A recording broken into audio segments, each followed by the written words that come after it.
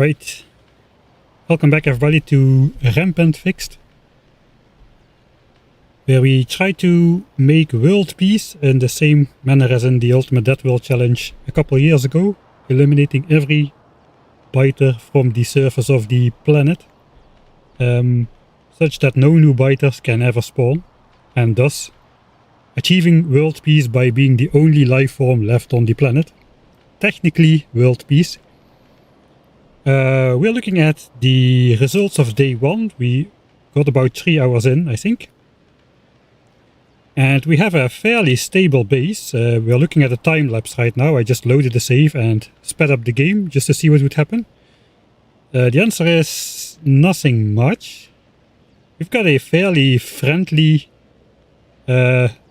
next door neighbors. They are both of the Wasp faction, which can do pretty nasty things, but they need to get a chance to do some proper attacks to achieve that. We found out when we tried to push the base yesterday for fun.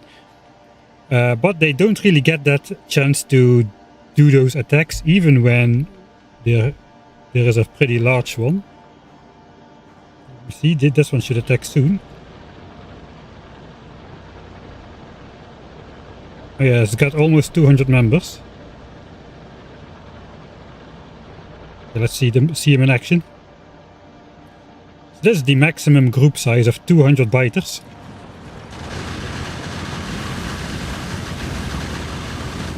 They do get time to attack, but it looks like they are countered pretty hard by the walls. That was not the case for some other types of the biters. Those blue biters were electric biters before. I guess they have evolved now into wasp as well. And there's these sapper biters. Those are especially very damaging to walls. We've got regenerative biters, which are basically extremely resistant to physical damage. But the ones which are absorbing the most pollution directly next to our base are these wasp factions. So I'm not sure if we're lucking out at the moment, but it does feel not too difficult at the moment. We also, in the early game,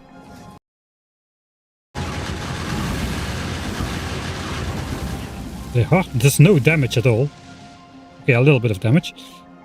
In the early game we got pretty lucky or unlucky, depending on how you want to look at it. Yeah, these guys, if those guys attack in a group, they just zap everything.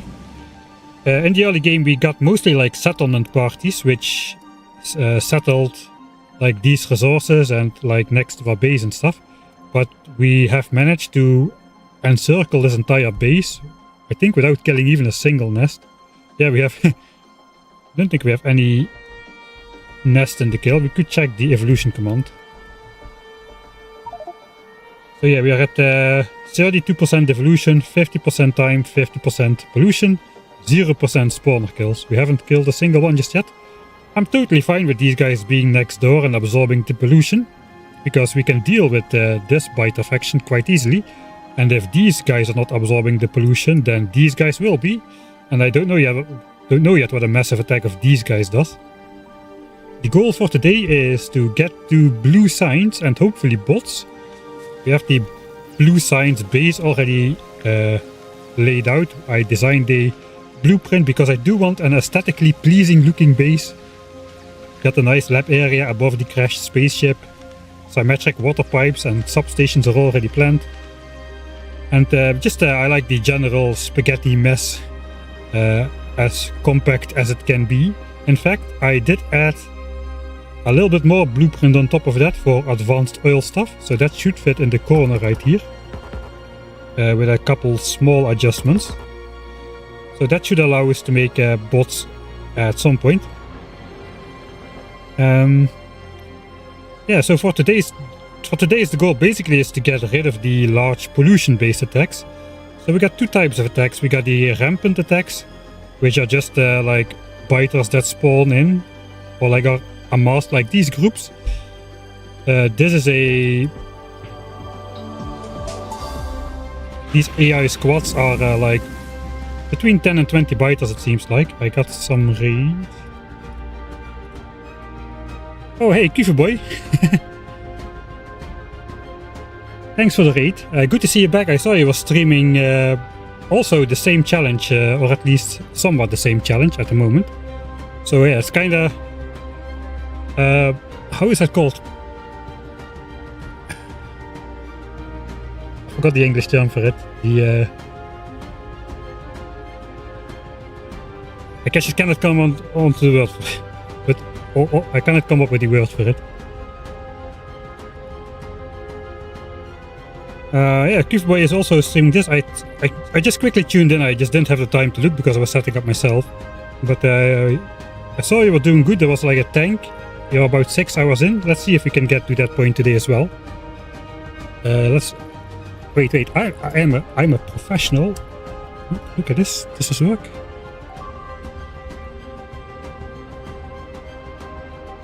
No, it doesn't. Okay. Anyway, then a manual shout out to Boy. Looks like I'm not that professional. Thanks for stopping by. Yeah, we then to summarize we are 1 day in. We can just see the progress with the blueprints. I had a massive burner start because our starter map was pretty forgiving with the layout of the biter bases. They were pretty far away. And we had a lot of forests which absorb a lot of pollution from damaging trees, so it took a long time before the pollution spread out to the biters. There's a 20-minute grace period, and after those 20 minutes expired, we went over here, somewhere over here at least, to do our initial red science run, including damage 1, which is a very economic tech in terms of ammo management.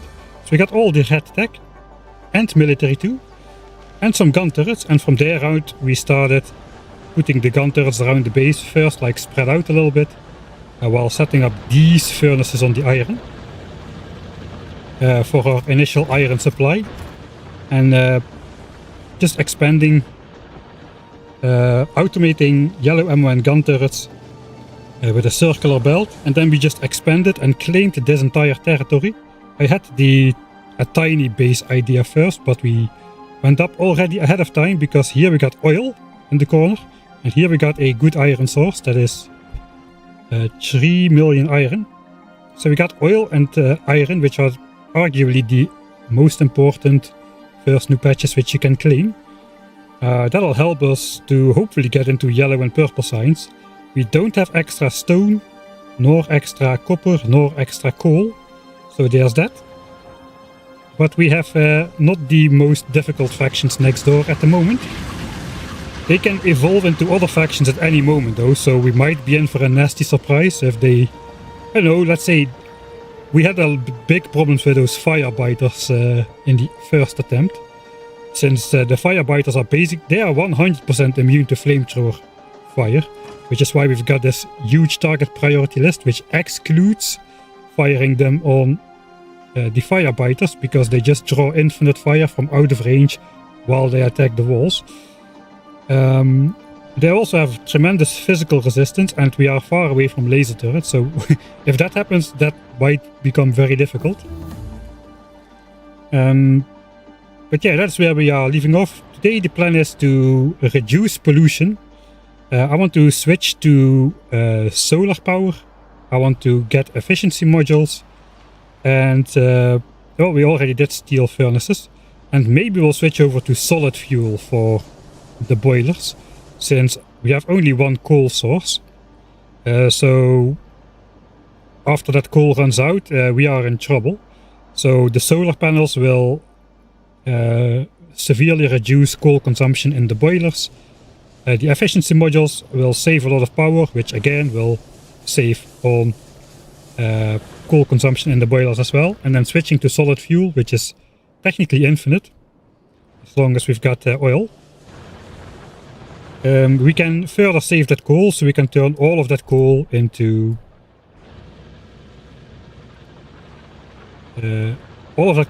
plastics and explosives and poison capsules and whatever we need to proceed. Mostly plastics for purple and yellow signs, I suppose. The long-term plan is to get the Spidertron, which requires us claiming this nearby uranium patch. But yeah, that's on the long term. And with the Spidertron we can then clear a lot of territory. We might be able to clear it with a tank as well. The tank is pretty decent, especially with the exoskeletons and whatnot, I've heard. So that is an option as well. We might try that to claim the uranium. But yeah, for today the goal is to get the blue signs and get the pollution reducing tax up. That will get rid of these huge attacks consisting of up to 200 biters at a time. And that will only leave the rampant AI squads, which are like, I guess they'll grow as well, but currently they're between 10 and 20 biters, which is a lot more manageable. So hopefully by the time the more dangerous factions evolve, we will no longer see huge attacks on the base. That is the plan right now.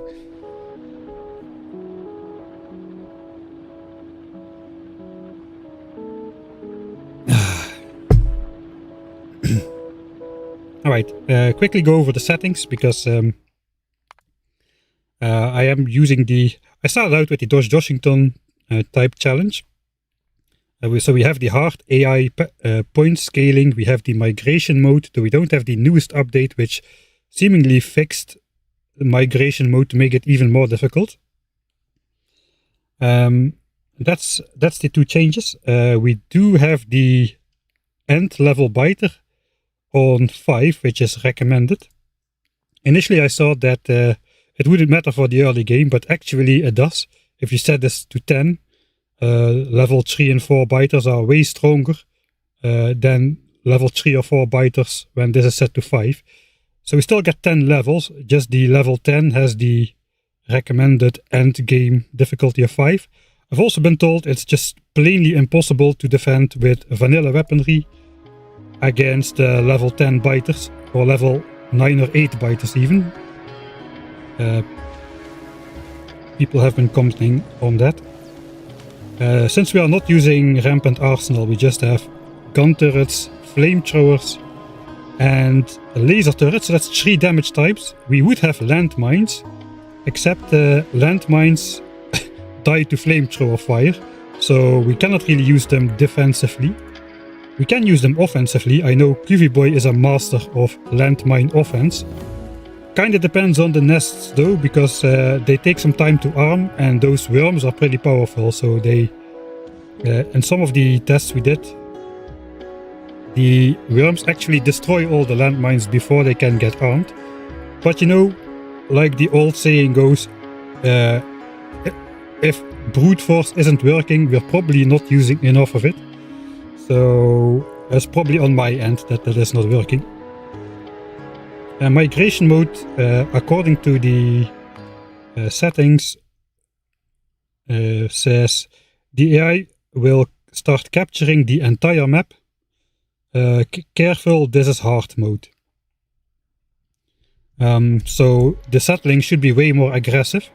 We saw, I guess we saw that in the early game already, since the first game. Let's just load that back. We were like 10 minutes in and biters already ate the spaceship. And they had literally settled a base onto my spaceship right here. And another expansion was settled. I mean, this is the opening map view. Let's just chart it all. And we've got 1, 2, 3 new bases already coming in there. And this is at the 10-minute mark, right? I mean, we're still like setting up burners and chopping rocks to just get our initial resources. So yeah, the attempt with where we did cancel the 20-minute grace period on migration mode looks like was not a great idea. So we restarted and we just took the 20-minute grace period that Rampant gives you, and from that we went on to the state over here. For this stream I did get rid of the Dark Knights mod. So basically it was fun for the opening that it was pitch black when we were still out in the open and could get attacked at any moment. But right now it's just annoying because we want to look at the beautiful biter attacks and how they burn. And especially when they blow up the walls and stuff, we want to see what's going on. And we are personally very safe now since we are inside a box. So we're going to continue with normal Factorio Knights. I'm curious how long Ben the fish will survive. I guess he also can get like collateraled out of existence with a little bit of bad luck. Yeah, so yeah, there's a couple differences to sum it up between the settings used in DoshDoshington's video and this one. Mainly, I don't have anything else that makes it easier. Like, I have no fireproof landmines, no fireproof rails, no fireproof electric power poles, no increased starter resources. That's a big one. You get enough resources in your starter area to beat the game and get off of the planet, as long as you get your hands on a little bit of oil, which can be much more close by than it is in this map. Fun fact, I'm playing this map seed not just because of the layout and the distant biters, but I managed to set up this starter base. See what the purple guys do. The purple guys, they put on these distractor bot type of enemies. But if you look at the pipeline of this perimeter wall, which we exactly fit around the resources, the pipeline extent is 320 out of 320 allowed tiles. That means if we were to extend the pipeline one tile beyond, we would exceed the maximum pipe limit. And this way I learned that the flamethrower turret actually counts towards that distance, because it's only when I do this that the maximum pipe length is exceeded. So yeah, there's that. It exactly fits. So it exactly fits around the spaceship, barely. The belt is like one tile more south than it could be. And we have exactly encapsulated this oil source over here. So that's quite nice. We don't have to deal with the new age fluid pump mechanics, which are kinda annoying. We will have to deal with that later, of course, but it's nice that for the starter base it can just flow freely as we were doing in Factory 1.1. Right, so the plan was outlined already. We want mining productivity 1. That will basically give us almost 10% more resources in the ground, which is important because we got only the starter stone, copper and coal patch. Those need to last as long as possible. It also gives us a boost to oil production. Landfill, so we can complete this corner over here. It looks like the biters will make landfill of their own when they die around water. So enclosing the base seems like a good idea in general. That one might be able to slide to the back a little bit though. First priority is going to be modules, efficiency modules, and later on productivity modules for the labs, although for red and green science it's not really super important yet. Productivity modules is basically exchanging iron and copper savings for science for extra coal burnt in the boilers. So perhaps it's good if we switch to solar power before using productivity modules in the labs for blue tech and military tech and whatnot. So those are the techs we're gonna go for immediately. And I guess shortly after we'll be going for the blue science pack, so we can get military tree for the poison capsules and the tank. With those we can start thinking about expanding. Also it's required to unlock the final damage type we have access to in the forms of laser turrets, although those laser turrets are way less good than gun turrets and flamethrowers. The problem is some of the biters are resistant to both flamethrower and gun turrets, so we will need them. But the damage output of laser turrets is pretty low in the beginning, at 20 laser damage per shot, and a shooting speed of is basically 30 DPS for starter lasers, whereas starter gun turrets have like 50 DPS with yellow ammo, and currently we're up to, if we got the red ammo in there,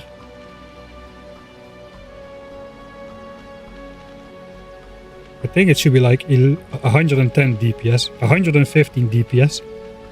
So that is like 4 laser turrets worth of damage. Yeah, we'll see. I guess the priorities will shift a little bit depending on what happens with the biter revolution and how they evolve.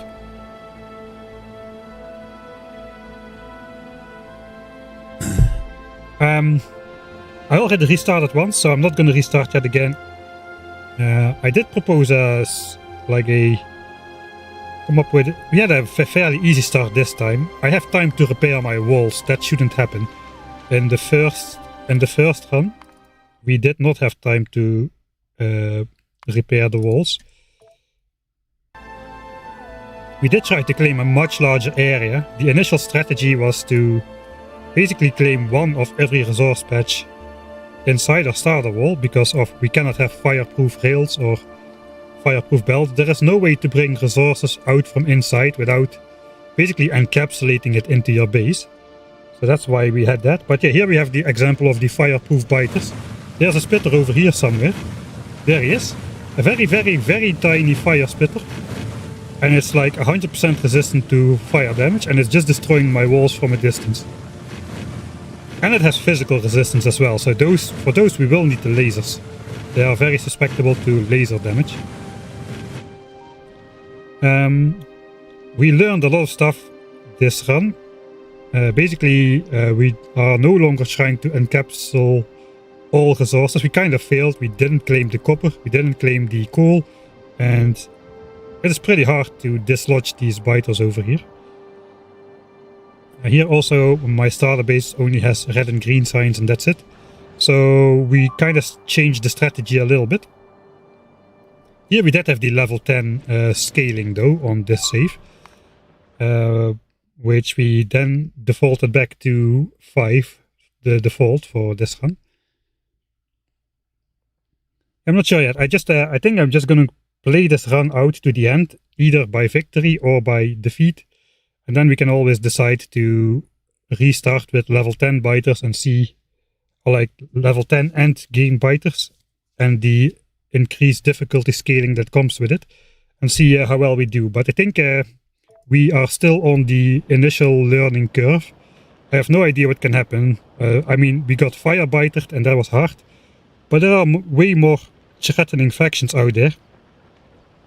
Yeah, we'll see how that goes. For today, I think we'll just continue. Yeah, we got. I used a mod which I only used to make this blueprint, to put all of the biters which I want to fire on in the list, and then I manually added all these eggs and spawners and crystals. Just rampant specific stuff. Those had to be added by hand. And then I checked ignore unlisted target, which is the only way I could think of to stop the flamethrowers from shooting the fire biters. So we got those priorities.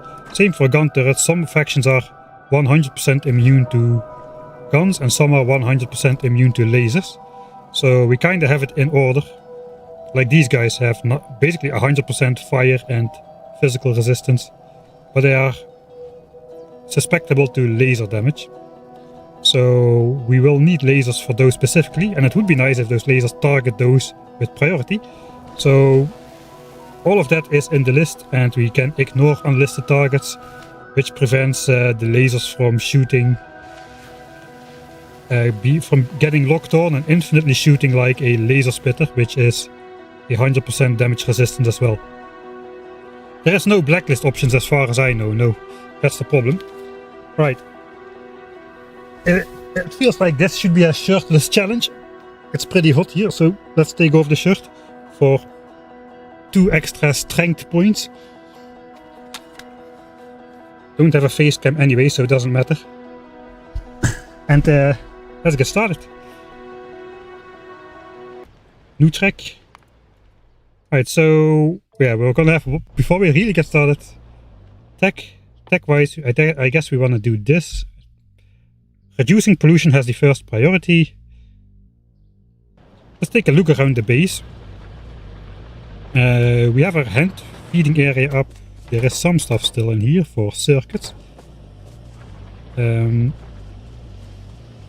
Magazines have been created. I actually thought I want to try this. With the newest Factorio update, it's already a while, but you can hook up splitters to the network. So technically, if I were to hook up these splitters to my ammo chest, I'm already getting sidetracked. So now we are reading here the contents of the belt. So we got 1.9k red ammo on the entire circular belt right now, since we are reading that. Can we set this splitter priority to be automatically to ammo when... So we need set output side. We are reading ammo. I guess we can just select ammo then. So if ammo is less than 2k, output priority there. If ammo is more than 2k,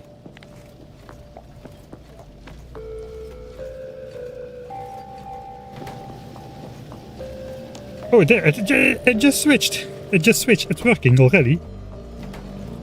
Alright, so if we copy that to copper, that will also automatically switch. Then if I pick up some, I don't know if I can do it remotely. I will pick up some of the belt. Let's see if this switches. Yeah, it looks like my pickup key is not working. We should see it in this screen over here though. Picking up stuff. Let's watch the arrow.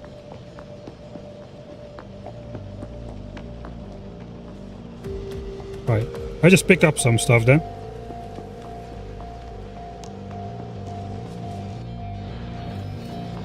Alright, yeah, the arrow switched back to ammo, so that's great. We can actually use that. Automatically regulated ammo stability, that is awesome. I haven't played with it yet because in the 1000 times science cost run I used the same version to start and finish the game. That was before splitter. Before the splitters could be hooked up, so that's pretty good. So now we can automatically regulate when iron should flow to ammo and when it should flow to science.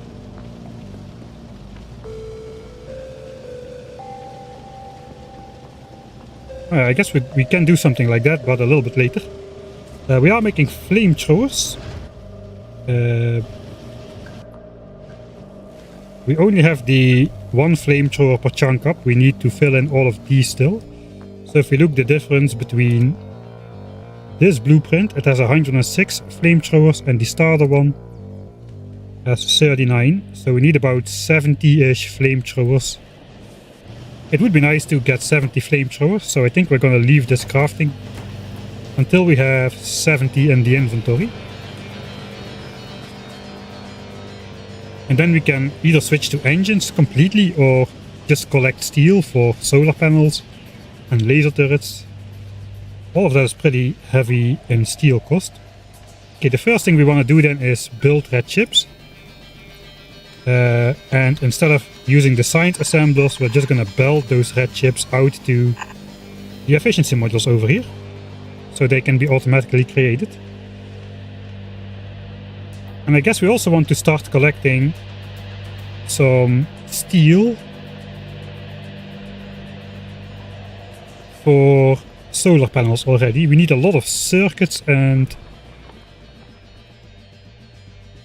yeah, we need a ton of circuits. Actually could automate those over here. I think we're gonna do a research stop after these stacks, so that we can use our one belt of iron for building and producing all of the modules and solar panels we want. We cannot keep researching and produce that stuff at the same time, so I think that's the plan. Alright, now for real, we're gonna get started. Here we go. We need to build red chips, which means we need oil. So let's make 4 oil refineries. We need 3 of these. We should have some bricks laying around in chests for the oil refineries.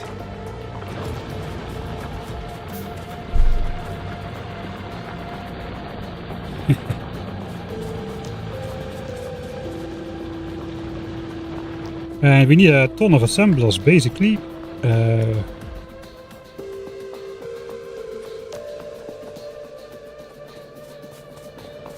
guess the first efficiency modules are gonna go in these oil tanks.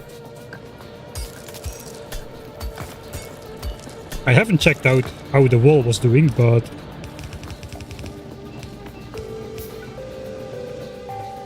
two of those. Just steal some steel.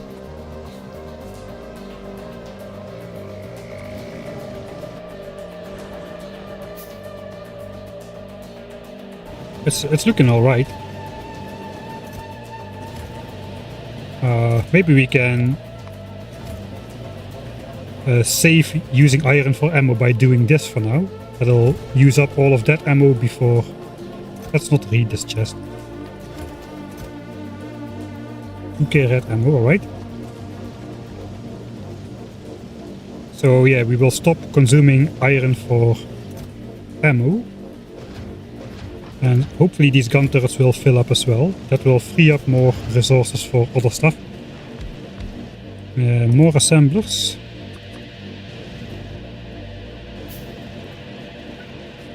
We need to get pipes. We have some automated pipes somewhere. I'm pretty sure.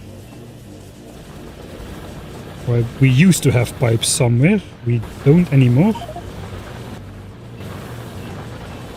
Because the mining drills ran out. We don't need that many pipes, so let's just click this. I think we'll keep making some steel.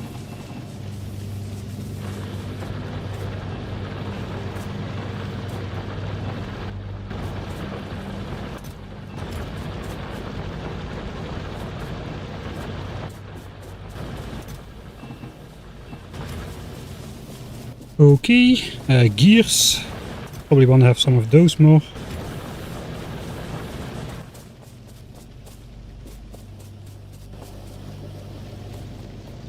And since we got a flamethrower network all the way around the base, hooking up oil should be fairly easy.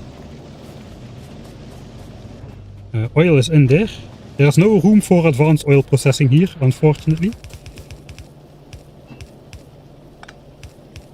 But this will go to plastics. Let's also put sulfur up there already. Now we just need to power it.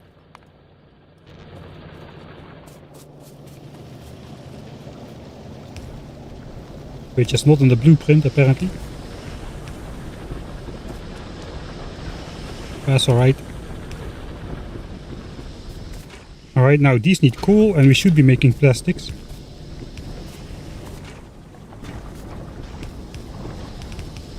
And we have even automated coal. Not often that plastics is the first thing that comes out for red chips. But here we are.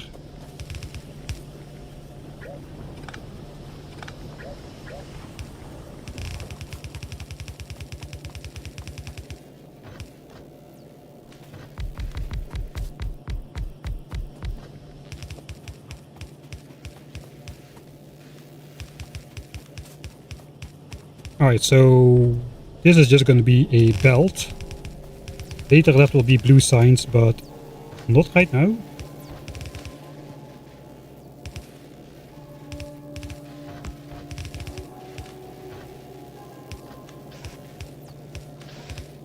I think that is probably a remedy of some design stuff.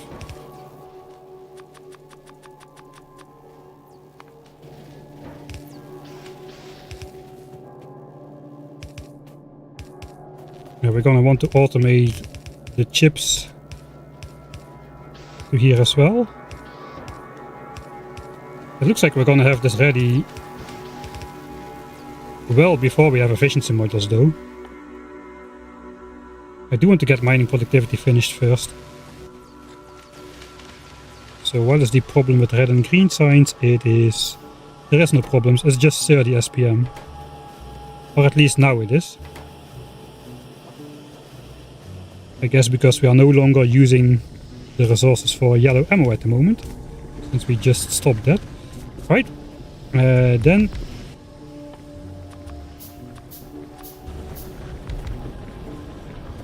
this is gonna make the copper cable.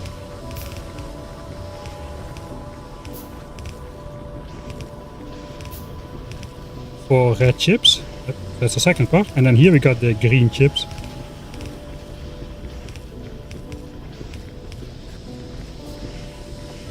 which means iron needs to be extended from red and green signs to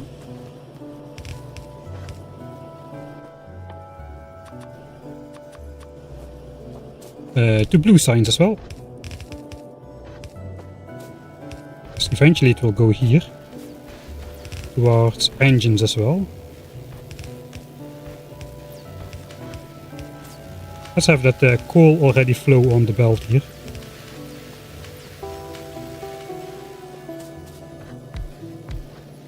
Alright, that should be green chips. That's all we need for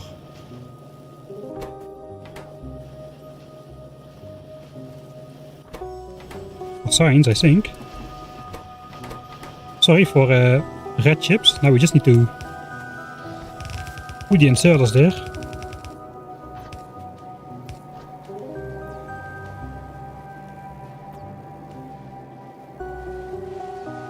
Something is not right here.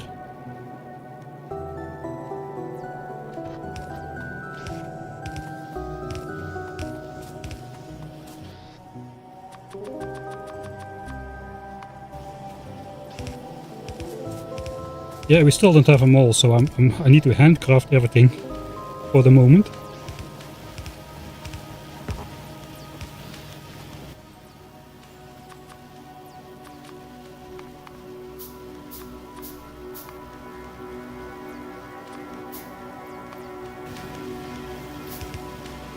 Alright, the red chips, not bad.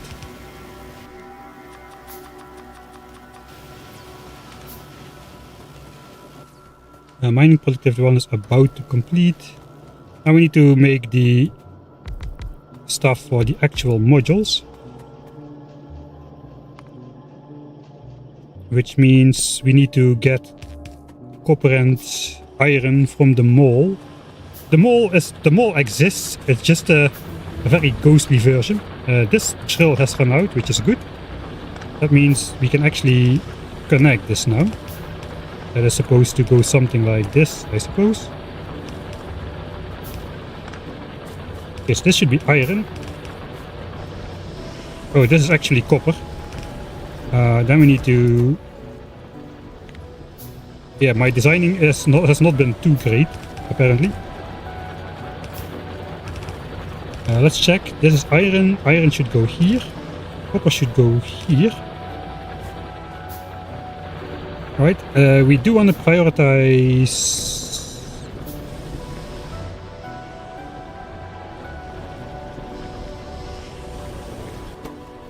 I think we don't prioritize. For now, science is just gonna back up anyway.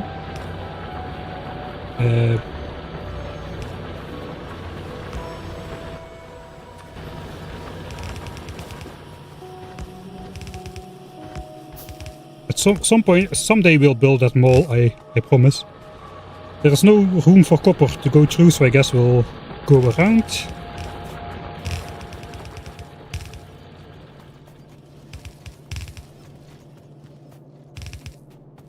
Iron needs to go in here. Copper goes to copper cable.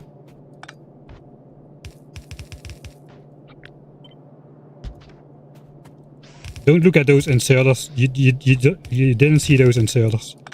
Those are very normal inserters. There's nothing wrong with my inserters.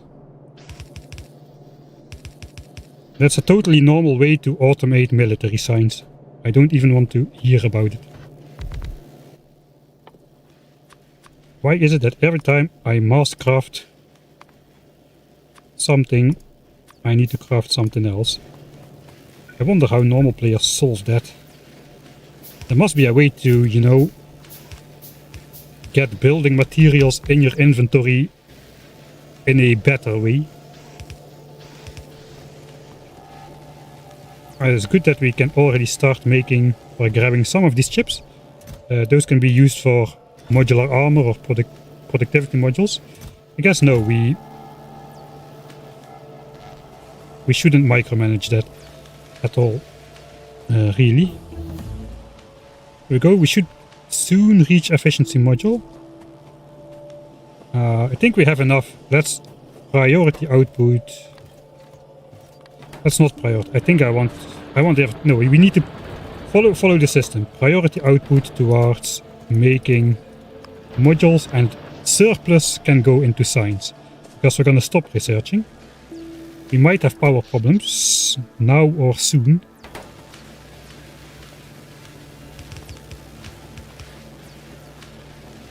But we'll see how that goes. We could automate some more steel with this stuff actually.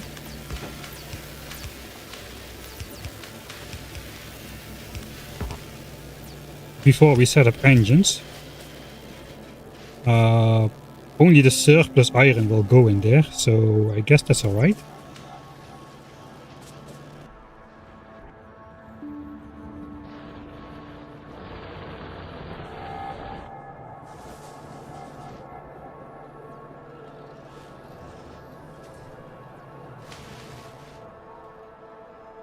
It's not looking okay. I just missed that.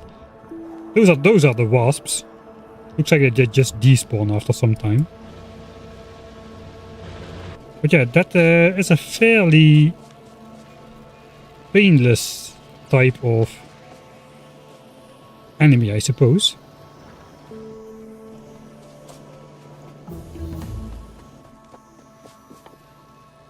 I guess I do want to set up for blue science already. 300k oil, that's great. And also we have 600 solar panels in the pipeline, which is 3000 copper and 3000 steel. That's a lot of steel.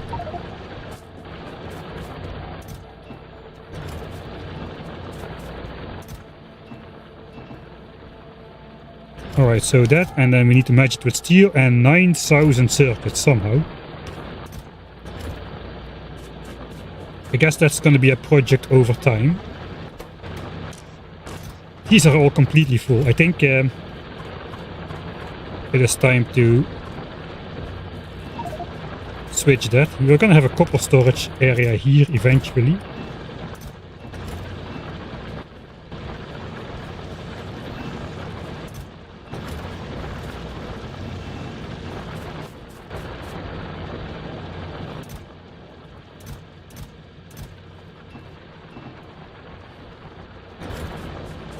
Okay.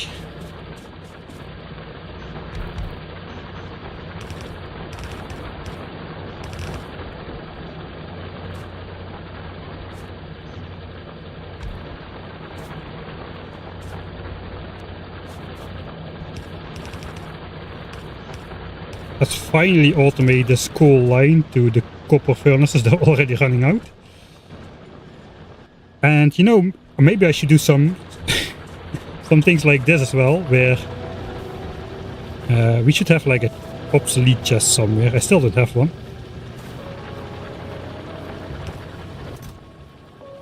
I still have my burner drills, stone furnaces. At least I put away the pistol. There's that.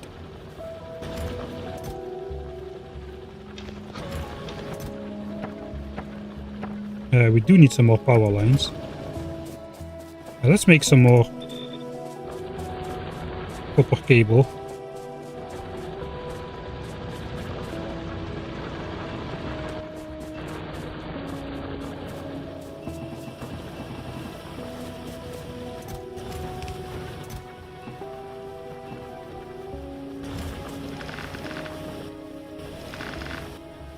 So we can make more power lines and later more circuits. Right. Efficiency modules has been researched and it actually did switch on. Which is a light.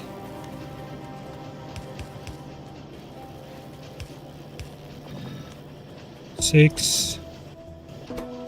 This one isn't working. Alright. We've got 10.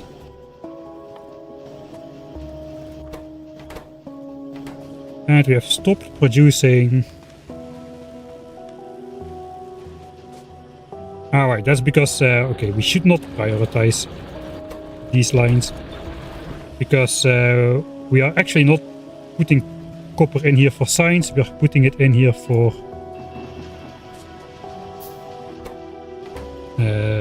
for the red chips, but it has to flow over the science belt.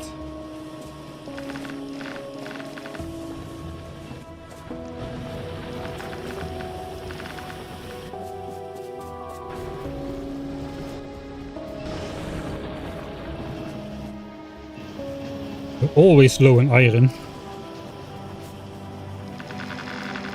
Yeah, copper cable is not the issue.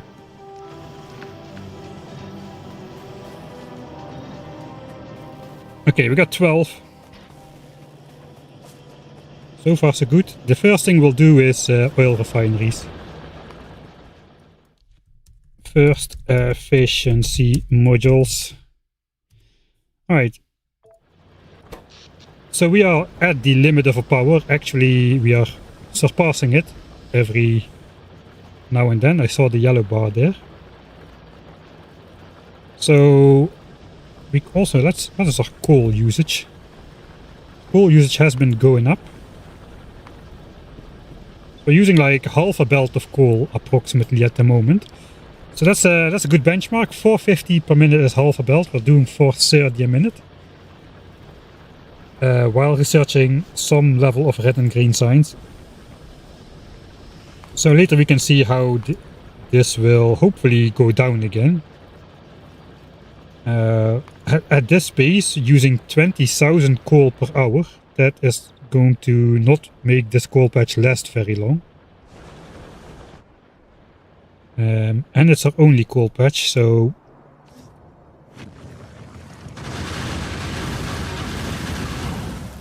we do want it to last long.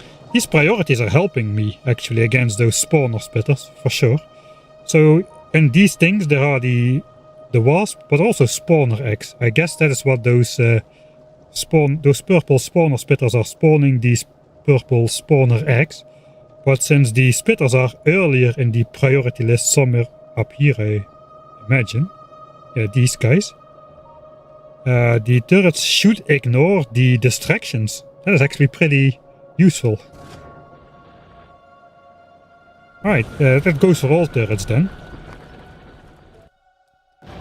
That's pretty nice. Alright, so these use a lot of power.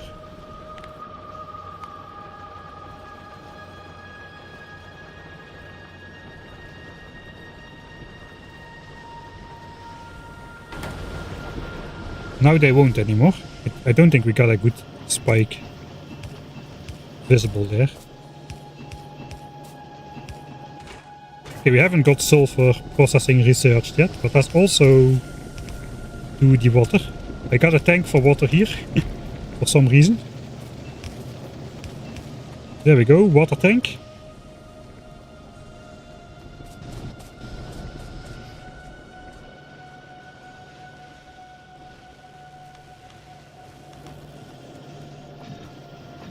Nice, this is not going to be super fast. I think we'll spend all circuits in half of these. This is actually working already. We can get our solar panel circuits out of this setup for sure.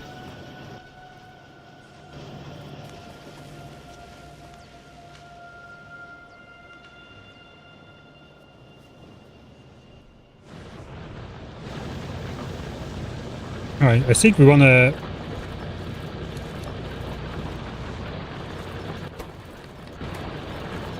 deprioritize steel again. We want to prioritize iron right now, so we can make the chips and the red chips and the modules. Those are going to be massive. Let's check the pollution production as well. We're gonna write those numbers down. I want to see the effects of this. So we had 430 coal a minute. Looks like now we have 450 coal a minute already. So yeah, let's say 450 coal a minute, 450. That's half a belt of coal, it's easy to remember. And in terms of pollution, we are producing 1040, 1290, 1390.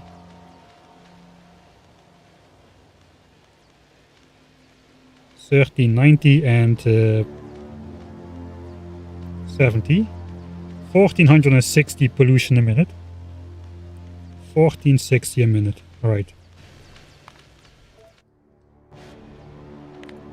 1460 pollution a minute. And 450 coal per minute. That is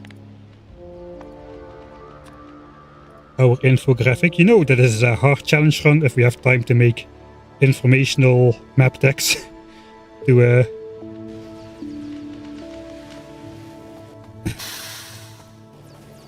go ahead. Alright, I think the first thing we'll do, let's make a repair loop so we actually have some time to produce some of these red chips. We can go up north to efficiency module the palm jacks as the first thing. So we'll see. I don't think we'll repair absolutely everything, but I do want to repair the back line here, the inserters, pipes and gun turrets. Still a lot of them have yellow ammo inside. There is no more yellow ammo on the belt, so once these run out, they'll automatically switch over to red ammo.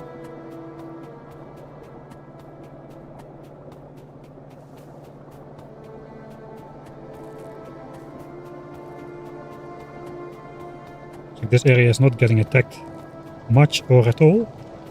This area is though. The corners are always under heavy attack. They are the weakest point. I'm not sure that has anything to do with rampant AI, it's just that I guess all the biters in this quadrant of the map will naturally attack the corner, whereas only the biters that are in this small rectangle have a tendency to just come straight at the walls. I think that's just the default. Alright, there goes the palm jacks. Let's squeak through illegally.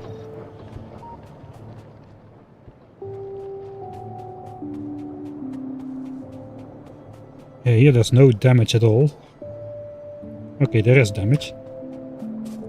This is pretty far from where my base is, so when we're up here, it kind of makes sense to do a little bit of maintenance. There's all like these electrical biters. They just ignore all the walls and just shoot everything through the walls. They have this Tesla attack. 2 or 3 hours in the game and you get biters with Tesla attack and jumping electric damage through everything. You cannot even build more walls to stop that. It will just damage more walls. But overall I must say the damage is not too bad.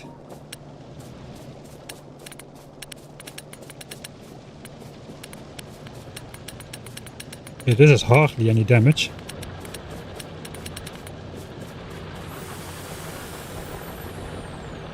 Okay, with the gun turrets here actually are pretty damaged. I was almost completely out.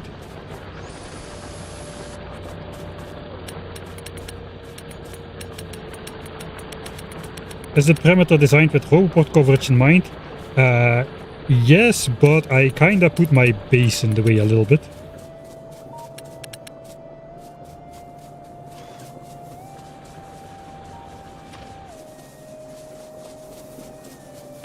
Once we have personal construction bots and roboports, we will not supply repair packs to the roboports, but we will carry repair packs around on our own. And then we can just make a periodic loop to fix any damage to turrets and whatnot, just to save on replacements. It should go a lot faster if we can repair like 30 entities at a time or something with the bots doing it. I think that was another complete repair loop. Let's see how many modules are ready.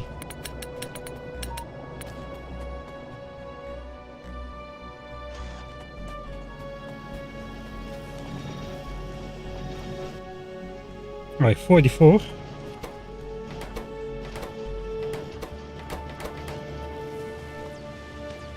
I guess, yeah, we're still using up a lot of iron and copper for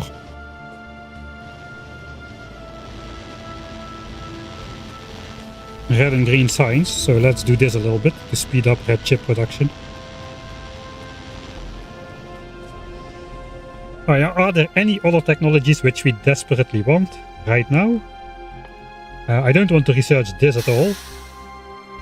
To avoid overspending gun turrets when flamethrowers and later lasers can do the damage. I do want the damage upgrades, but not the shooting speed. More damage is locked behind military science though. Maybe productivity modules so we can throw those in the labs. We need 48 of them, that's 240 red chips. Should not be too hard to set those aside. Yeah, I mean there's nice toys in here like the modular armor. We don't really need it right now though.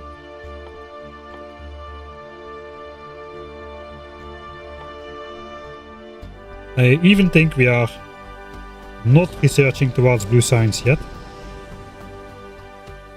There's nothing in there then, which we need right now.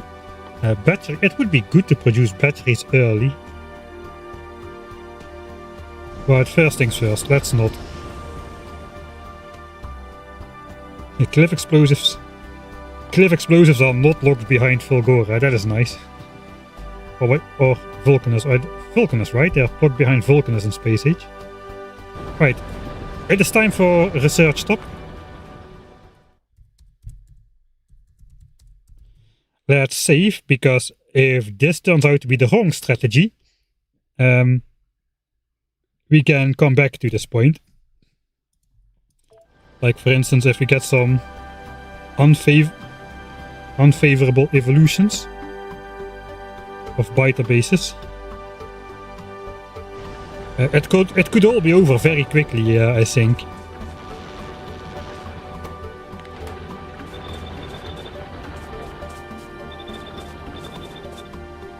Alright. We're gonna go help produce the solar panels.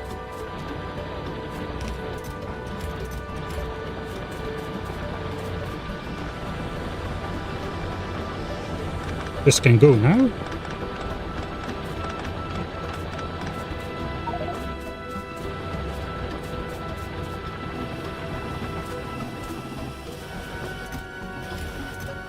That goes in there.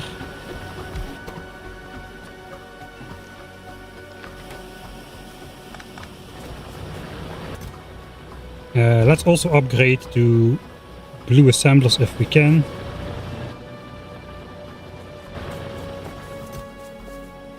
Where's all my steel? All my steel is in here, alright.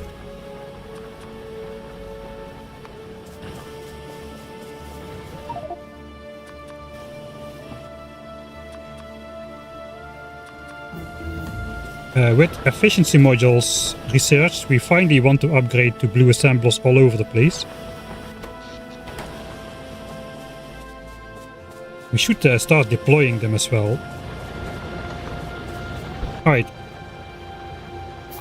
Mining drill pollution 769 per minute. We'll use 2 modules per drill to start off, because the third module saves only 2 pollution per minute, whereas the first 2 save 3 pollution a minute each. Right? Now we have to wait 1 minute, and we can see the difference.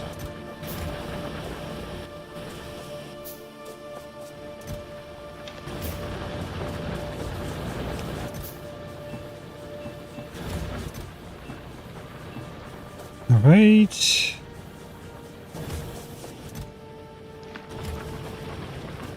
I think we'll do it in batches of 600.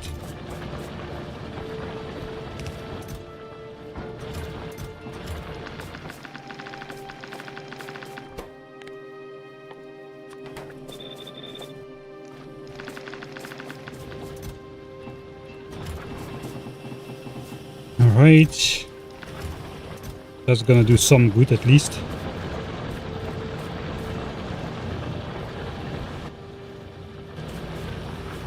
One chest of iron.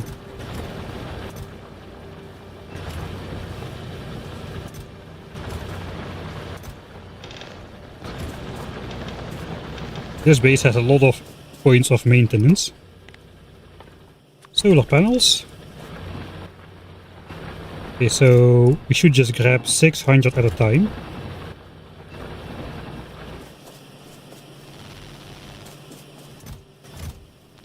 And that needs to be met with 9 stacks of green chips.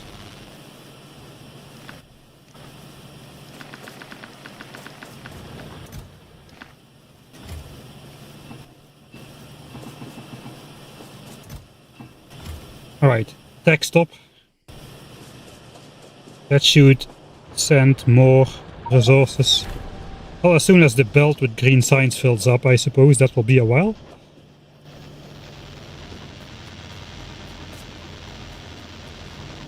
Alright, 769 pollution a minute. 625. We already are saving 140 pollution a minute, so let's keep that going. Let's also grab the circuit switcher in there.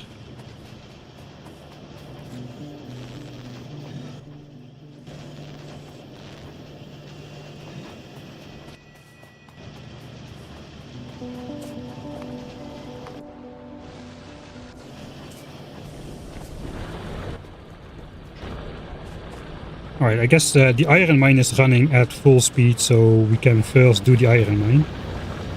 Those mining drills are always working.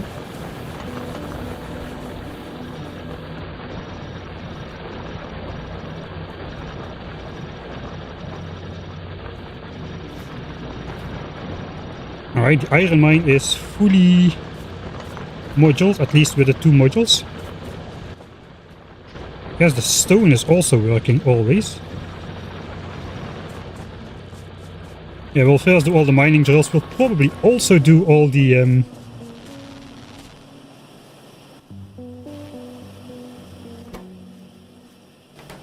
think we need to wait.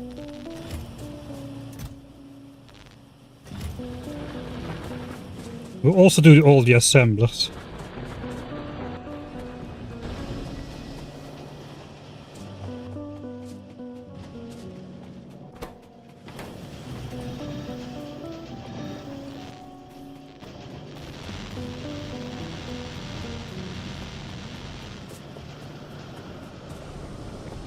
So far so good.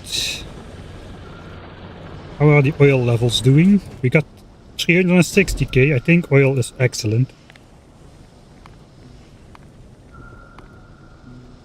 Yeah, production is pretty stable. Now we are using more... No, we are using less oil.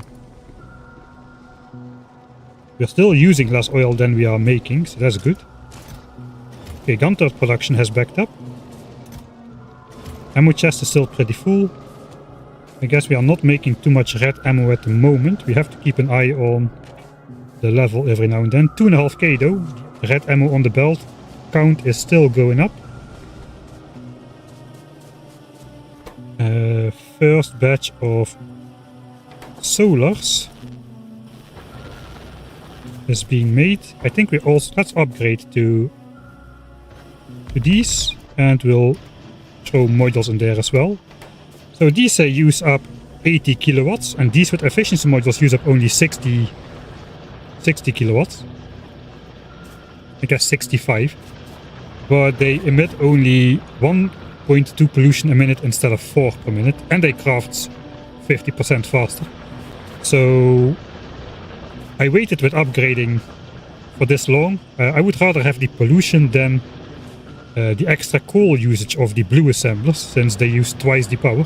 They are cleaner overall, but they do use more coal than the grey ones do, and we only have the 1 coal patch. I think we're just gonna go up and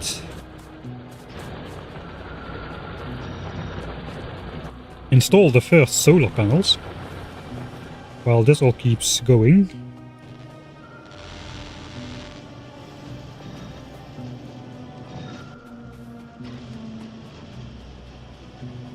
Guess it's also... Let's do one at a time. We'll finish up the coal mine, the stone mine.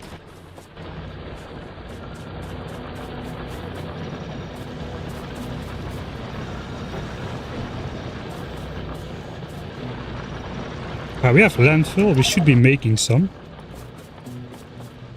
Yeah, we should be making some. 22, 43, 50. I'm not sure how much we should be making. We need a little bit for that corner, but let's not go overboard. Let's start with 50.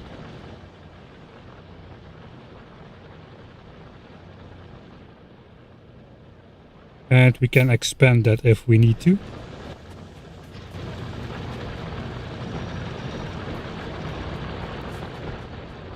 Just cannot get up there. More efficiency modules to deploy. Okay, the science belt is close to backing up now. I tried to keep all the supply lines as short as possible with as few stuff on the belt as possible, just to make it possible to switch faster between producing science and other stuff. But yeah, there's still going to be some lag in between there. All the blue science is going to be direct insertion though, so there's no expensive components laying on belts for a long time.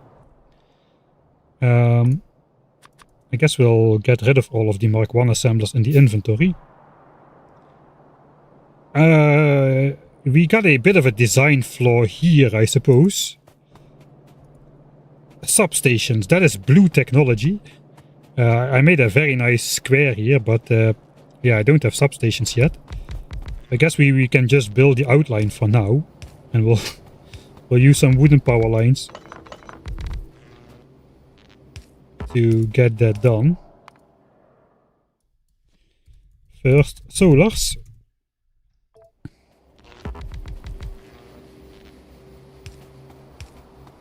As long as the biters let us just do peaceful base building, I can just flat out forget that I am playing Rampant, really.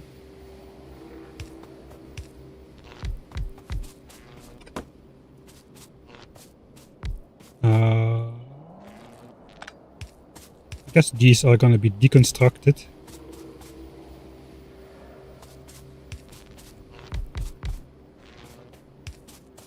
The wooden power lines, that is.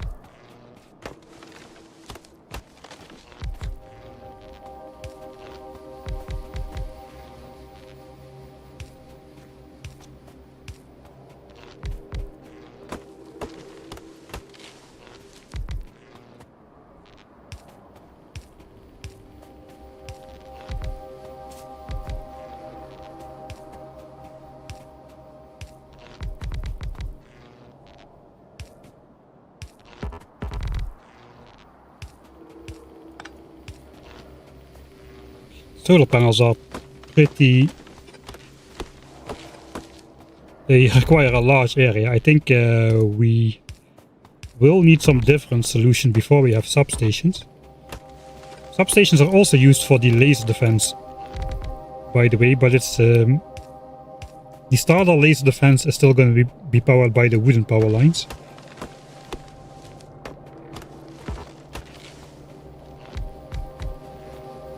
Alright, we're out of panels. I guess we go back. We should have efficiency modules again. Upgrade the mall assemblers. We'll make a mall. We'll make a mall. I promise we'll make a mall at some point. You cannot play Factorio without a mall, especially not a challenge one like this. We need to have a mall.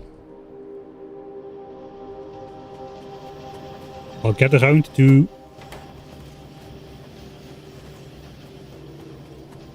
producing that as soon as possible. Still green science is doing green science stuff.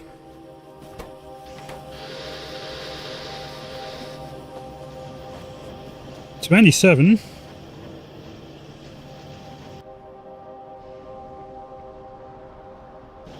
Okay.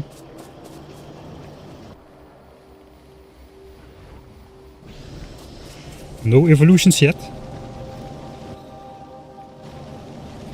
Let's check the flamethrower count. 62, alright, we need about 70. And then we need to switch off the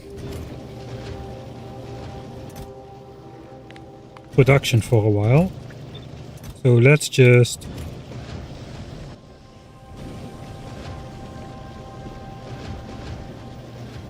I'll keep like 2 on me for emergencies.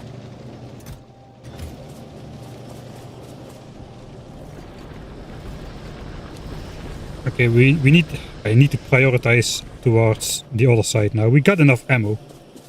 We shouldn't be worried about that too much.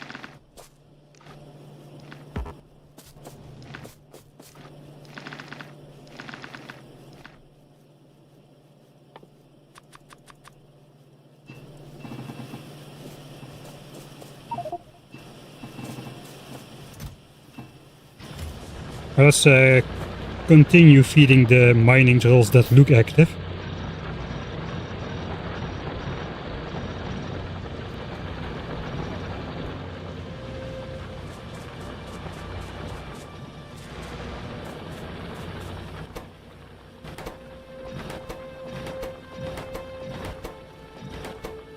We probably should do all the drills before anything else.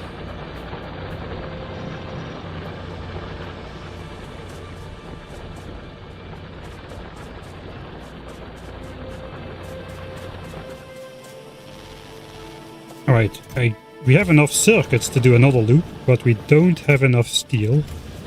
So I guess...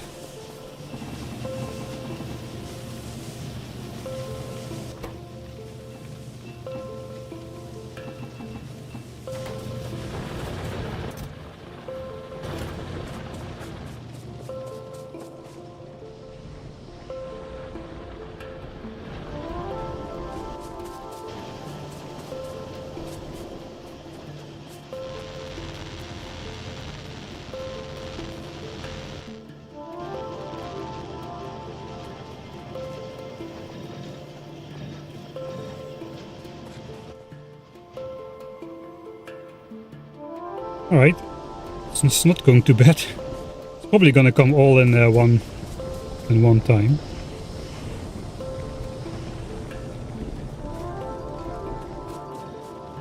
Am I saving steel anywhere? Not really. We do kind of need to rely on feeding iron into my personal furnaces over there. For the time being.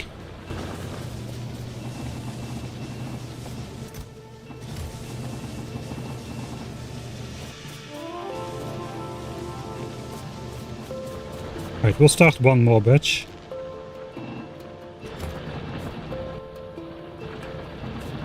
With half a stack of steel.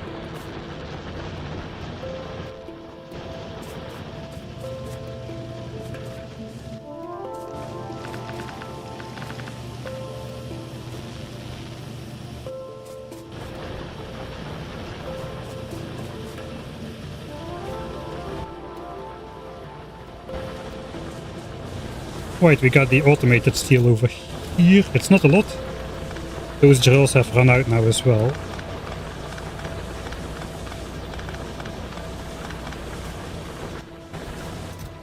That should be enough pipes for a while.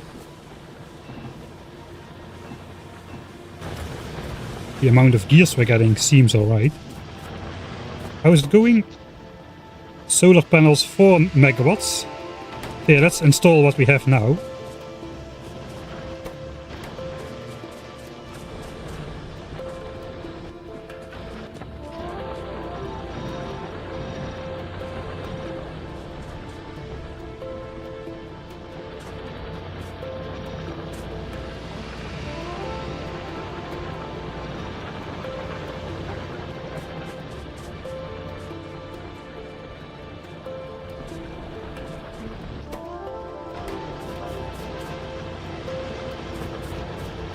Cannot seem to get away. More steel.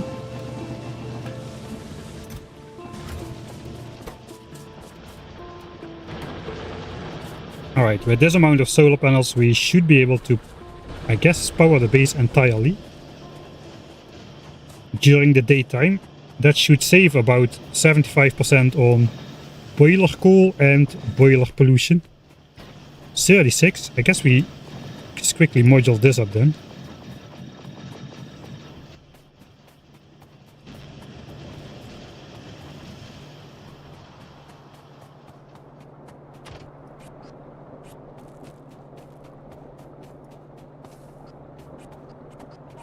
Those electric biters just do chip damage all the time.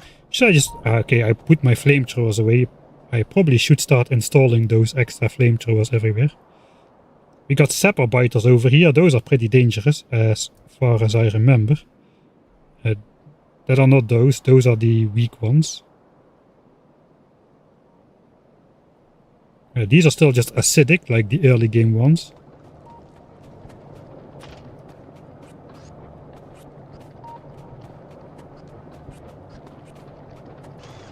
There is no way that all these solar panels will fit, so I'm just going to make a temporary...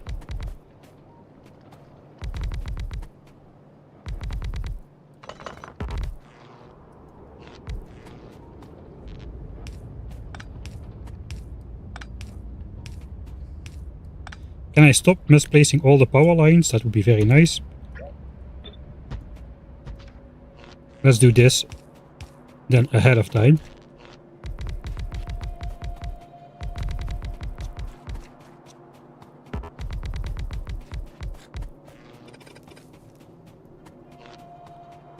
Yeah, I guess we'll have to deconstruct them and put them in their designated place after we have both construction bots and substations, which seems a while away. Anyway, we don't have substations yet. There's 160 panels. Let's see if that will completely shut off the steam once the sun comes up. Would be nice.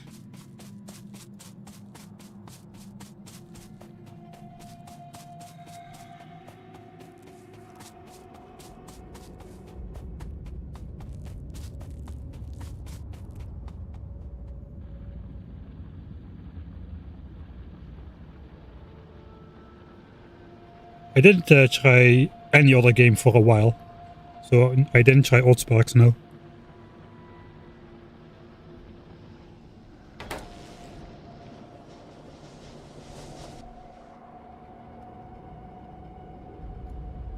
I'm a little bit annoyed that the raider range is so limited. We don't have quality in the base game, so I cannot make more powerful raiders. And I cannot make my usual one solar panel raider outposts.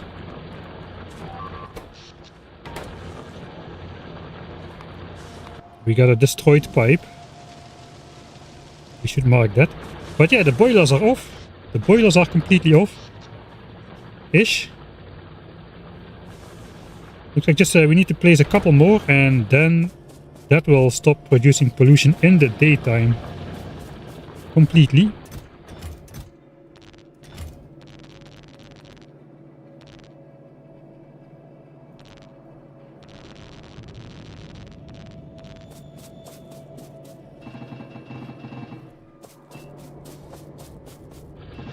I guess let's complete these panels then, and that's gonna be good enough for a while. Once these are complete, we should be able to run on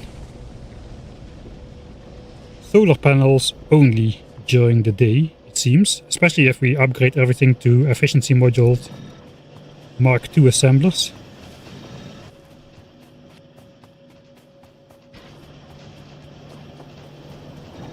Alright. I guess we start doing everything else then. I think the mining drills all have 2 modules inside. We'll add a third one eventually.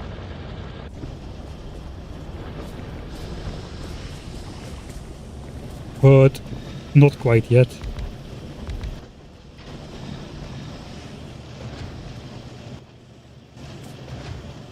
Alright, we got 74 flamethrower turrets.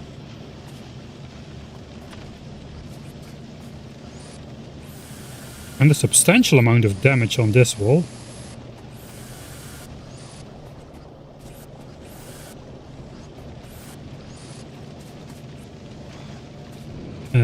I guess that's enough to go all the way around.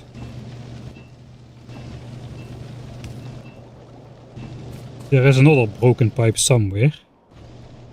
Let's go and deploy all flamethrowers.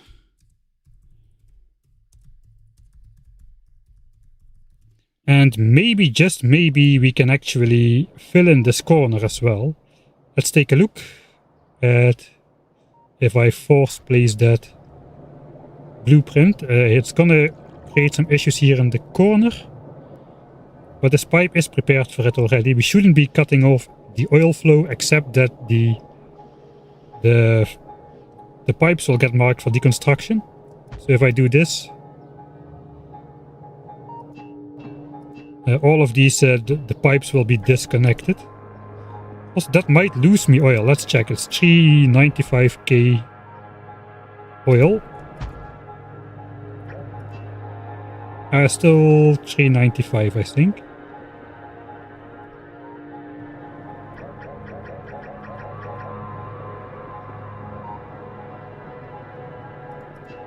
No, it actually does lose me oil if I do that. So it does not lose me oil if I do this, I'm pretty sure. That should immediately just go into the adjacent pipes. So we should first manually upgrade all flamethrowers like this. And only then fix up this corner, I suppose. Alright, we'll go for that.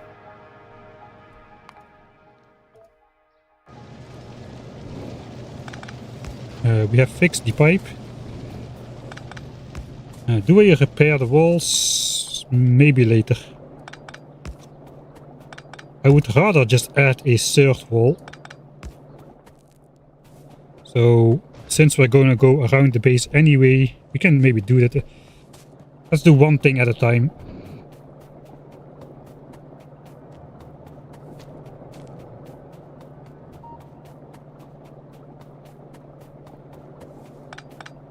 Applying the blueprint will then eventually put all the filters on the flamethrower turrets as well.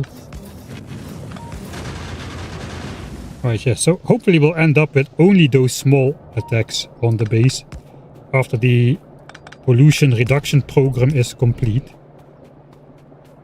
That is the goal.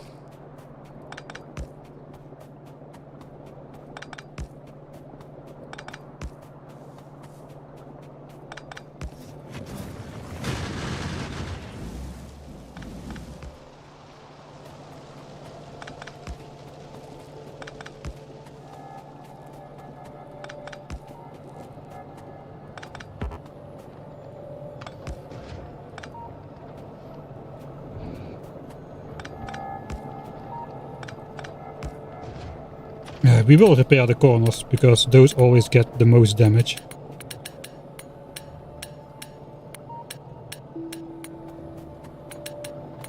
In fact...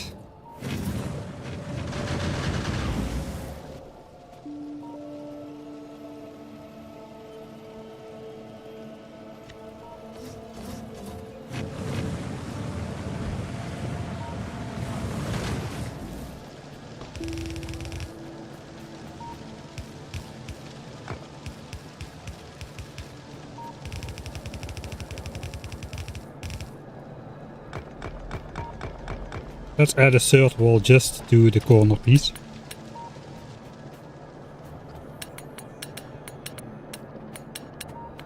It won't help against the electric biters, but it will help against the most of the other ones, I suppose.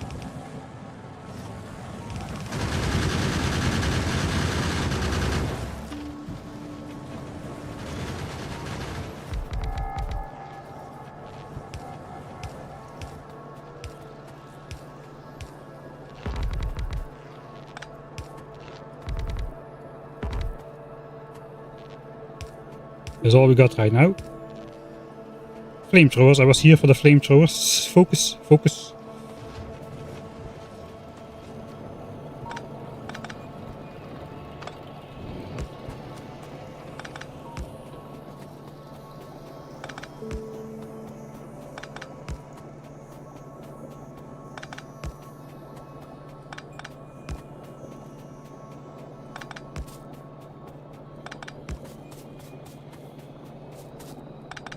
Pipe missing top left corner.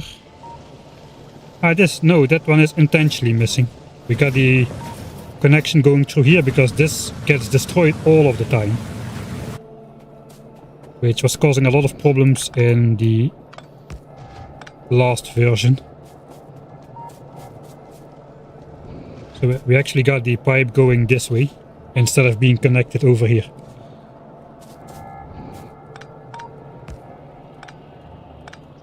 We can force the corner to upgrade to red ammo, I suppose.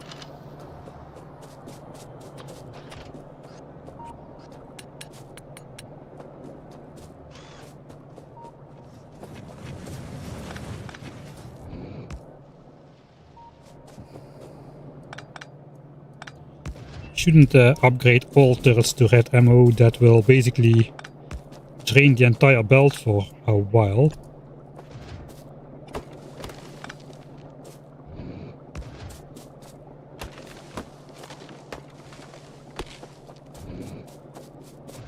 I want to get rid of the trees like right in the turret area. Those could catch fire and do a lot of damage in the defense, I think. I've had that happen before at least. Or at least I seem to remember that that's a thing.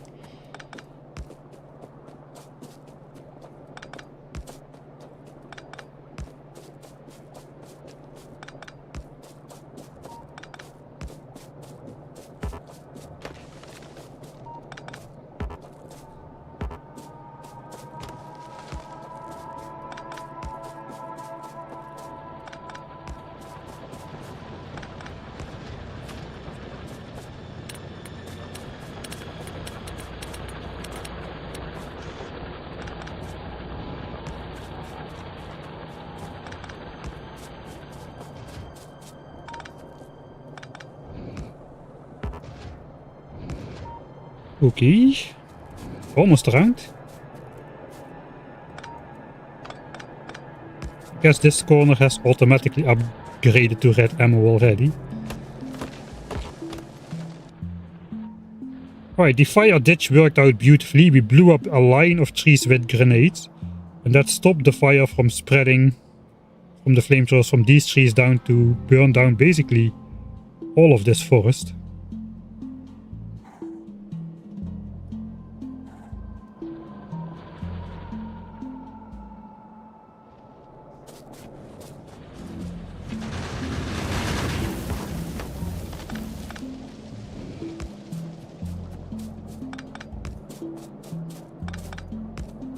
Alright, I think we are all the way around.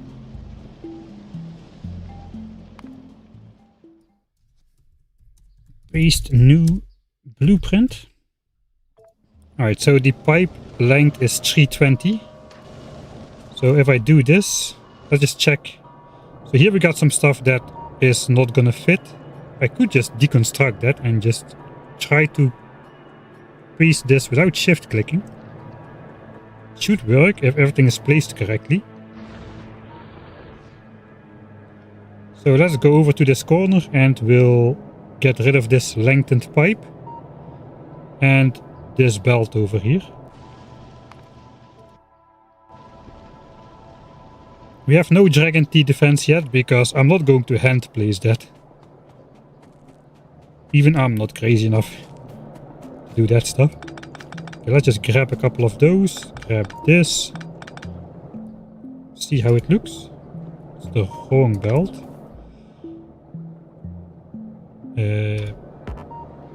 Pipe is in the way. Okay, I placed it without shift clicking. That is very good. I doubt I have enough landfill to complete everything.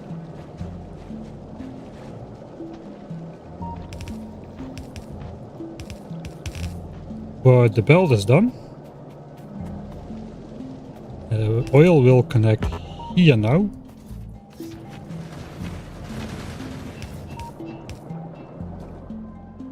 Let's first place these flamethrowers.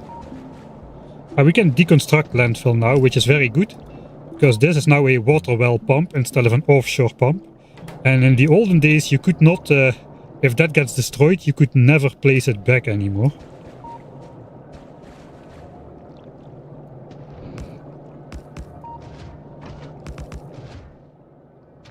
But now we can, if we now deconstruct, we'll demonstrate that. Let's first build the corner.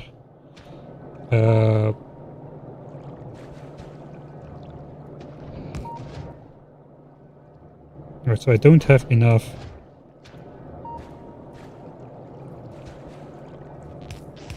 landfill for everything.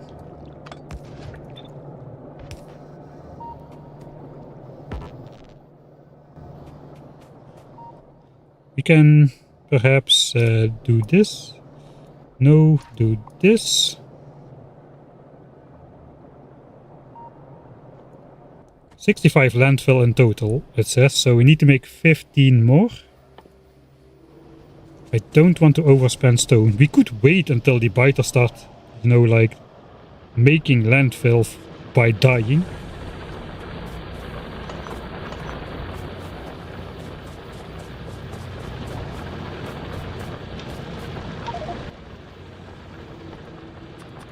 That's 15.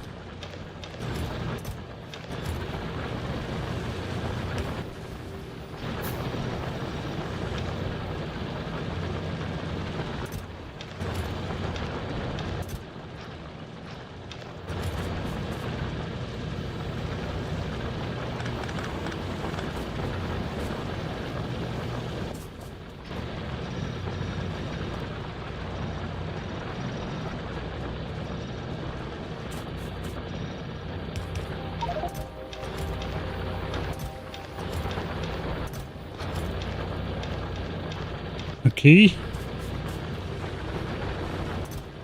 We should probably stop making... Should we stop making efficiency modules already?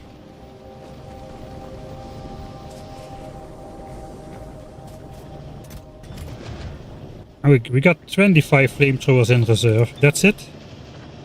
We are making engines now.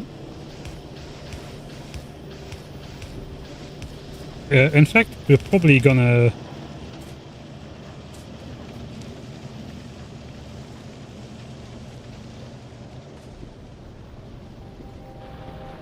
prioritize ammo, I was gonna say, but we're out of...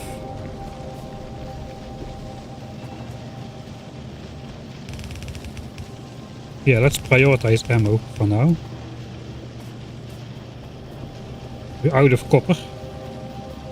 We'll grab these engines off the belt, that should do as well.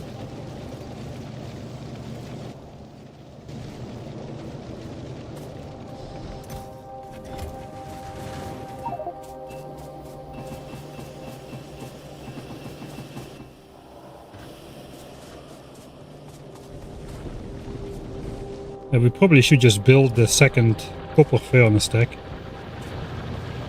Since we are making chips now, red chips and green chips a lot.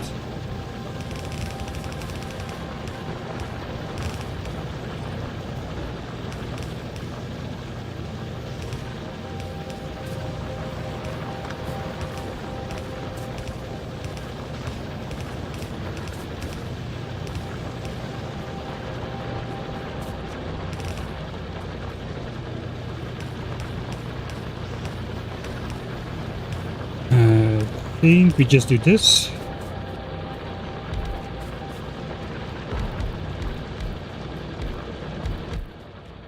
Out of modules, let's grab some.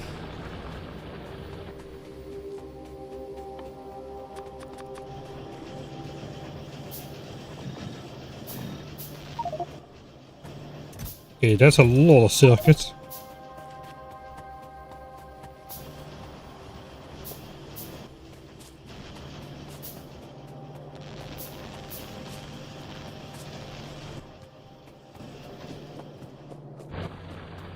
And a lot of modules.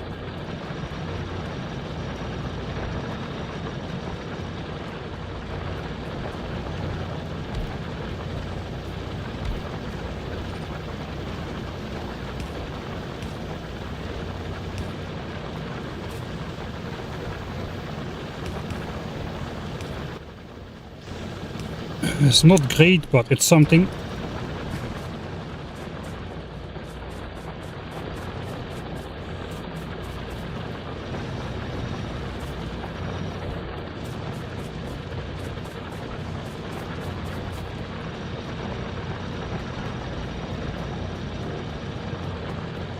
Every module is another -2 pollution. In the mining zones at least.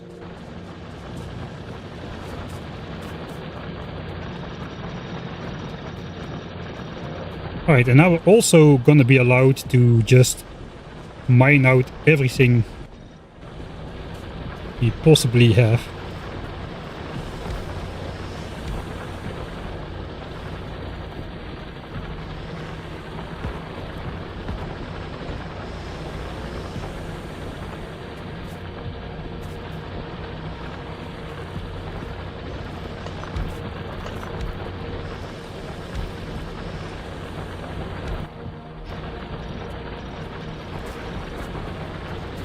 Okay, we'll have to mine out that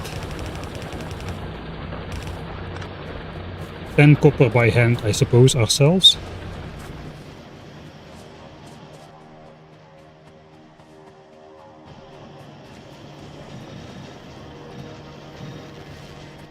Okay, I think it's time to start collecting red chips for the productivity modules, which we did research. So yeah, stopping research does wonders for how fast we can produce stuff, so that's great. We're coming up at 40% devolution, which is when the underground biters start to spawn, if I'm not mistaken.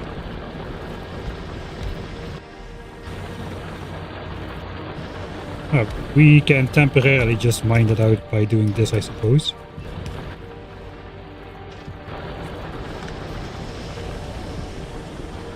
Alright. What now?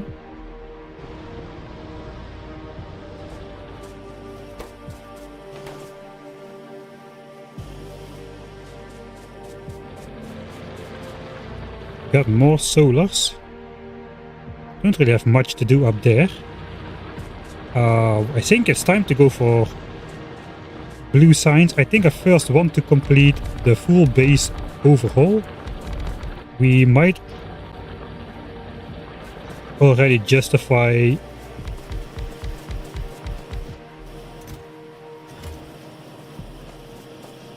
how are we producing ammo here?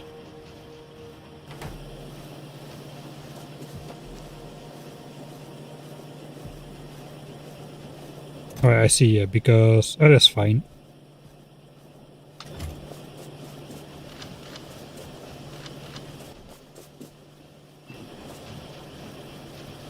Okay, we get copper flowing in here naturally again now that we upgraded to a full belt. That's great. I still have a stack of gun turrets, so that's good as well.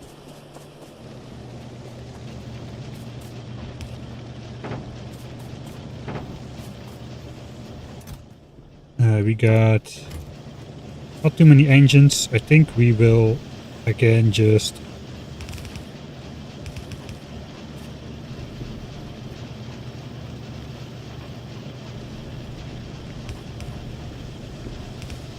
do this. We will collect some engines for bots as well already.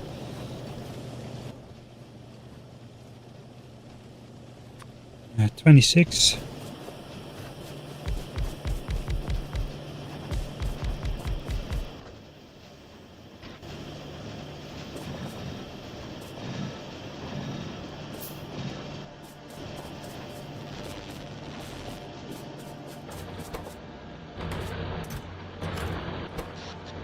Oh yeah, power is completely covered by solar now during the day. Look at that.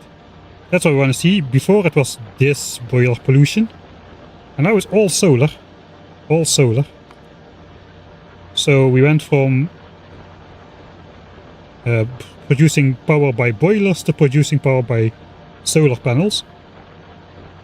And power has gone down from 18 megawatts to less than half. That's great news. That is... Probably we are consuming like 1/8 of the coal in the boilers right now, overall. We haven't been doing it for an hour yet, but... So during the daytime we're down to 1/3 of the coal consumption compared to earlier. So that's pretty sweet. Okay, we got the 240 chips we need. I think we're not quite done yet with efficiency module production. Just keeping an eye on the map if I see anything mutate. those guys coming more close by? No, we could see those on the map already, I think.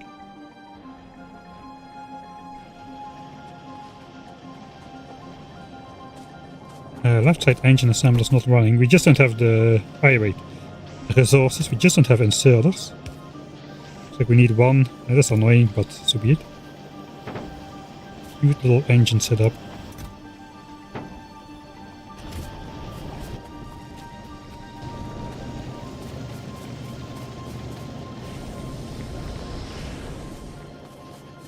Alright. I think we have steel for another batch of solars. Not quite. We don't really need it though. We got what we need. So let's not overdo it. We need to probably just go for blue signs now. Let's save here. Should I already start researching or do we first continue? I think we start researching towards blue signs and laser turrets and bots. That is the main reason to go for that. So we need sulfur, and then we can already go for blue signs. 225 signs. That will just slow down module production, but I think it's alright. That gives us stuff like advanced oil processing, as well as the substations we are lacking, but that's not a super high priority. It gives us military tree, which is great, because it unlocks poison capsules, which are probably the easiest way to get rid of the biter bases. Especially the worms, at least for the factions which are not immune to poison. Some of them are, like the acidic ones, but like the very important, those fire biters and laser biters, they are not immune to poison, if I remember correctly. So that will help tremendously in clearing out some space, especially if we can throw those poison capsules from a safe vehicle, like say a tank. That would be pretty good. For that we need logistics too and all that stuff, so we might just get all the prerequisites then in the blue tech area there. If we go in the tank, we don't even need the modular armor, although it is nice to have for the inventory bonus. I guess it also has a bit better resistances. 10% extra acid resistance. More electric. It's actually irrelevant that it has electric resistance. I think this has changed now in the Rampant as well, perhaps. More explosion, more fire, more laser resistance. I don't think there's laser resistance on armor in the base game. That has to be Rampant stuff. Physical is the same though. But yeah, we need that for the bots as well. I guess we start researching again. So let's start researching again. And we'll see. Whatever goes in here, goes in here. I should start making those. Let's make him here, temporarily.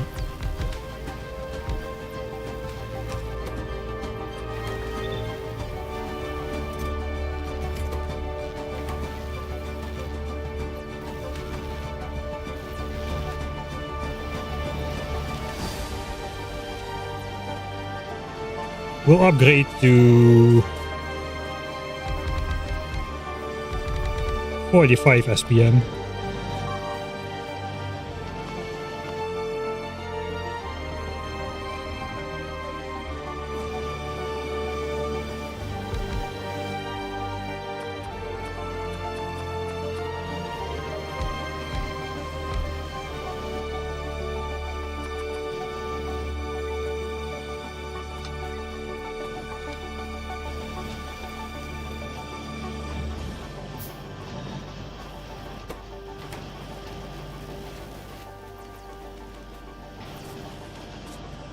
And that is red and green signs moduled up as well. We still have these to go, and sulfur I suppose, which is being researched right now.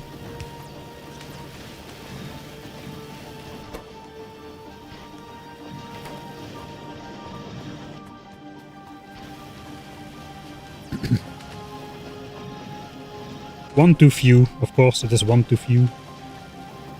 Give me that. Okay, that's enough for the armor already.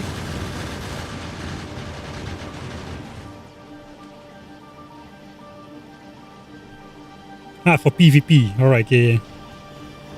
It is the bot building track, yeah.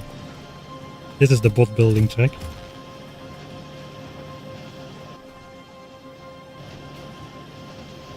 I think we have enough circuits for now. Let's just stop producing circuits, because we need the iron for the other purposes as well. Like ammo. Are we using all... Never mind, let's go. We are not using all of our iron at the moment. I think the belt might be full with ammo. Alright, we'll keep collecting then.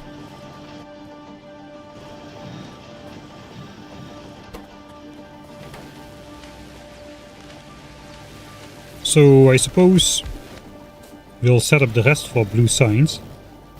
Amazingly, all of blue signs and red signs and green signs. Blue signs has the reputation of being already pretty expensive. But all of red, green and blue signs can run on exactly half a belt of copper and 1 belt of iron.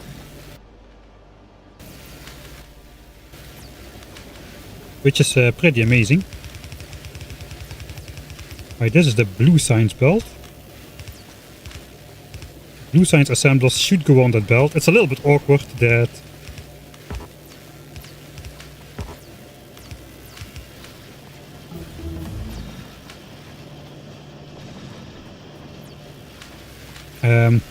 if we want to produce modules, we have to deconstruct the blue signs assemblers. Some people would call that a design flaw. But you guys are not some people, right?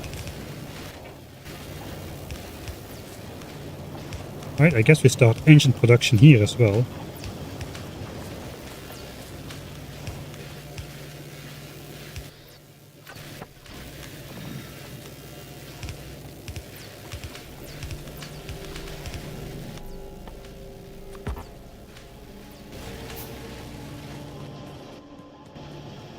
Iron remains a problem.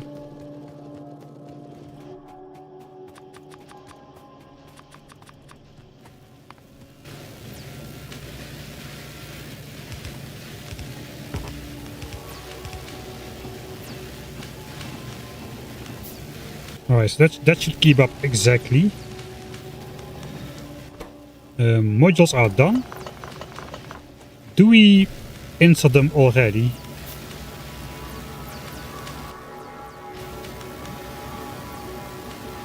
$48 extra kilowatts. So what does that cost me?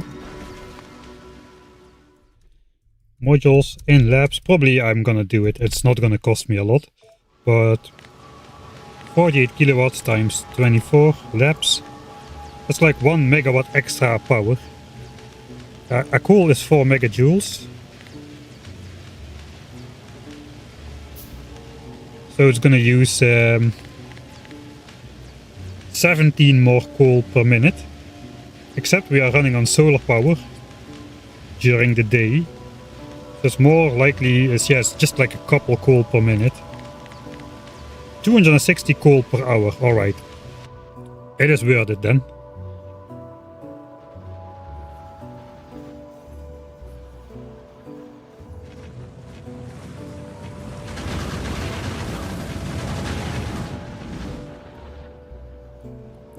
It is gonna be worth it. So let's do it. We'll just throw the modules in there. I thought it would be more.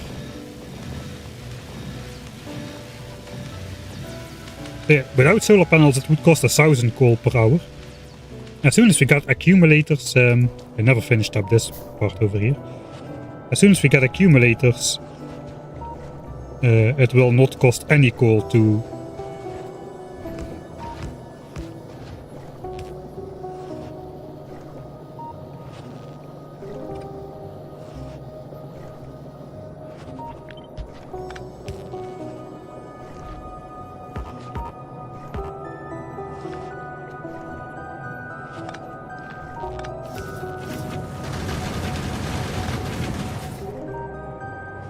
Something is wrong. It's extremely important that this is symmetric right now. Alright, so here's the water well pump, I suppose.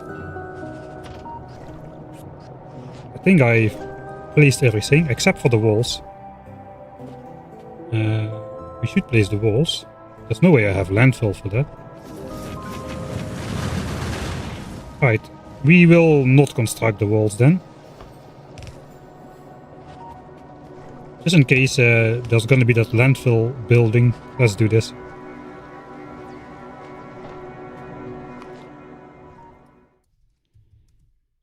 Water well pump.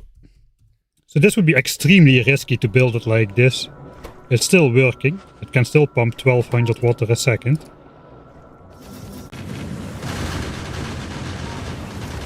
The thing is, once you deconstruct it, we cannot put it back. Because we are building on landfill. So we would have to do basically clear out the area a bit to make the pump fit again. And only then we place back the landfill, and then it works again. So there's that. We can fix it. That is the difference with Factorio 1.1. If this would get destroyed in Factorio 1.1, we'd be shafted. It's my only water source as well, so we have to get our water from that corner. The nearest water source is miles away. We have to keep control of this. But that means we can keep access to this water even if the pump gets destroyed. So it is probably not a great idea to make landfill here and put the pump on there and that kind of shenanigans. That's way too close to the biters. Okay, these biters have re-evolved. They are re-evolving from wasps back into acidic. That's weird. So those green biters, okay, these are evolving into laser. That is a little bit more scary already. These are still sappers. Don't really have view on what's going on outside a lot. These are the electric ones. Yeah, they attack from far enough away to do the damage. They don't get shot before arriving. I think acidics are gonna be more dangerous than wasps though. The wasps didn't seem to do much. And these have kind of a burning attack that just keeps burning more hit points away after the biters already are dead. So yeah, we'll see how that goes. But yeah, I guess that's good news for me. More luck. Are they already evolving? No, wait. Oh, can we see it happen? I will speed up time. Let's see. I'll speed up time. Let's see if we can just see the mutation happen. That should happen pretty soon then. Please be acidic again. Okay, there we go. They just changed from one moment on another. Just plopped and it was acidic. Still have a couple wasp worms left, but for the rest, that's immediately acidic. Right, good to know. Sure. Defense complete.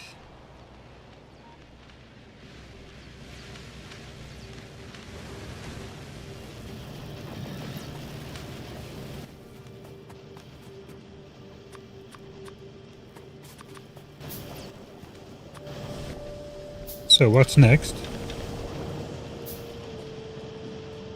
Let's check.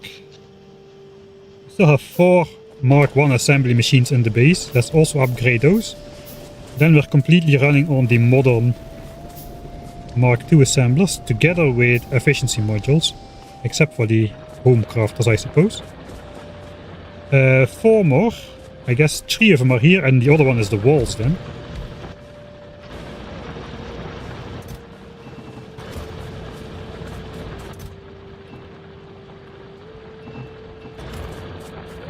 We're gonna go blue signs, so since we have the resources, I think we... That's the wrong one. We might as well...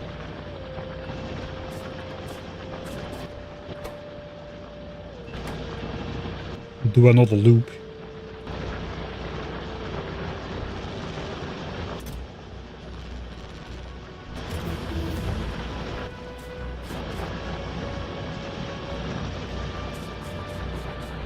And this should be the last assembler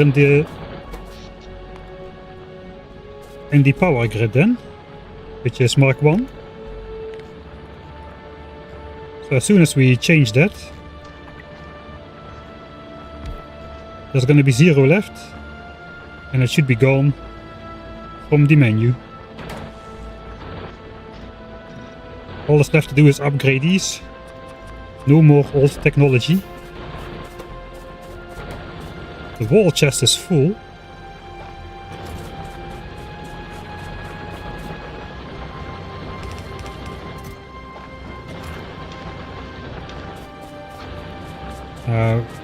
These will never be automated, it seems.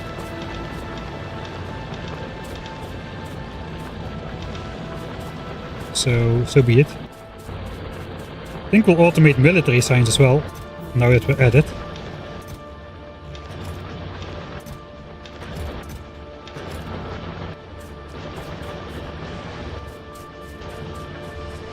There's automobilism.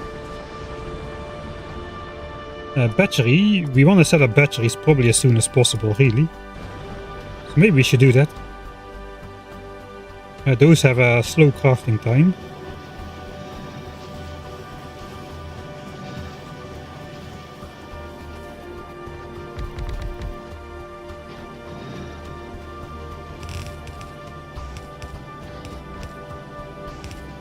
Right.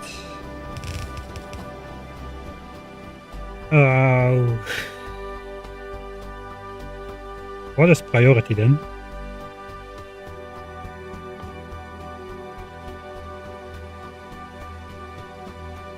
Do we...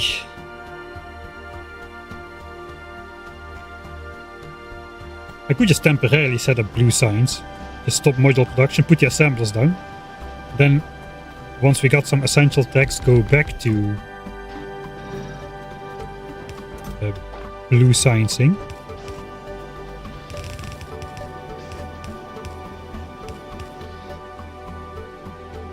Alright.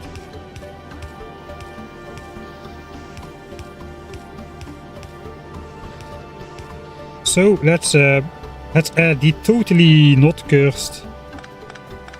These have to go on top now.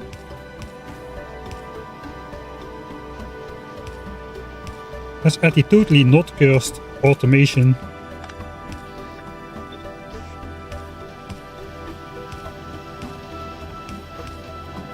For military signs. And all we need to do is add some grenades.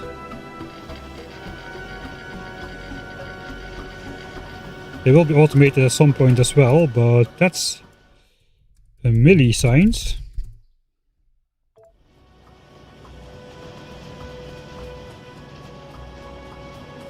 I think we can do a partial blue signs setup, really. But it's going to be a bit cursed.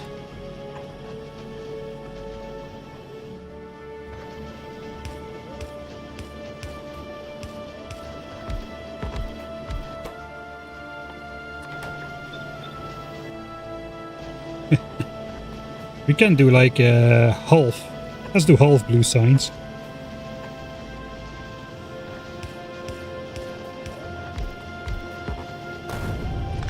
Okay, that didn't sound good.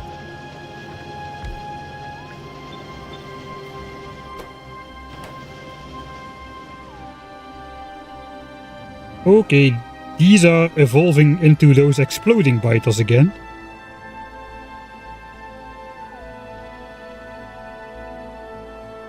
So they were both wasps, now these are acidic and these are becoming explosive ones.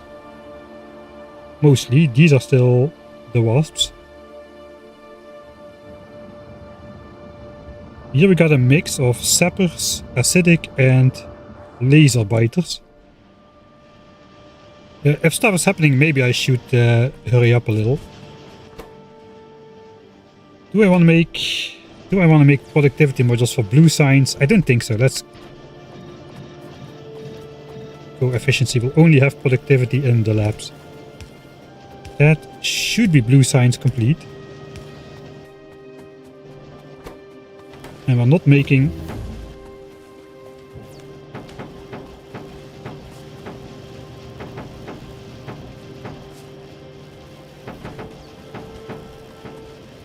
We're not making a lot of engines right now because of the iron problem. Let's add a couple. With that we should have enough to research advanced oil, which is required for bots, not for laser turrets though. I don't know, laser turrets, they kinda require accumulators. Although we can just let the base flicker off and on at night. Lasers will take power priority over everything else, so we don't actually need accumulators. And the laser turrets initially do not a lot of damage, no area of effect, and pretty poor damage. You need some upgrades to go with it, to make it at least acceptable levels of investments. I think we will go for bots first. I do want to make some poison capsules just as a preventive tool.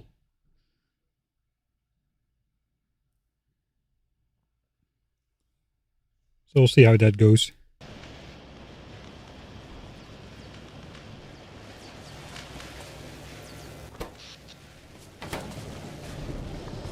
Alright. First chemical science pack is go. Took 2 hours to get 1k of red and green. We made the first military one by hand for flamethrower. This is actually automated, so that's good.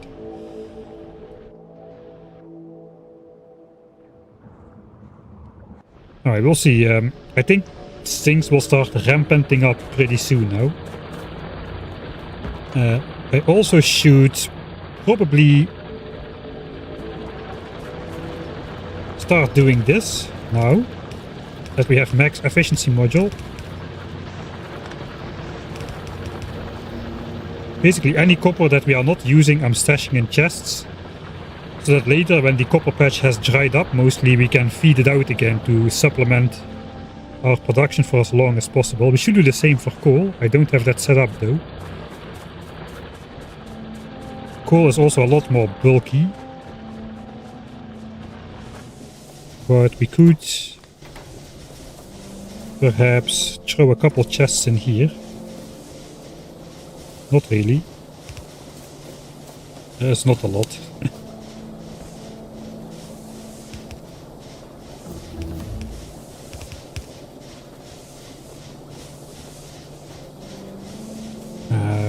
Alternatively,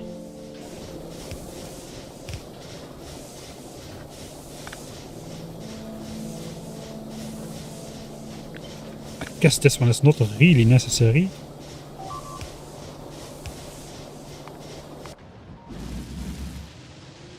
I think bots is the way to go.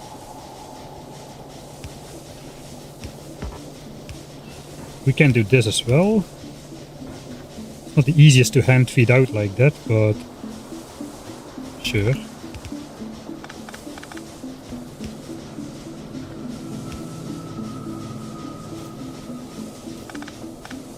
This is gonna be right here.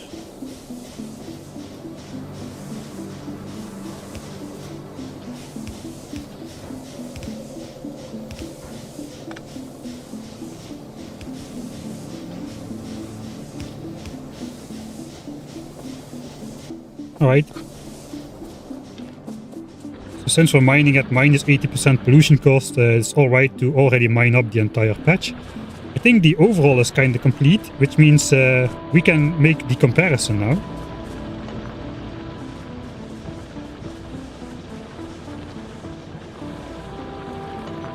Between our pollution and coal usage from before we started the overhaul.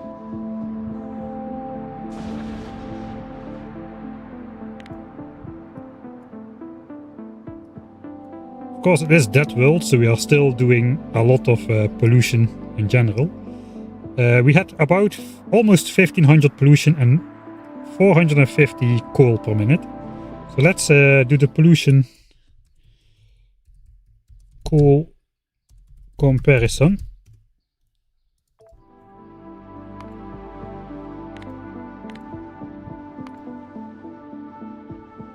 We should look at consumption. Oh, I looked at production as well earlier on.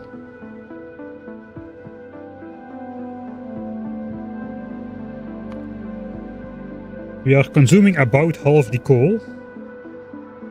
1/4 of that coal is going into plastics. I think 70 coal a minute is going into plastics. And we got 170 coal a minute then, I suppose, going into smelting mostly. Smelting and power. So maybe if we can get away with it, I don't think we should push our luck that far. We should probably like research some damage upgrades now.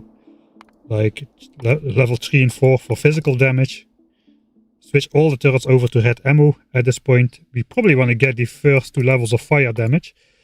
They give the same bonus to, like the same doubly multiplicative bonus to both the ammo and the turret, just like for the gun turrets, which means these two 20% increases together is almost a doubling of damage, I believe. So we get 1.4 times 1.4. So those 2 upgrades together, yeah, basically double the flamethrower damage. Which is going to be good. And the gun turrets will go from about 11.5 to like 20-ish damage if we research 2 more damage upgrades. So it's basically double the damage across the board. It's probably a good idea to go for. Okay, so that's a rampant AI squad attack. Still those tiny attacks, 18 biters in there. And compare that to the pollution-based attacks, which looks like it's still pretty big actually. Can you stop moving? There's like 150 guys in there. So quite a difference. Let's watch those guys hit and just see what they do. They already are not really reaching 200 biters anymore, which is a good sign. The timer has ticked down. Of course it's night. Why wouldn't it be?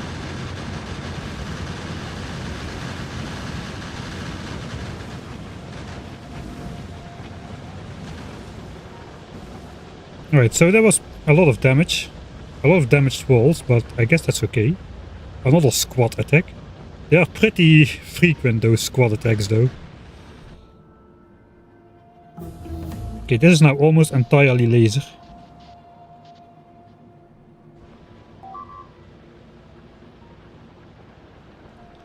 Alright. I think we're on the right path. So the comparison is working out pretty well.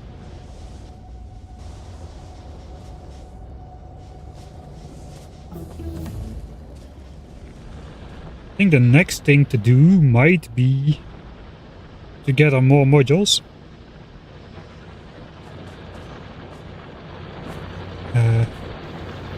Let's finish automating military signs, actually.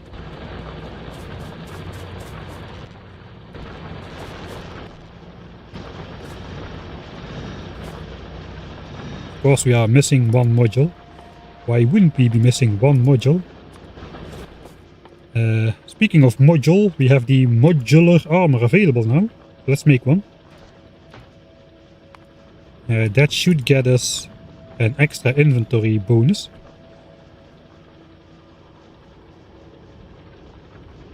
As soon as it completes.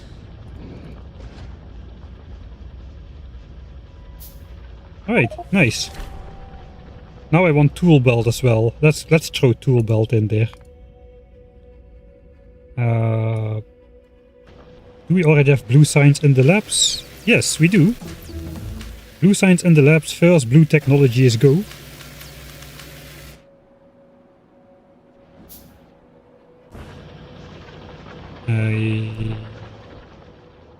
We'll do tool belt between military tree. Then what do we want next? What do we want next? I guess we want to go for bots as soon as possible. That seems to be the logical choice. Construction bots. And then even the personal roboport. I cannot add it to the queue just yet. Exoskeletons would be very nice.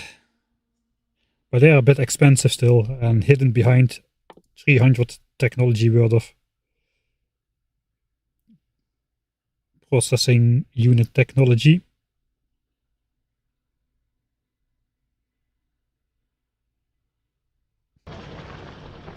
I should not postpone the damage upgrades though.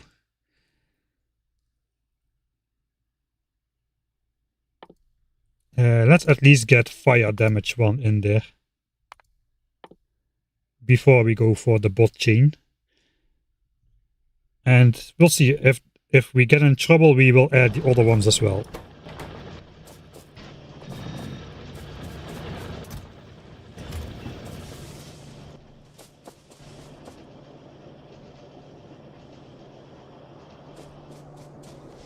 Okay, our ammo chest here is empty. We got 3k ammo on the belt, but I think it would probably be a good idea to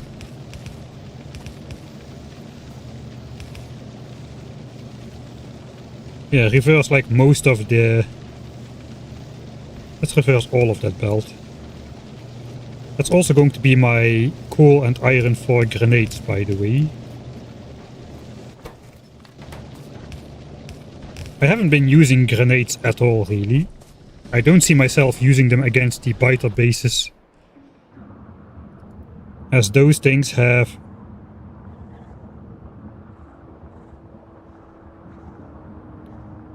currently 2400 hit points, and my grenades do 35 damage, so that's like 100 grenades if there were no resistances at all.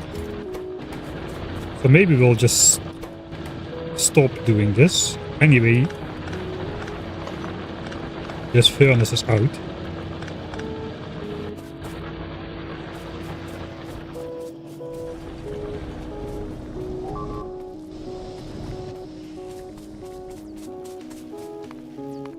Okay, we should address that corner pretty soon. Man, those explosions are loud.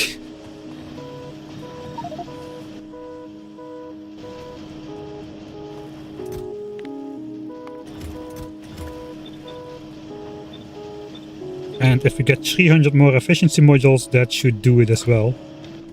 For a while. I'm just gonna throw the grenades in here. For military science for now.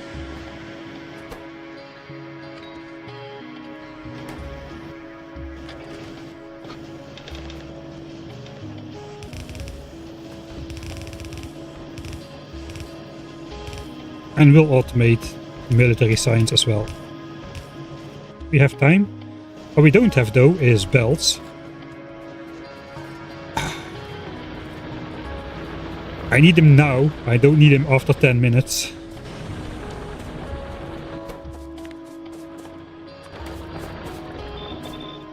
And I want a lot of them.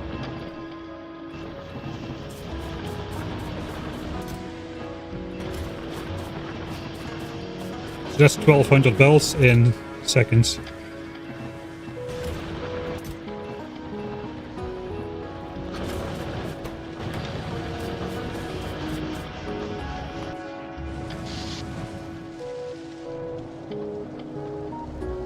It's not looking too bad just yet.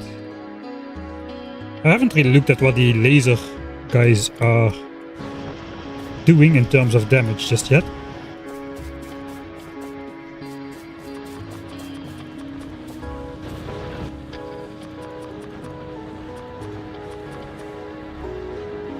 Alright, also a good amount of splitters and whatnot. How did I miss that these don't have modules?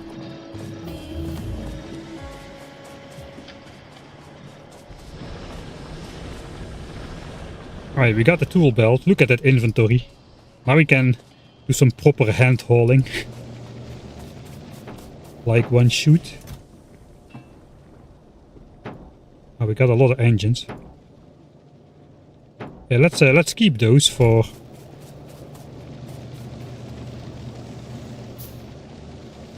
Let's keep those for bots. We'll bring this over to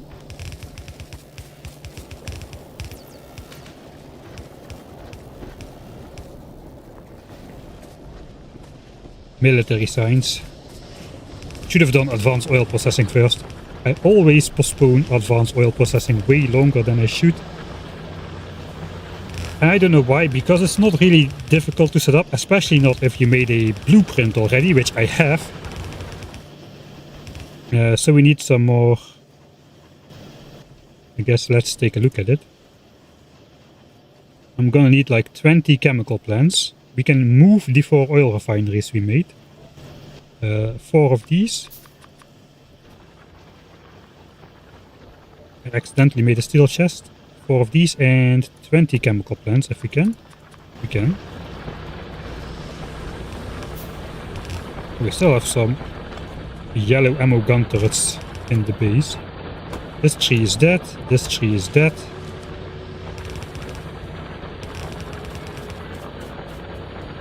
I also should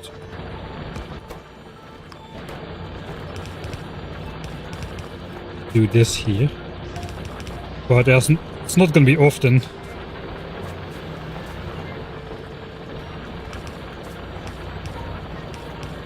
That we are not using our iron. This tree is 100% dead, so that can go as well. This assembler will have to stop working.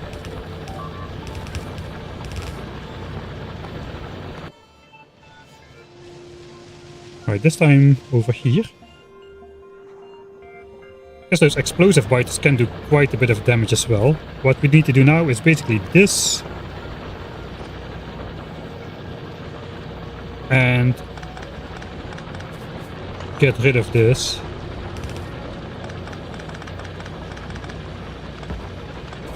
Oh, the trees have done a wonderful job of absorbing our early game pollution.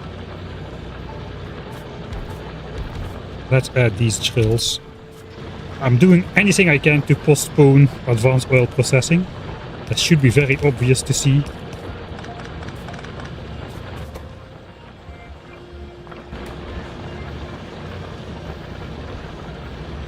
Alright.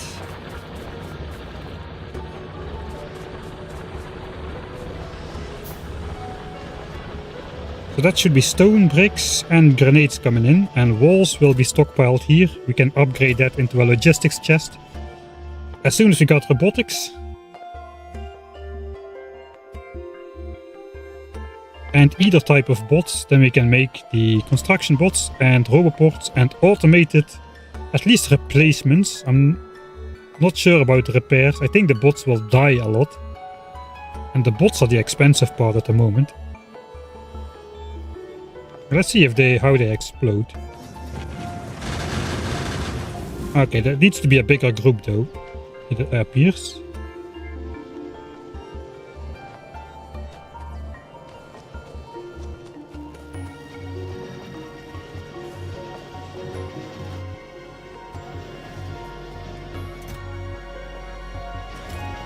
Okay, I'm gonna stash my modules in here actually. Because this needs to stop producing at some point.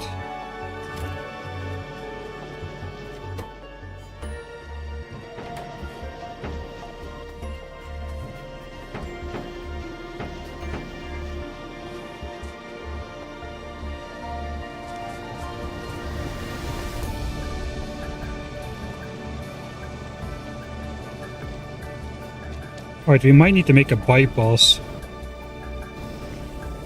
so that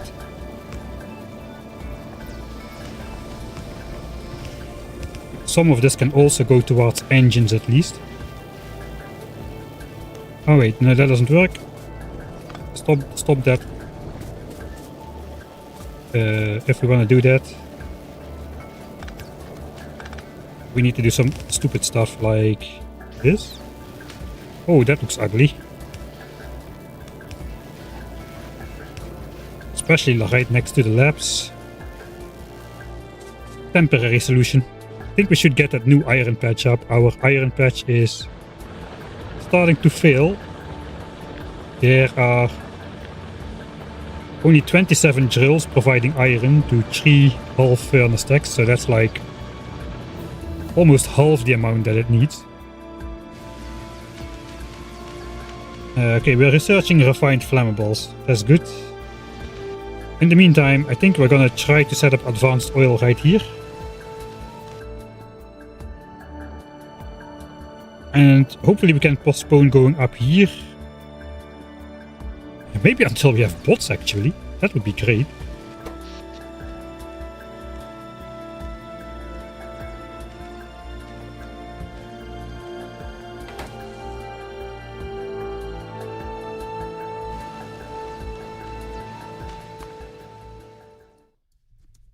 Advanced oil time.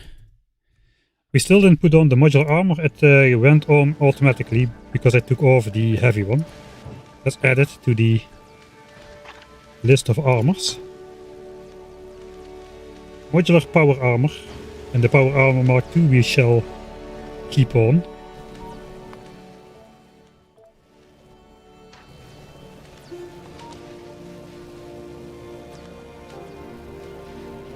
Alright, I also want to try to place this without the shift clicking.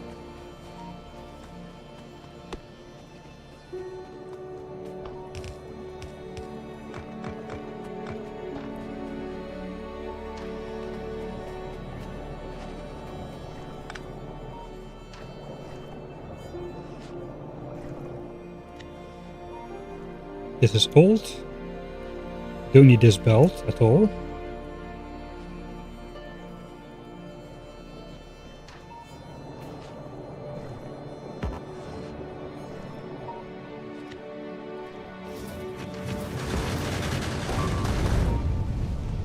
Right, some underground belt is in the way.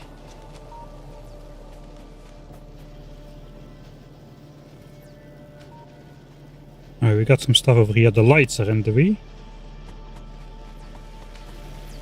Okay, and some stuff in the science area,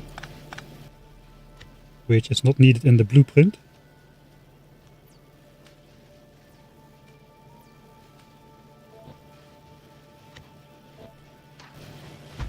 Alright, I was able to place it without clicking shift, so that's good.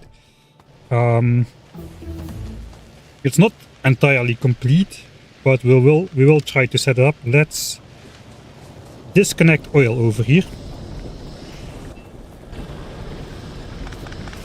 It's so nice having no pumps. This tank is not full.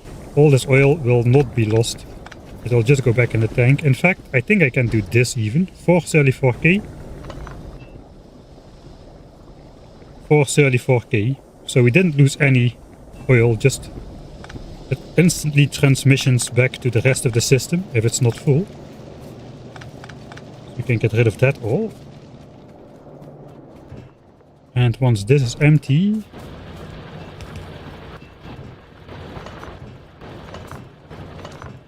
we can deconstruct them.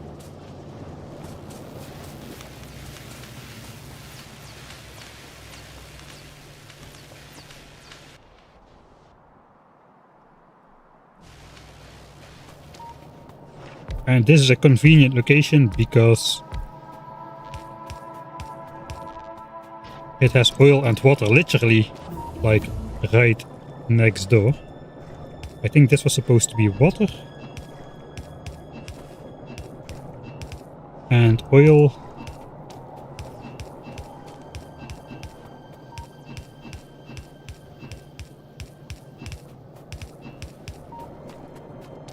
It's probably going to come from here.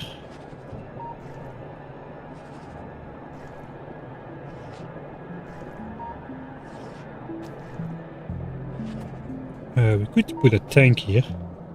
I think we should put a tank there.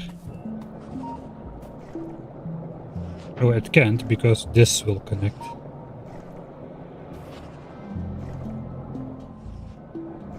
Alright, custom.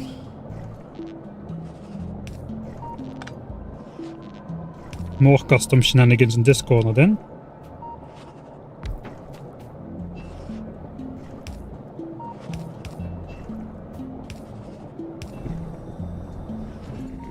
Advanced oil. Which means we should probably do something like this again. We'll say only work if we read more than 5,000 oil in the tank. Because we don't want to advanced oil ourselves out of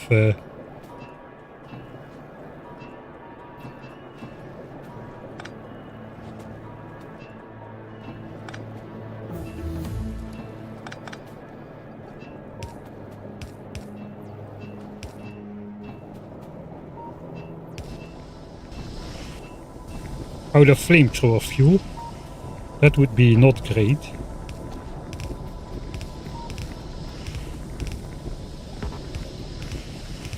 The unfortunate part is you have to have advanced oil processing to unlock bots, so you can never build your first advanced oil processing with the help of bots.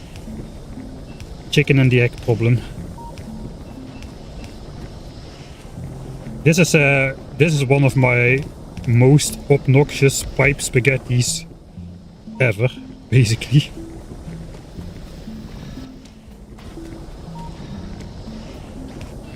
I want to set up the batteries.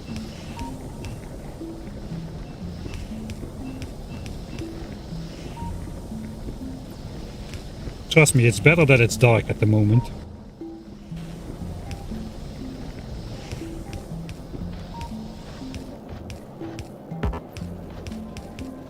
Okay, that's a sulfur output line that goes to sulfuric acid. That is an iron inserter, which will put iron on there for sulfuric acid. This should be able to input 4 sulfur per second, which these guys can produce if they had water.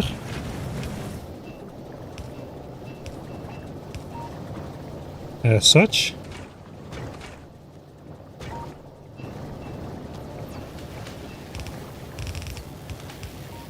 And then this will be able to produce some temporary batteries. We need a lot of batteries for laser turrets and for accumulators. There's 5 batteries per accumulator and 12 batteries per laser turret, and we're gonna need like several hundred of them. It's like a 4-second crafting time. It does always feel like it's like some like green chip or iron gear component, but it actually has a pretty sizable crafting time.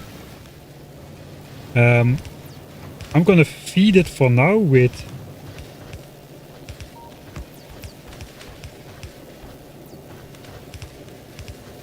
chests, or at least the iron and copper to the batteries are gonna be fed by chest.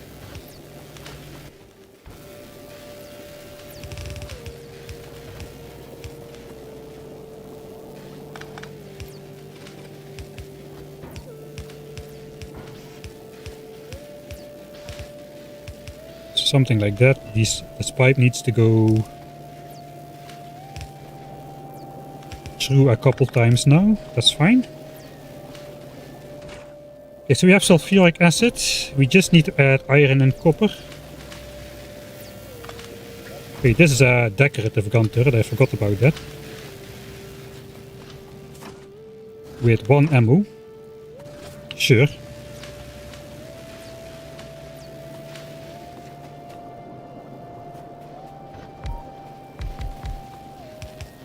Okay, we have some engines here. Not a lot.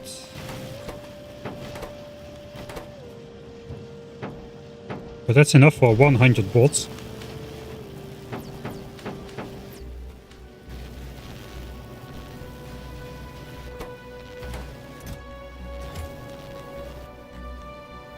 As soon as we get lubricant in here.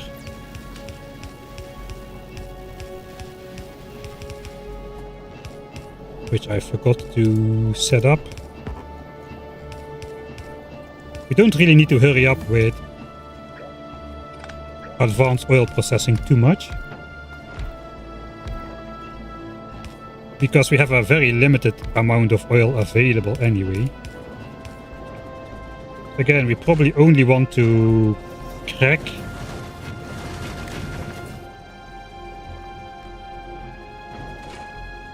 if we have more than, let's say, 15k. Heavy oil is not good for anything except for lubricant, so don't really need to think about it too much, or to save too many of it. That should be electric engines, the first ones. We do have some chests to output that in. Okay, there we got that's the pollution-based attack, compared to their last attack that was fairly puny. Maybe it is time to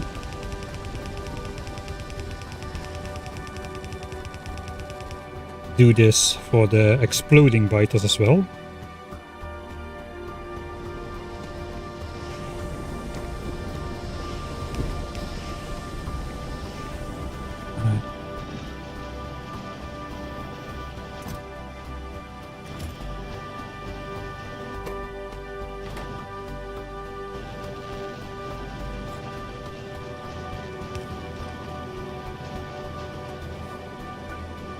Then we got the bot frames. It's the last of it, I think. We have 6 more of those.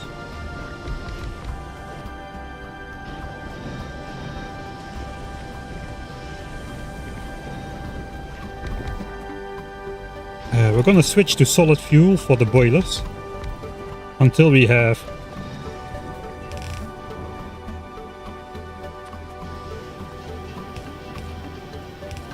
what's it called?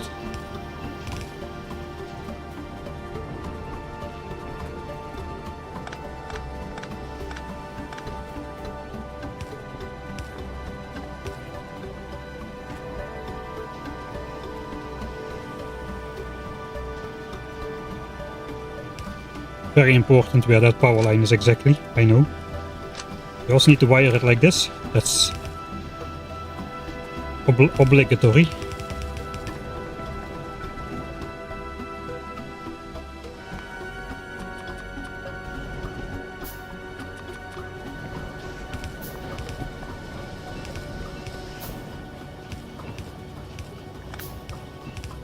I really like that you can flip the chemical plants these days, so you can nicely connect it together.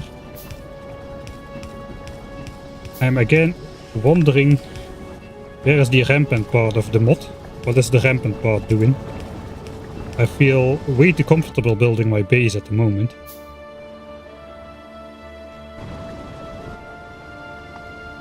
Check the pollution graph over. Yeah, this was pollution. Burner phase, electric mining drill phase, efficiency modules, and it immediately dropped to like almost nothing. So now we're doing 250, 450, 500, 550, less than 600 pollution a minute compared to almost 1500 pollution before. So that's like a 60% reduction in pollution, which also means a 60% reduction in pollution triggered attacks. So either the frequency or the size of the attack groups is going down. We did lose a gun turret here, so we are not invulnerable at all, but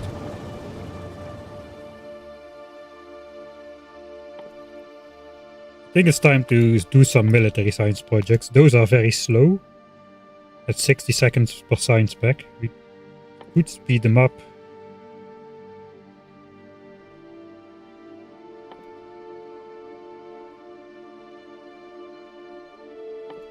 We also have efficiency or like productivity modules in the lab, so it's not entirely stupid to research these technologies. It costs in total 2000 iron and 1000 copper. Yeah, I think we'll do that. It will also reduce the power usage of the labs per technology researched, I suppose. So it does save some coal and pollution again, perhaps.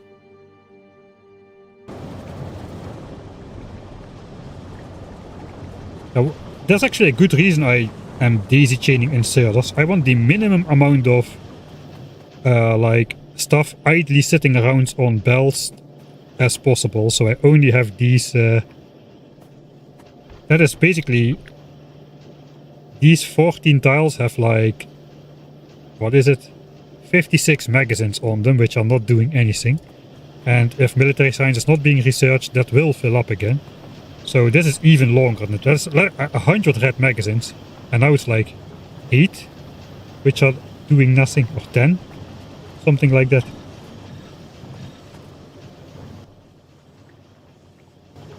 I think I almost have enough efficiency modules. It's another cursed contraption. This has to go to power then, at some point. We need to restore plastics though. And I think I need to just... maybe I have enough stuff to do this. We need to bring...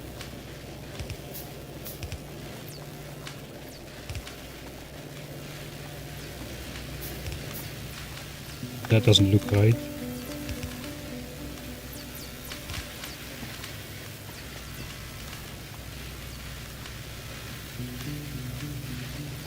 It doesn't look right either.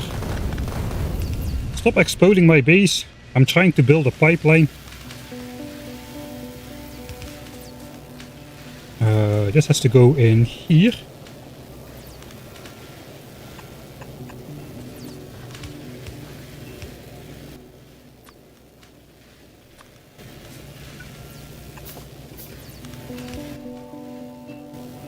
Alright.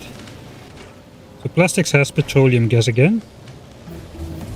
I want some plastics for other purposes as well. They are used for explosives and whatnot, no? Ah, for cannon shells, so for the tank. Okay, we don't need a crazy amount then. But it would be good to have some plastics. And we are using advanced oil, so we might as well... Let's not go crazy.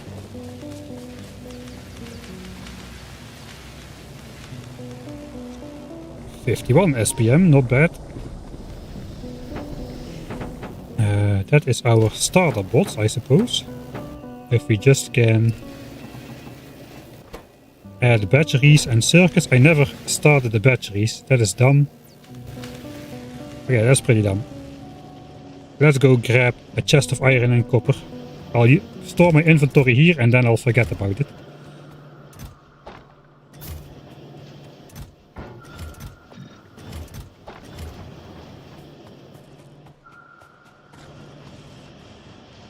I guess we can bring like 5k and 5k if we have it. I don't think we have... Oh, we might have that iron as well, actually.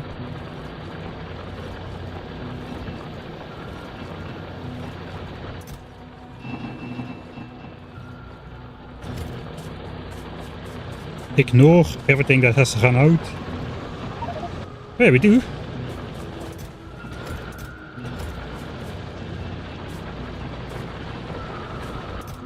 It looks like we haven't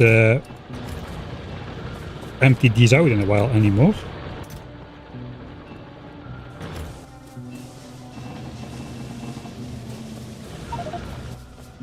Alright. That is about 5,000 batteries. We need a little bit for the sulfuric acid.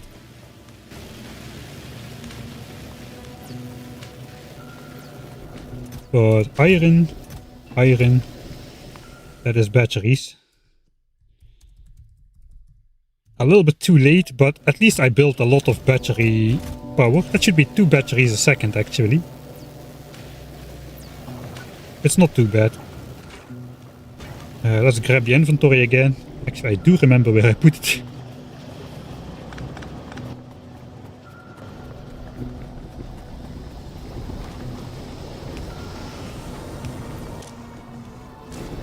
Alright. Semi-automated, as per usual.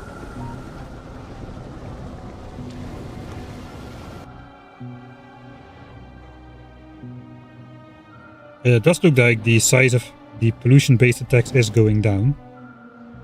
It's hard to get a accurate kill count, I suppose, because there's like 60 billion different biter types. There's unfortunately no group all or just total or something. That would be great to see, but we do kind of see like a curve. So the amount of biters per time went up, and then we did the great cleaning of the base. And now the amount of biters that is attacking is significantly lower per unit of time.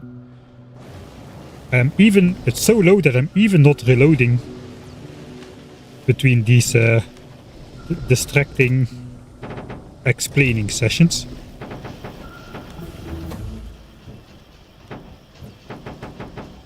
Alright.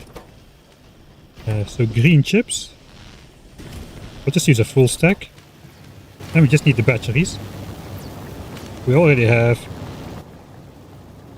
I need what? 200? Yeah, we need 200 batteries. I think we can wait around for that. Let's do a couple repairs in the bottom area. I really should be crafting the stuff. We should be researching personal battery and the personal roboport. I think before the damage upgrades even. It doesn't look like we're under pressure. That could change very quickly, but at the moment it's looking fine. So what do we want? The battery. What else is there? Energy shields. Those could be good. But we're gonna have a tank. A tank is a better energy shield than an energy shield. And the ultimate armor in the game is not the Power Armor Mark II or the Mech Armor, but the Spidertron. Probably that's still true. I haven't tested it anymore since the Ultimate DeathWorld challenge, so I hope that it's gonna work somewhat similar at least. Do I have the... We could get Mark II badge. No, that requires LDS. And Power Armor. We could get the Power Armor. That requires blue chips. We'll go with modular armor first. Laser turret should be in there at some point soon as well.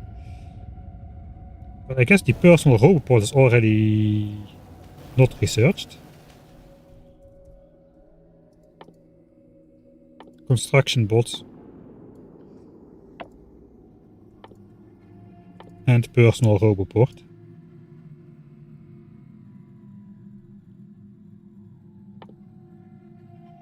Yeah, we'll do personal battery first. A not quality modular armor has 5x5 inventory, so let's say 2 roboports, 3 roboports perhaps, and then 1, 2, 3, 4, 5, 6, 7, 8, 9. 9 portable solar panels and 2 batteries. I don't want to use up my actual solar panels though, so I think we don't have enough red chips.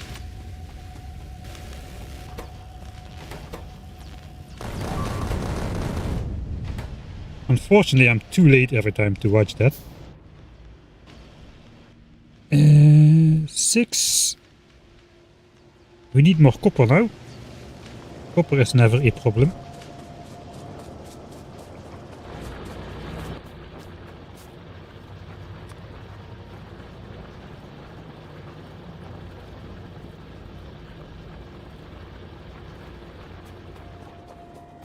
Is it 5, 6, 7, 8, 9? What am I missing though? Circuits. Okay. We have those. 6, 7, 8, 9. Alright. Got the 2 personal batteries. They are not doing anything just yet because we don't have solar panels. But we will soon. We are running out of blue signs. I hope we have enough.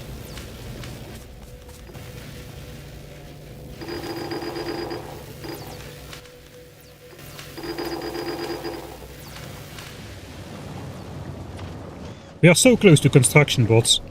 I'm not going to manually repair anymore. I probably want to make a lot of repair packs though. I made 100 so far. It's very important to have crafted a total amount of a round number of repair packs. As everybody knows. I need circuits. We can craft another 100 to start.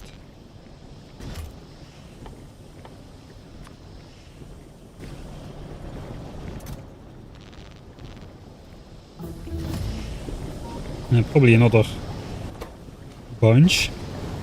Okay, I have procrastinated enough time to put the batteries in there.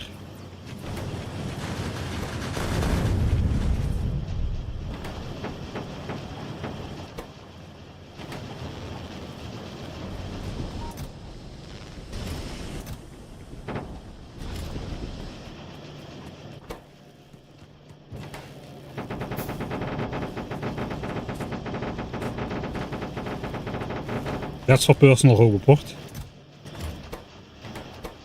Alright, we got both frames. Let's start charging the batteries. That's gonna take a while.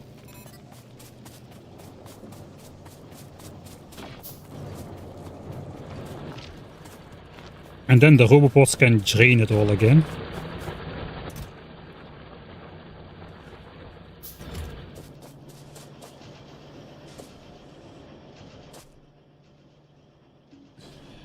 I'm gonna throw substation in there. Design flaw accepted. We cannot throw substation in there. We first need electric energy distribution. How much longer am I gonna postpone like military tax? It's rampant, man. I should be researching damage upgrade 4 before like blue signs even, I feel. Okay, I'm gonna jinx myself. Too easy. Too easy. Yeah, the game is still too peaceful. How many resets have there been? I have done a couple reloads. I haven't been reading chat a lot. I misplaced some underground pipes. Wind the switch over flames to light oil. I like the reliability of just basic oil. It can never really go wrong. You always have basic oil. You're always using it. Whereas you technically you can run out of light oil if you crack it all down accidentally, or if you're just not using up your petroleum gas. Your system is going to block up with petroleum gas, and then you're going to run out of light oil. So, and light oil, I got a lot of flamethrowers. There's like over 100 flamethrowers in here, which means 10,000 light oil just to fill the flamethrower turrets, all of them. So you could run into supply problems as well if you are expanding. I like the simplicity of basic oil. The 10% damage upgrade is not too much, in my opinion. If you look at that first upgrade, that is 44% damage upgrade just from one level of fire damage. Basically 20% and then multiplied that total by 20% yet again. So you go from 120 to 144 because it applies double. So adding 10% to that is like researching like a quarter of a fire damage upgrade. So it's not really that grand in the grand scheme of things. That's basically why I don't bother.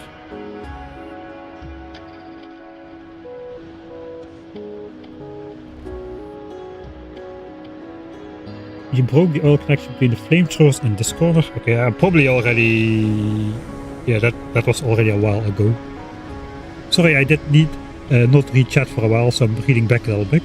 Has Mike figured out his answer to nuclear biters?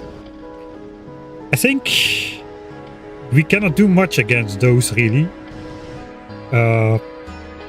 It is possible to, like... I can add more... I can do this in my wall at least once to add another row of turrets to have more firepower.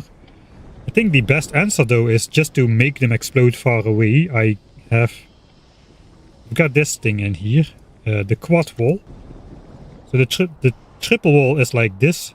The quadruple wall is not like this. It is like this. So that's further away. That means if the nuclear biter comes in, it will initially explode on this wall. It might create a big hole, but it will not create a big hole like if it explodes here in my defenses, right? So that's my initial defense against nuclear biters. I don't know if nuclear biters immune to each other's explosions, or do they just all die in the first guy that explodes as well? I haven't really tested that. Let's do test that real quick. Sidetrack complete. Thank you. Alright, so basically what I need to do to test that is we need to set up some walls. Let's set up some water, actually. We can use like a tile of landfill instead. I'll just put one thing on there.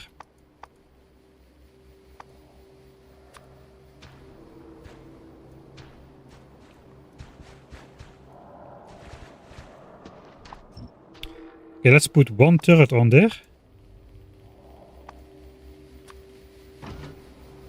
Time is paused. So now we can add a couple of those nuclear biters.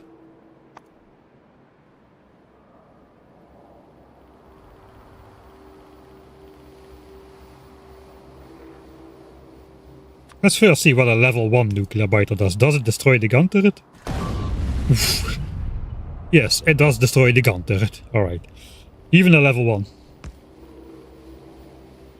Let's use a sturdier turret. It doesn't really matter for this what we want to do.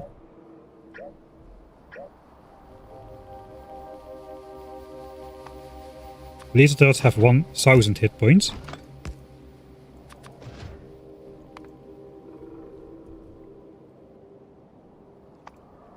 Another nuclear biter level 1. Sorry, another flashbang incoming. Yeah, and also, even the measly, just like a level 1 biter, it destroys the laser turret in one go. Alright, so the idea is then, I probably should isolate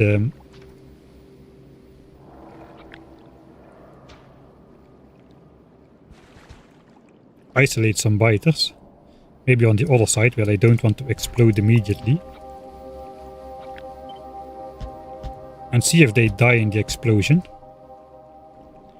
Again, pause time.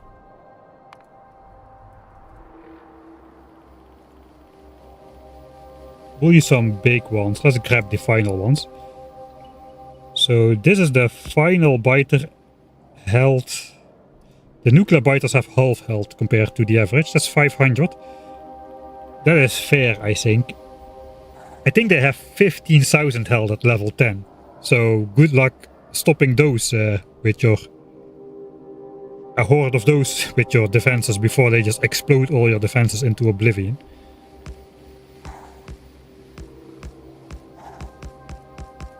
Alright, this might be very flashy, so be warned. 3, 2, 1.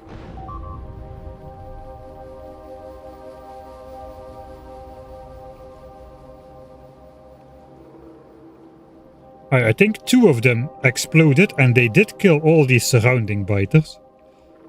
So that is good news, I think. They are not immune to their own damage. What does a nuclear worm do? Okay, he just does a nuclear worm does not shoot nukes. That is good to know. that could be really bad.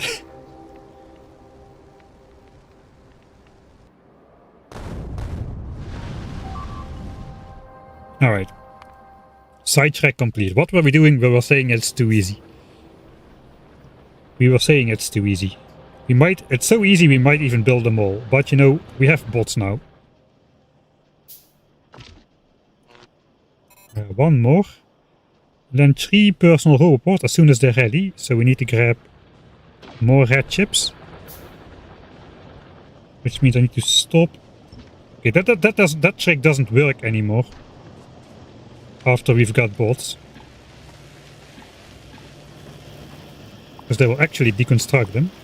And they will actually construct the stuff that's missing. We gotta keep that in mind.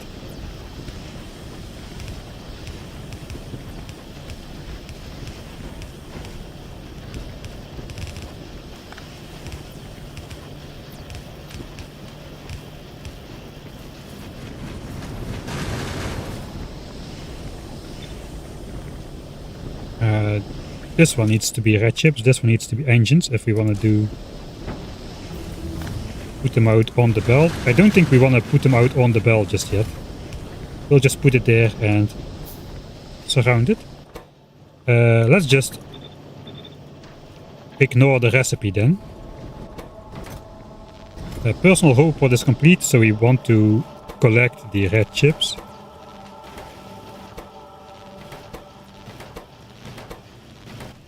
And make him.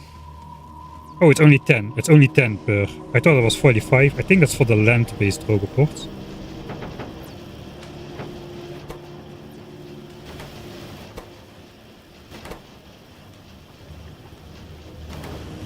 Right, those are going. Substations is going to require even more.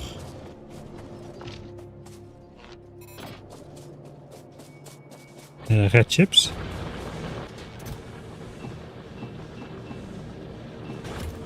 Alright, so we can make 2 of them. I need more batteries. Alright, we have... the biters have learned underground attacks. I was so scared about that when I first heard about it, but actually it doesn't do anything. Funnily enough. 1, 2, 3. I'm gonna get myself a stack of bots. We also want some... I guess we'll start with 4 roboports on the corner. That all the 4 corners are gonna be protected.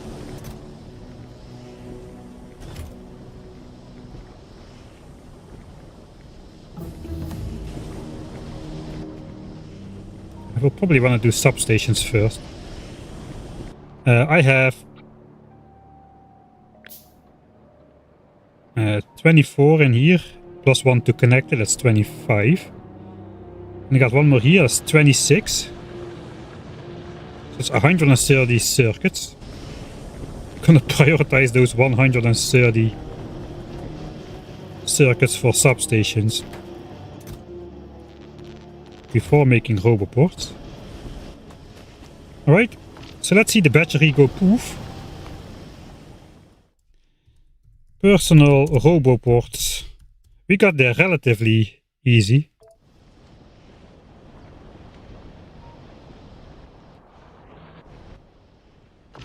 Battery go poof in a second or 2. Yeah, these have like basically this is like 35 megajoules of internal capacity.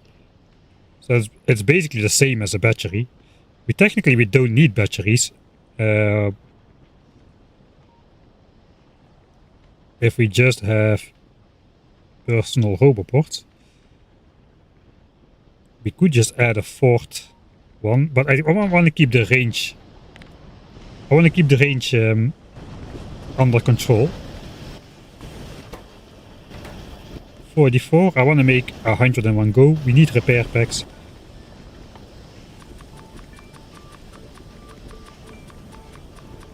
We're going to be using a lot of repair packs.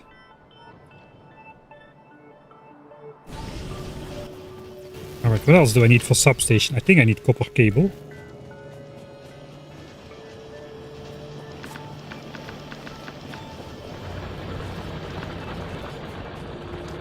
Oh, I made copper cable in here. No need to steal all of that.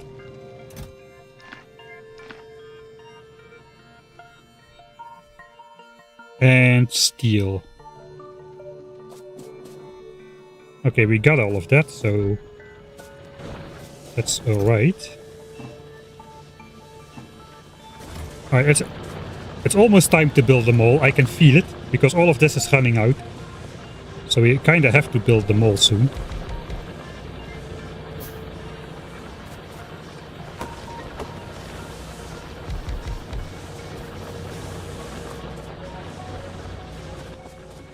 We are simply out of options. We need to build the mall. We need tons of steel as well for laser turrets. So we can start collecting some of that. I haven't automated laser turrets in the base because they cost a lot of iron.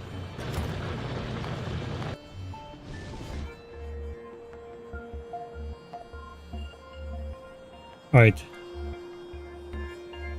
That pollution is a lot more gentle than it used to be. Look at, especially here at the top. course, we're still polluting these guys and these guys. But those are the only bases that are producing large attack groups. Perhaps I should try to push them. Especially now that they're still just acidic. And not like something that is really hard to kill, like sappers or something.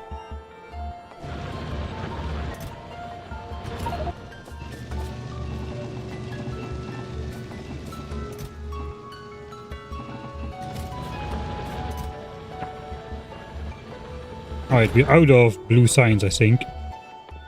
Yeah, we need to fix that. We haven't eaten a single fish and the entire playthrough so far. Somehow.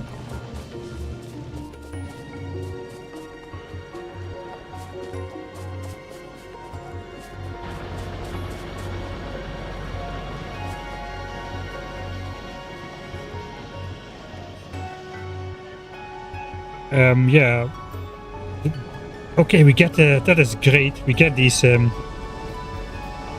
ghost placements now, so we can actually see what we need to place back. Okay, we're missing 50 landfill. But as long as the biters are not doing anything here, I will just keep the water. Although they can target the turrets through the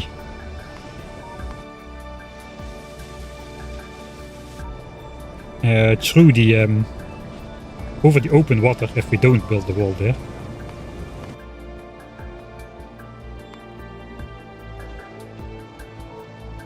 Okay, this was just a wall. Can I just place back this?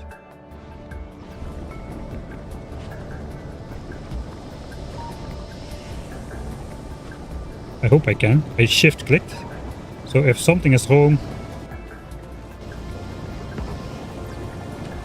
Okay, this is a little bit annoyingly designed. We need the mech armor to walk through this pipe mess. Alright, make 50 construction bots. Let's do it. Peaceful glabber music in the background. First construction bot 5 hours. Not great. But not super bad either. Alright, I think we are gonna make a construction bot assisted repair loop. Are we making any...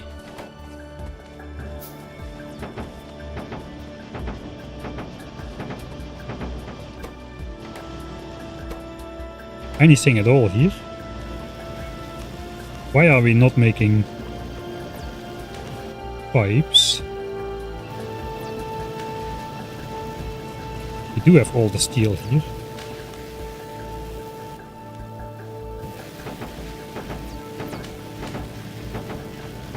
Okay, that should be enough to get the substation.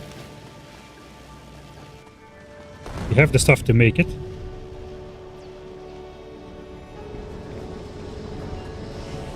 Alright.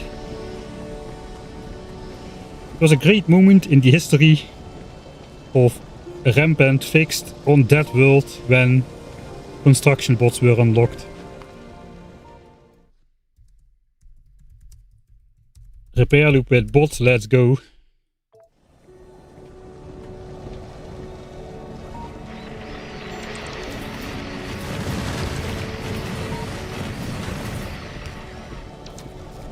They might be very slow. They are actually very, very slow. We should probably catch some of those.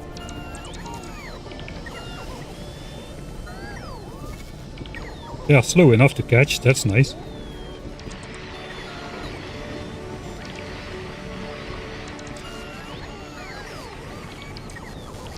Alright, but they are a little bit slow. We should probably get some bot upgrades in there.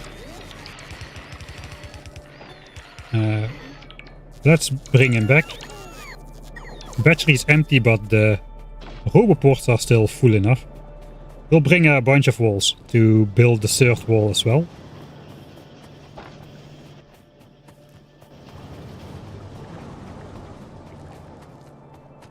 Even with lap speed 2, we are just doing 30 SPM here.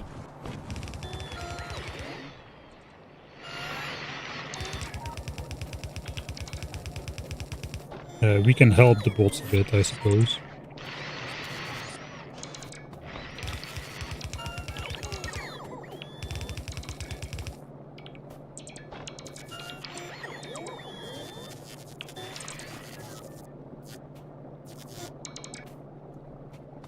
Okay, and now we get into the solar. It looks like it's not moving. It looks like it's 1000 times science cost, but there's just 4 minutes left to the completion of this stack.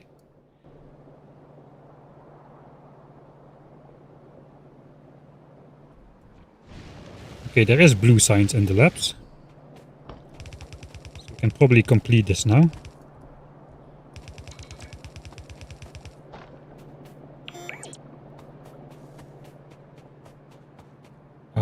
Probably should leave myself a way out.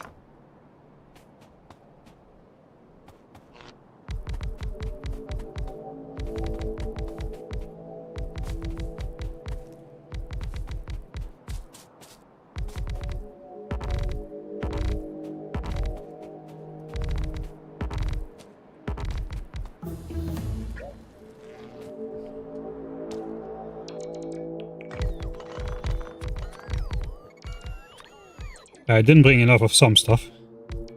I spent my steel, apparently.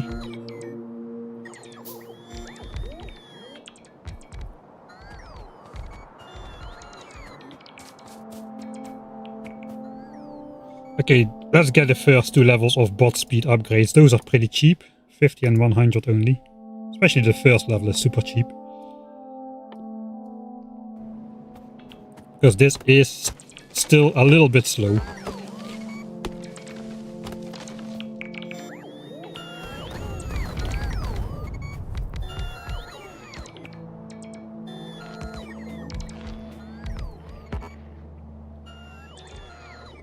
The bots are flying out way too far. Alright, come back.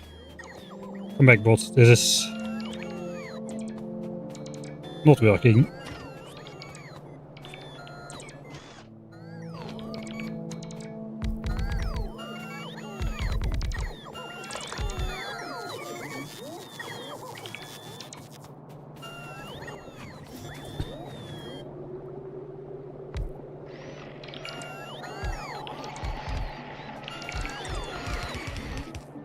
Yeah, I forgot just how slow the bots were in the early game.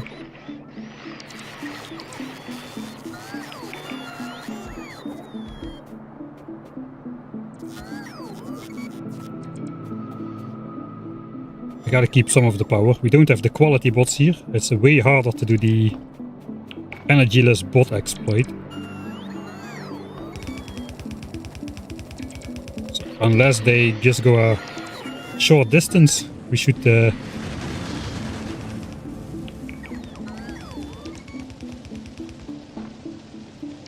try to keep them. Yeah, that should connect the solar panels there.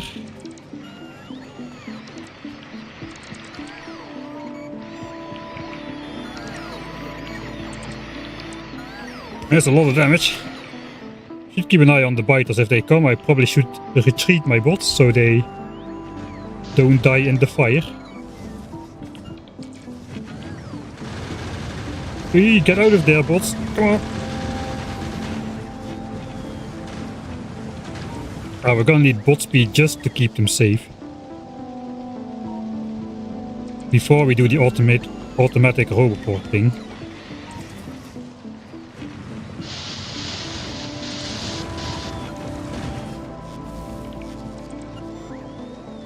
%50 electric resistance. They didn't get any damage though. I'm getting proximity based attacks, I think. At this point it still looks as faster to just repair the damage myself. Okay, come on bots, be quick about it. Alright. Let's go over here.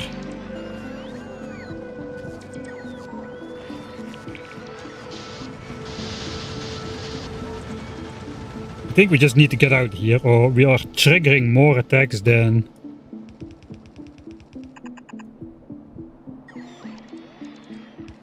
just by our proximity over here now, I think.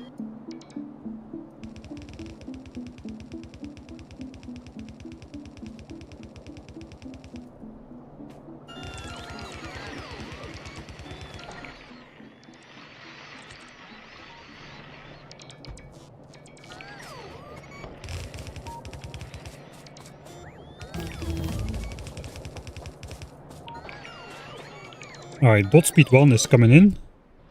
How are we doing for blue signs? Doesn't look like we can do bot speed 2.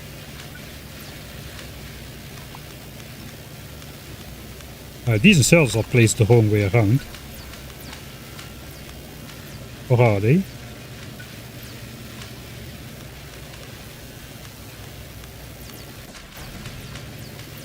They are wrong in general.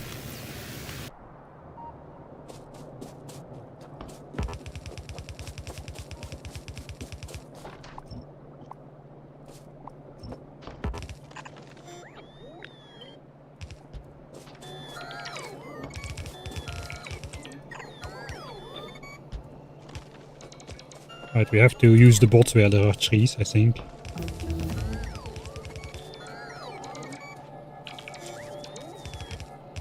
Okay, bot speed 1 is in. We don't have the oomph for bot speed 2 just yet. Let's get more fire damage. Twice double fire damage. Should be good. Oh, yeah, Ben lives. I could have landfilled over Ben. That that would have been bad.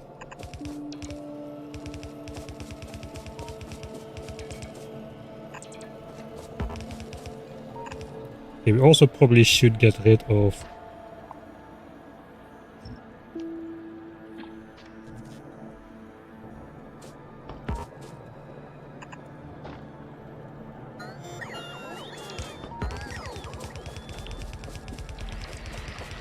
the unused wall area. I might trigger some biters here with my proximity. Like those guys.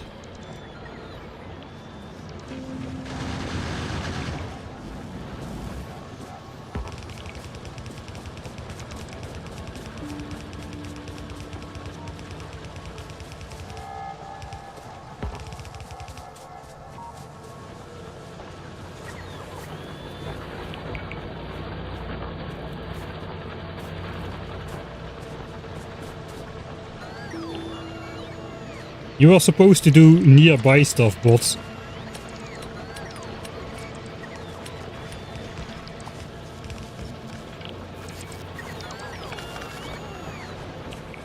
I think it's time to get that extra iron source up and running as soon as we can. I should not look away.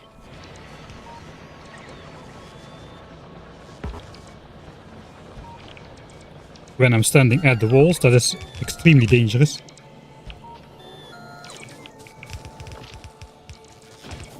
It's not too bad yet.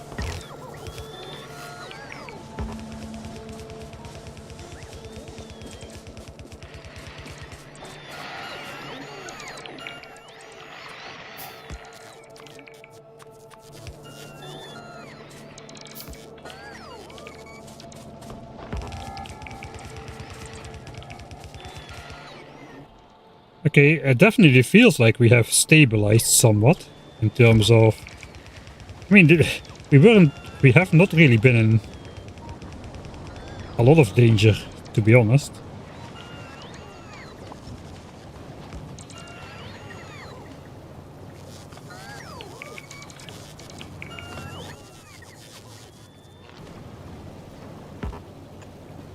Gotta place those back, or I will build over there.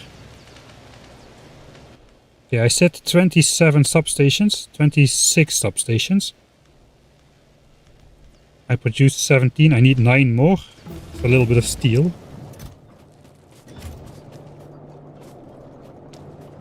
I probably should just use these engines now. Just collect more steel in there. What is going on with ammo? Output priority is going on with ammo. Let's neutralize that.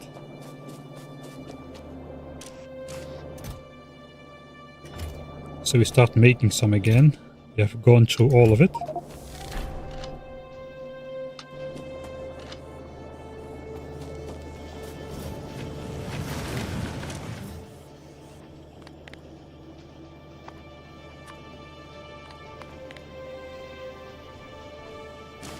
I want to get some magazines in this chest for personal use if we need to like push biter bases.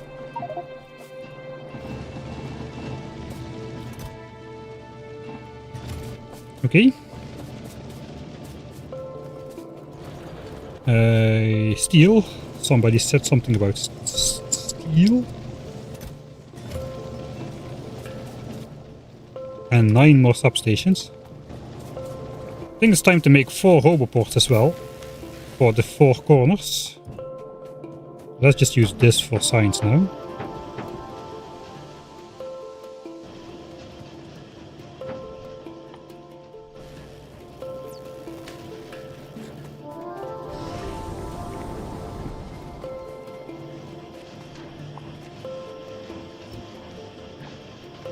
Delete those ghosts.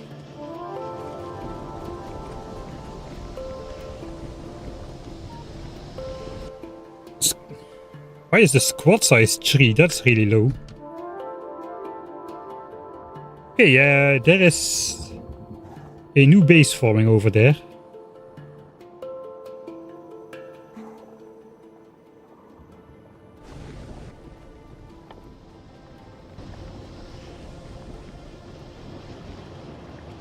Do I want to allow it?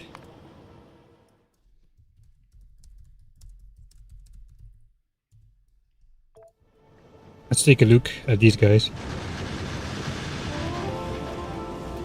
They didn't explode immediately at the wall. Looks like they select a target and then just tried to run to it. I thought they would detonate upon impact always, but it's not the case. So these guys are probably gonna... Let's see if they form a big one. I'm just speeding up time now. Yeah, so they're gonna... I don't know, is it gonna be a big nest or what? They are not actually turning...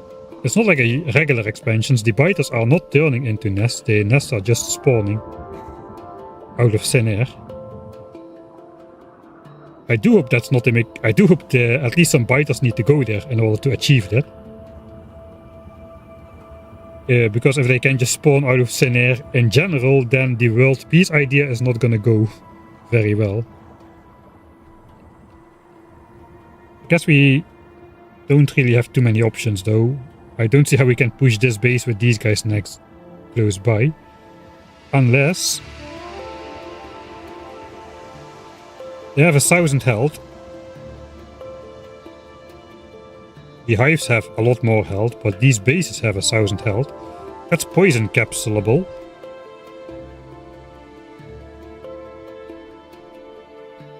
Okay, we got a base. Okay, we got more bases spawning on the walls now. Those guys will have to go. They are too close. Okay, I'm gonna reload back to say 50, but that's underground attack. According to the menu. Okay, so there's the biters on the map, the red dots over there. Speed up time. They just go straight through the base. And by the time they arrive over here, they should get blocked by turrets. That is what it appears to say in the stats. They just pop out of the ground. Maybe in the walls already, I don't know. They just go under the wall. But they are stopped by turrets. They didn't get stopped by the maximum range of the turrets though. They did seem to pop up when gun turrets were close by, but the flamethrowers were either ignored or there's just some random depth penetration going on or something. But technically we should not get biters in here. This is good. Okay, I think the fun is starting now. They're evolving into sapper biters. And with fun, I mean the pain is gonna start. Those sapper biters do a lot of damage. And they cannot really be stopped by walls.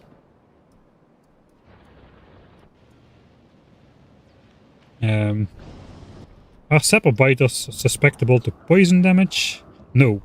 So these nests are immune to poison capsules. They are immune to laser, basically. So we would need a tank, I think, to get rid of those and the cannon shells. in the traditional circle, strafe and win kind of way. It's a little bit hard to circle strafe because they are connected to these ones, which are connected to these ones, which are connected to all of these. I'm not really sure we can just circle around this. I don't think that's going to happen.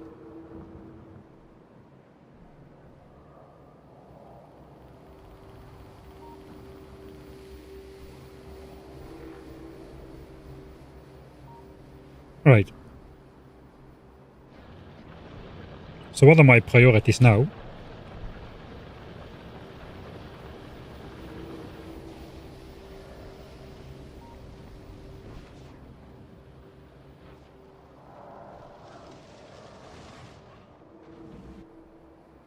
Let's take a look at what the map looks like. Just want to see if there are already other biters evolving. Right, so here we have the super dangerous fire biters with their 100% fire resistance, and like they already exist, and physical resistance as well against bullet damage. So those are very susceptible to laser damage. So all of the colors have been updated now. So we still got electric biters, okay, the acidic ones, the exploding ones. Don't know what these are. The wasps. A mix of wasp and fast. I think the sappers here are also black on the map.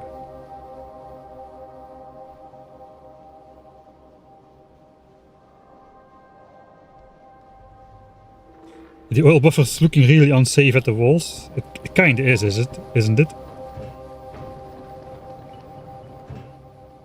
But when these get deconstructed, the oil does not change. Okay, the oil does change in the tanks.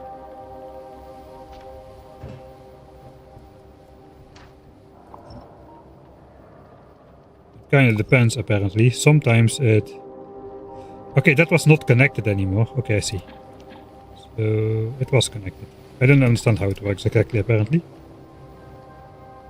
If there's space in an adjacent or in a connected entity, the oil should just go in that entity instantly.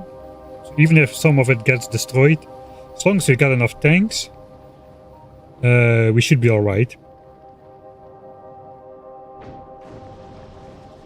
Right, at ammo damage level 4, we now have 20 damage bullets, 20.5. So let's see if this attack comes in. Not that one. Those don't reach the walls anymore. The AI, the rampant AI attacks. This is a pollution-based attack.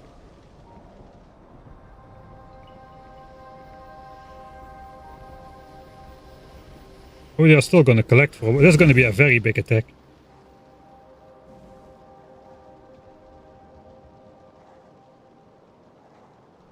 Okay, 9,000 ticks. There's 100 biters in there.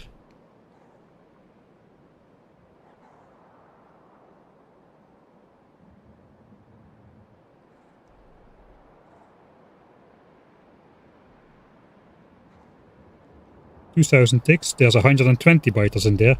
Okay, so they're no longer growing to 200 biters. That is good. But they can still occasionally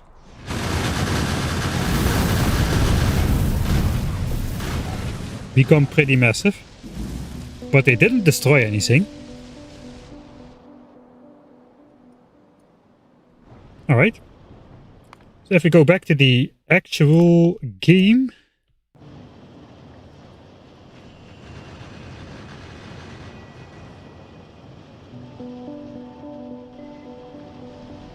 I think our priority is setting up roboports.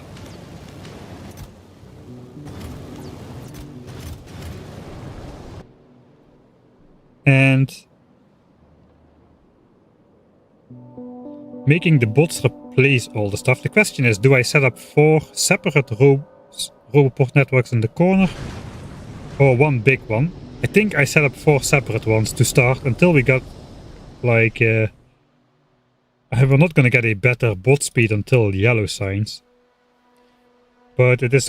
We don't have buffer chests either, so we until we get logistics system, which is also yellow signs, if I'm not mistaken.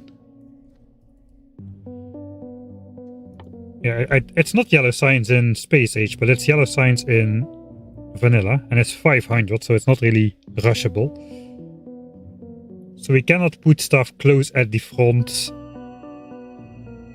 automatically without much effort.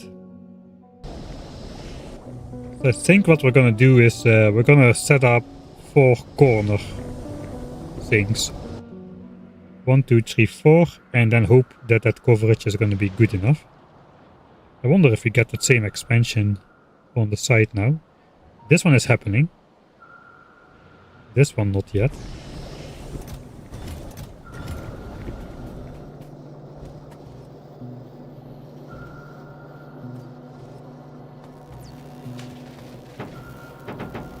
Okay, we got 200 electric engines for power armor, exoskeletons or more bot frames. I think it's gonna be more bot frames. Let's use these to make more electric engines.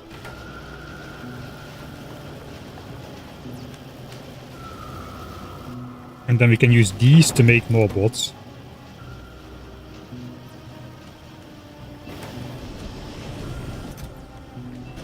Oh, that was bad.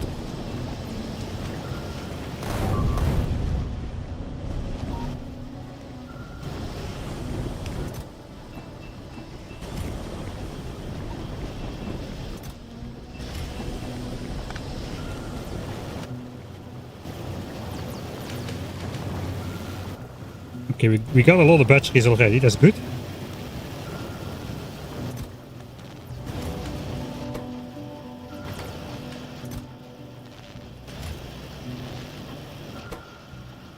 Yeah, that's gonna complete it all. So we can have like 50 bots per corner to start off with. That means we need 4 roboports. Okay, 800 red chips already. We are doing pretty well.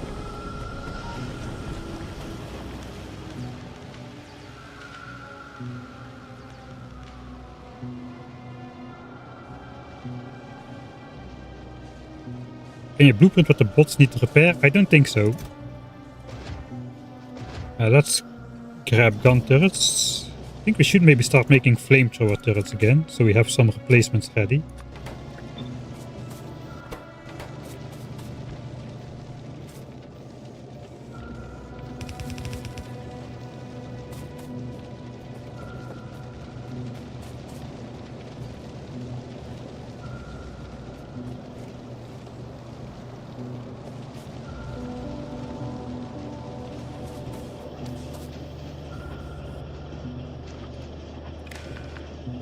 There's 3,500 ammo on the belt. I think that's still pretty good. We can feed out the steel again here. I should not touch that. I should just make my own steel for any other purpose I need, like laser turrets. We can start making them, if only we had a tech. It wouldn't be too bad to get it, I think. Let's complete bot speed 2 first now.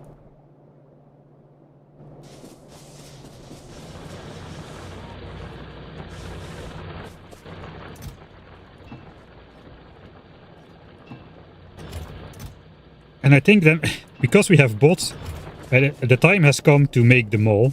I think I can no longer get around it. We need to do it.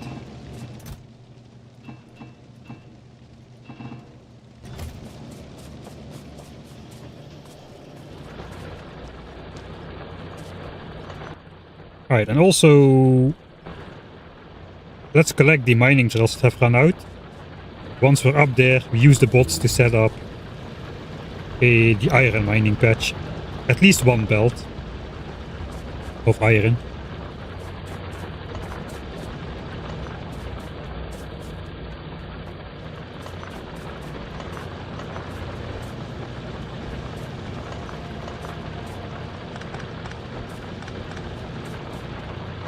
Because this is all that's left from our iron patch. 22 miners.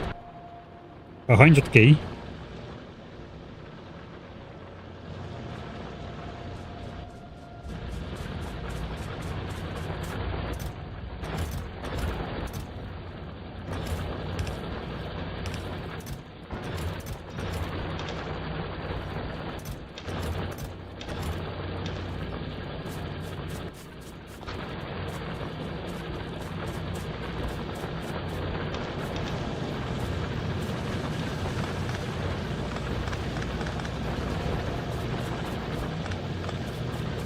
Getting rid of all the parts that we don't need anymore.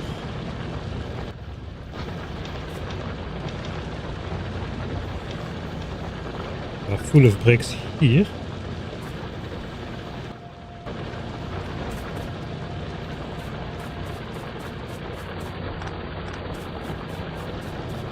That can be purple sign stuff.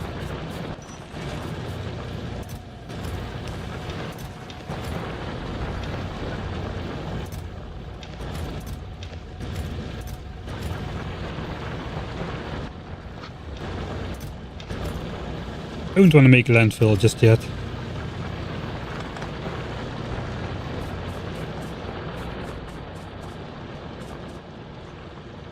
Okay, the mining drills are running out as we are looking at them.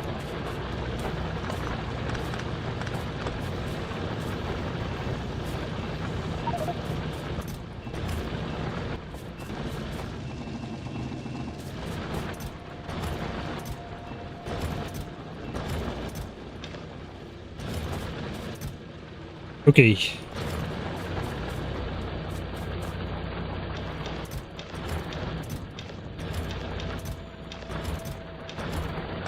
Let's go.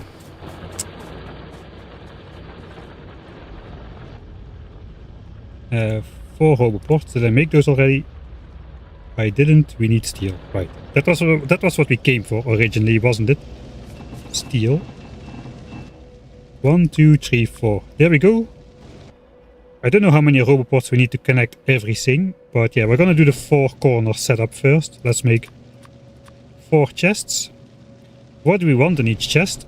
Basically all the elements that are next to the wall, so belts, power lines, red inserters. We have belts, we might want to craft some more power lines. Red inserters we don't have a lot of either, but that is the usual problem. We can do something like that really. And then make it into red inserters.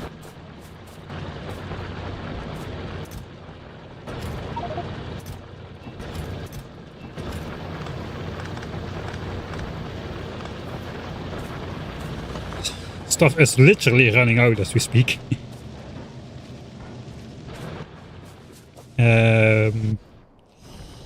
Belts, inserters, power lines, underground pipes, normal pipes I suppose as well. So let's grab everything we got. We need to make some more of these then.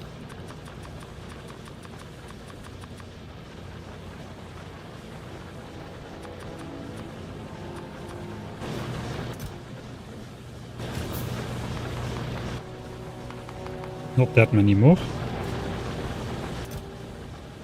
What else? Gun turrets, which I just picked up, and walls. And I guess flamethrowers and laser turrets at some point. I got 24, so we can miss a couple. But not too many.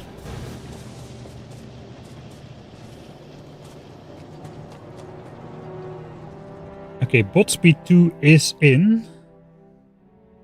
Cargo size, I don't care about cargo size. I think laser turrets is next.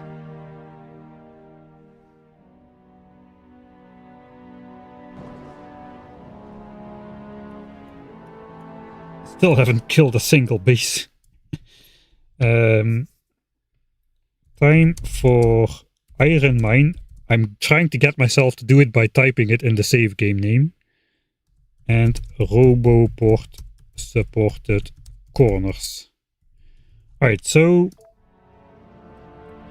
you know I do have the car.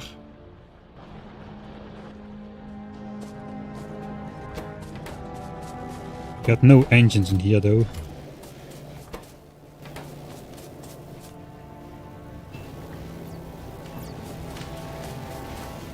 Somewhere should be some engines. Here are engines. We don't have red chips because what? We don't have green chips because we don't have iron, Mike. We don't have iron. That's why we don't have anything. That means we can make a car though.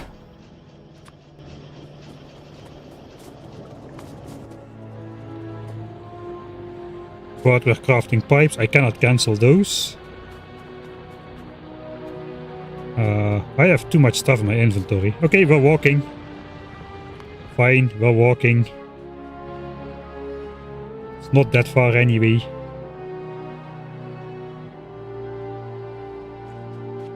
Let's place the solar.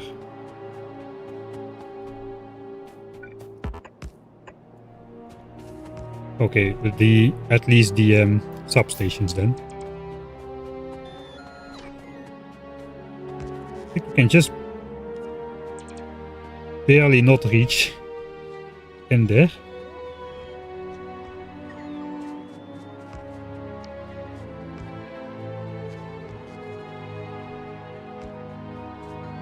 Alright, that's all the substations.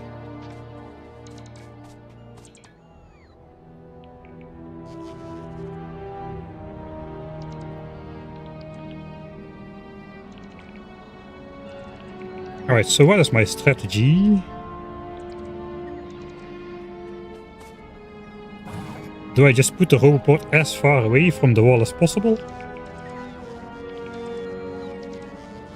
We are dealing with bots replacing stuff, not with bots like repairing stuff.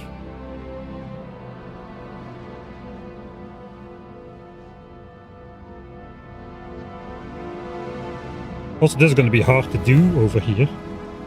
It's in the middle of my solar field somehow. It would be right here.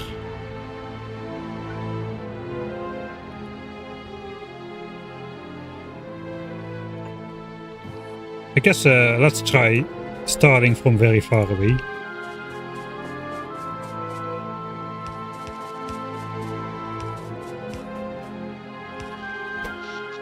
Guess that's a 10 megawatt charge.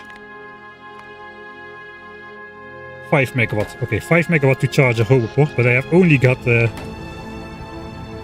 like 18 megawatts available in terms of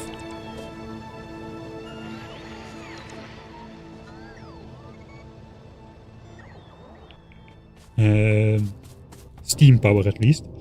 Right? So, what goes in there? Let's say 4 stacks of walls and a stack of gun turrets, a stack of belts, a stack of power lines, a stack of red inserters, which I have yet to craft because I'm as forgetful as who knows what. Let's go with half stacks because those should not be getting destroyed very often. And then pipes and underground pipes, I suppose. We do have stacks of those. Let's do...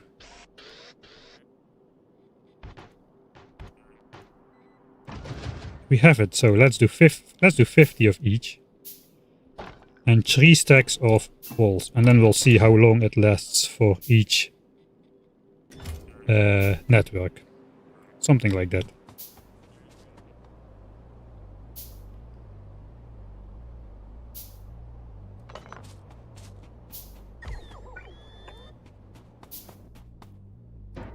Alright, so let's see if we remember. Wall, wall, wall.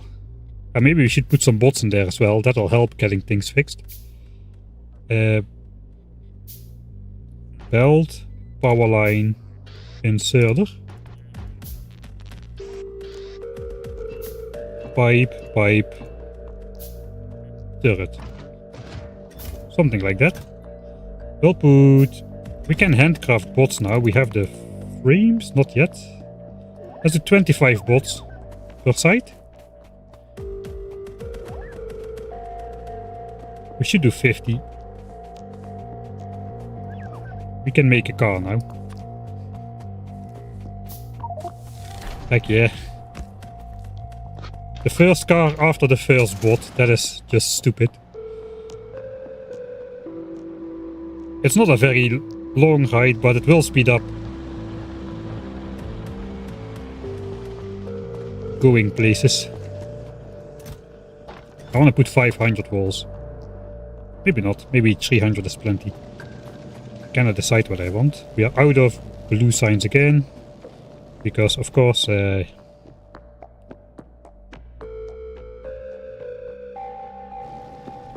I'm not prioritizing science. We are prioritizing useless circuits at the moment. So yeah, we got like 8,000 green circuits in there. That's pretty good, but we don't really need them. I catching this at the right moment. It's not too bad. 20 damage now with the 4th damage upgrades. That's pretty nice. We are missing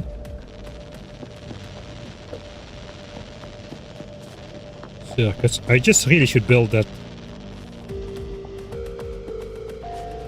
I should build the, what's it called? The iron mine. That will solve all the problems. I want to get the bots up first though. Where are the bot frames? I came back for the bot frames.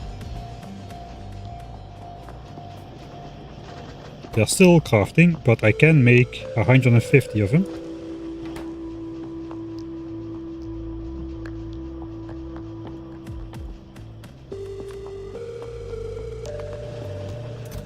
Let's use some of those circuits then.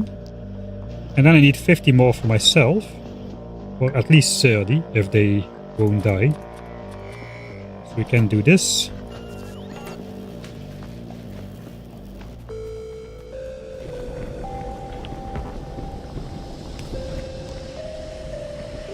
And we'll do the repairs ourselves, I suppose. Bot speed 2 is already a lot more respectable than bot speed 1.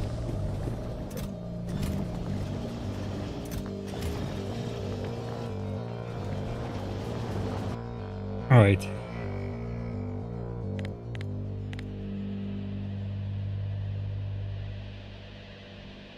So now we also get to see all the stuff we are missing all the time. That's gonna blink at our face for forever.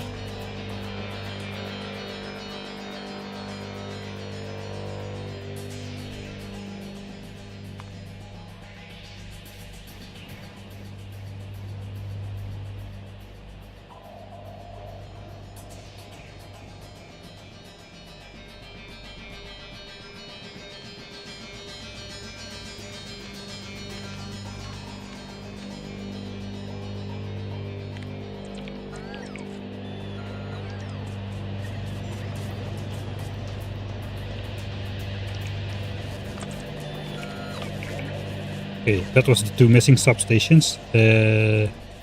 Let's get back up there. I got all that I need now, except for the red inserters. Means I need more gears.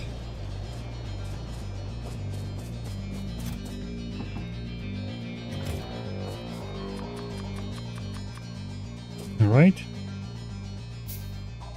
And 2 more stacks. I guess we'll just do this.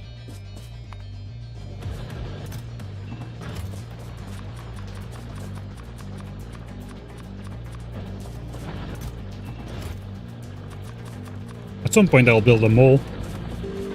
Right? You know I will. And if I don't do it, the bots will. At some point I'll forget to switch off my robo and we'll actually have a mall. At least we got a car.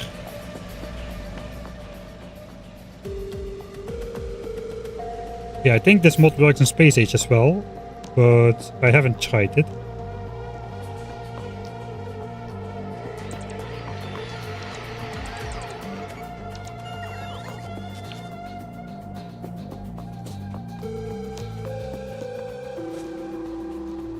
It's gonna be hard to resupply that chest. If that's gonna stay in here. So we got 50 bots in here. That chest is supplied. We need to put bots in here. I'm just gonna forget my car everywhere. That will happen. Alright. So now we should be able to just scroll through these networks and see how much is in each one. In this list over here. We just lost a wall. That means the first bot action. Let's not miss it. Automatic repair is go. First wall has been spent. Alright, let's go and repair that. After these bots do the damage.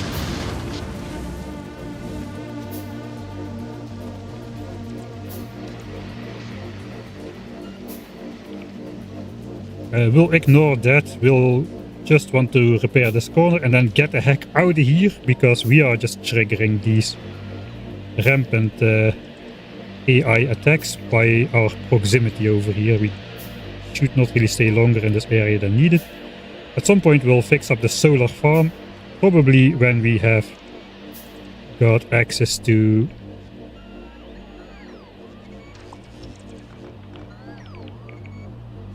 okay, I forgot about that. Oh, that was a bad idea probably. Okay, no bot died. I forgot I can no longer do the fake deconstruction trick.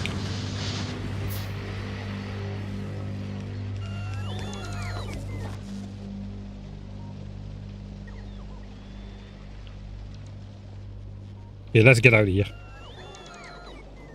Before we trigger more attacks. I'm even just gonna let the bots recharge.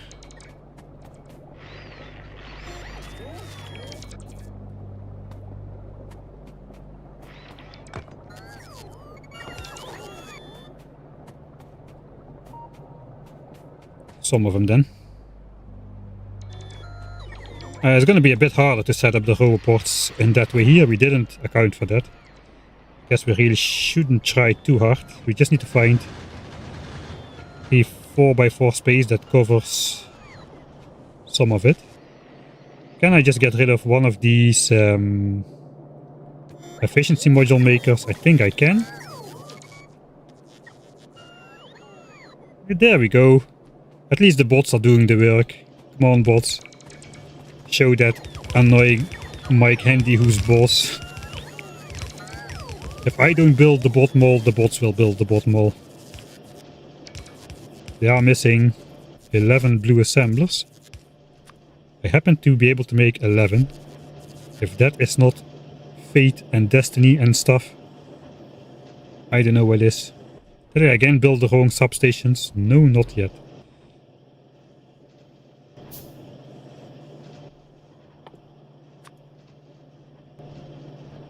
Alright.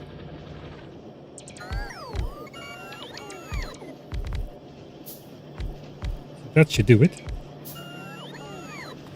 Now we get the chests in here, which means we can put our wood in here. And copper cable should get crafted automatically. We just don't have iron on this side, but that's alright. We were doing a roboport setup. I just cannot focus for a minute, man. It's absolutely horrible. I fear this is too close by the action. We can set it up over here actually. Yeah, let's set it up behind the spaceship. Oh, that is actually pretty close to the southern wall, obviously. So that's not great either. Alright then, we'll chop a hole into this area here. A very annoyingly sized hole. Well, it should do the trick. We need 2 more of these chests now. So, we don't have access to the mall just yet. That's only going to happen once we got a complete logistics network. These power lines and inserters, pipes, gun turrets. Let's also throw 4 flamethrower turrets in there. And laser turrets once we have them.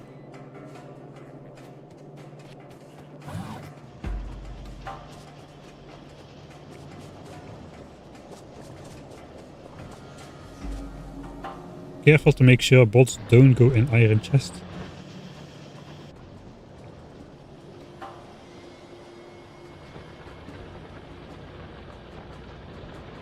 Don't have iron at all? What do you mean? Look at all this iron. Even my furnaces are just running out of coal. That is how much iron I have.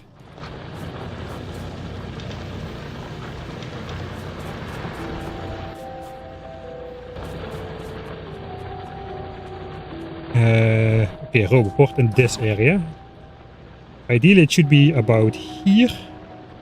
So as soon as the mining patch runs out, we can do that. That protects this entire corner. So finally, that should be complete.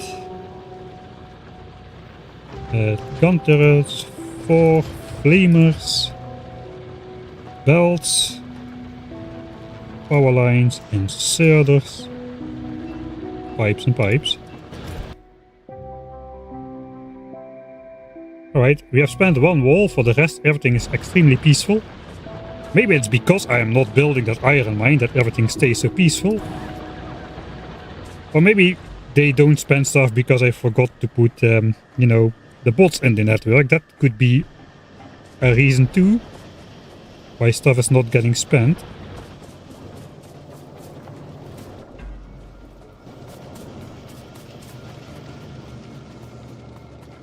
Okay, we're again down to no signs at all. Okay, this is not funny anymore. Let's research prereqs for yellow and purple signs then. The only prereq that is red-green is railway. Do we research stuff like rocketry and energy shield equipments for personal combat? We can also put that in the tank actually, we probably should do that. And we need this one as well to save on coal. Logistics bots we don't really need just yet. Doesn't give us like much access to... We cannot still not request stuff, so that is not going to help us.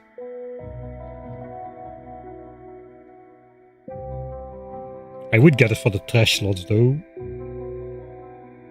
But we probably want the tank before any of that. Rocketry, I think we want to get it as well. I don't know what my options are going to be, but we probably want to experiment a little bit with different types of attacks. The rocket launcher has good range, 36.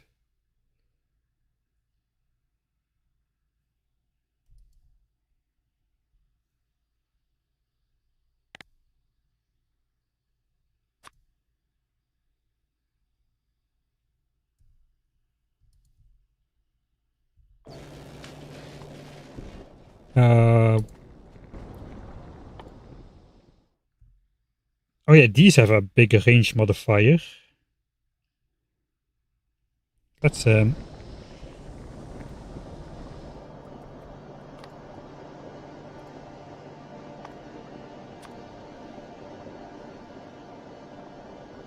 we got a tank cannon that has a range of 30, but the normal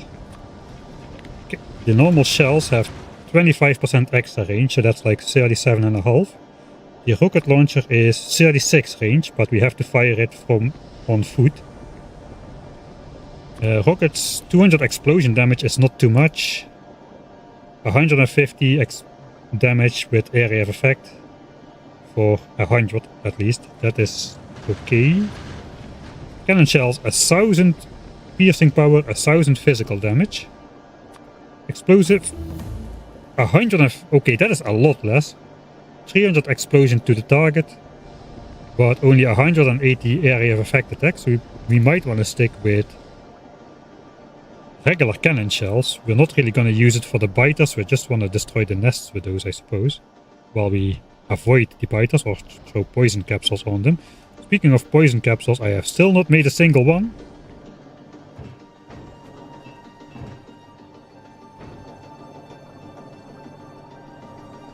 Okay, I should probably also... Should have done that a long time ago.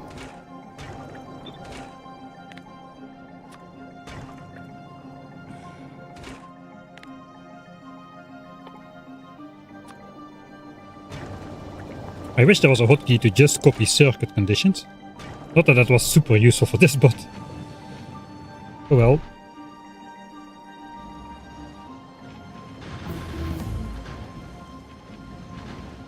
Alright then. I guess it is time to build the iron mine. Come on, Mike.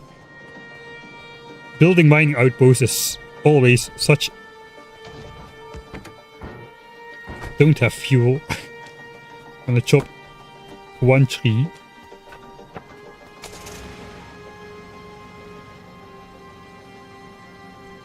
Should we get rocket fuel for the tank?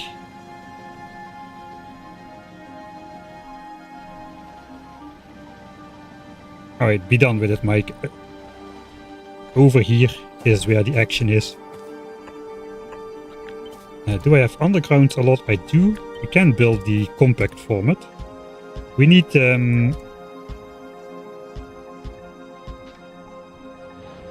we could build an extra iron stack, perhaps. Eventually, this is the only patch that is gonna be producing anything. So how many drills do fit on here in general?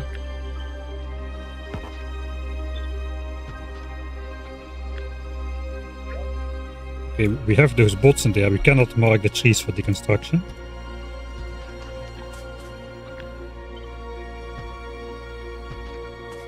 Okay, so let's take out some of the drills on the edges, because those are not going to stay for long. Approximately 70 drills. So that's we can do 2 yellow belts of iron basically from this patch. We are now having only 1.5 belt of capacity. So we could make a dedicated steel smeltery for stuff like purple signs and aiding the different like engine and red ammo setups all over the board. Yes, 3k ammo.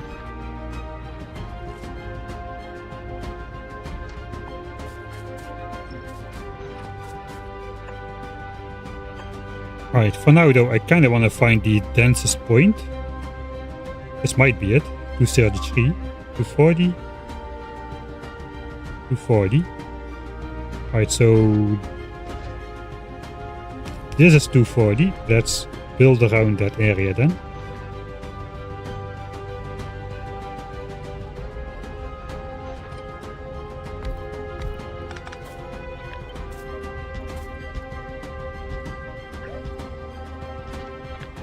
So 10, 14 drills. We'll start with this. That's gonna be 42 drills. That is what we have right now. I'm going to do... Okay, this does reach the front side, that's good. We're gonna do the annoying thing where we use this. You know what, that's... It is like 6 hours into the game. I still got yellow bells, but at least I should maybe set up my hotbar. We have time. We're not under extreme stress. Somehow.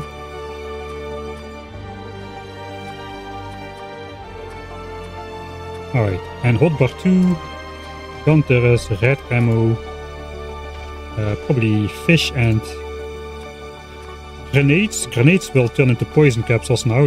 Let's put them on the bar. Don't know what else. Maybe flamethrower turrets. Do want repair packs somewhere on there as well. Maybe a bot counter. Fish we got. Let's do put grenades. Maybe we can use them. I don't know.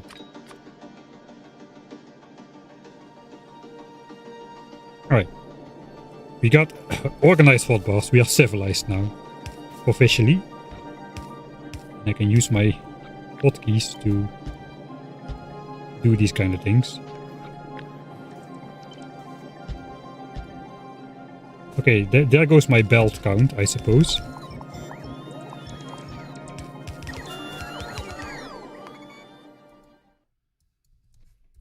Iron mine. I have postponed building this iron mine even more than I postponed building advanced oil.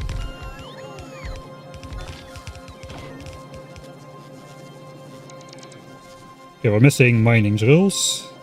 16, I cannot make those because somebody forgot to bring iron.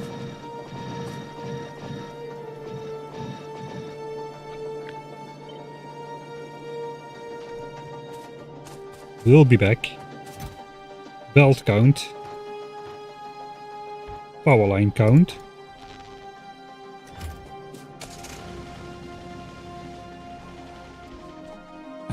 We got enough belts to bring it back to the base.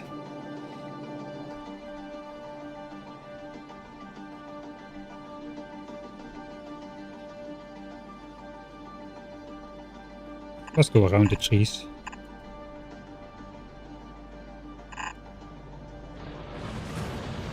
We'll come back on these 2 tiles.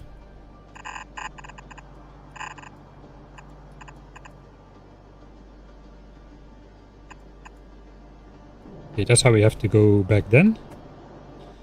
We will prepare for a proper 4x4 splitter, I suppose. There's going to be a drill up to there.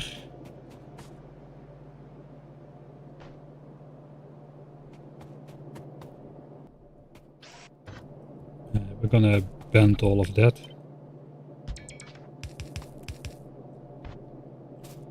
This is gonna have to combine with the belt from that side. Something like this. And then it can go over here. So probably we wanna not start anywhere before here. To make the splitter. Who parks their car there? Idiots parking. Let's transport it out of here.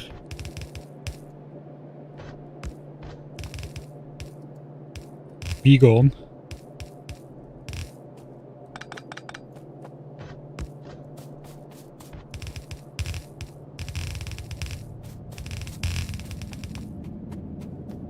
Alright. And just so future Mike doesn't forget, that is supposed to come from this side.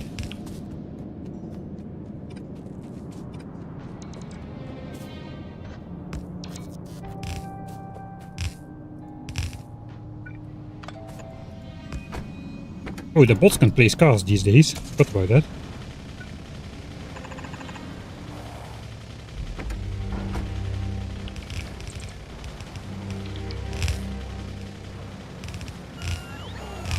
I cannot do this while running. Why do I think I can do this in a car? Car is great for drawing one belt. But I can hardly do this while running. I'm kind of overestimating myself a little bit there. Okay, we're also out of belts.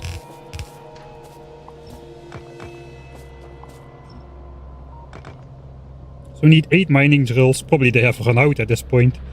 And a metric ton of belts. And to switch off our bots, basically. Okay, 3 drills. We need iron to make more. Cut circuits. We just need gears.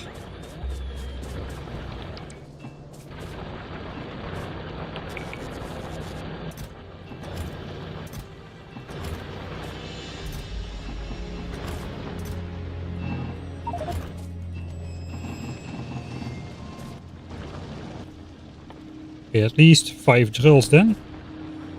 We don't really need more at the moment.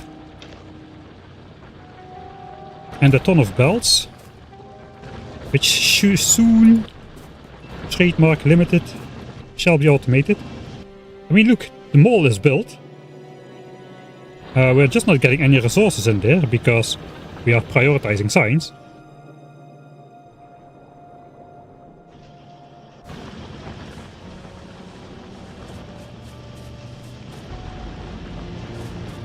Okay, that should get us there. I think we should put the car on the hotbar and maybe some solid fuel, since we got it.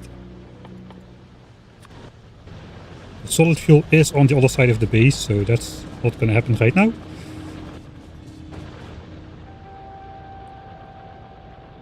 Should have put that solid fuel to the boilers long ago, to be honest. Right, by the time I have found my car, we're already arrived.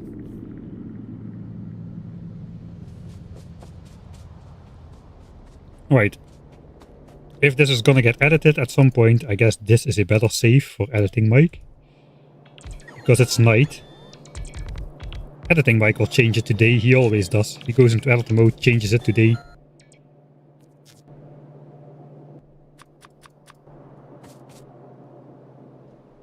For our convenience.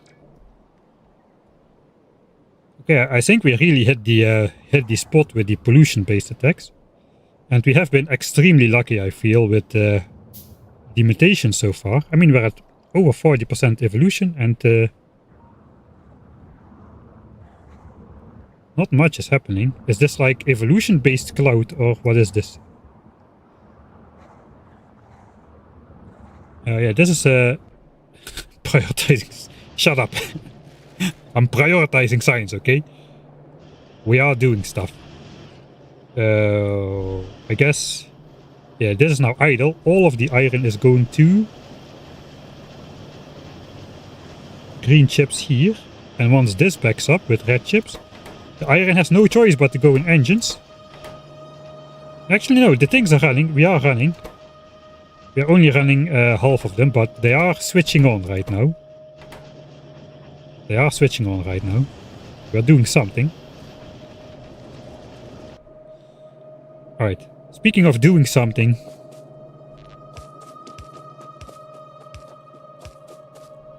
There we go. Finally some iron around here. We got no, don't let the other bots pick that up.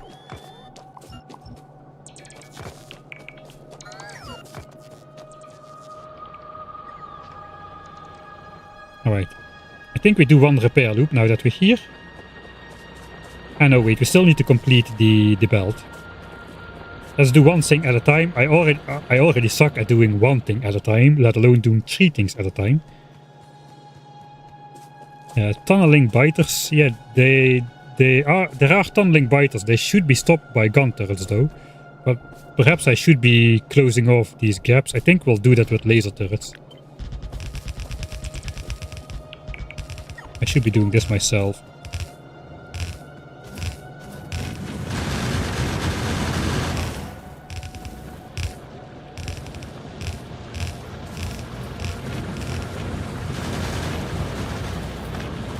Alright, so let's customize this. These are no longer necessary.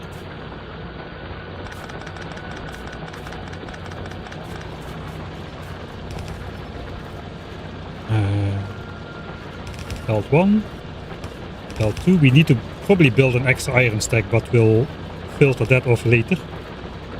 So basically we don't need these anymore. And these ideally should be split into 4 then. One goes on this belt.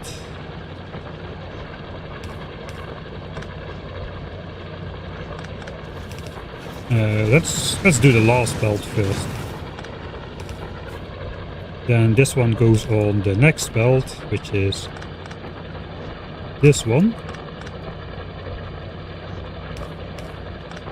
That fits, so okay. And then this one just needs to go on this belt. And finally, that means we should have at least 1.5 belt of iron again. Full iron again, as designed. That should do wonders for our science prioritization.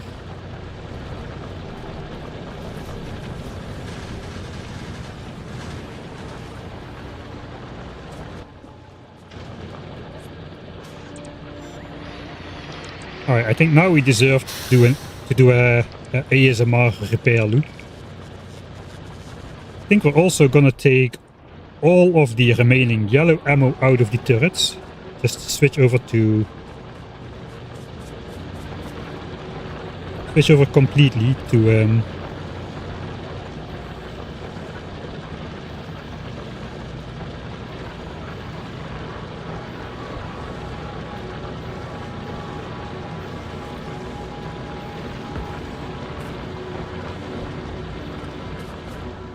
switch over completely to what's it called? Red ammo. Can we wait with that? I guess we can, technically. We're really not polluting a lot of biters anymore. Look at that pollution diminishing. Holy moly. That has done wonders for us, man. Of course, not evolving fire biters right next door. also has done wonders for us. But this is pretty decent. I feel like we want to take out this nest sooner rather than later. Let's set up some poison capsules. Oh, I did pipes instead of...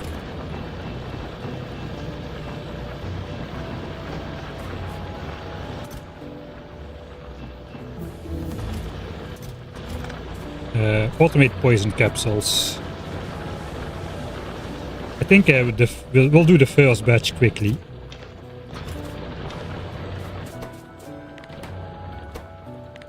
Okay, laser turrets are done as well. Man, I cannot keep up with tech pace.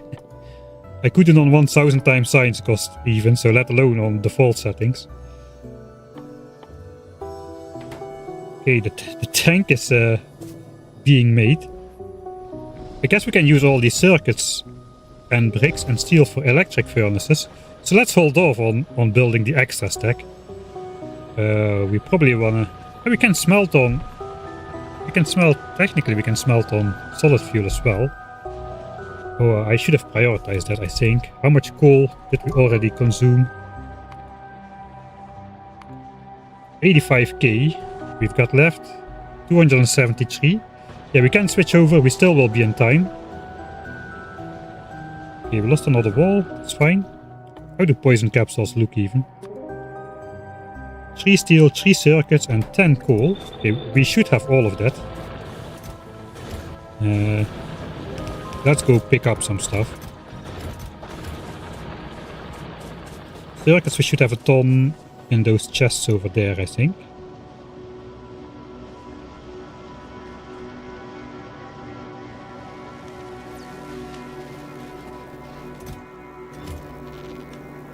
Yeah, we have a ton. Steel, we should have a lot in our home smelting area. As well as in this chest, apparently. And coal, we just have chests full of that laying around. So I guess we'll... let's go.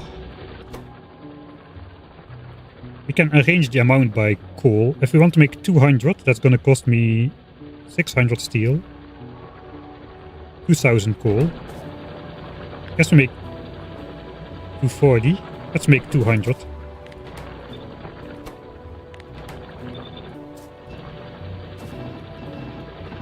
We'll just add coal twice and then take out the steel and circuits again.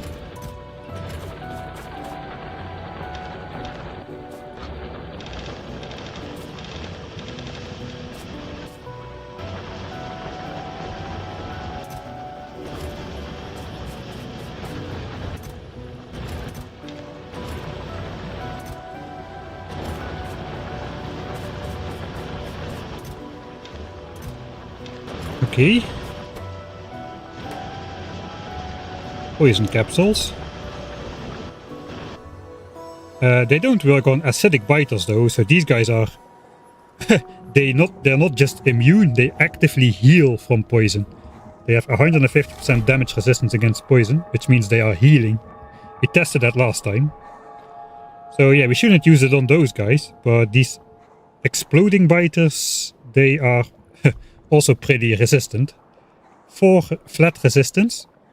So that means half of the 8 poison damage is flat out ignored, and then 40% of what's left. That means the poison capsules do 2.4 damage per second instead of 8. Okay, that is not great either. The sapper biters were immune to poison. The laser biters are normally affected though. Electric biters are also normally affected. I think the regenerative biters are also normally regen. Oh, no, they're immune to poison, so they're immune as well. So we can either wait for these guys to evolve into something else, like fire biters. I know that can happen.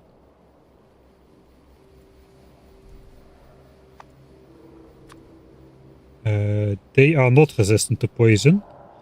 Also, arachnids will spawn soon. That we had those guys in the last game as well.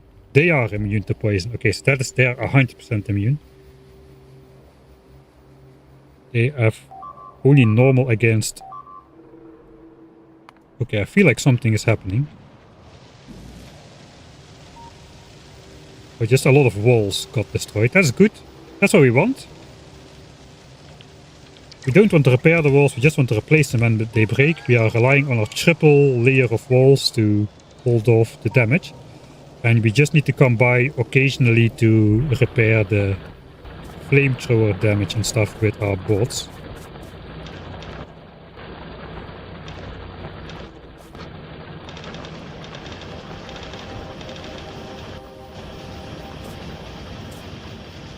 Alright, we got 100 poison capsules.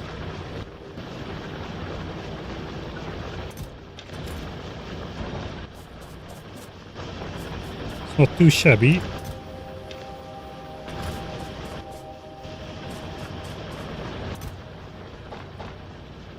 I think we'll add some walls.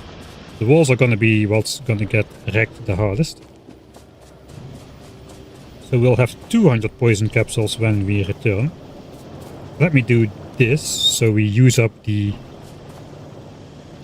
petroleum gas in that pipeline. Hopefully I won't forget to turn that back again. Alright. What are we missing?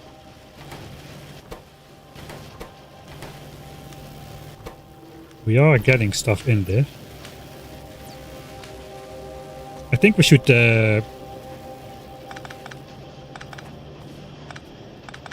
let's go full science now. We don't need to stash up more stuff at the moment.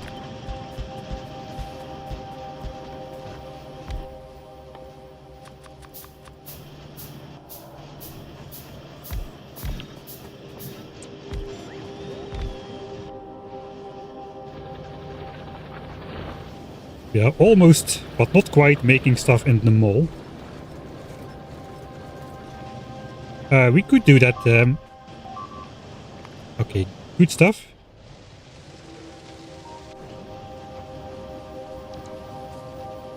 I'm not sure what is more necessary though. Do I need this output priority towards the left here?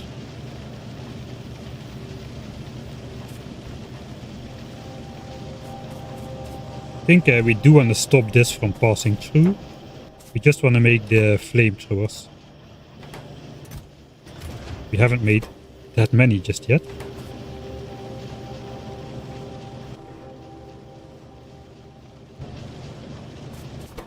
Let's put these on the belt.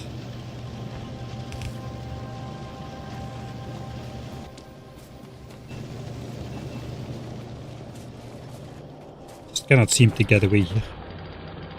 Okay, 200 poison capsules, that should do for a start. We also have the access to slowdown capsules. I never really used slowdown capsules before. But if we're gonna be running around manually, they might come in handy.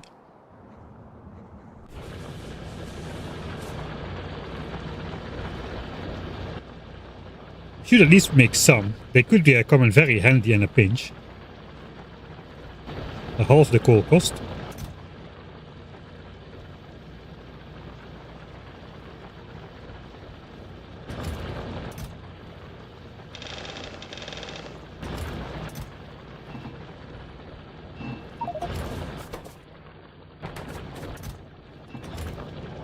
Let's do this.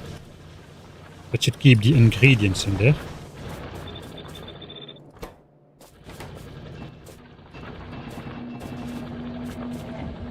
Alright. We'll make some of those.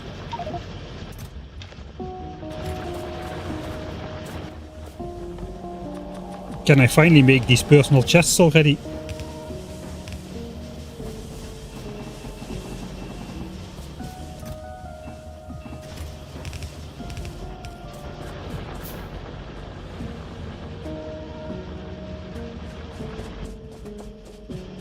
Right. Making flamers again. Right, let's put 5 flamethrower turrets. I can't believe I still haven't made laser turrets. We should have, probably the batteries have run out of iron and copper. Let's take a little bit of oomph to put in there. Now we're gonna do a repair loop once and supply the other roboport areas with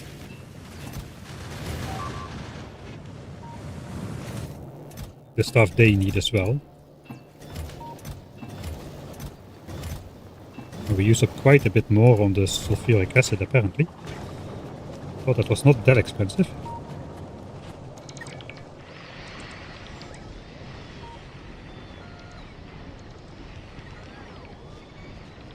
Right, we never put construction bots in this logistic network, so I guess it's good we are checking.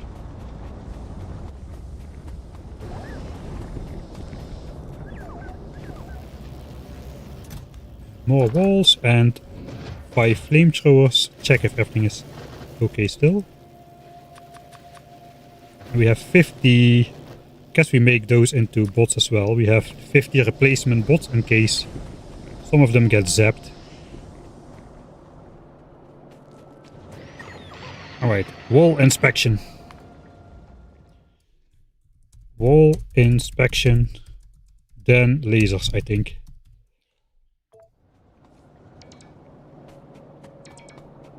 And accumulators. Did I research those already? No, I didn't.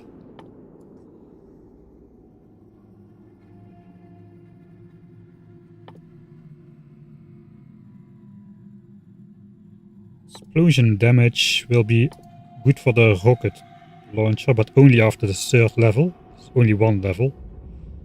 So we can get 260 damage rockets instead of 200. That is not enough of a difference to start going in there just yet, I think.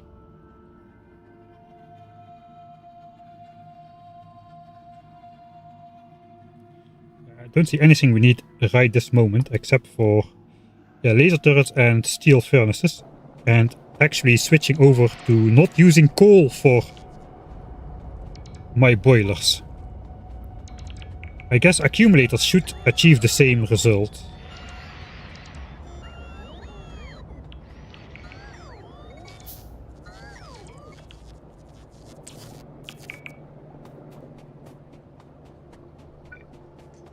Where are the 2 missing? Okay, there are the 2 missing substations. Trying to get those placed since forever. Alright. 1 second, bots.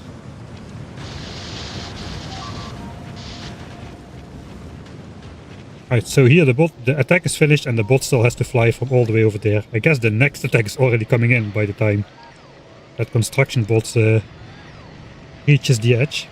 The tanks are about half full. We don't really need to hurry up just yet. We can actually double speed repair if we help the bots out.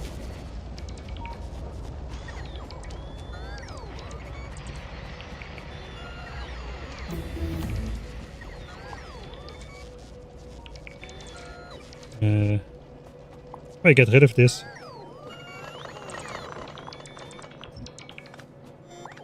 I do. Just gonna mess some things up.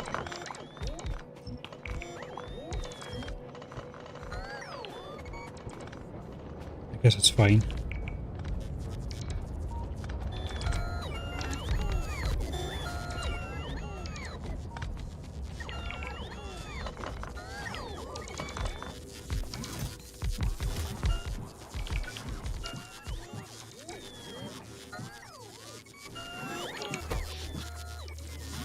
Okay, so we're still running on 360 panels.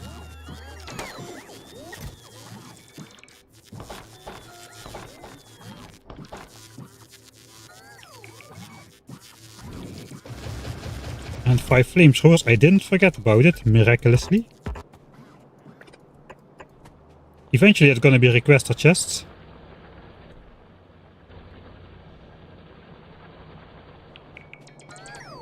Forgot about the mission to take out the yellow ammo. Maybe I shouldn't. I probably should.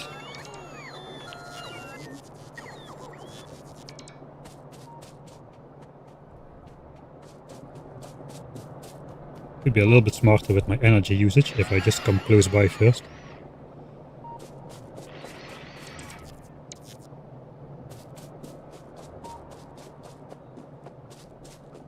Alright, we'll start in this corner. We go anti-clockwise, so at least some ammo should get into every turret.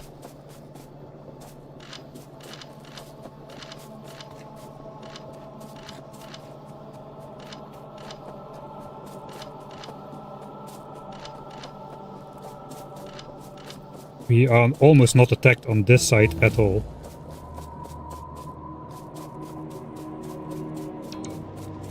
Except down here where those biter bases are. Okay, they're gonna trigger on me, I'm too close by. Let's go a little bit further away. There's all red ammo already.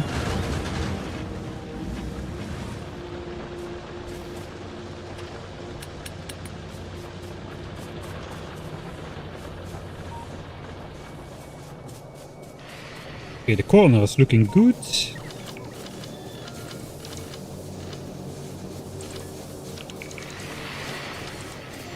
Bit of electrical damage over here.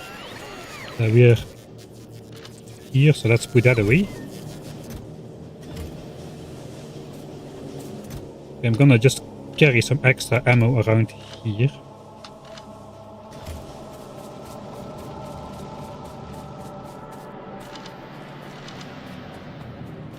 Guess that's the repair loop complete.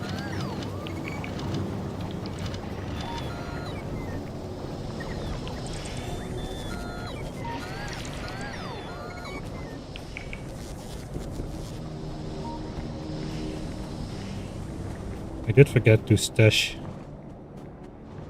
turrets in the other chest, but we need to go back for the ammo anyway.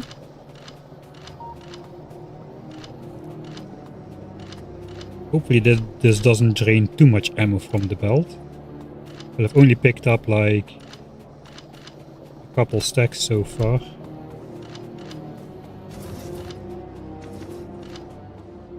Yeah, they're going. They're scouting, I think. Ooh. That was a small group to completely destroy a wall piece. It's also outside of... Let's go back. It's outside of construction bot range. Smart biters.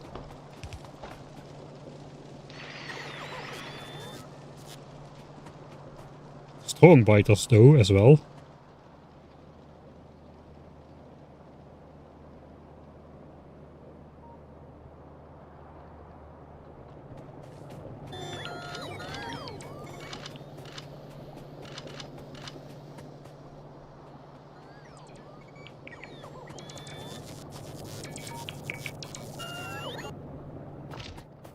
Okay, the batteries of the bot is still full enough.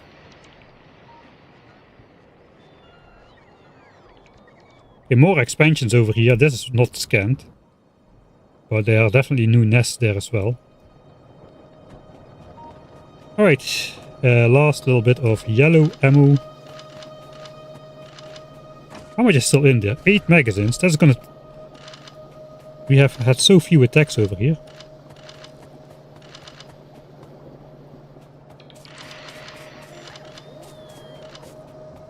I've done this once before in the Ultimate DeathWorld challenge, where I just picked up all the ammo and then got obliterated almost. Alright. 5 flamethrowers in there.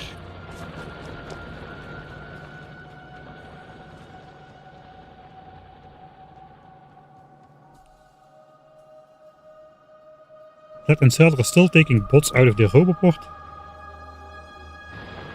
I guess it should be somewhere over here. Oh yeah. Alright, that that is why there were no bots in there. Let's switch that around then.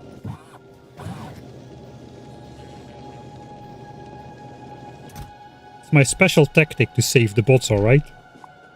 If they don't fly out, they cannot get damaged.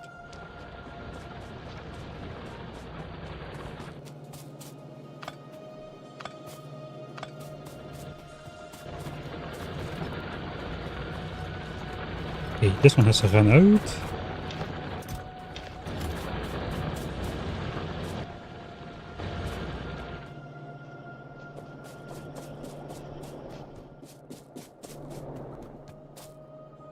And magazines.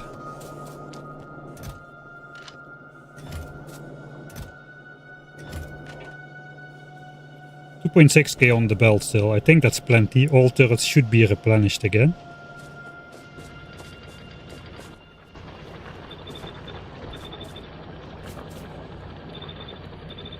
Alright, I think 200 poison capsules is good enough.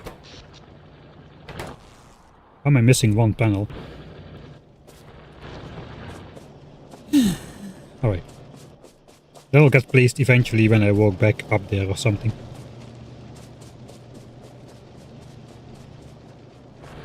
Oh yeah, meanwhile I did forget to rotate the spy back. That is why science is not going. But at least we didn't waste...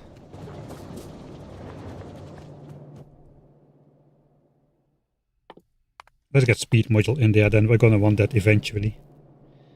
At least we didn't waste, what's it called?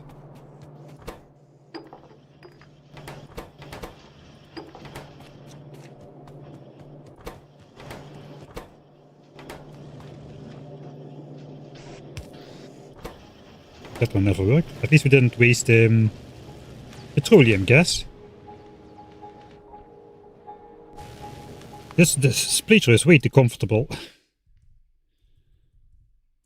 Too easy. Let's jinx myself harder in capital letters. Something has to go wrong horribly at some point, right? I mean, it cannot just keep going like this forever. I need my logistics trash slots, man. We need to carry more stuff. This is all the batteries we have. I guess we're making the rest of the solar panels and accumulators.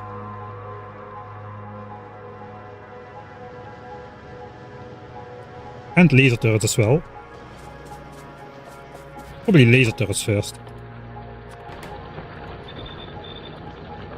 Alright, so how many laser turrets do we need? 192 to begin, so let's say 200 laser turrets. And eventually almost 1,000. Those things are super expensive. That is like... That's just if you make 1,000 laser turrets, that's 100k iron right there. And your starter patch is like a couple 100k. Just for the steel cost. I'm not even talking about the 20,000 circuits and 12,000 batteries. But for now we need 200. That is still a lot of resources. That's 4,000 circuits, which we do have. Let's do the same thing as we did for the solar panels. We'll make a chest for the laser turrets. So we need to match that with 2,000 steel, which goes all the way to here, and then 1,200 batteries. I guess 2,400 batteries, I mean.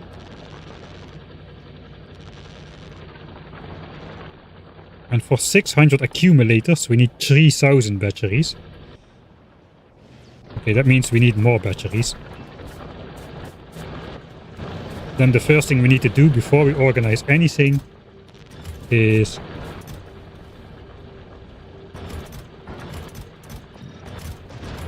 bring more stuff.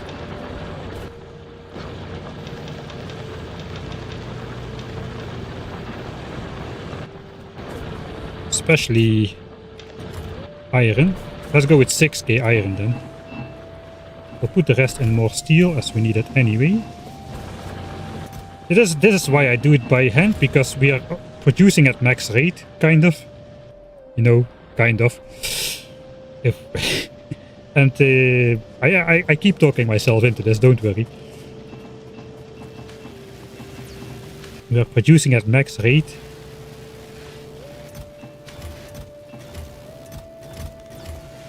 That's going to be 2,000 more batteries. Let's steal some copper from the chests here. We should have way larger buffers. At some point we need to work on that as well.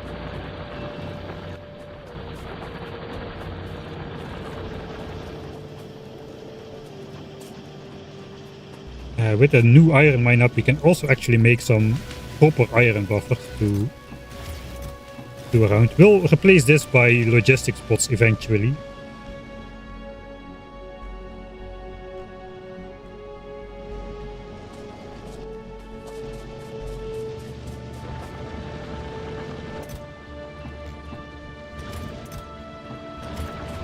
Okay.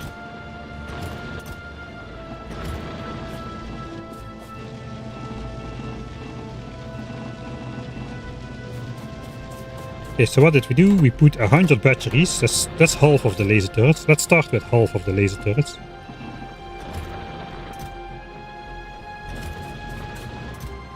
No, we do have all of it. Just don't have the batteries.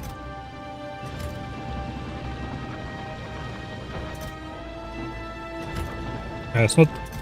Okay, the batteries are going to determine the amount of crafts. 1200. I should put a full stack in there then. Okay, that's not a full stack.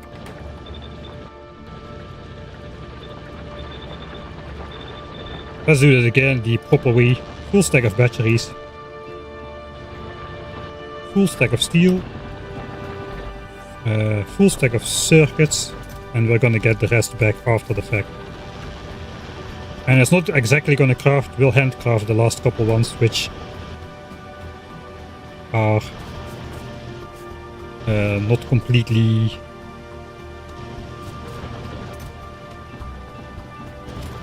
correct. Alright.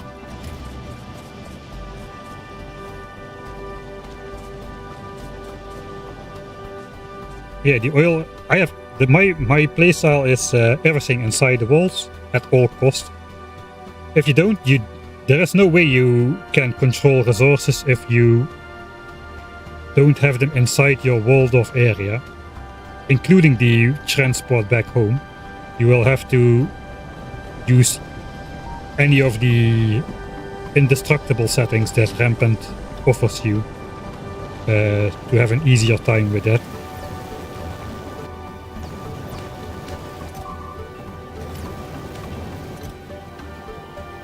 Okay, and we should probably not go too crazy with this.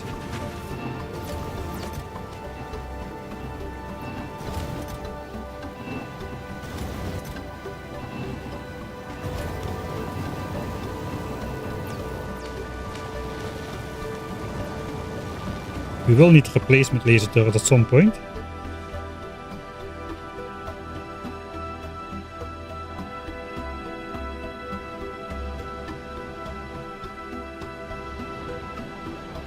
Alright, since I am not doing the simple act of routing that coal belt around to the boilers.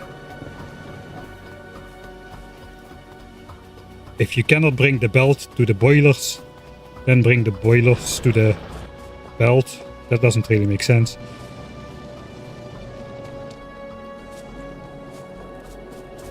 But coal is limited and solid fuel is not. So the first thing we'll do is actually...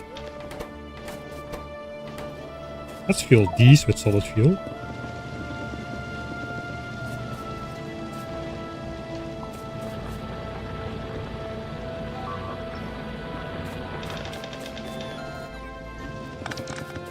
I was hoping I would be in time with that.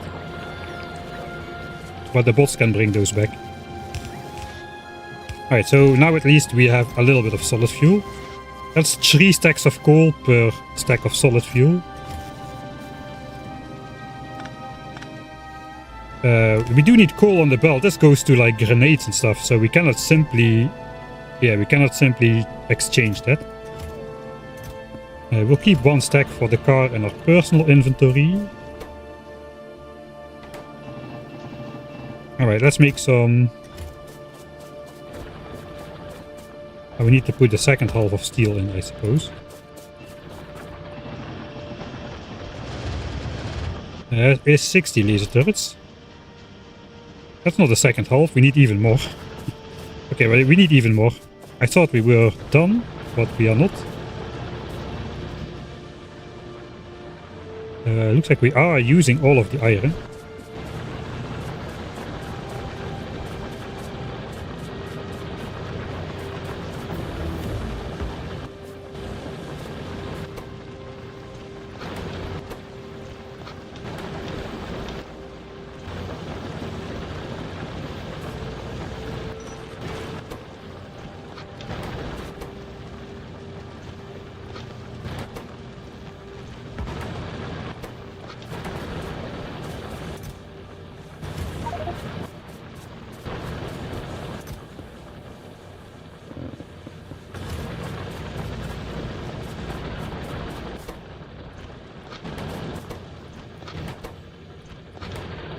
Okay, that also means these stone mines need to refuel 3 times less often, which probably means almost never anymore.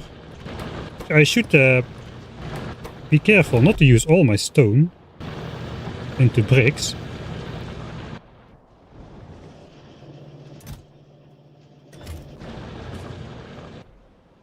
Where is the nearest stone patch anyway?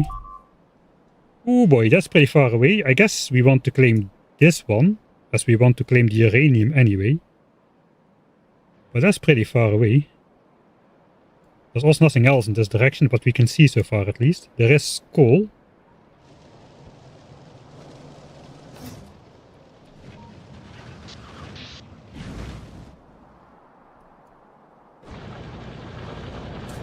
But not much else. Iron ore is almost out, 56k left.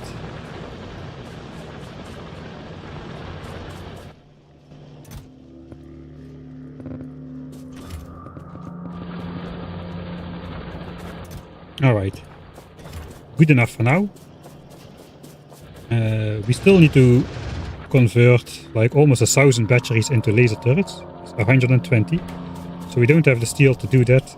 We don't really have the iron to do that either. So I think we're just going to put the laser turrets up in the area heavy under attack from non-laser resistant biters, which basically means on these 2 sides, and maybe on the bottom, because we got those sometimes coming in. But the top side, it doesn't really help to put laser turrets up here. These guys are like over 90% resistant to lasers as well, with the flat resistance bonus added to that. So that doesn't really help. Maybe we should use laser turrets for offensive purposes, actually.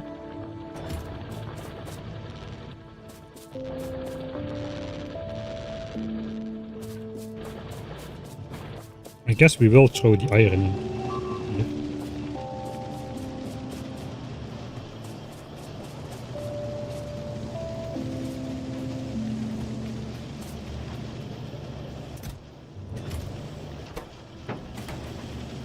Right then.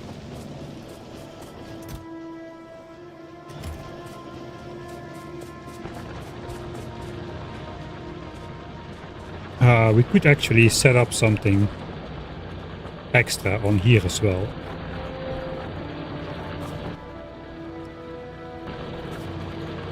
Maybe on this line. Yeah, let's do that. That is actually not a bad idea.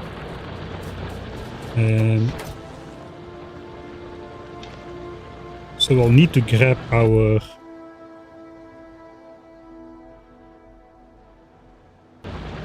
inventory then.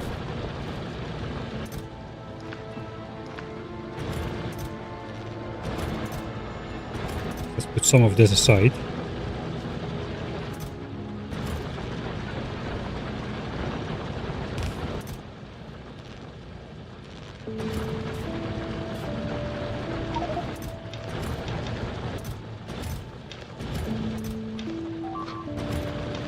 Alright. We have some furnaces left. Maybe that's just going to be the personal iron stack or something. This is actually still mining.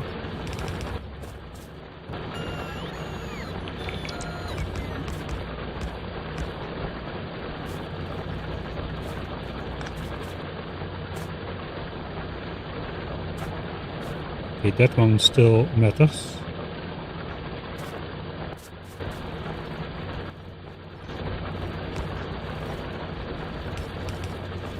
Make it horrible.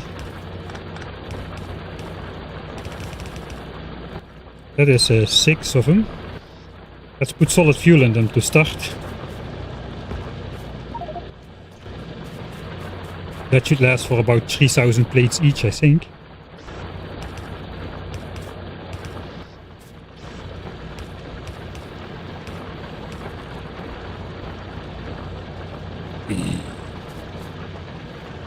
We got bots now.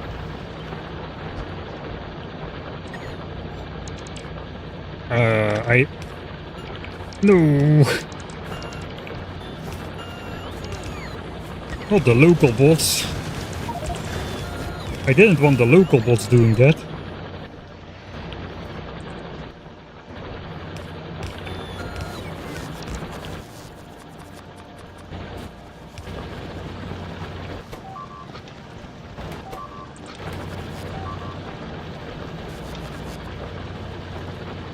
Alright, more bots. We probably should invest in...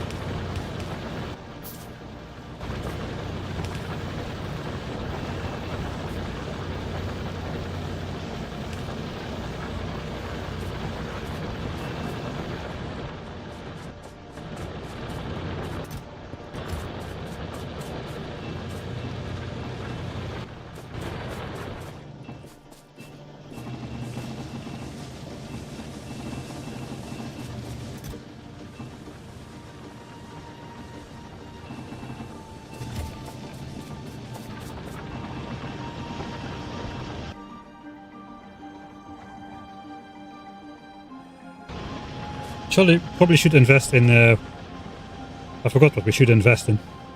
This is not a financial advice channel.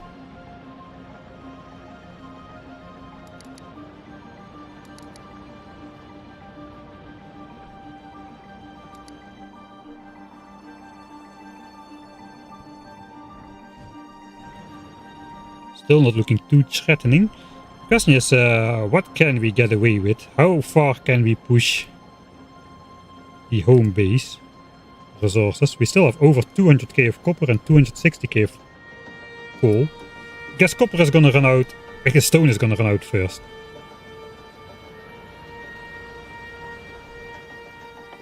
Purple science requires 10 rails per science pack. A piece of rail requires 1 stone per pair, so it is 5 raw stone per purple science pack.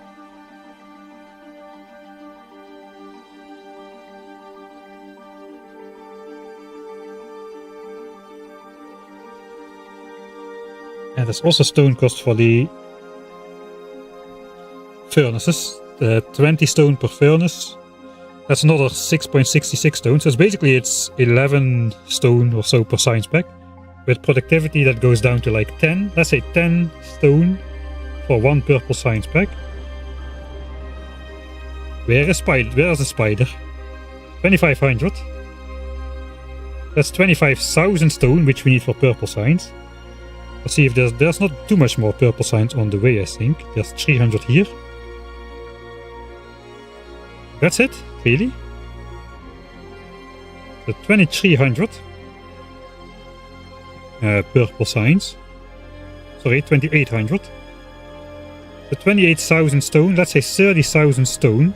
We got 60k left, so we have to be careful to not spend everything.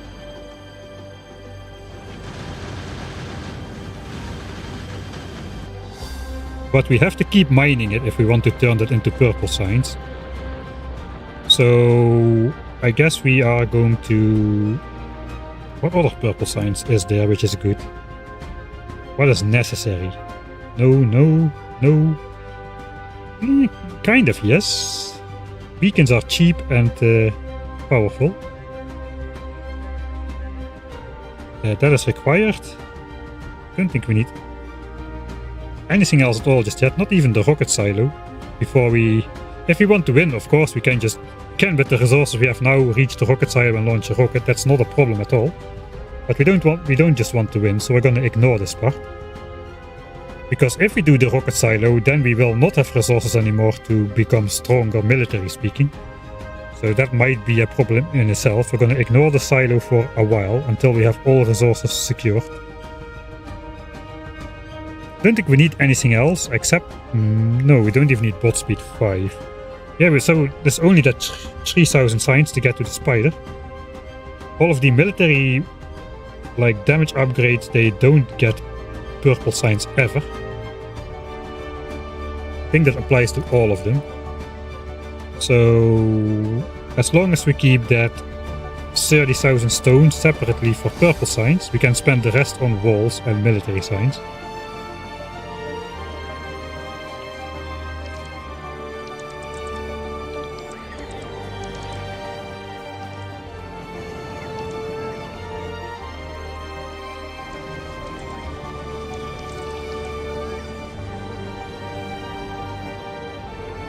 Uh, 50 landfill is 2,500 stone.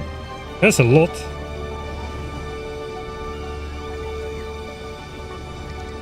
Yeah, probably do not really want to do that.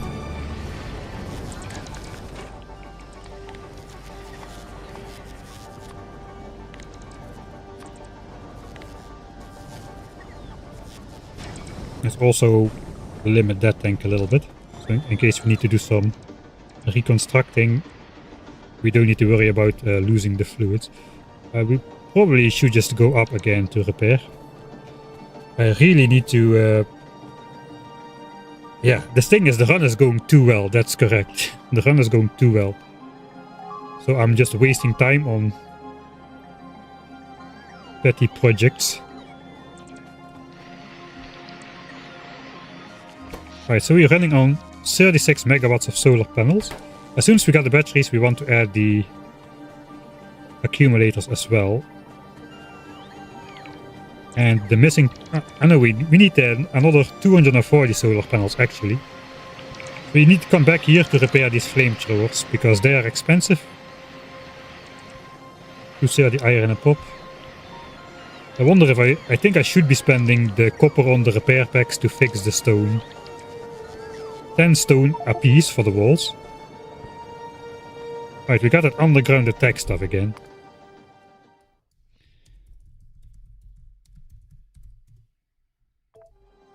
Okay, they're coming from the same angle again. Let's just watch it. Just look how much damage these sappers do, man. They, on a single attack, the walls are like down to half health or something. And it was just a small group. Okay, they should be popping into existence any moment now. They don't know yet that the ground is on fire. Or they just go... okay. Well, that wasn't too bad. Why are my bots not taking damage though?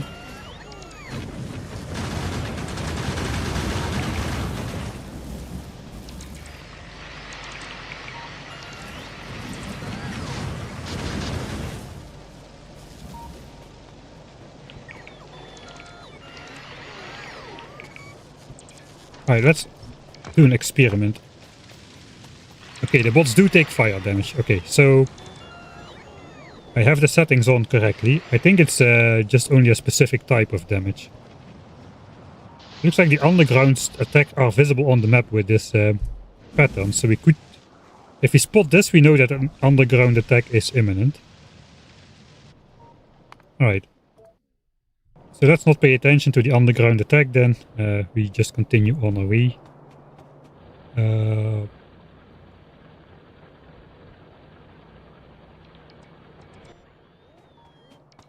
We have more mining drills, so we could add the 6 to the front. Those should be mostly inactive.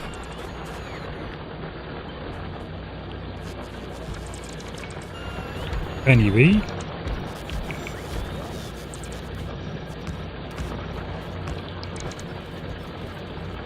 Do we do like proper belt balancers here? I think we do.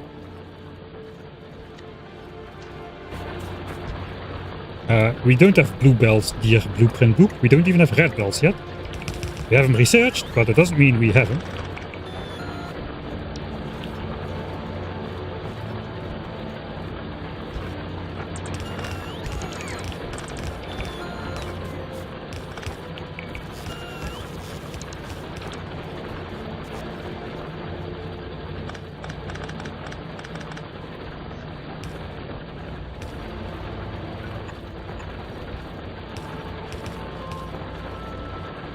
Alright, let's also put a proper belt balancer on this thing together then.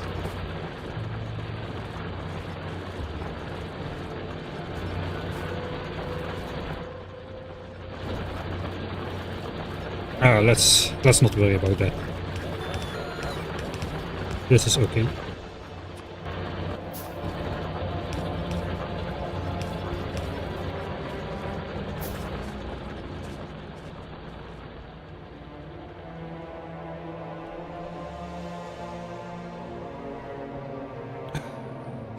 Should I just try putting repair packs in there? I don't know. I have bad experiences with bots getting massively massacred with the repair packs, especially with these guys have those lasting poison effect and whatnot, which keeps the bots on the walls. And that's not great either.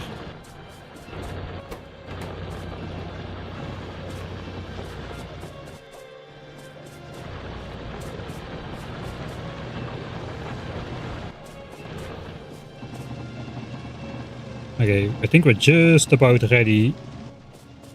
Maybe.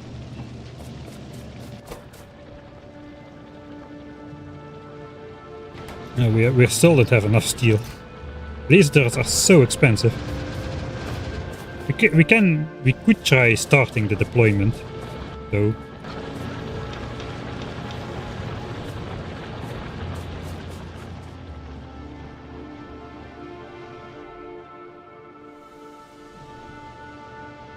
I kind of want to wait until I have the accumulators if I have to though.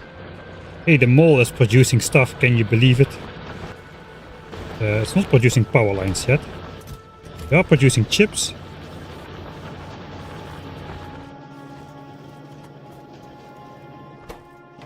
Why are we not producing belts? Because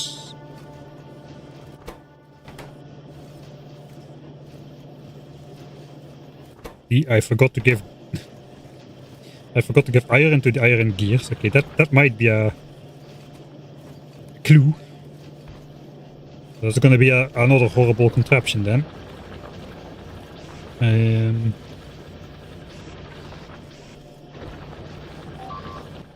I guess we're locked into fast inserters then. Oh yeah, this is gonna be properly horrible.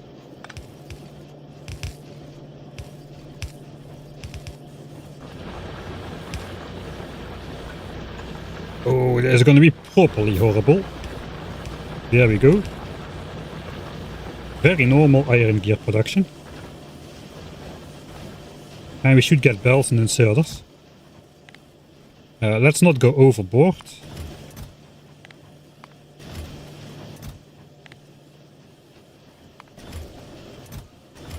We might need a lot of gears if we go red belt. Circuits. Power lines. I guess we're gonna manually feed power lines with wood, so we don't really need to limit those. Pipes. Underground pipes. Not too many. Flamethrowers are again down to half health. We get that uninterrupted attack cycle. I'm not sure that's probably not too bad, as long as we're not spending too much ammo, which we apparently are not.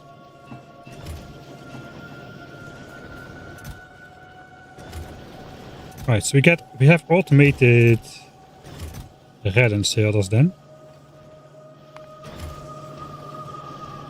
We do need all of those things when we are expanding, so I probably... Holy moly. There was only 6 walls which got destroyed though, so it sounds worse than it is.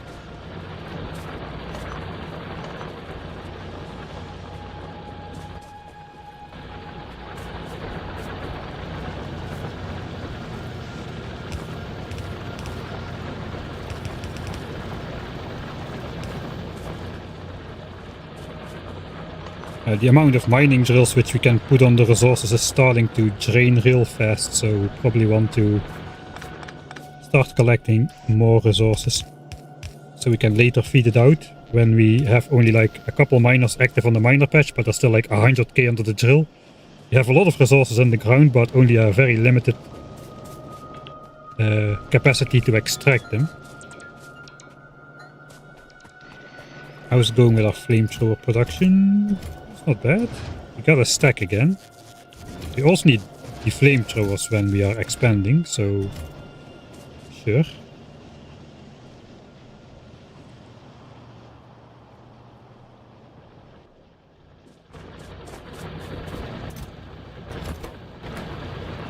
Okay, let's see. Oh, right. That doesn't work. That is steel.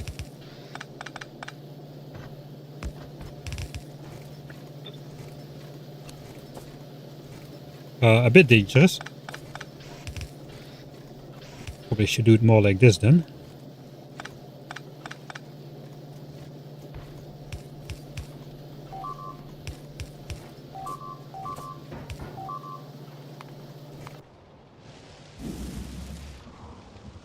I guess we shouldn't be surprised that a lot gets destroyed in every attack if we don't repair the walls. Like, this thing has 70 health left on it. So that's gonna get destroyed in the next. Flamethrowers are very low though. Let's go and deploy the laser turrets. We have the steel now to make the last batch, I think. Let's start. We'll start over here. Hopefully we'll be back in time. Okay, let's not repair down there. We have time to chop that one tree over here for sure.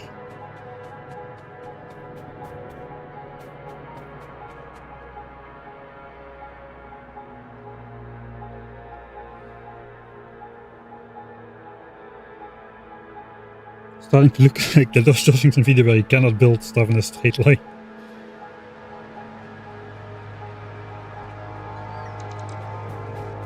Okay, that is down to... It had another attack, it barely survived. It's very good to know the hotkey for switching off your personal roboports, Alt F, not Alt F4.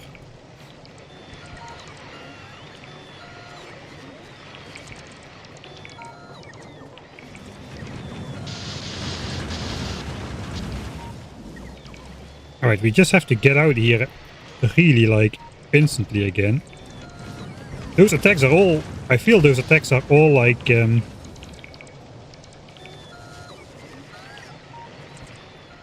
triggered by my proximity here. Look at how many attacks are coming. Okay, they're just coming non-stop. We have to just bail. The walls are repaired. The turrets are repaired. That was the most important part. Let's get out of there.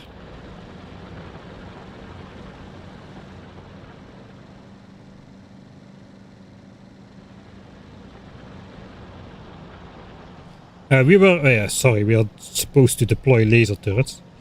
I guess we'll start in that corner and we'll end in that corner then. That seems probably the logical thing to do.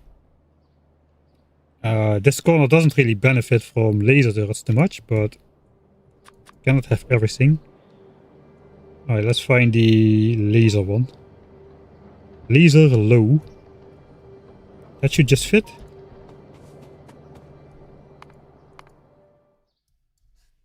Start lasering. Then we have all 3 damage types which you will ever have complete.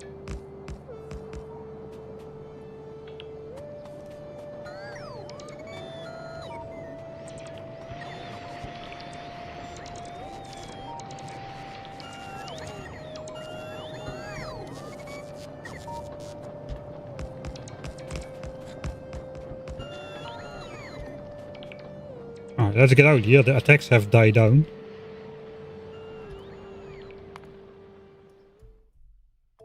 I'm gonna reload that because I want to get out of this area. But now we got laser turrets. Just in the back a little bit. Eventually we'll have a row in the front, but not just quite yet. These can pick off like the biters that are especially susceptible to laser damage and which have high immunities against fire. There's not these biters though. These biters in fact are 100% resistant against laser. So those are going to be ignored. Very important if you don't have this massive list. they will just target a laser biter and then not switch targets until it's dead, which is never. So that is fairly annoying.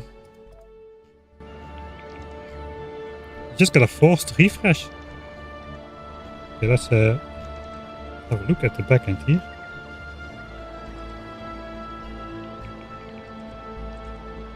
Viewers dropped. I don't know how many viewers there were actually.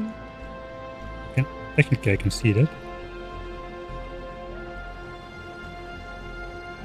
I don't see anything about a forced refresh just yet. We are 5 hours and something in today's stream. Alright, we'll go back once more. Oh, maybe we should wait for the bots to actually build the laser turrets. That would be good. Because they get distracted with repairs.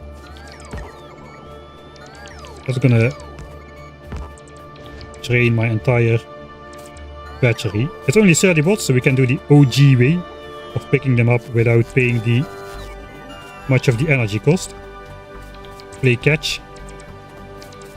Stop it, bots. You don't want to charge.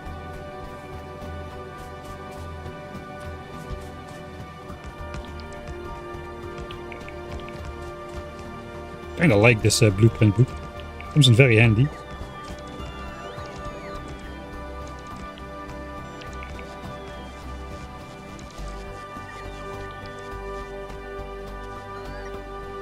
There's only one viewer. And it's me. I guess it's a joke. I hope it's a joke. Is there seriously a problem with the stream? Because it doesn't look like it on my end.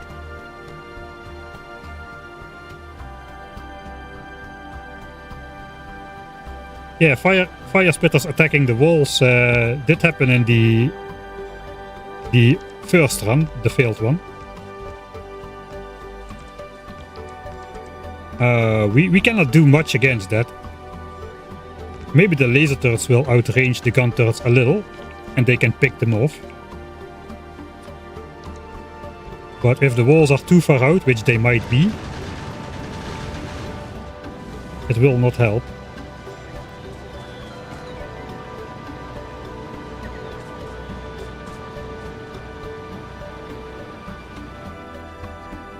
I'm not out of laser turrets, I switched off my robot. Okay, that... another clue. Okay, now we get to the annoying part.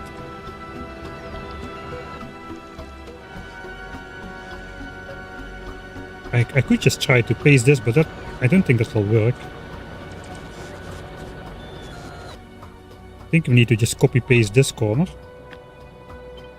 And put it onto here. This one is offset a little. And then just freestyle the rest of the turrets in there. Something like that, I suppose. We can use the blueprint book to do the wall. We can just use shift arrow key to offset it to over here.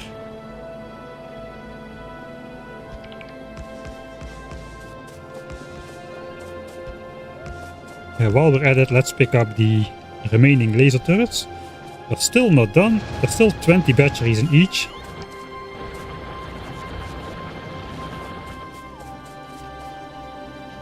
And we did not put more iron in there.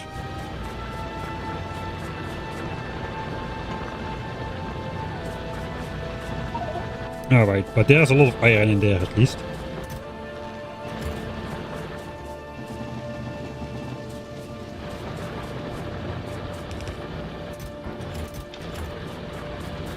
Okay, this is working out. This extra iron stack here. Yeah, I thought there would be more in there. Not gonna lie. That thing is out. Okay, yeah, so that is what happens without the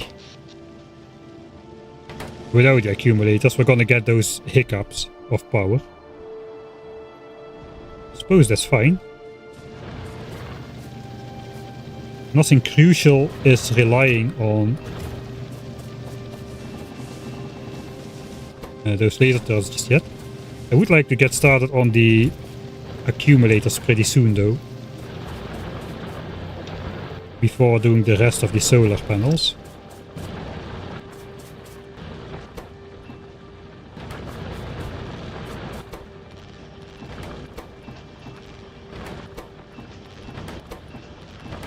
Go out of steel.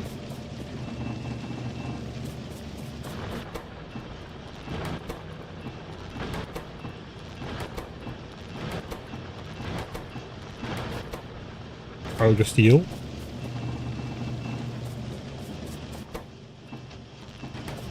Out of steel.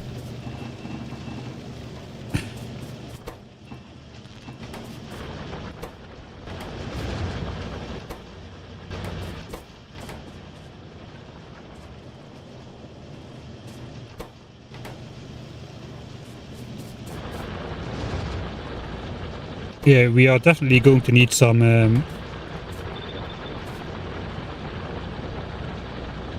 specific steel production for purple signs, that's for sure. Alright, so now we have 96 batteries left, so that's 8 more laser turrets. And we have crafted 200. I guess we'll handcraft them once we have the remaining 100 steel. We might actually be able to find that in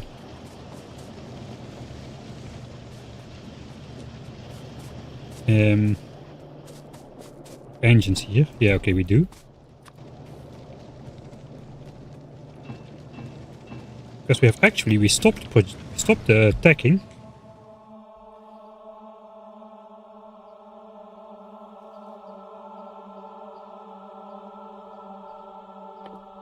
We could research damage 5, that would be good for the gun turrets. Damage 5 is the most underwhelming one of all the damage upgrades, I have to say. It's only plus 20%, but it costs, that's the first tag that costs blue signs and 500 of it. Whereas damage 4 also was plus 20. And every plus 20% is less effective than the last one, I suppose. So this one doesn't do that much for the gun turrets. It brings it from 20 to 26 or something. But it does do a lot for the tank. That is basically double damage cannon shells, so that's 1900 physical damage instead of 1000, which is not nothing to sneeze at, especially since those bases have well over 1000 hit points. These have 3000 hit points by now, and some of the factions have even stronger ones, like the regenerative ones have like double hit points even. Alright, let's continue with laser deployment.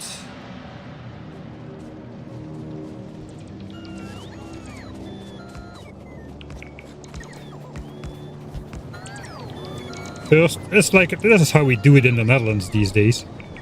First we make everybody buy an electric car, and then we find out, but we have neglected to invest in the power network. But we're still pushing for everybody to buy electric cars and electric water heaters. But the power grid cannot handle any additional load, and it's actually pretty hard to get a new power connection for businesses and even households these days. So yeah, those are kind of conflicting conflicting targets. Let's copy this. I think we just copy this corner again and rotate it.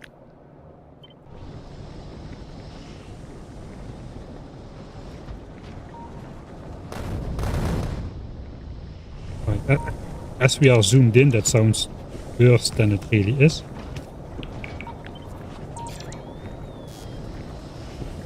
Yeah, okay.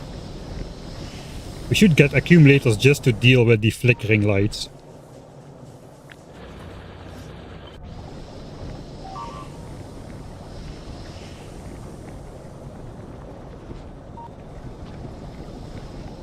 Something went very wrong here with the inserters and whatnot.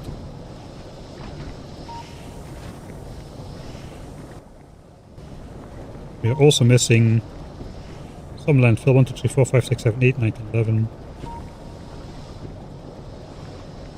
10 pieces of landfill. suppose we'll have to get a stone for that. Let's just be very specific. We copy the flamethrower with the laser turret row. And flip that around.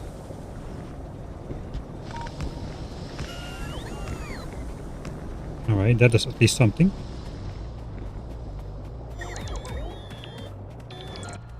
How urgent is the repair here? Okay, urgent but not stupid urgent.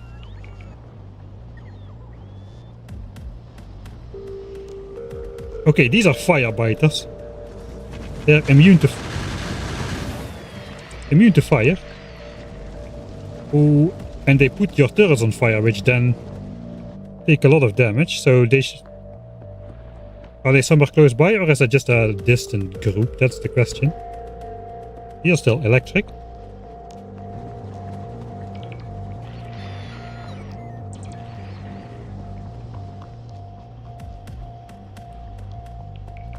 I feel like we should just be tacking. Let's just let's get that cannon shell damage upgrade. I think we're gonna use it.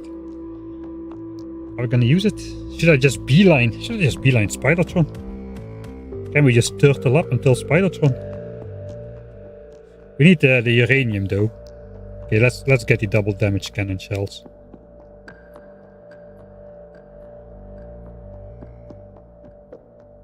It does help with the gun turrets as well. Oh wait. Let's first invest in the laser turret upgrades. Especially the first two levels are pretty cheap. Because the lasers, at the moment, they are horrible. They are like 30 DPS. Whereas the gun turrets are 20 damage per bullet. And they shoot 10 bullets per second. That's 300 DPS against 30. And fire is probably even more powerful than the gun turrets are. Right, so...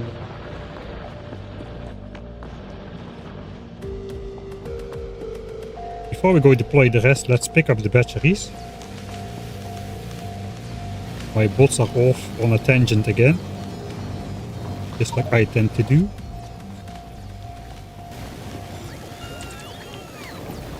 Alright, first random chest with stuff somewhere. I want to take all of them.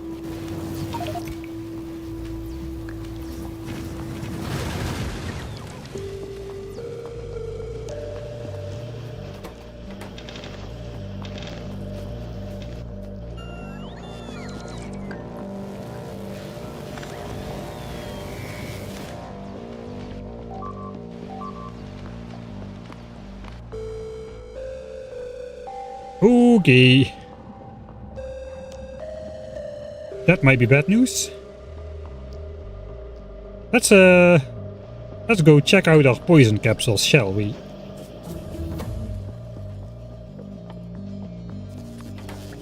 Start accumulators first though. 3000 batteries. That's 3000 batteries. So let's say 15 assemblers.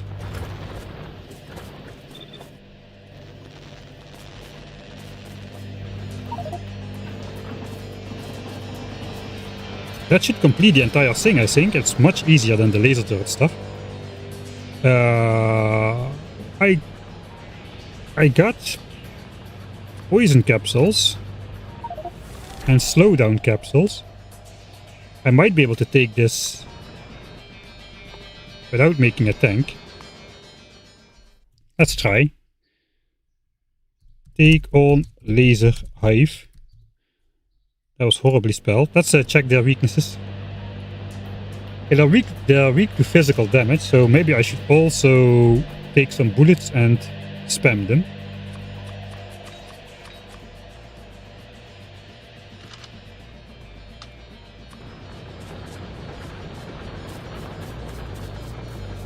Stupid zoom.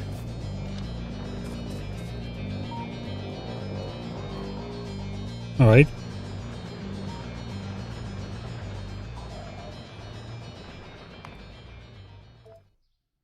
Do I observe an attack? Yeah, okay, we are observing an attack.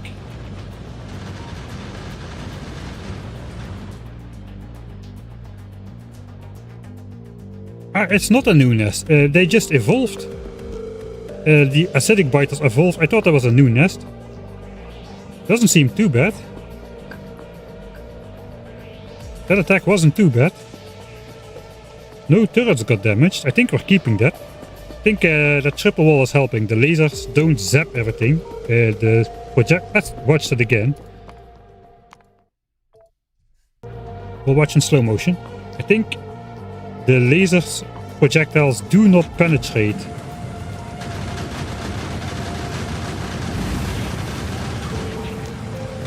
Yeah, they get blocked by the wall, it seems, and they do damage to the nearby walls, but not infinitely far like the electric damage is doing from the sappers up here. These are just zapping everything like in a straight line.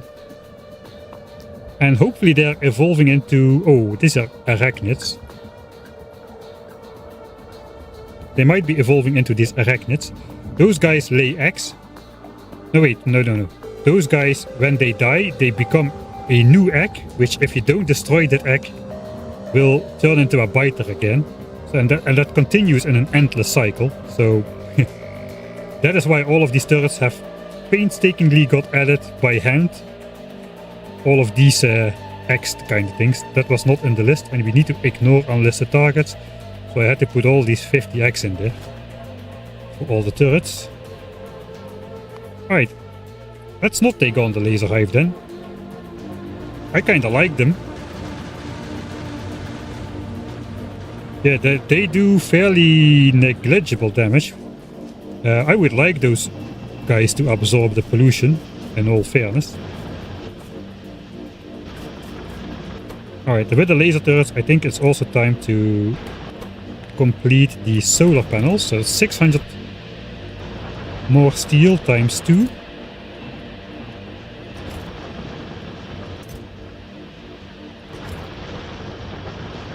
Okay, so we need to add 600 more steel to this, and then we got all the solar panels as well. So let's keep smelting.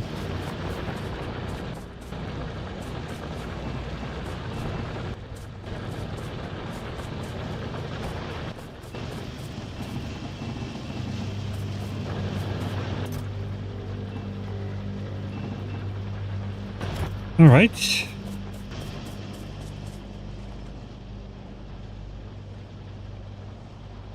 These still have solid fuel inside. Let me try to save some more coal. We're hardly using them. We will be hardly using them at all when these accumulators are ready.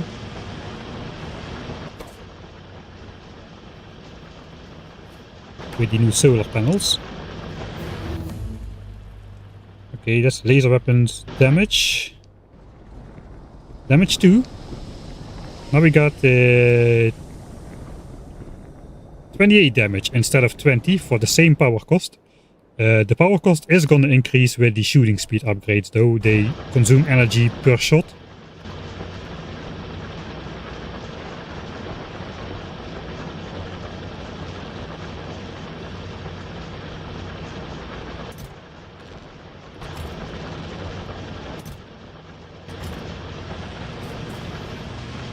Let's go place the solar panels and accumulators as soon as it's daytime. Then we can set up the boilers to only fire up if the accumulators run low once this is done. Yes, we do want to repair again. That's gonna have to be a manual thing until we get like enough resources to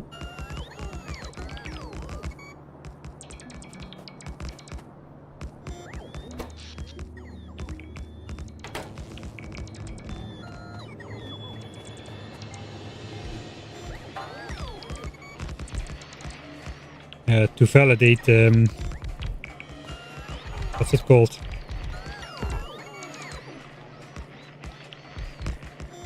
Like a good buffer chest full of the things. I guess we can afford flamethrower turrets, they're pure iron. We have iron, just the other resources which we don't have. The flamethrower turrets are more in the background, so hopefully they'll get zapped less. I wish it was possible to just blacklist repairing walls.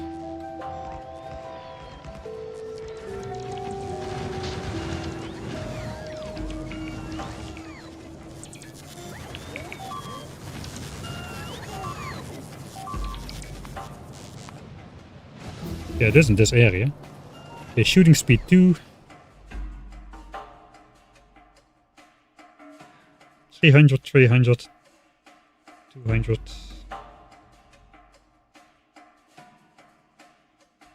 Is mining productivity 2 worth it?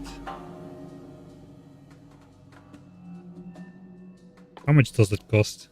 It costs 5,000 resources for red and green signs, of which 2,500 copper.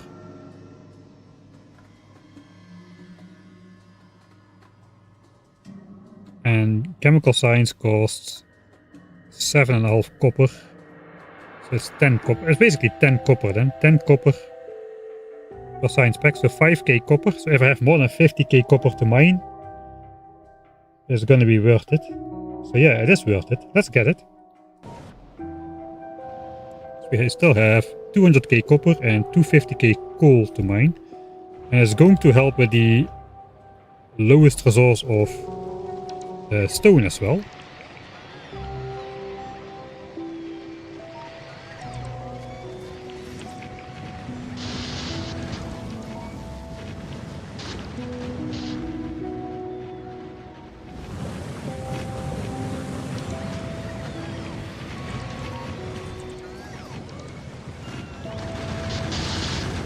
Yeah, I feel like this is personal again.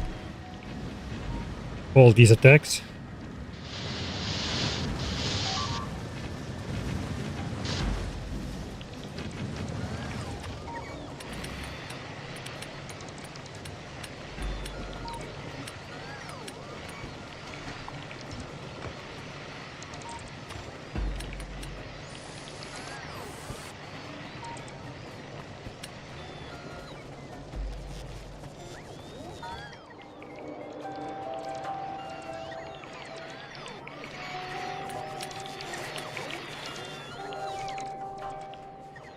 I guess we'll just call that good.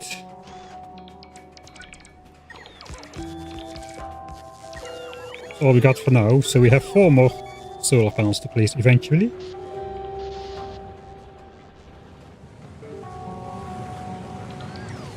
Its deers are firing that long because of those arachnid eggs, I think. Stop it already.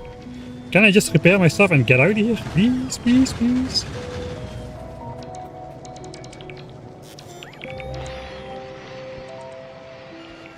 Looks like I can't. I just need to get out of here. Just accept a little bit of damage.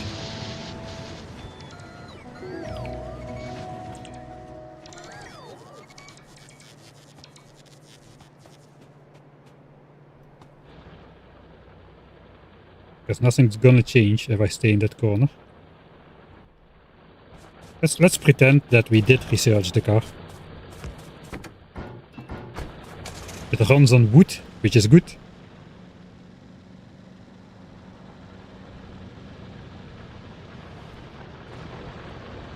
Shouldn't take the car for such short drives like this.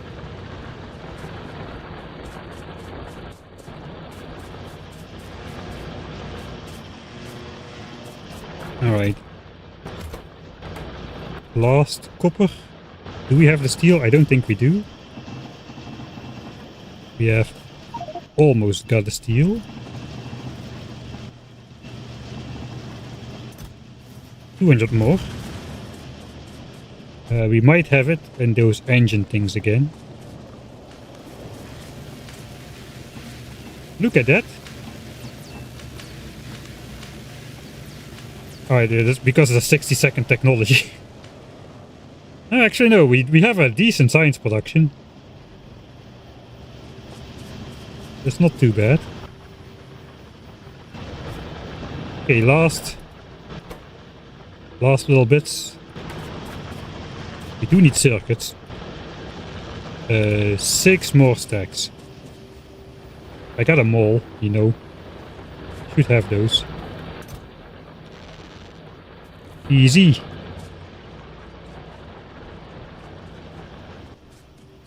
Yeah, accumulators will save the coal, that's the point.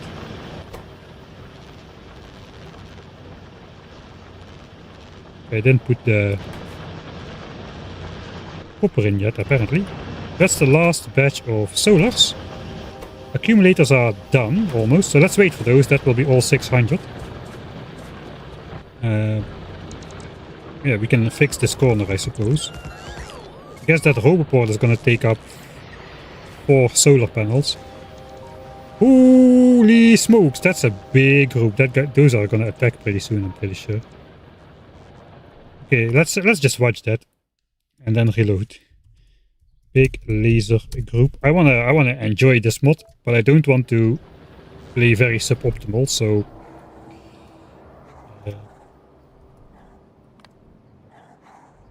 alright, less than a minute. There's 160 biters in that group, so we're almost up to maximum group size again.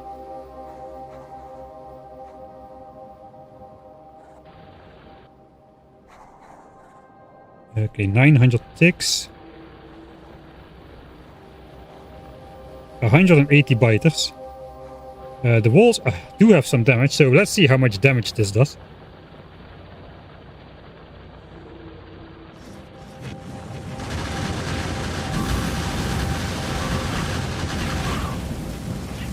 Not a single turret was damaged. That is entirely acceptable. I love laser biters. They're the best. Yeah, that's even better than a wreck. Okay. Now the fun is starting though. While we are very happy with our neighbors on the right side, the neighbors on the left side have evolved into firebiters. And those, as far as I know, are the strongest dudes around for quite a while. All of them are now... all of these are firebiters, so... all of the pollution absorbed by those, that is going to turn into firebiter attacks. Those guys have 100% fire immunity, a flat 6 points of physical resistance, whereas... and then 45% of the rest. So if you have unupgraded red ammo at 8 damage each, they take 1 damage per bullet. So fortunately we have upgraded our damage quite a bit. That might be a reason to go for... we have the lasers though. They are weak to lasers and they are like the first... among the first targets, I think. Yeah, here are the fire ones. And the other ones don't exist. Juggernauts, Poison and Inferno. I'm scared. All of those don't sound very good, but fire for now was our foe in the first run. So yeah, those guys don't really matter too much. We can place the 4 extra solar panels like next to our spaceship or something.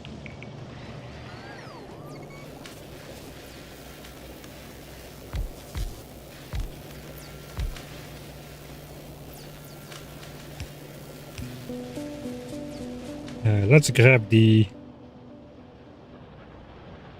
remaining stuff.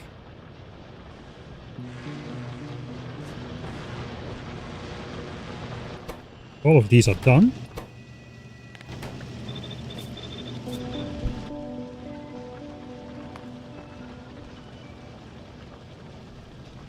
"600 accumulators have been produced." Do we wait for the solar panels? No. We'll go twice. Hey, we get no more of that... we get no more of the... what's it called?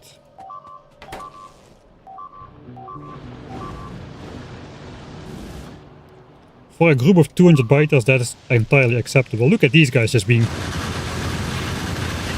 100% resistance and just doing a lot of damage in that. It's still on fire.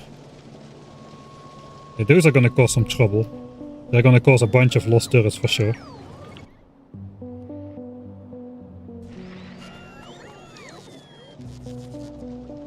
They are also very hard to fight in person.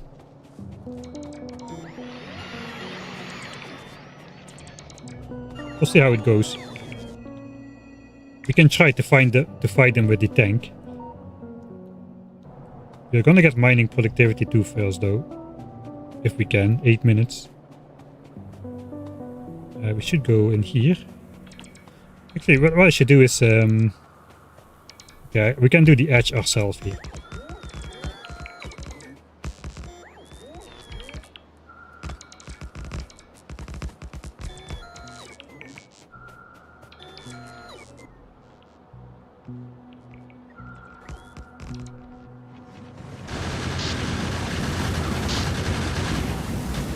And as my turrets stay on fire for quite a while.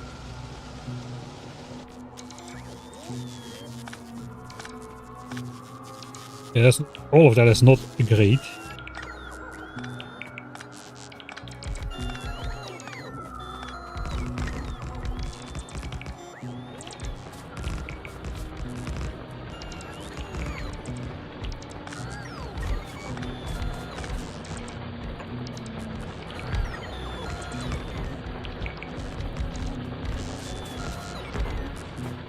Finally, the solar field is going to be complete, man. That is nice.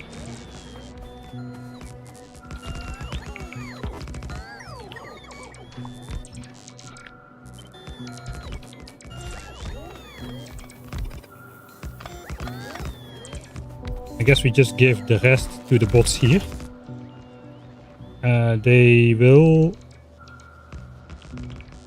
not be able to reach the last line there. Of course, I'm standing in this corner again, so we're getting attacked like a maniac. Now that we're here, let's fill up the losses. Just some walls, actually. Not too bad.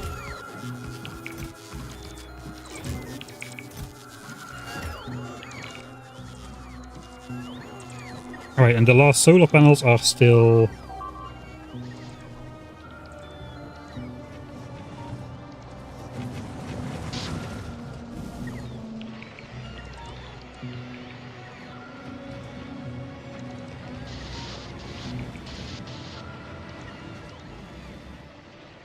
And the... Look at those attacks, man.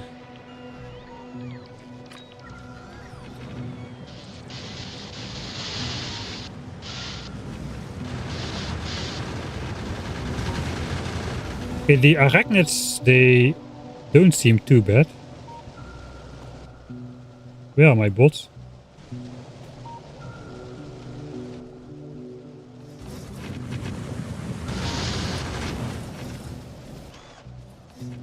Okay, my bots are out of power. Okay, I see. Let's get out of here then. We'll use the belt express instead of the car.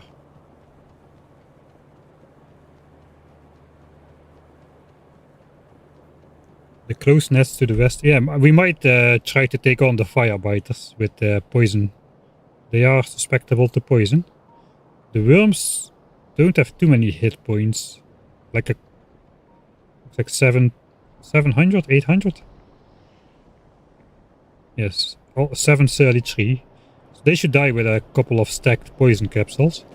I don't exactly know how much a poison capsule does over time.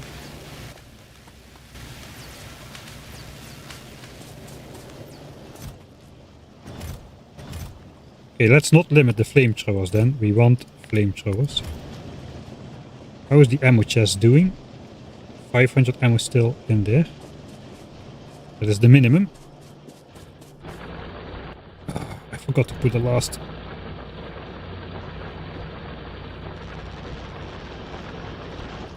The last ones. Well, there's no way I can craft faster than that, so it's just gonna have to be like that. Get another giant laser group.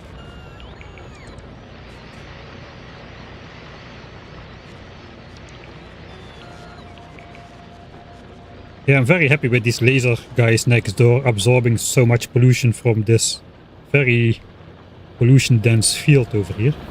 Let's make sure that the boilers stop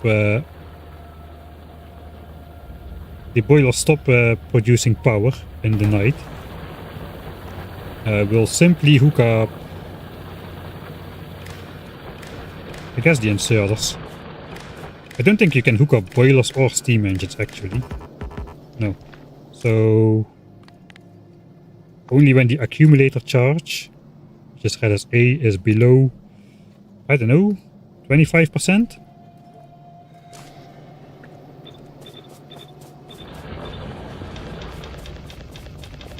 We'll switch back to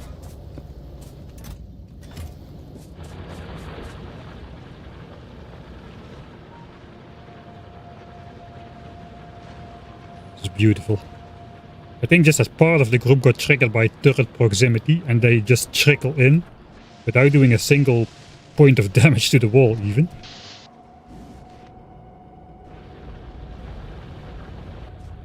Right. I guess the sun things are done. So we're gonna place them and then we will never go up there again as to not provoke even more attacks. We should be crafting some more repair packs. 300 are crafted so far.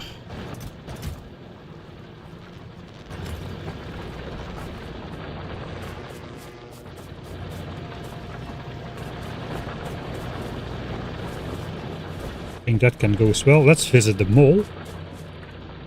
Done with solar. Let's visit the mall and put the stuff in their respective chests.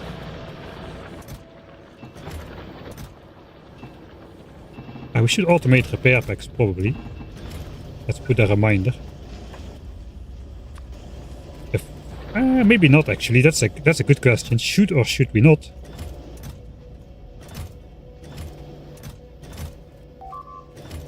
For now though, I'm just gonna handcraft a bunch of them.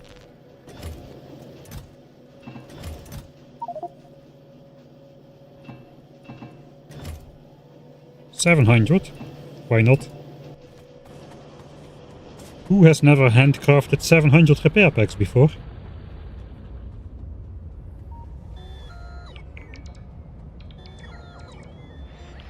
The same problem in Canada, yeah. I guess I mean, I should read chat a bit more often.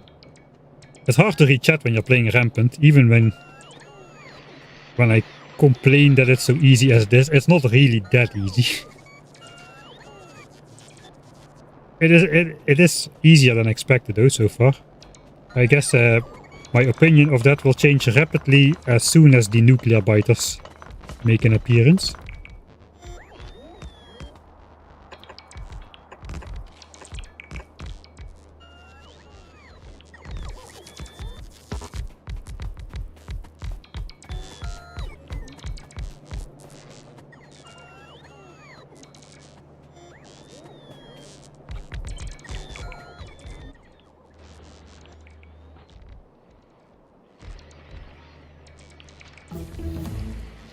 That's mining productivity. So what's next then? Toys? Toys or progress?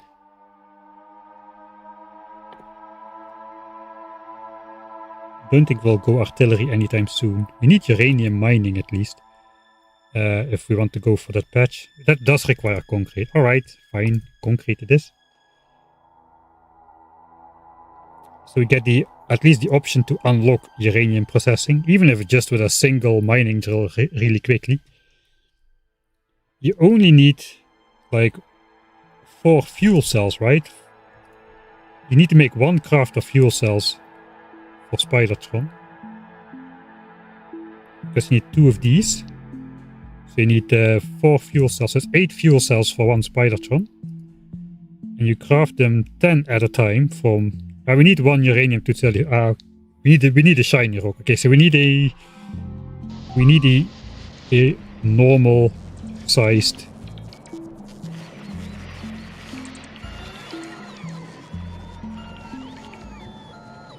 uranium operation, I suppose.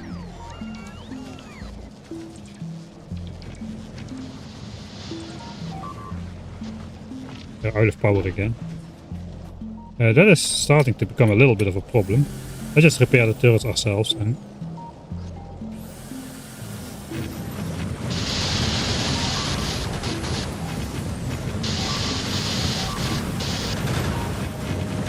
I cannot out-repair them, man.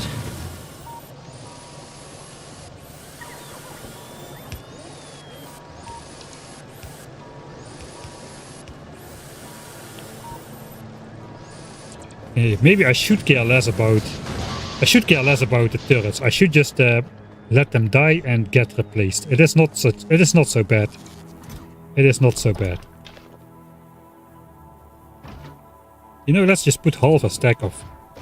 Let's put half a stack of turrets in there as well. Because they're expendable, Mike. You have to realize that they're expendable. These turrets, not important at all.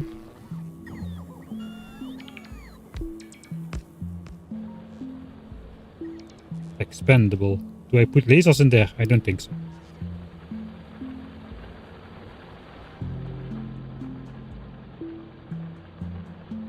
I'm not gonna increase all the turrets in all corners. Because the rest is not really under attack. I did want to...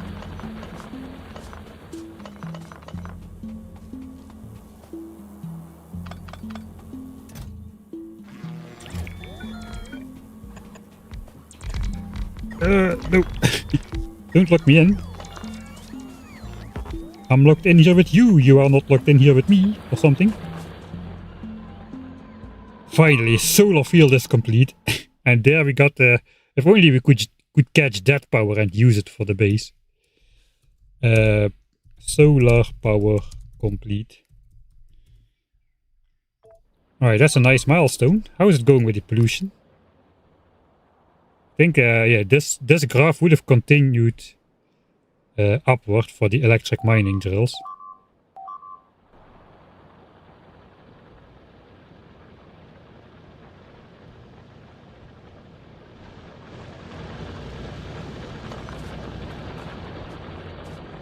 Alright then. Are we done being a climate green neutral Factorio player and doing all of the efficiency module pollution reducing stuff? That took a while. I think we took 4.5 hours so far. 4 hours 30 of greening the base. Normally it doesn't take that long, but you know, you have to take quite a couple trips to deal with damages and whatnot.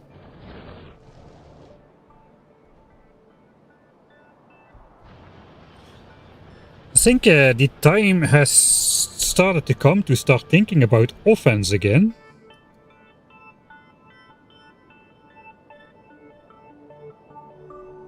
Again? What do I mean again? Offense again? I haven't killed a single biter spawner all game. Welcome to Rampant. That is one of the reasons though the evolution is still below 50%.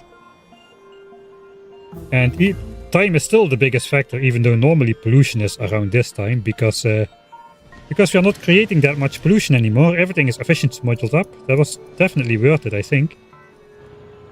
So our coal usage should be down a lot now. I think this was with boiler spikes, then it was solid fuel for a while. Let's put solid fuel on there as well.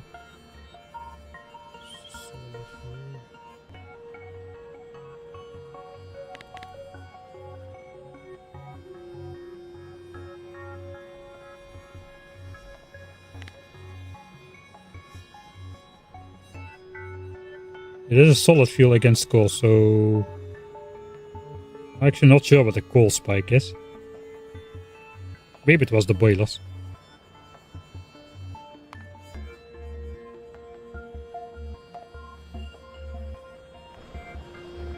I don't know exactly.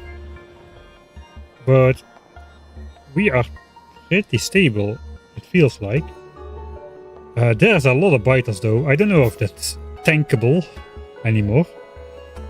I think the time has come to try to find one of every resource and see if we can claim it.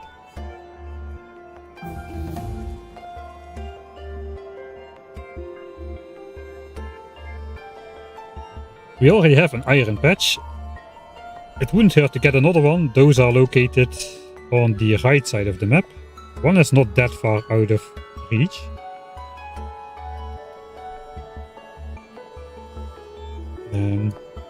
Copper ore is on the opposite side though. There's not a lot of copper on the map. The only two patches I can see right now are down here. We want to expand this way anyway, so perhaps we see uranium. We see one of these coppers, or both. And we see stone. And we see coal. This coal is gonna be a bit hard though. Let's check out where the other coal is. There's one more coal down here as well. So this base could basically grow a lot. We're not quite ready, I think, to go out and fight. Because we need to have the supplies to build a new base as well. Or like expand the wall to encapsulate the resources.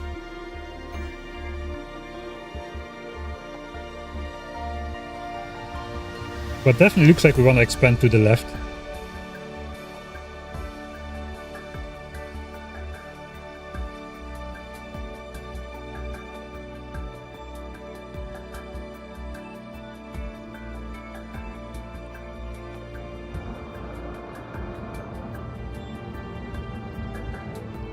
These have evolved back into... All of these are poison resistant except the electric biters, I think.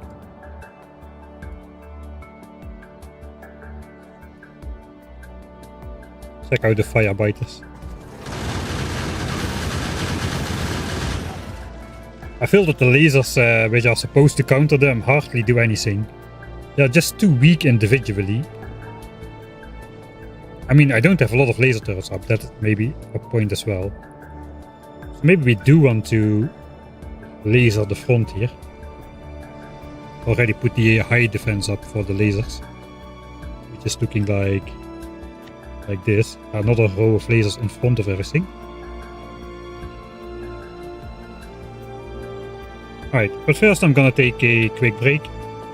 I should have done that before already. We've been going for over 5 hours. Let's find a nice vantage point.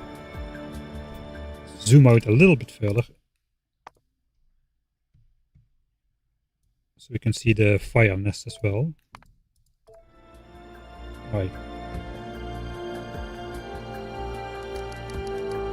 So that's our goal. Can I stay not on a belt? Alright. I'm gonna speed up time. Let's see how long it takes for the biters to make a dent. I'm gonna be out for a couple minutes. See you soon.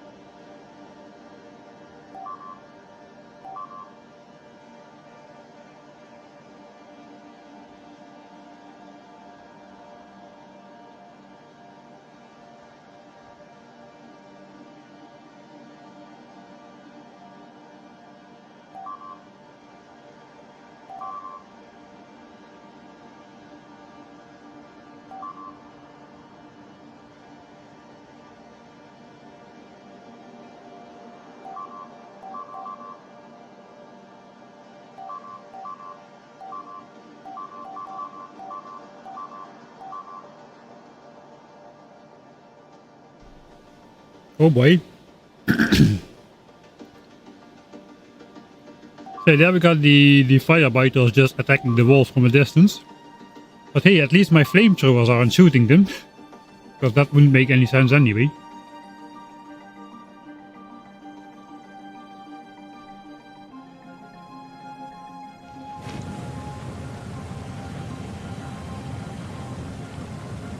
It would really help to have quality available with this mod, man. But then again, it should probably require quality. Oh, this is a problem. With the automatic bot repairs, they will just replace the walls. Look, the walls are pretty fire resistant though. Yeah, they take like fractional damage per second.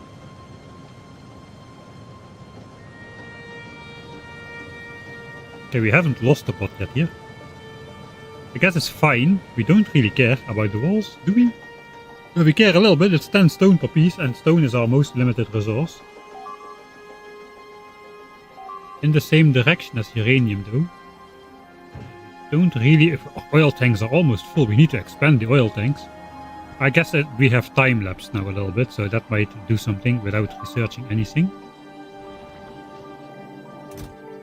If we don't do anything, finally slowly start filling up on buffers here and there.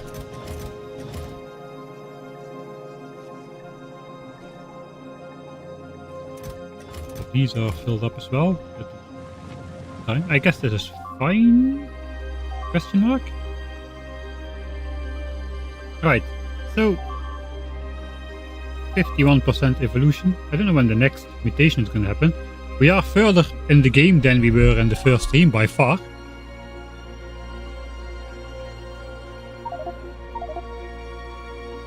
This is the entire generated map for world peace purposes. We basically haven't explored anything outside of our base.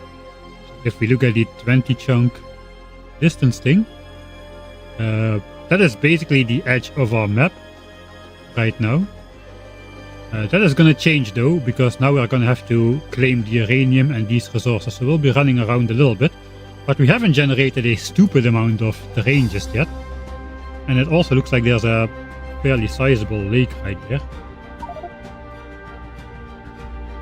So this is 1000 tiles out around the starting area, which is now being generated.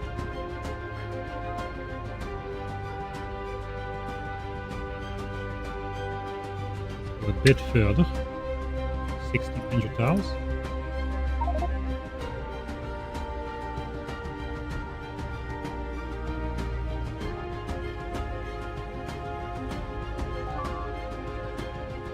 So the really big bases are pretty far away still and have not been generated yet.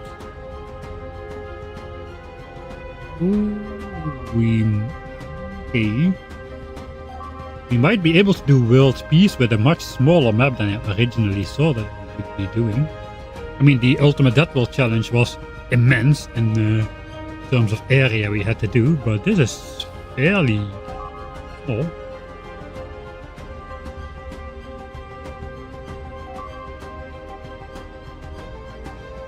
Let's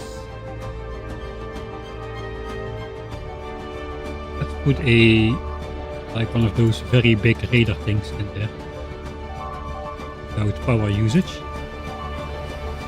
I can see what's going on the map a bit more. Alright, we got a new biter faction, armored biters. I thought the regenerative biters were the armored biters, but apparently I was wrong. These have, these are basically like bulletproof. They also are susceptible to laser. They have a high fire resistance as well. Even landmines don't do it. It's laser turrets. It's laser turrets only in the base game in terms of damage. I think fire still kills them though. Fire damage is immense. Even 45% reduction is not a lot. When with a couple levels of flame research, my turrets are doing like how much damage?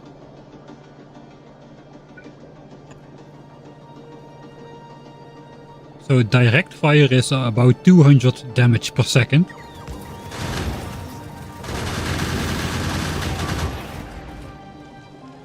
Those firebiters are the real brutal biters though. And the ground fire is up to 25 damage per second. Okay, so direct fire will still kill them pretty fast, but ground fire not so much. But at least they're not immune. See if we can see some other new colors at 50% evolution. Really?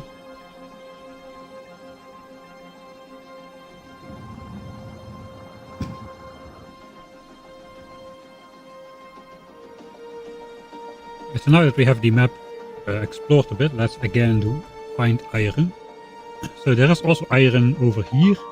There's more copper over there as well. We could do this from the start game view. We can see all these resources, so I'm fine with just finding out about it this way. That is 3 very close by resources: copper, iron, and coal. It is pretty far though. That's a major base size increase. We need to, I think we need to have a fully automated Roboport network up and running, and also construct like large parts of the base with the Roboports then. I think we need to turtle up a little bit more. We should get stone though. The nearest stone is indeed this one. That seems the easiest to get. This one, we have to encircle the base, encircle the resources we want to use, because transport lines of all types will get destroyed and are not defendable. So I guess we're going this way. If we go out this far, we don't really need the oil. Oil tanks are full. So yeah, that is just outside of the walls.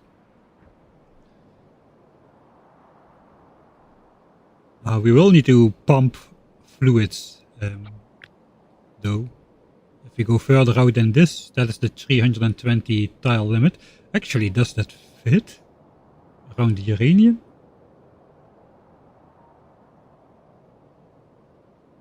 Yeah, I think that fits. We can barely mine the uranium within the pipe limit distance of 320 tiles.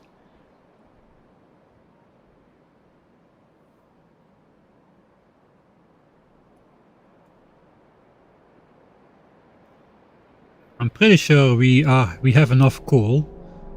We need to save some stone. We need to stop making bricks and start mining stone into chests. Use for rails later. We need to keep mining it, because I have 6 mining drills or so remaining on the stone. That's all that fits on there now. So live production when we need it is not a thing. We need to mine it now slowly, stashed in chests, and then use it in bulk when we need it. That's the challenge.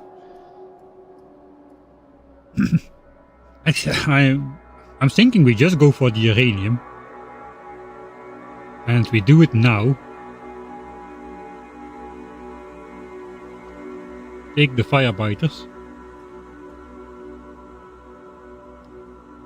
Maybe even make an L-shaped base. Just take the uranium and leave the rest be. And we can take this. We can technically claim some more space, but there's no real need to try to push all of this away, I think. That also will push the evolution by a massive amount if we destroy all of those nests.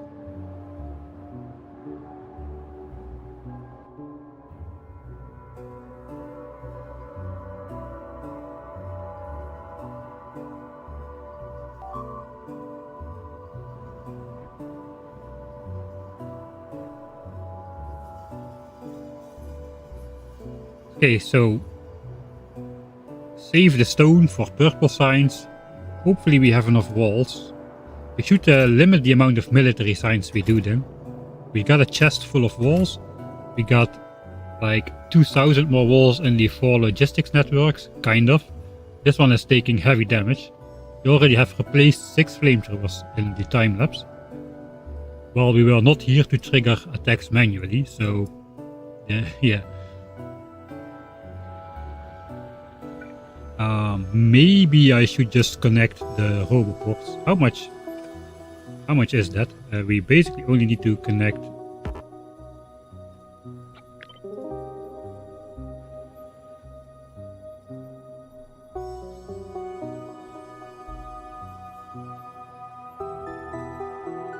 Well, it's not entirely true. We need to... It's basically 8 roboports then. We need 4 to connect the networks. I guess 5. But I guess we need it on both sides. So let's say 10 roboports and the entire base is connected.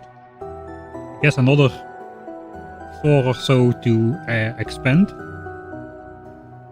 But a little bit more because we will leave these in place while we are expanding. We already have most of the stuff in here, which can automatically be replaced. So that's basically what we have in this chest over here. We have automated now. We have automated walls. We should, I guess, upgrade the chest to a logistics chest. We have automated bells, power poles, long-handed inserters, pipes and underground pipes, gun turrets and flamethrowers. All of those have been automated except for laser turrets. We won't automate laser turrets just yet. They are really too expensive. They cost a lot of copper as well, which is very limited too. 150k left. Okay, I don't know which. We probably should calculate if it's enough resources. It's hard to calculate though when an unknown amount of stuff goes towards fending off the biters.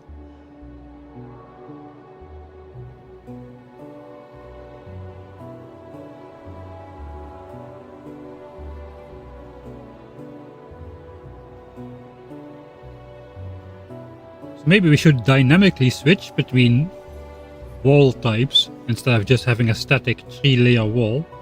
Like when we have these laser biters on our doorstep, we should probably just take out the middle wall because they do the damage to the first wall, and then the area of effect hits the second wall but not even the third wall. So the second wall is just there to take collateral damage at this point. Whereas on this side where the fire spitters can basically just damage the third wall from a distance, we want to take out the outer wall and just have the inner 2 walls for basically defending the turrets against the biters and the other attacks that trickle in from afar. And that might be the way to go. Just dynamically change our defensive structure depending on what type of biters attack. We cannot really do something with the damage. We have all 3 damage types. We cannot use landmines because they are the biters. The fire blows them up. Do the biters blow up landmines though?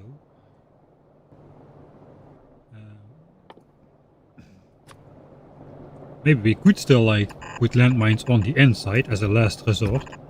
That's kind of a Hail Mary kind of thing. The fire might still hit that. So yeah, I think defensive landmines are not a thing. Offensive landmines, I don't have enough experience with it to start practicing on rampant biters, I don't think. I think we're going to go for the expansion. We're going to try to claim the uranium. We should probably do it now, before the next level up, because the level ups will start to go faster. Let's check out biter. These can spawn level 6 biters already, because it's a hive. They spawn up to 1 level higher than the level of the hive. It's not too crazy yet, but it's a lot of physical damage resistance, but only 172 health. The next ones will have 216. It's not too bad either. Okay, so I do want to check. We have the startup settings set to the default world ending enemy level, which gives regular biters 1000 hit points at the end of the game. At level 10 they have 30,000 hit points at the end of the game, and that affects the scaling throughout the game. So let's change this to the maximum level. That'll restart the game. Hopefully it will capture it again. Come on, we can find it. Okay, there we are. And then we can load back the same world and just see the difference. And let's see if the defensive mines are not a thing because they are not immune to fire. The flamethrowers will blow them up, and the flamethrowers are much more useful and cheap to use than landmines. Okay, so we have different settings now. We'll load anyway. So now we should have these level 5 biters suddenly have 1000 hit points instead of 133, and they have 12 physical resistance instead of, like, what was it, 6? 7, something like that. So let's do the same time lapse. Also the laser biters probably are stronger now as well. They also have, oh, they have, that's a level 4, we need a level 5. Level 6, alright. These have 2000 health. Yeah, let's see some of these attacks happen now. Let's see how long it takes for these biters to die. Okay, the electric biters still are fairly tame. Let's use our godly powers to see when the attack happens. 10,000 ticks. 5,000 ticks. Okay, so we can safely watch the laser guys first. These are a massive problem as well, I presume.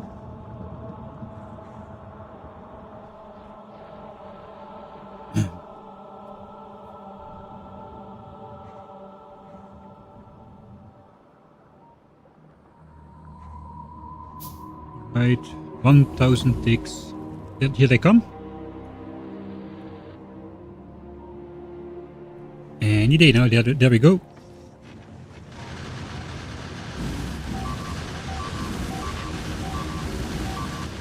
Oh, they do a lot more damage too, it seems. Yeah, that's the difference there. Holy moly, they are fire resistant as heck though. Look at how much fire that took to take them out. That's only halfway then, that's level 5. Let's check the fire side. They should come in a minute. Okay, we have time. So that was a laser level 5, 1000 hit points. A laser level 10 has 30,000 hit points. 65% fire resistance.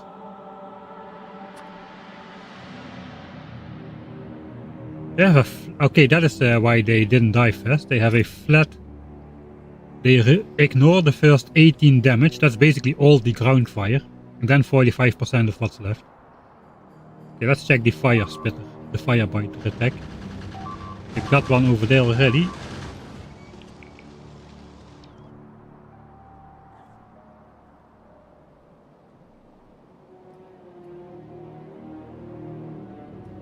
It's not a really big group. Let's see what they do.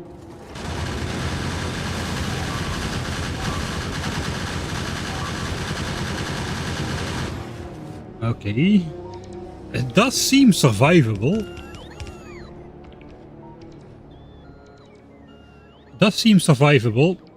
But let's check how the levels scale up from here. So we are now at level 5. Firebiter. 1k hit points. And the damage resistance will only go up as 12 and 45%. 2000 hit points. So that doubles after the next level up. 3500 hit points.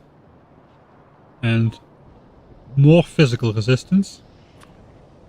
Okay, and then it basically doubles every time, almost. 35 goes to 7.5k, that's more than a doubling. Then it goes to 15,000. And then it goes to 30,000.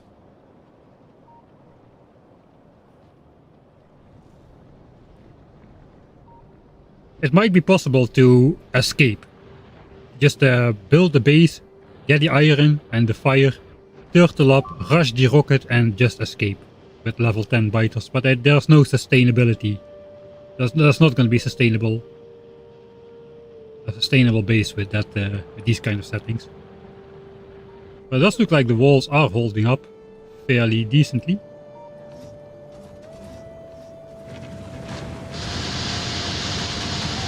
Yes, they do more damage as well, but in general, I don't think I would have had a much harder time setting up the defense in the early game.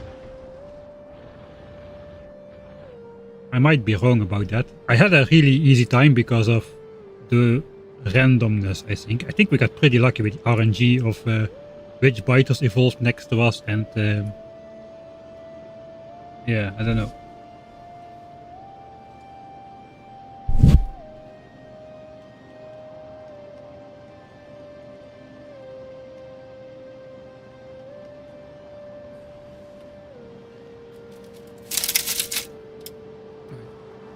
Let me sip the water and then we'll continue.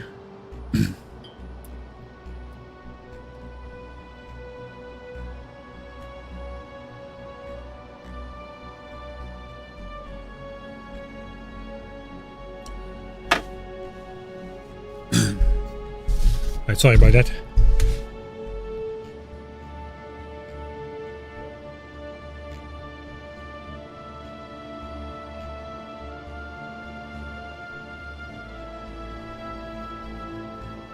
I think though the problem with mines, I'm not sure that's true. We could check that right now. We're in editor mode anyway, right?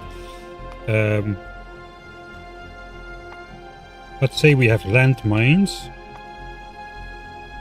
Can the enemies blow them up with like ranged attacks or whatnot? I should look over here. Where are they? Here. Let's have the tech research in case that changes anything. So let's just put them around here a bit. And then we'll just fast forward a bit.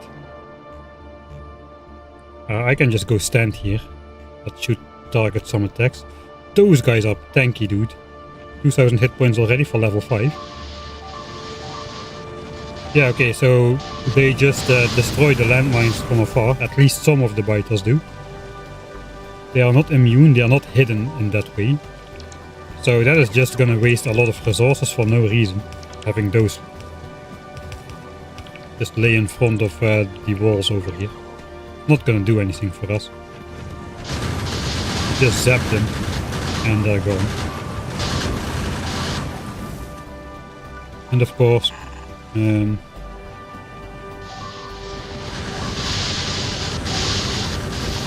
that doesn't make any sense. And of course, the fire just instantly blows them up. So, you know, defensive landmines are not gonna happen. Here we got some armored biter. Let's see what they do at this level. Okay, we have the landmines laying out there now. So we cannot really see that. I don't know, it does seem like we are getting a lot of damage on these turrets now. It might be a lot bigger difference than I think it would be. I think the turrets we would be spending way more magazines in the early game to keep the biters at bay, which means way more resources as well. Look at the last hour. You can't really compare, it looks like, but the spikes are higher at least.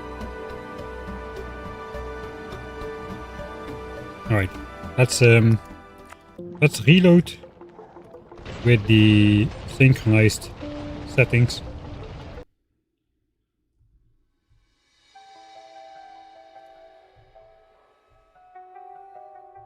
And we'll continue. They are not expensive, the recipes for 4 of them. They do cost 1 steel or something, right? 1 steel, 2 explosives for 4 of them.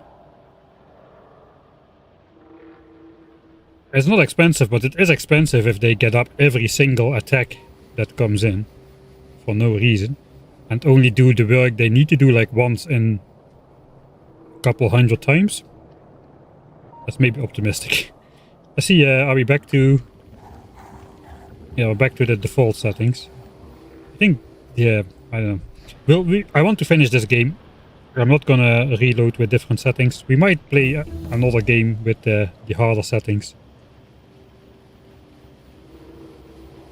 But not with the goal of world peace. That is gonna be with the goal of just escaping the planet.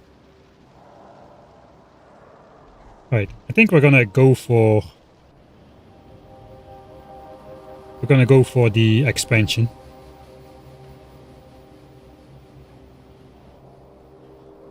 So let's plan that out first. I probably... One of the things I should do is my sulfuric acid. This is all not very flexible, but I'm sure I can spaghetti pipe like sulfuric acid out somehow. So I might want to invest in... We are done with batteries basically, right? We just need more batteries for laser turrets. But we have the accumulators we need for now. And once we have uranium, we can actually go for nuclear power. It's fairly expensive. But iron is the least limiting resource because we got an extra patch of that. Concrete is stone though. But again, we have used less than 40 megawatts the entire game. Just a single nuclear reactor would provide all the power we need, and a double nuclear reactor would do it like super efficient with the neighbor bonus thing. And of course we are going to use higher productivity modules in the labs and in the purple and yellow signs and such. So there's that. Alright, so let's take the big blueprint book of the Chung defense. Let's actually just extend this. Okay, that does go around. The uranium is up here, so we can literally just move this wall out. 1, 2, 3, 4, 5 chunks. We get a square base then, basically.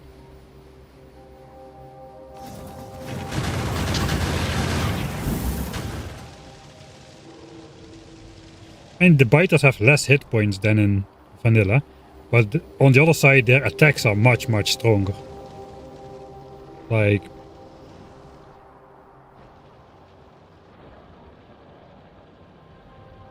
If you compare it to the ultimate DeathWorld challenge, where we defended purely with flamethrowers, no other turrets at all. So the flamethrowers have quite a bit of lag in shooting the moving targets until they stop moving.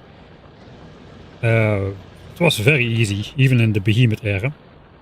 But here, depending on the biter type, they do like a laughable amount of damage to a very, very high amount of damage on the left side here. Alright, so I think we only need to really push this base and this base, perhaps. Perhaps not even. How am I gonna do it?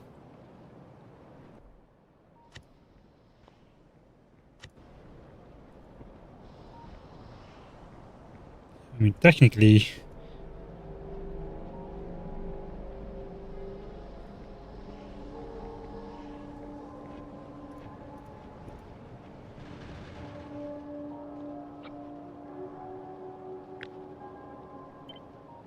Just as a planning tool. Technically this'll do. If we only care about the uranium. It's a little bit awkward if we want to defend our base with bots, because they're going to be flying over this area. And there's going to be biter bases. Mine's outside of the range of the flamethrowers. Ah, so they're the first line of defense. Yeah, I missed that.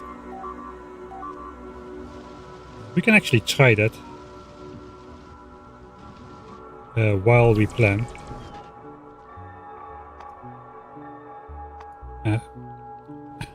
As far as I know, the worms do care about construction bots, but the biters don't. We're gonna need a roboport with a bit more range then. Again, let's get landmines researched in case that changes anything. Like for follower bot count, that does matter.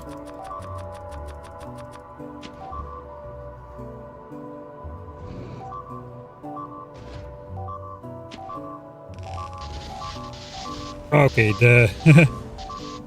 No. Looks like they... Landmines should be invisible, man. Where the heck did we get attacked more? Okay, the bots are building this. Okay, I see what's going on. See, that's not gonna help either then, because the bots are just gonna be replacing that as well. And they're gonna get zapped.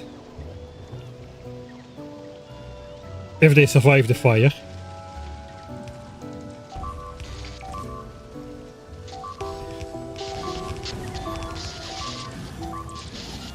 The mines don't even have the time to arm themselves.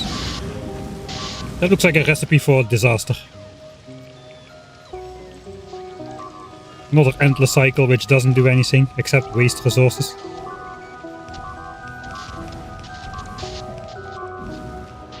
It might depend on which bite, but it's too close, the biters are too close. And we cannot really hold them off the walls until we get artillery. They'll just expand back onto the walls, like they've been doing. So it looks like that's not gonna happen. Let's look at it from a map view over here then. So there's no way I'm gonna make a square base, but perhaps we can do something stupid like a diagonal base. That should keep the bots safe.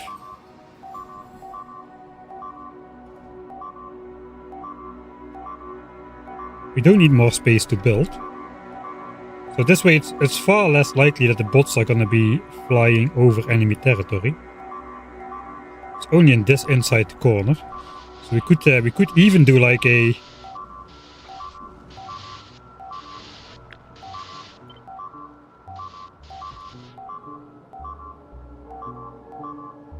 something like this. To create like a even less of an inside corner. And if we keep the roboports far away from the walls, they should basically... You know, if I place the roboports like here and here, of course they're gonna fly over the territory here. But if the roboports are further back, as such, that should not really happen, because they'll just fly and at some point they'll go recharge. Before they choose a straight path from that roboport again.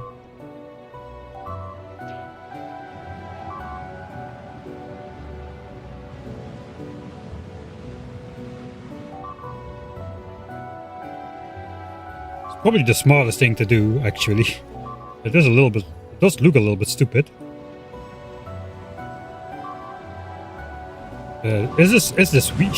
Should we design a proper diagonal defense? We have bots now. I mean, just like this.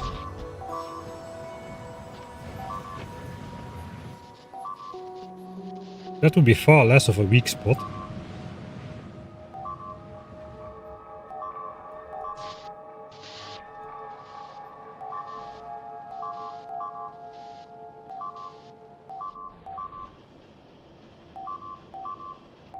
You know, we still shouldn't get bots flying over enemy territory. We don't have repair packs, and they don't store other stuff close by the roboports.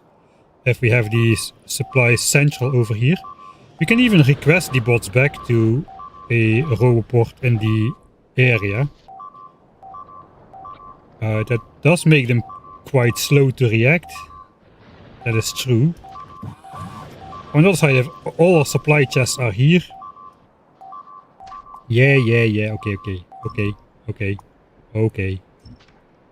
There you go. If all of our stuff is here, it's gonna take a while for the bots to fix the stuff up here. Which could be bad if a couple attacks come in simultaneously.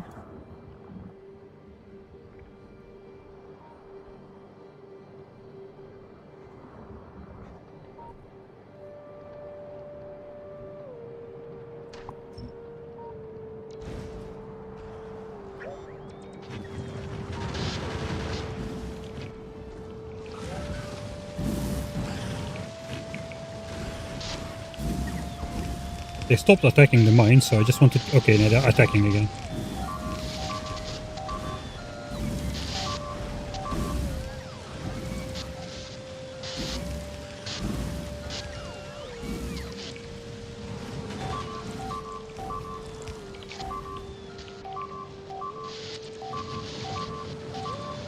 So why are they leaving these alone?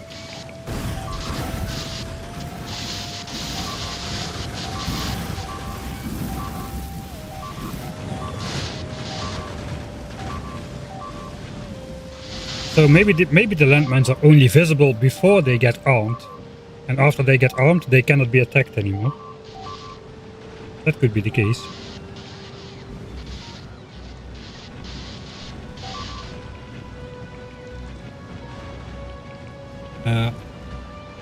Wound the cheap filler between the walls, reduce the damage turrets receive.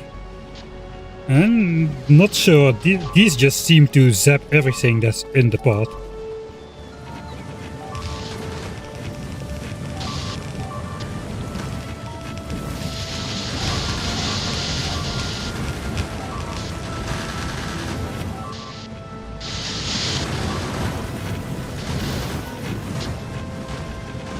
It doesn't seem like the damage gets limited to a couple entities, for these biters at least. It does seem like they just attack anything that's in the way with the same damage. The turrets still get zapped despite all the pipes, so it doesn't look like it. Landmines are visible for 2 seconds after placing. Alright. Remember to change stone. Yeah, alright. We should do that. Alright.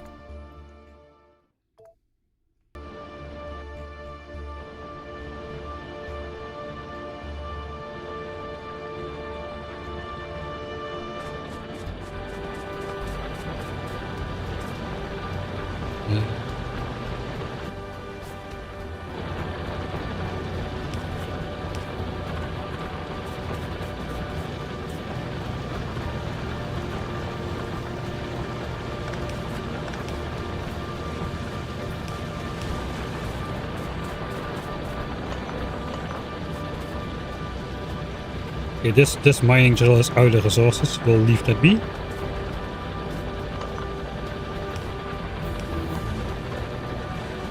This one's almost out.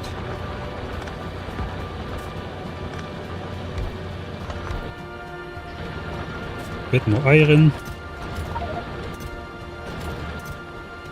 So we should probably calculate how many bricks we need. I do need some landfill here.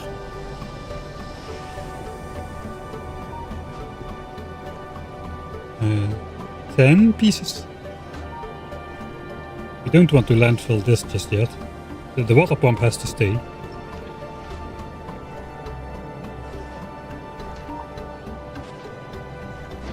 Alright, 10 pieces of landfill.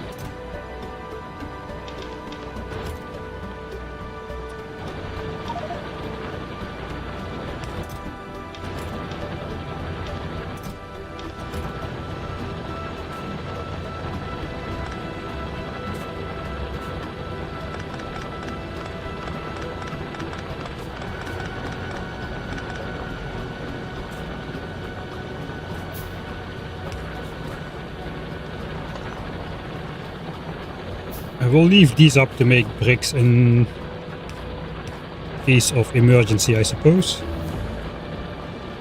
And one of them can keep making bricks at all times.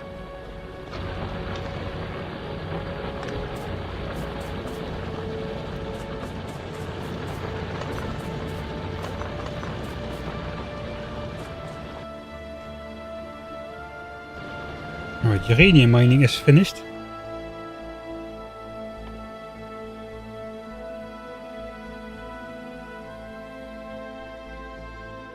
I guess we are gonna unlock. Did we get damage 5? Let's get damage 5. We're gonna make a tank and we're gonna get damage 5 for the attack. It's a lot of resources though. Maybe we should just try with damage 4.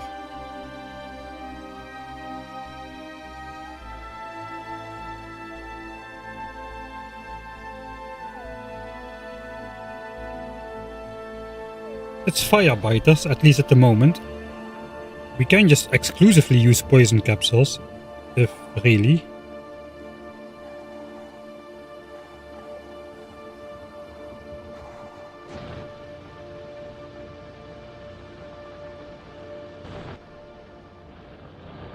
I have a lot of laser turrets left over. Did I not finish I did not finish deploying lasers. This wall is still unlasered.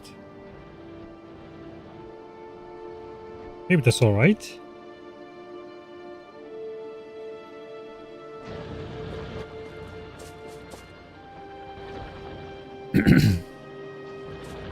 Alright, so the steam engines are off at night.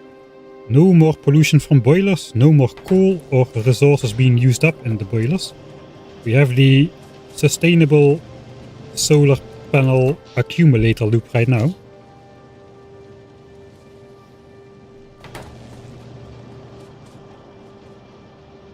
Maybe we just wait researching a little bit and spend our time crafting stuff.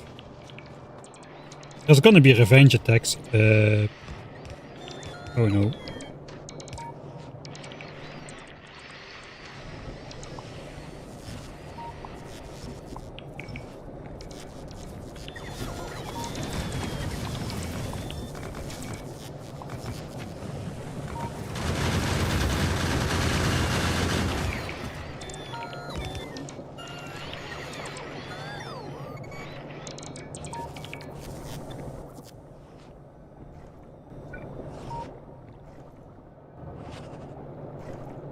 Okay, the laser turrets did get placed.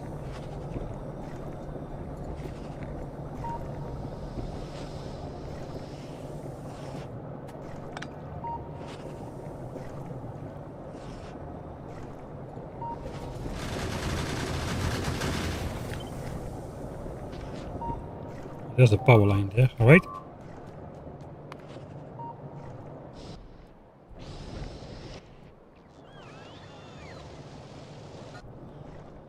Don't care about the flamethrowers. Let's just make a tank. Tank with poison capsules and see how that goes for us. You know what, let's test the poison capsules on these guys.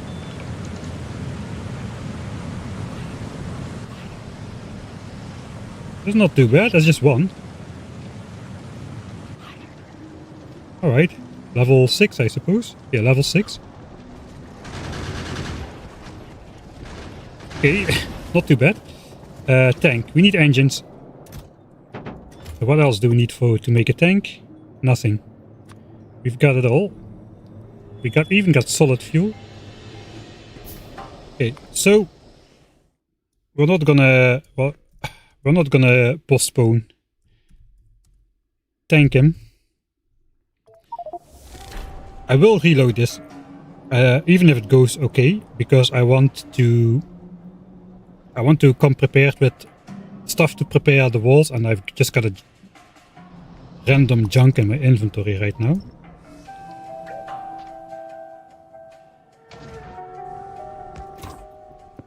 But I do want to learn how this goes. Right, poison capsules, let's go. We should be able to outrun the biters.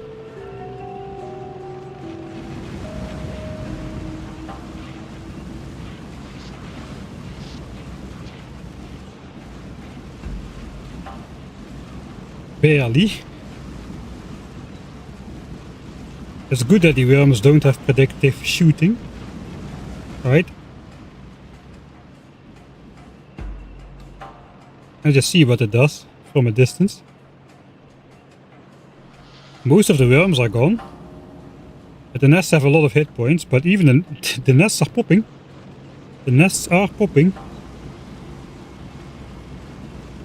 Purely from poison capsules, that's awesome. They have 3000 hit points, those, at least the hives. Okay, this is very viable. I don't even have any, like, cannon shells or whatever. Okay, can I just bomb the nest? Oh, that does a lot of damage. Wait, does that do a lot of damage? Oh yeah, it does do a lot of damage to the tank. We just ram the nests.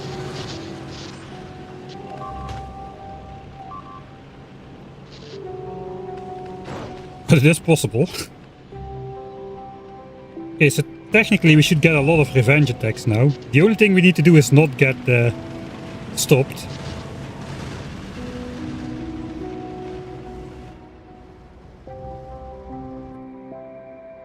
So, how I know this destroying nest generates points for the AI. There's an underground attack coming in. They were coming towards me. Look at, or were they originating from here towards... That was an underground attack that looks like it was following me. Look at that. The pattern on the map right there. That's funny. Alright, that was fairly easy. Okay, so... what if we also have cannon shells?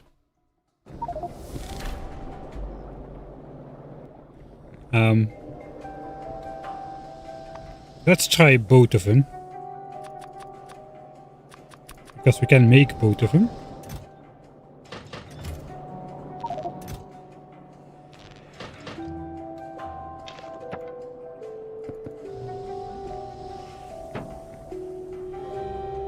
I didn't even use the slowdown capsules. Might not be necessary in the tank.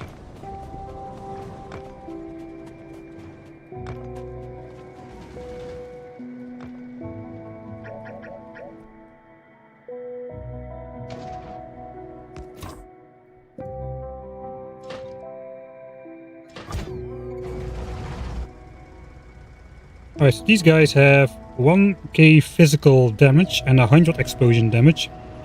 That should be about 3 to 4. I'm not gonna throw poison capsule this time, I just wanna see what the shooting does.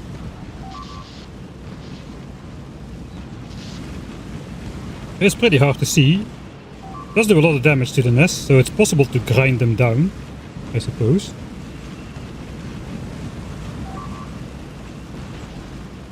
I guess the longer we wait though, the harder it gets.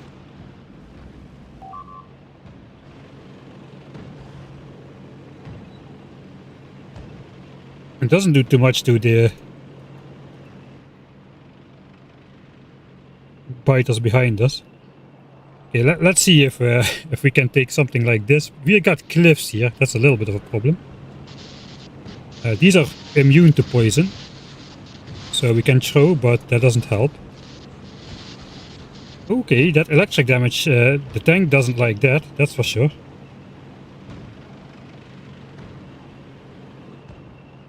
I feel like we are driving ourselves into a corner here. This is a way too large cluster.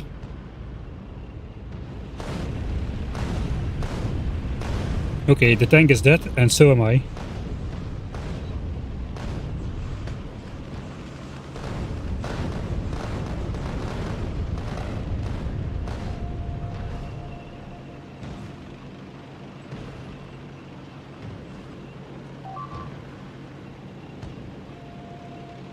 Those exploding biters are faster than me.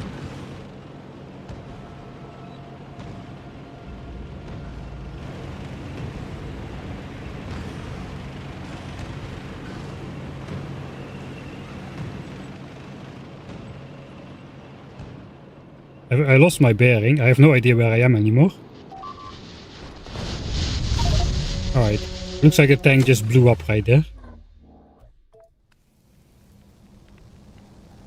Good luck getting that stuff back.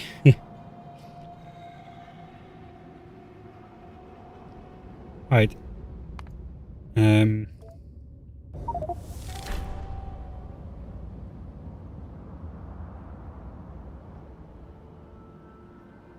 It seems pretty hard because we don't have a good loop to drive around these guys. So we probably should leave them alone. We could try to turret creep later on. In combination with like a rocket launcher or something. What is the range on those worms anyway? 29. Okay, we outrange these sapper worms with the rocket launcher. The rocket launcher has 36 range. So if we can keep these sapper biters at bay, we can just snipe the worms. Okay, there is not a lot of worms. Okay, there is a lot of worms. These have range 33. Indicates that we should not wait too long.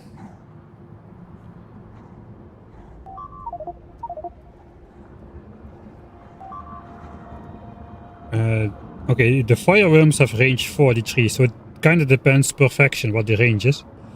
But if we want to outrange worms with our rocket launcher, we shouldn't wait too long. It's probably easier to just go for Spidertron. I think we can do it.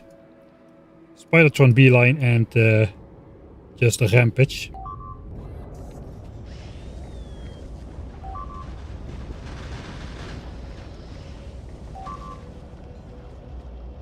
Distractor capsules.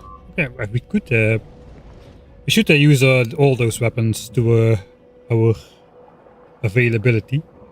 The problem with using capsules a little bit is some of the... You saw when the tank was driving, they were all shooting behind me. If we got the bots flying around us, some of them are gonna target the bots and gonna just catch us by accident. But that's gonna cause a lot of damage, I think. These barrages are kind of funny. Alright, let's test the strategy where we get rid of the wall. See if the bots survive that.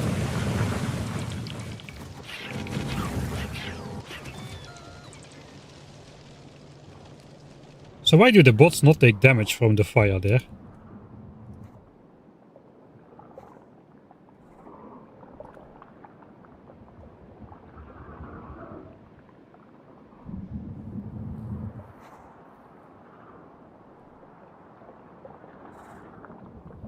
Creates 1 times save fire. Okay, it's official. The biters and rampant are officially fire save approved. Looks like... What does it mean? Save from... I guess it means... I don't know what it means. Okay, the direct effect is regular fire damage. But the ground fire is save fire. So it looks like if the biters are not targeting the bots directly, they will not get collateral damaged out of existence. So that's probably what's happening. Because our own flamethrowers definitely were burning the bots. Okay, I guess we just need to prepare then. If we are ballsy, we can fill the tank with stuff. But if we lose the tank, we lose the stuff inside as well.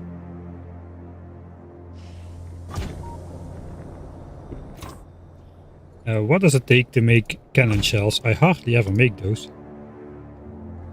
Steel, explosives and plastic bars.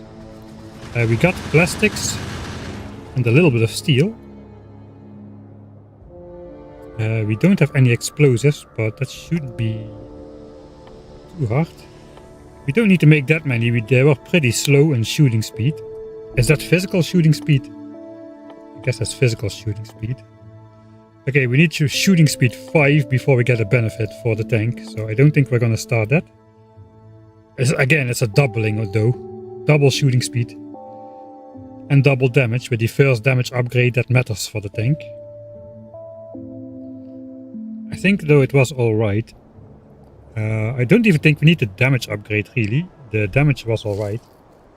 This will take twice as long to take out the entire nest, but is that worth 500 signs at this point? Don't really think so.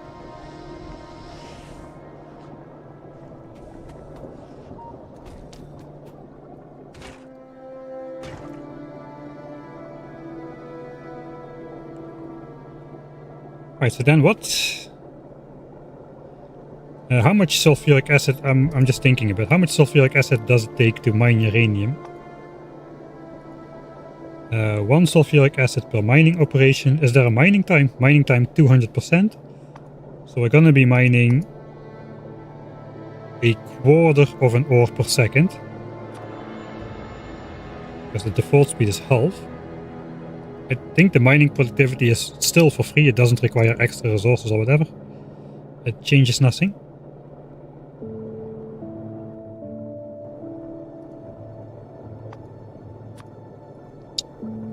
So 4 drills use 1 sulfuric acid a second. So 40 drills use 10 sulfuric acid a second, which is 1 sulfur per second. So yeah, this thing, we don't need to like store up sulfur ahead of time, sulfuric acid.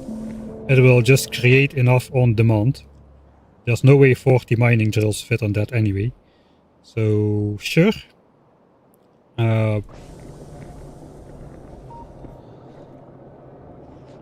we don't really need to prepare the uranium mining process just yet. We just need to prepare walls, basically everything that's in the blueprint. So let's actually just make one. Just see how much it takes.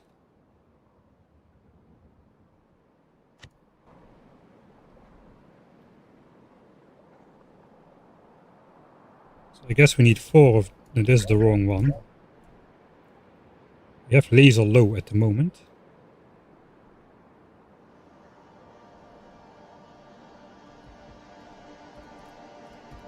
Like 4 straights and 2 corners.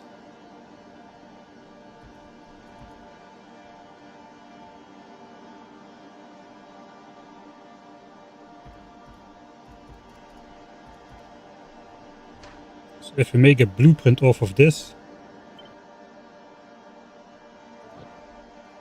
we can then just use the counts in here to approximately see what we need to take. We don't have any spare laser turrets. Maybe we should make some. We do want to get those in there because there's many more firebiters lurking out there. These are all firebiters as well at this point.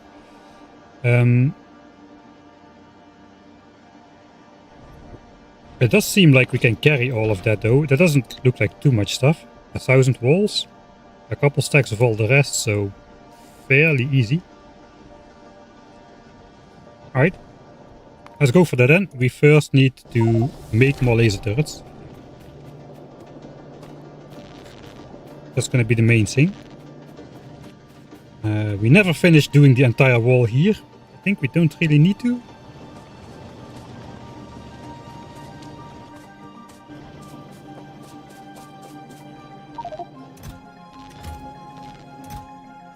Alright, so...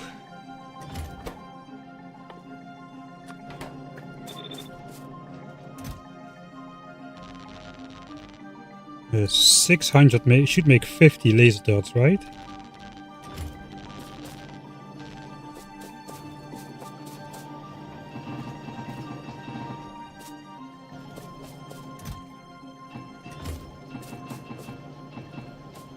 So again, need more iron in there. And pick up some chips. So that's all we really need to manually prepare.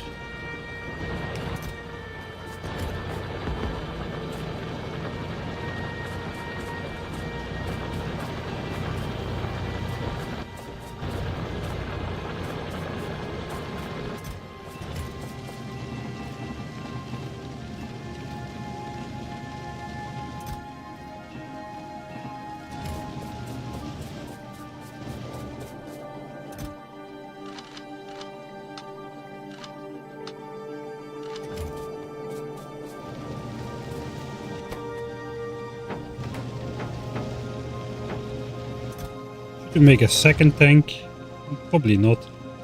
50 flamethrowers is enough for sure. Thanks Fast VS for the raid. We are decently deep in Rampant fix and we're just about to try and go out and deal with firebiters.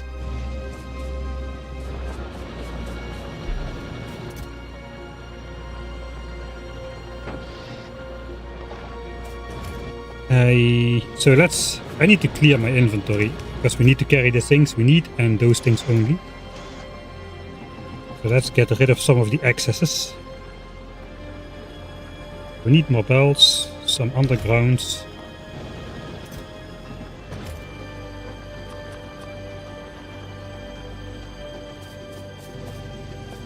And circuits, which I don't have anymore. Watching for years on YouTube and watching this one as well when you have time. Oh, thanks, man. Things are going well. Yeah, today they are going well. The first run was horrible and the second run somehow is way easier. I don't exactly know why, but I think we just got fairly lucky.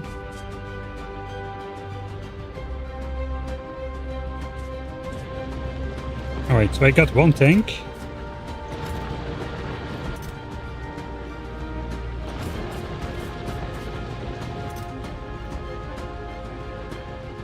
We do need efficiency modules. I am a mess, man. No.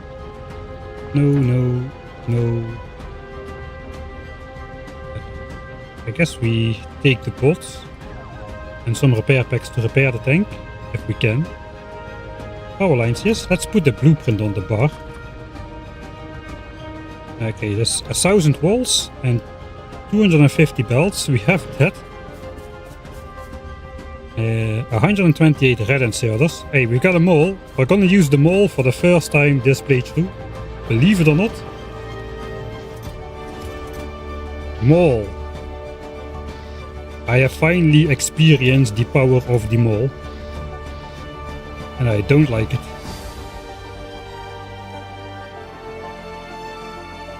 We'll also take a couple extra belts. We have the pipes already. Maybe some more undergrounds. It was not a lot of undergrounds.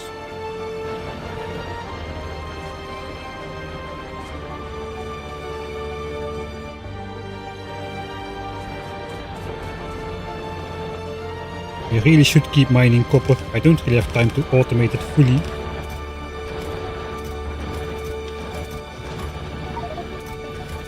But once we need to make stuff like low density structures and whatnot, that is gonna be essential.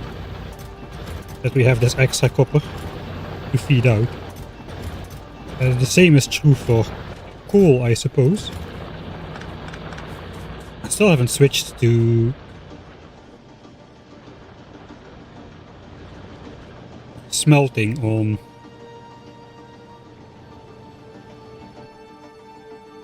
solid fuel.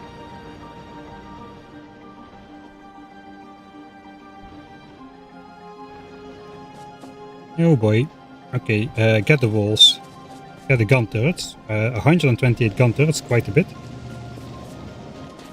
So we're gonna produce some more, I suppose. Let's get 200. Got the underground thing, we got the power lines, we got the flamethrowers. I think one raider should do it. I think we're just gonna make the L shape for now. And then regret it later. That seems like a plan.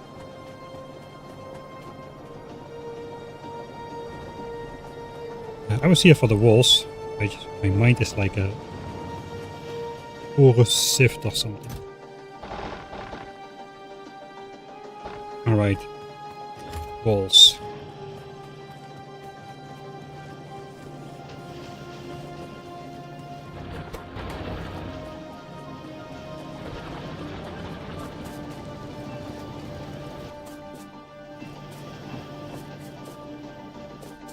And circuits. I forgot to take circuits. Do we still have the circuits in here? We have tons of circuits in there. Probably should switch that off. Although it is coming in clutch right now, so maybe I should not switch that off. I think we'll take a break researching. We're gonna get counter-attacked pretty hard, apparently. So I kinda don't really want to also have a lot of giant pollution triggered attacks in there.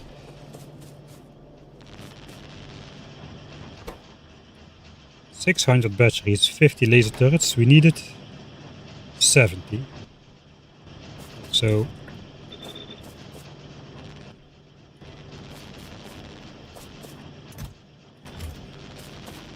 looks like we need more. Always more steel.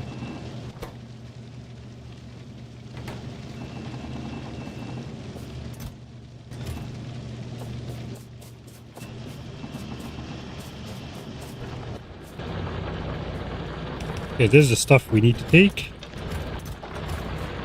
Let's collect some more iron from the places that are still producing it.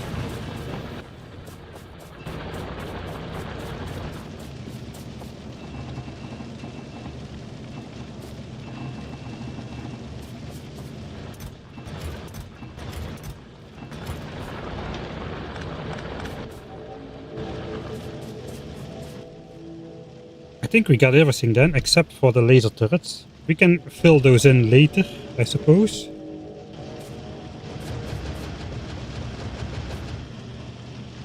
We need at least 600 more steel. Do anything about that.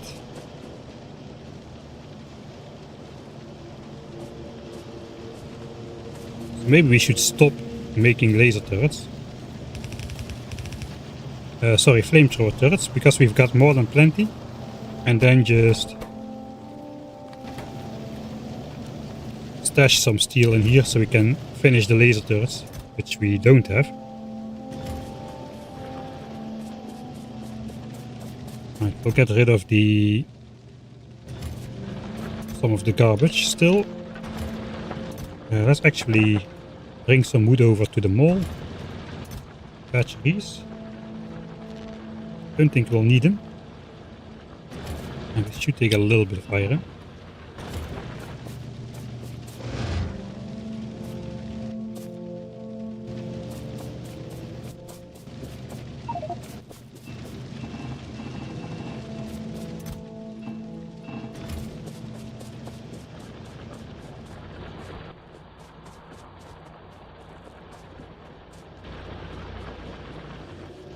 Epic music happens on my goes to the mall. Right, automated power lines, I can do it. There we go. Pretty sweet. Yeah, I suppose then we are kinda ready.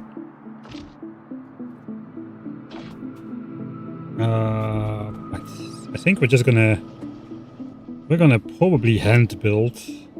I've got a feeling.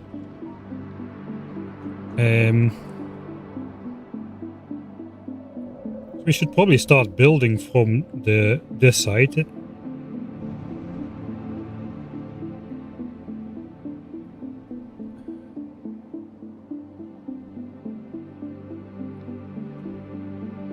think I don't want to take out those. Those are pretty harmless. If I do the many corners idea, that is not going to be great either.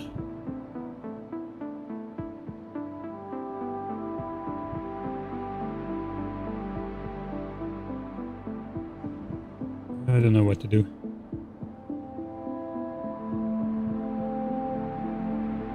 Alright.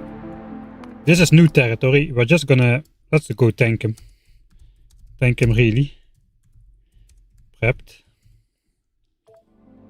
And we'll see how long it takes for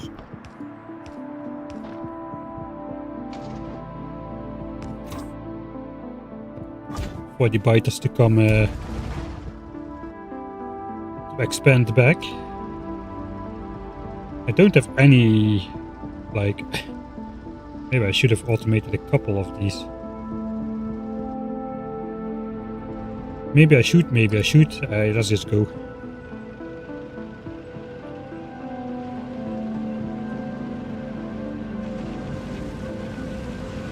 Okay, first loop, not too much close by.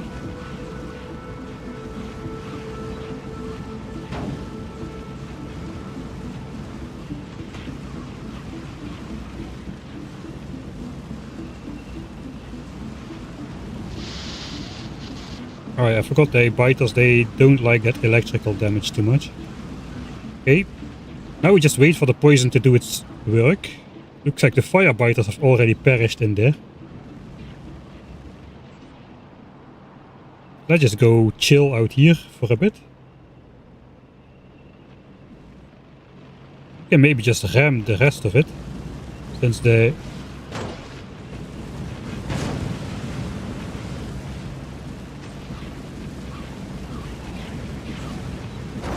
Oh no, okay, we cannot. Looks like that's proportional to the hit points remaining on the nest. Or is it? Yeah, it does look like it.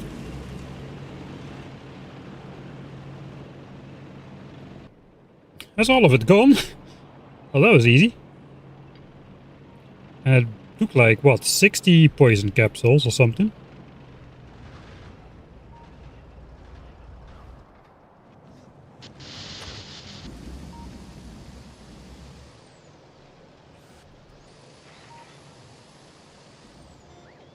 Then we just double speed repair the tank together with a bot.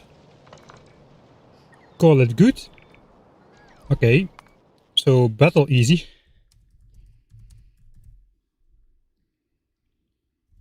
Now we need to You know what I need? I know we don't need a pump. This way we can expand the fluid network without issue whatsoever. Question is, how much territory do we claim? Okay, let's check this out one more time before we decide. I want to leave these guys alone because they'll just resettle anyway.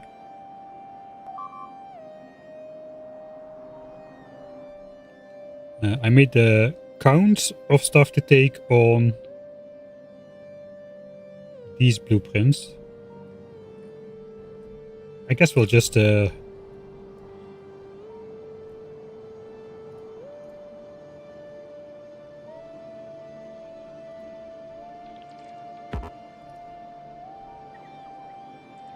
what if we do this?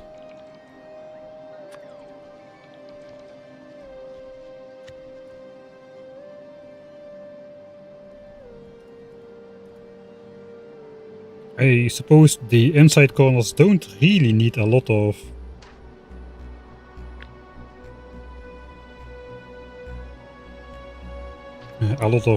what's it called?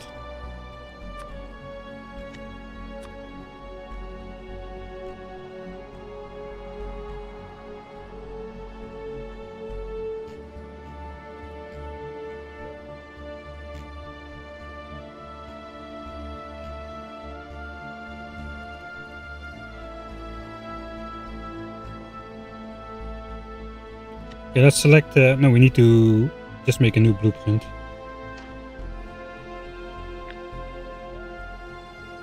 Of all of this and see if the numbers are fairly the same or fairly different. Probably we need more stuff.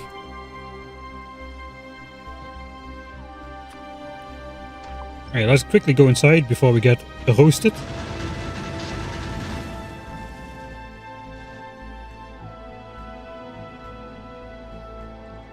Holding up fairly well. We have a lot of areas where there's damage to the walls, but let's compare the counts. 700, okay, we need more walls. 1000 walls, I have those.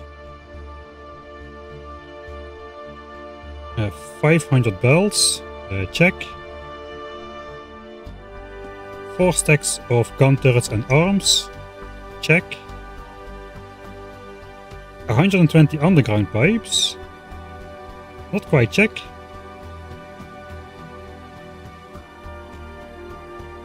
I think we can make him. That's 120. And then we can make some more pipes if we need to. 96 power poles, 66 flamethrower turrets. We can skip a couple. Yeah, this is entirely doable. So yeah, I think the base is gonna look like this then.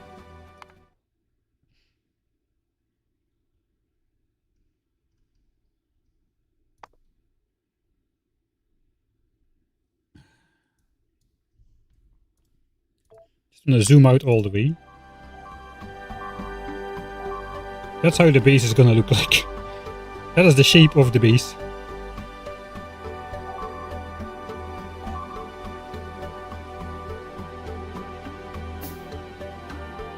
Alright, so we need to start at the accumulator line up here. But we probably should have started first and only then took out the biters. Now they got a lot of time to expand back in there. We'll see what we can do. So 2 down, and then just diagonal until we are around the uranium. So let's go for it. It looks not too difficult.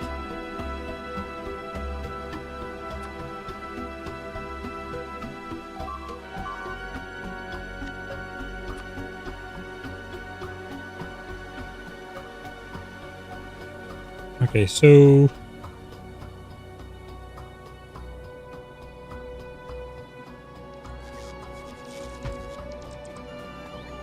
we're gonna get those bots doing stuff. We need to like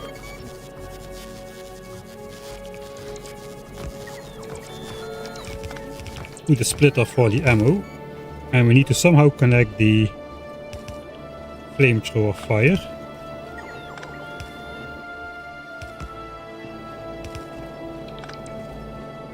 And the power. We can fix it up later, but that should be good enough. I guess I want to place the walls myself.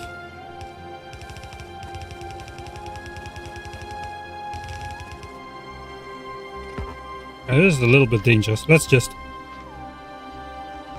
let the bots place everything. And then we'll just help placing the walls.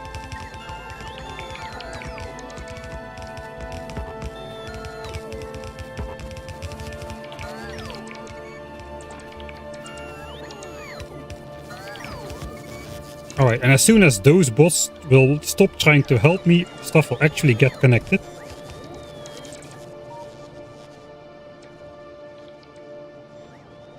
Alright, good luck. We are behind walls.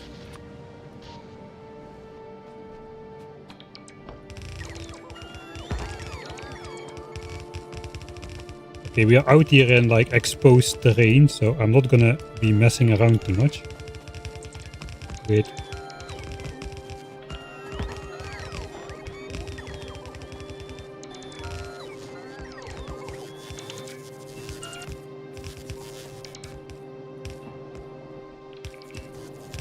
Overplacing. They'll probably copy that.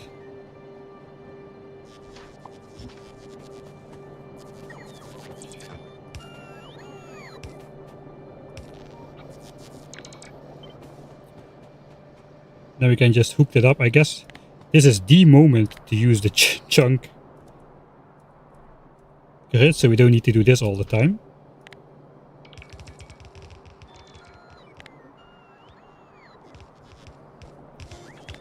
Forgot that gets reset every time when mod settings change for some reason.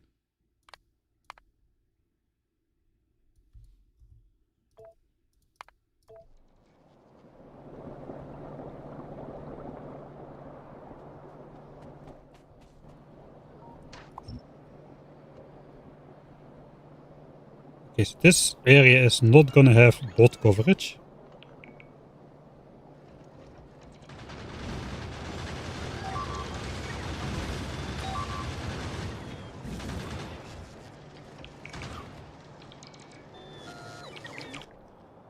New firebiters are... Okay, I'm doing it wrong. I should go 2 down, 2 down. Alright, we'll try that again.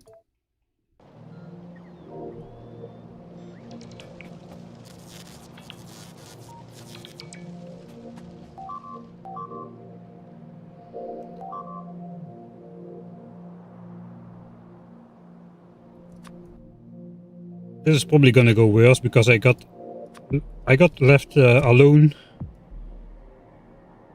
a lot.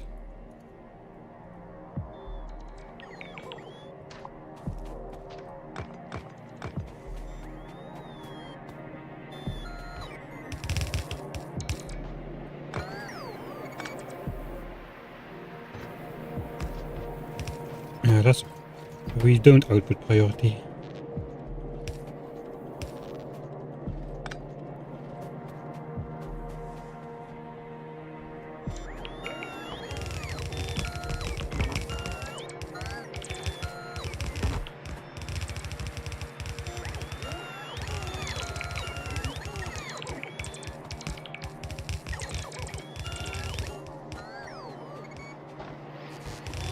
Okay, the belt is going the wrong way.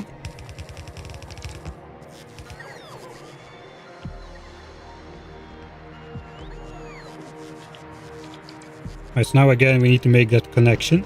Now I remember, it's this and this.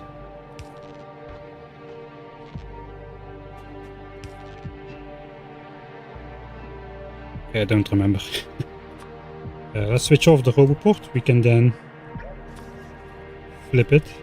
The belt should go the right direction if we flip it.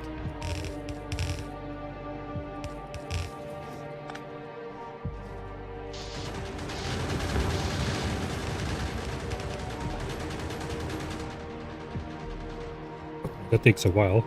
We need the laser turrets in here.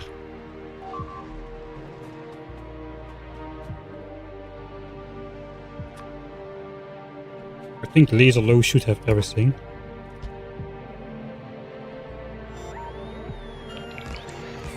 never connected the flamethrowers.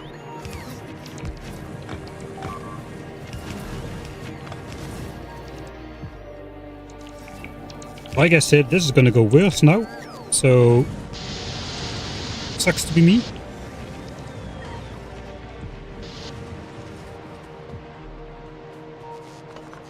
And again, I'm doing it wrong. Looks like maybe the stream has lasted for long enough for today. We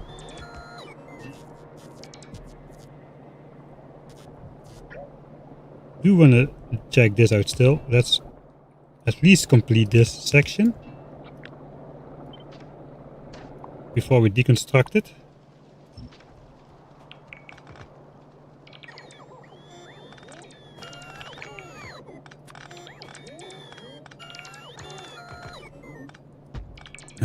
Okay, the flamethrowers here should not be able to target stuff if we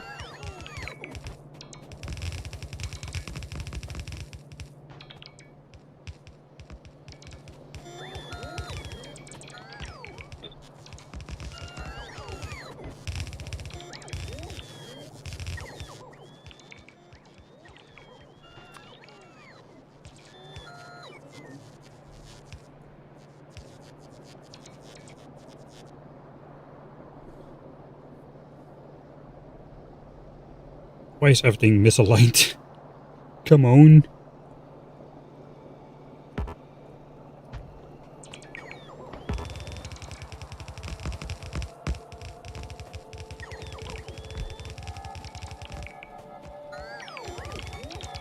Right, my laser blueprint.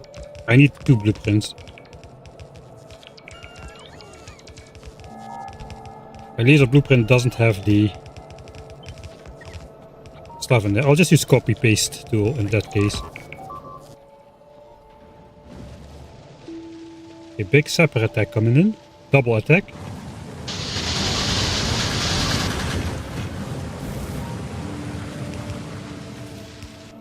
Okay.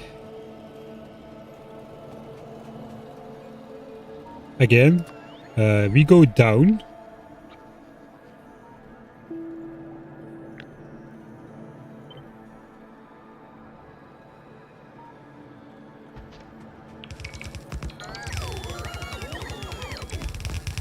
And now we go diagonal. That was the plan.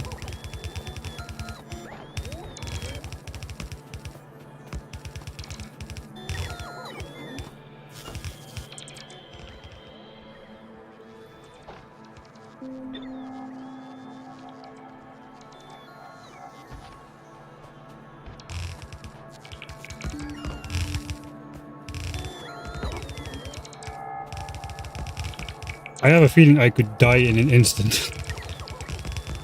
Being out here all by myself. At least let's throw a little bit of ammo in some of these turrets. I think we have to output priority to our side right now. There's a bunch of firebiters coming in. We have lasers. And poison. And that helped a lot, I think, the poison there.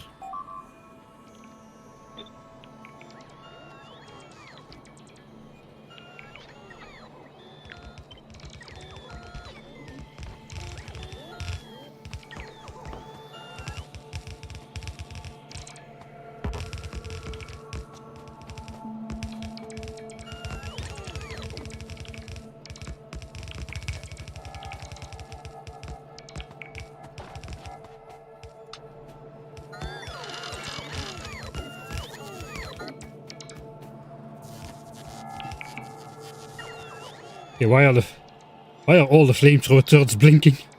We missed one pipe.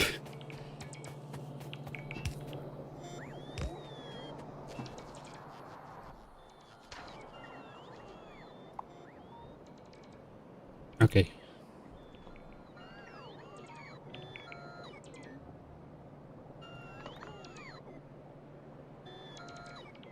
Yeah, this behavior is dangerous, the flying over open terrain here. We're gonna try to keep that to a minimum, thanks to the weird base shape we're making right now.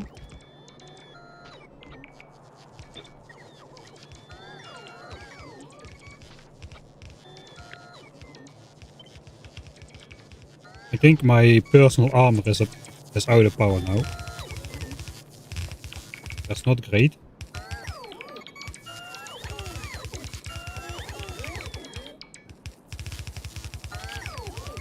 I should have researched logistics bots so I could hide the walls and the logistics trash slots here.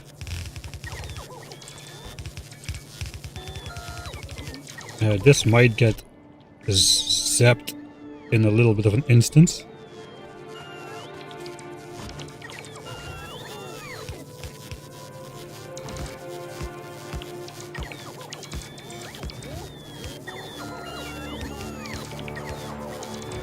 At least place the laser turrets.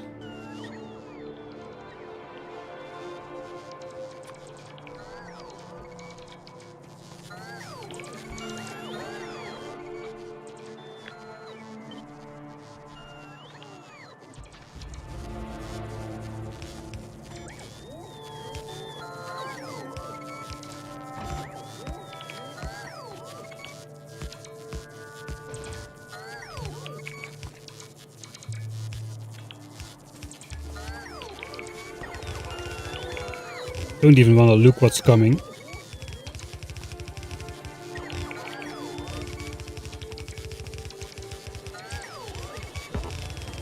We'll fix it up later.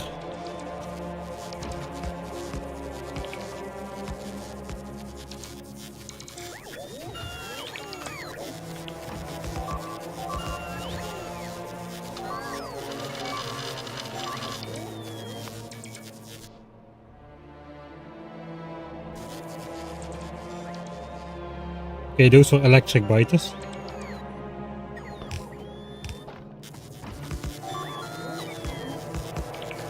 Should get the flamethrowers up as soon as possible. Let's try stop the charging.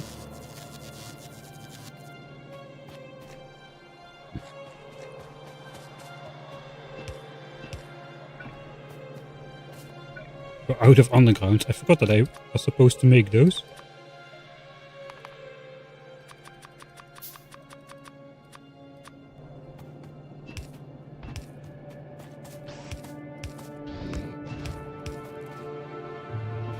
There's still something missing somewhere.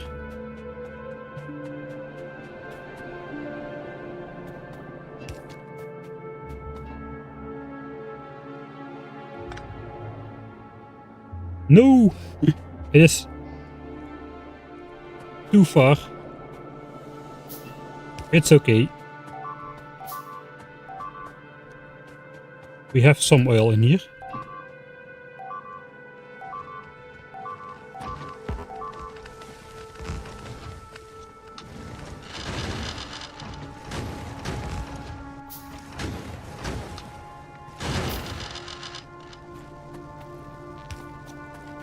We should be careful for those sapper biters now.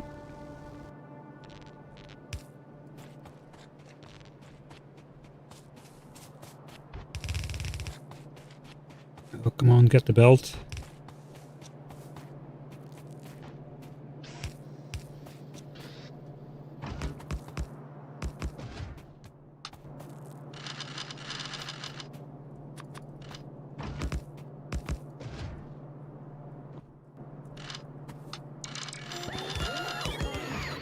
The bots decided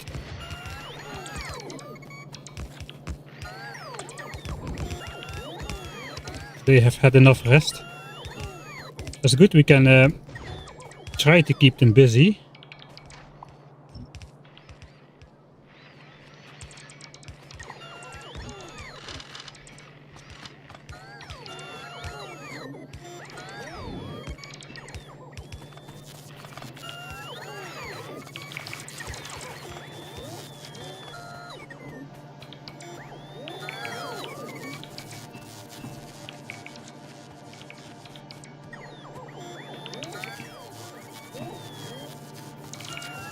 Okay, we're missing this one. That's the connection. Okay, we're out of flamethrower turrets. We are still... Yeah, we have more. We have more.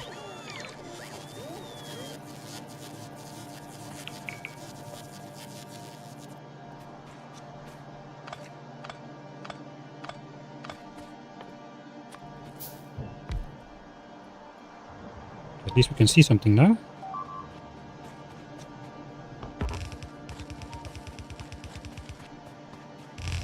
Okay, those firebiters are not great against walls. So let's try to... Oh wait, we need to make a straight line with the bottom area.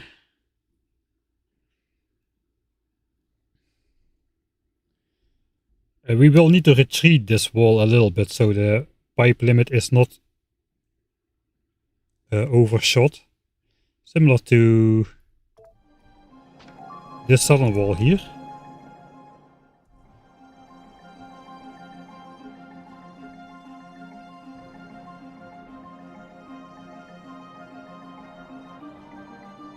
Okay, that's not great. What's happening? Alright, firebiters doing firebiter things.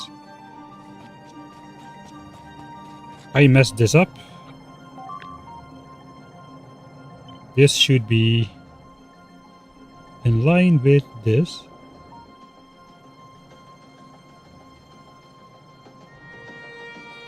So that's super forced that. And then we'll just hope that the bots take care of it. As soon as they got some power.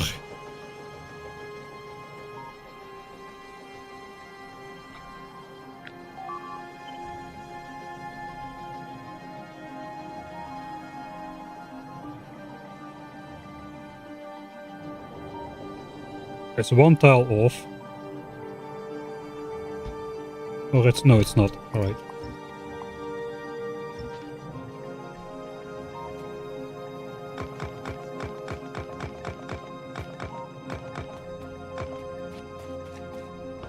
We are being left alone for a surprisingly long time again.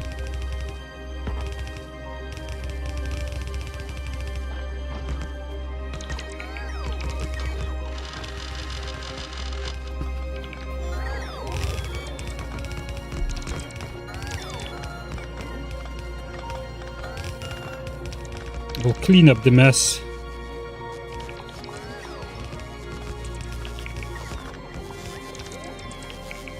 That worked above expectationally well.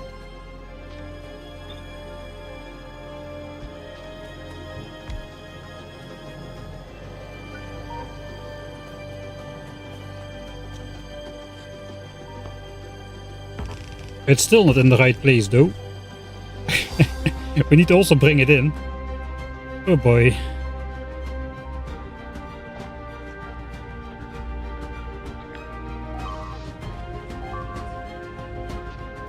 How far?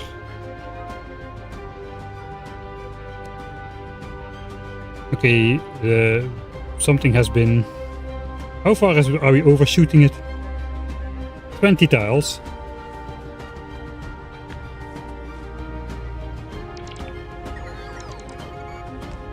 So yeah, we do need to bring that back all the way to the same. This is not gonna end well like this.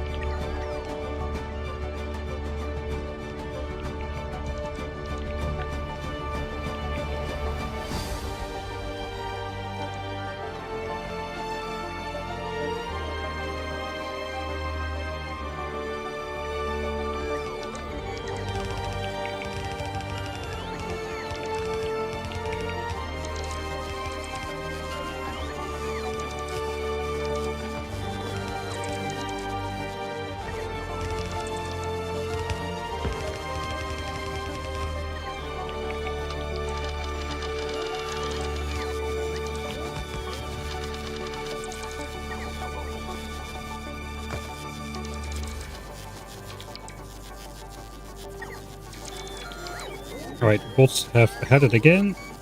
Why are we not being attacked though?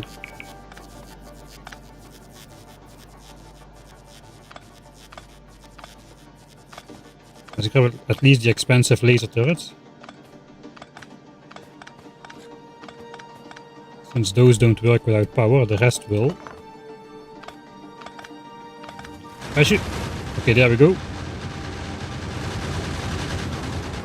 We should have planned this out with a blueprint, to be honest. This is just wasting a lot of oil as well, which we have a limited amount of.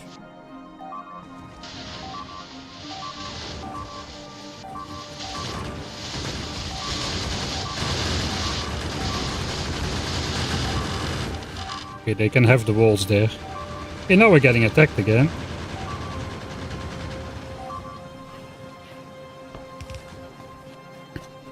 We'll try to make it work.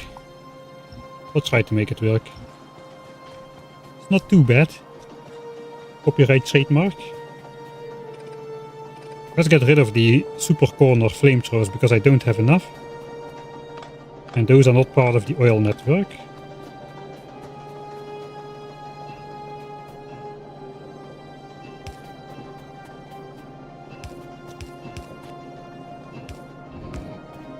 Alright, now we'll try to place a couple flamethrowers up manually.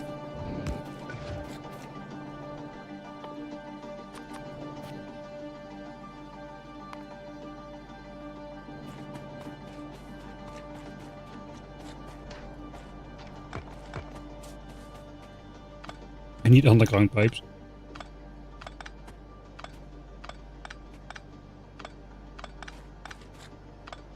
Oh boy. This is crazy. This is the most stupid expansion. Most misplayed expansion I've ever done, and somehow I'm not getting punished for it. I don't know what's going on. I'm not gonna question it. I am not questioning it. Fighters keep doing you. I'm just manually deconstructing walls here out in the open in a horribly misplaced turret contraption. And I'm getting away with it. Somehow. This is costing me way too much evolution points as well. I'm wasting so much time doing this. You know, I really should... I should have gotten the power armor first with a little bit more charging power for my personal bots, or just use landlocked bots somehow.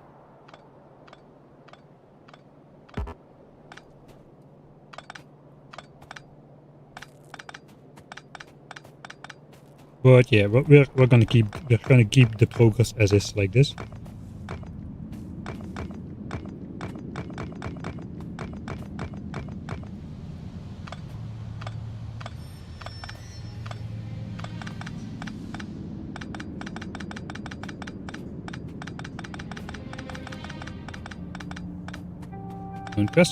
Don't question it. This is fine.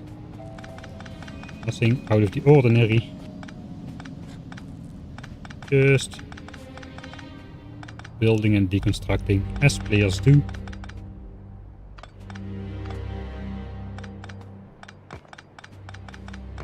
Guess my roboport has recharged again. Maybe I can use the sweep building technique to pick up this at least. I don't think I can actually do it like lossless. Yeah, the distance is small.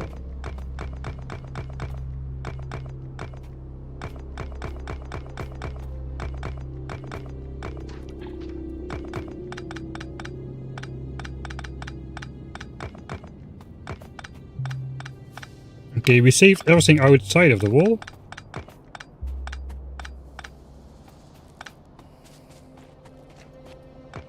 I think we should go here and start this area.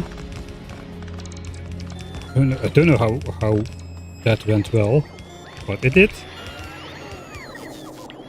And question it we shall not. Yikes!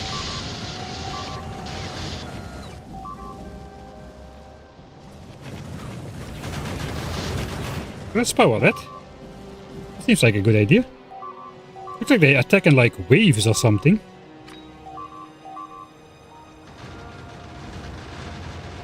It's good to know they are weak to poison now.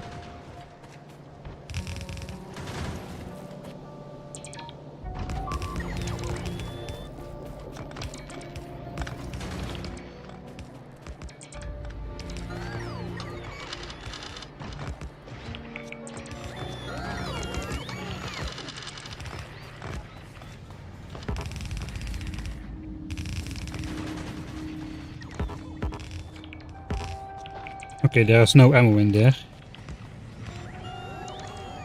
Stack a couple poison capsules instead.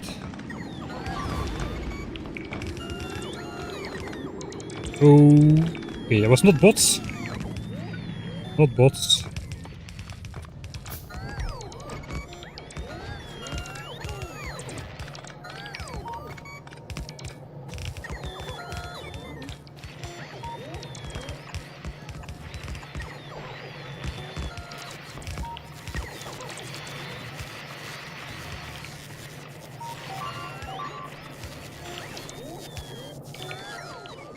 Okay, we got fire.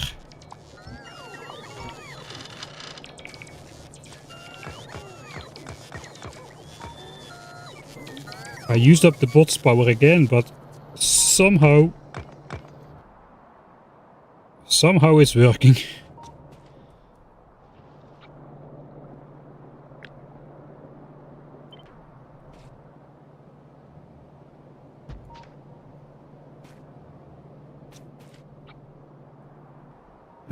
Technically it should be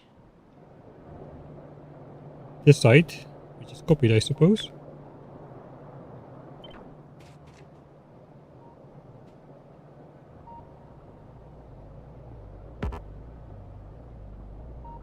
Right, nothing about that makes any sense.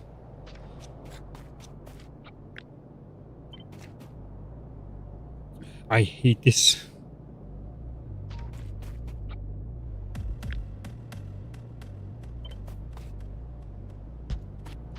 It fits though, so let's connect it.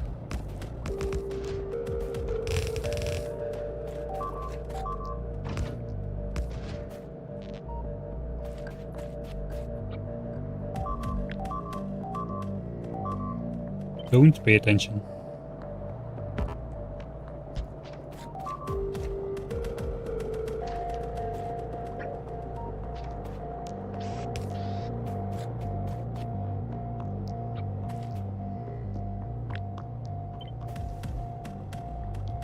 Okay, I cannot figure this out.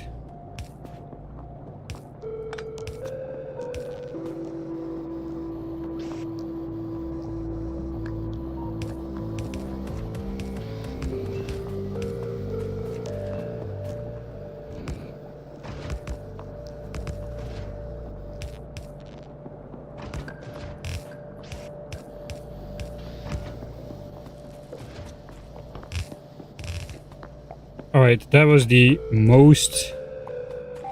I mean, we're not back at the base yet. But that was the dumbest expansion ever.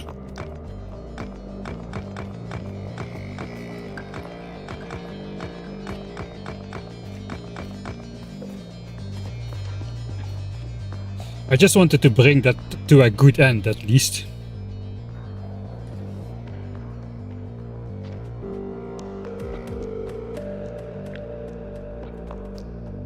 Let's just use the blueprint book to finish it up. We can get that annoying thing out of there again.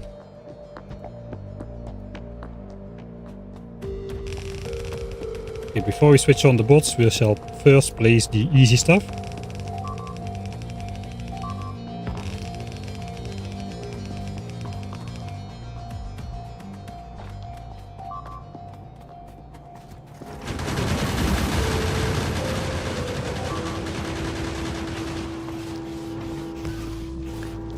Alright.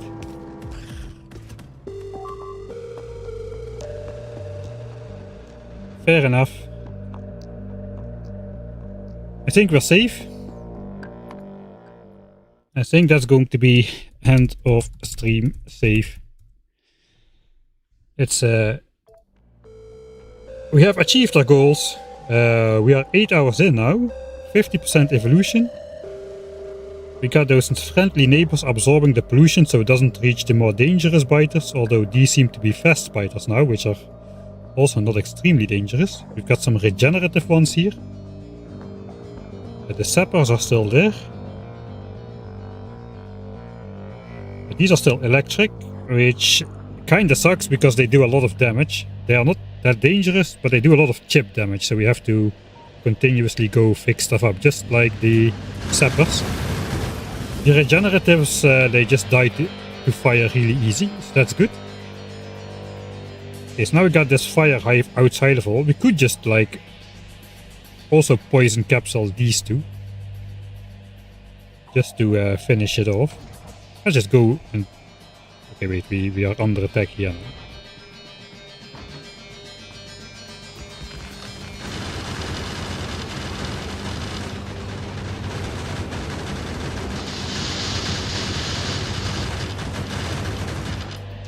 Alright.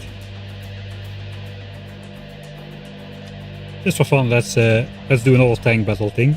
Without any ammo whatsoever. Let's not run on wood, we will run on solid fuel, please. But for the rest, it's just poison capsules. We could try the slowdown capsules, we haven't tried those yet. But yeah, if you're throwing slowdown capsules, you're not throwing poison capsules. That's a little bit the issue here.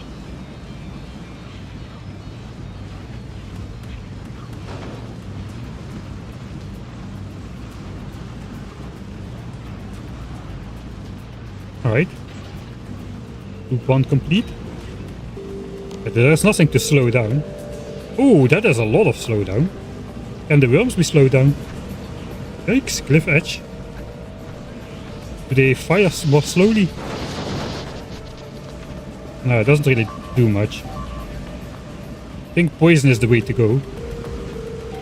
The tank is sturdy as F though, holy moly. But not against electric damage.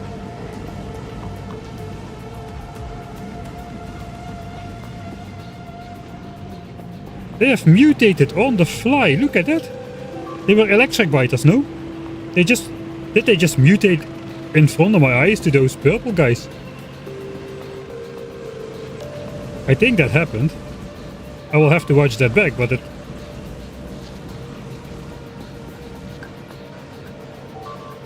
That does seem to me what happened.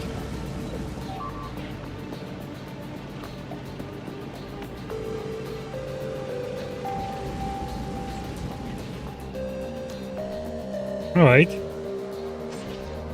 Nest clear. Alright, we found the counter to firebiters, at least. Circle, strafe and win until the end of time. Yeah, they did right. I'm not crazy. They were blue and now they're purple.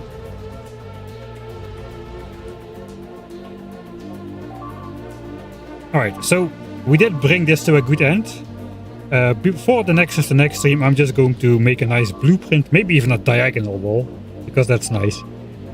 And that was another underground attack, by the way. The steps, the underground footsteps are visible on the map. And we will basically just make a nice wall with equally spaced turrets and a nice power network, which isn't a complete garbage mess like this thing over here.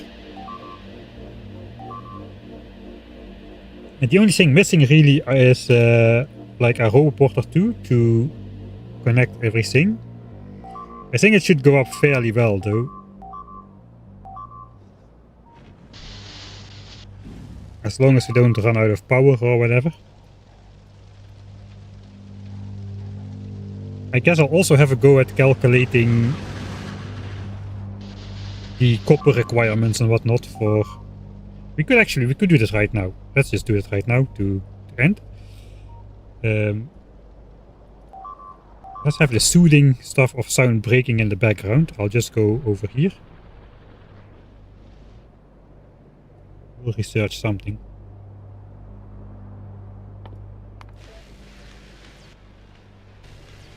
And we will actually switch over to Factorio Calculator.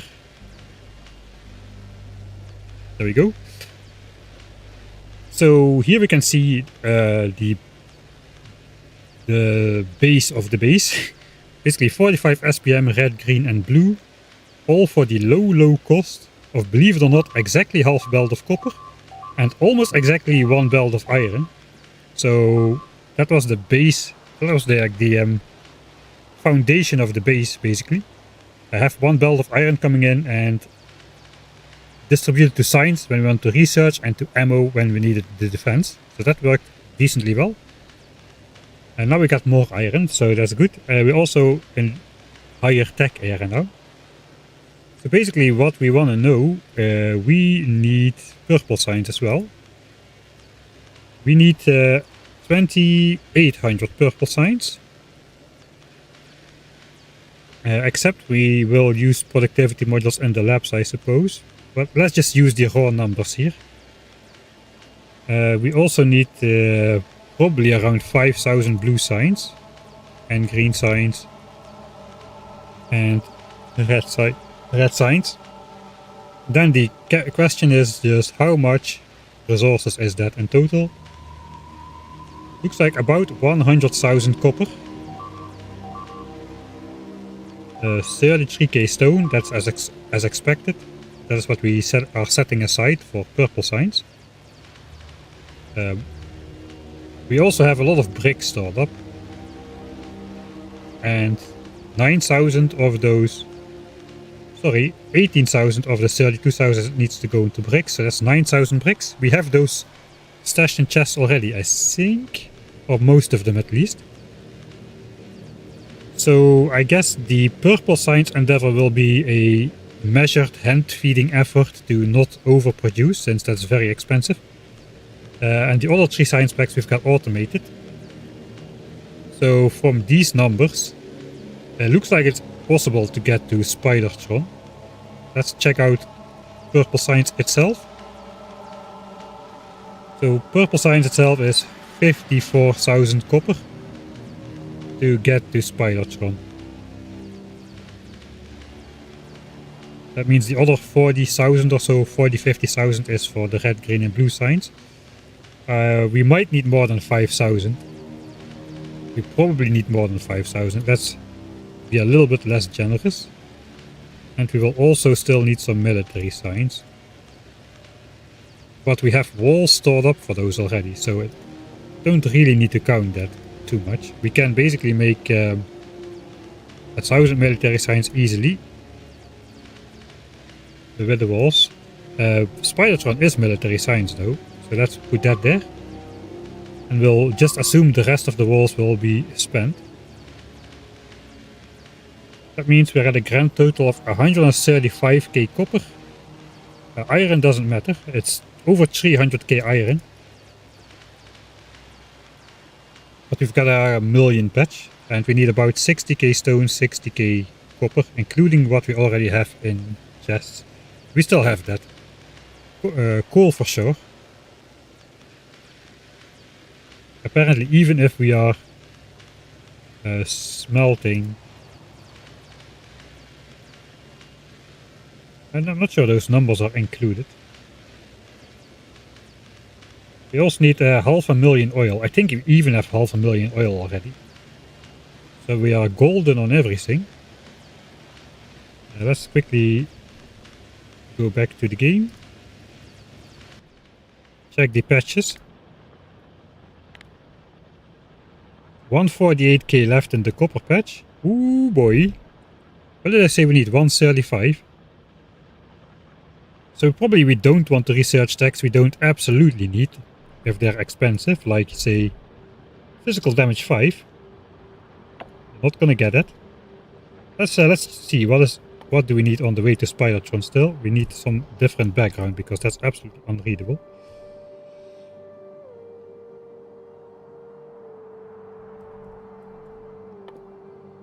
Alright. Most of it is green, that's good. So let's just count all that is yellow and red. That's what we still need to research. So 300, 600. That's a trigger.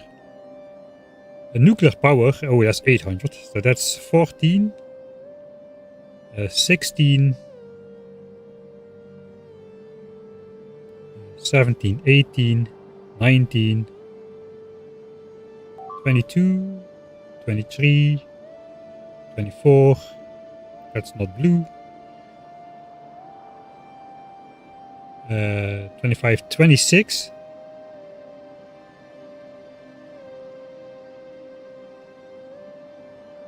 Okay, and I forgot the Spidertron requires 2500 yellow signs as well. That's a big oopsie.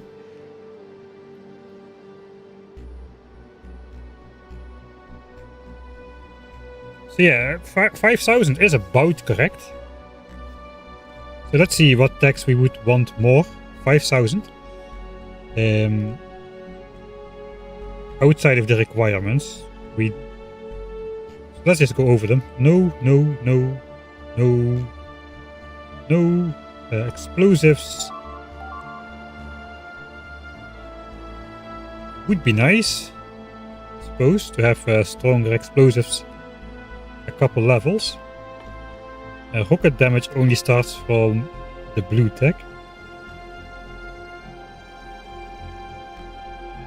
It's not great. It's pretty expensive. But we can probably manage without and just grind a little longer. But at some point the cost of science is going to pay itself back into the extra damage it does. No. Yes, probably. No, with Spidertron it doesn't matter. We can walk over cliffs. With the tank though, that might matter a lot. So we can blow up the cliffs in the way.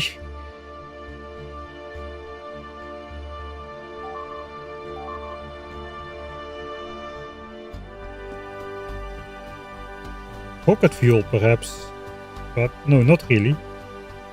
Explosive rocketry is 100. I think we will get that for the Spidertron.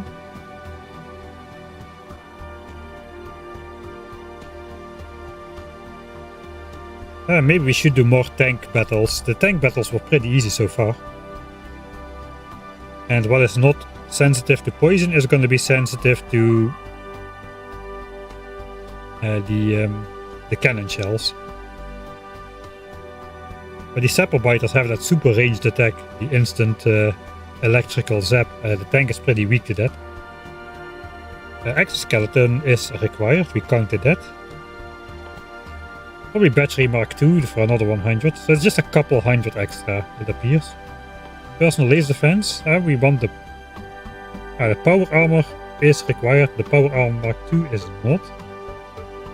We can get away with power armor Mark 1. Let's say 500 extra, alright. So then, if we go back here, we should update the numbers, including yellow signs. Okay, this is going to be bad. 2700 it was. We might not have that.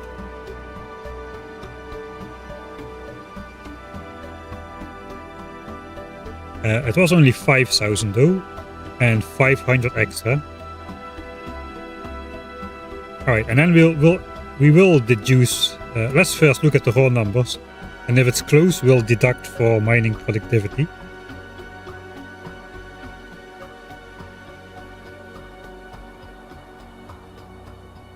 Oh boy, now we're looking at 250k copper.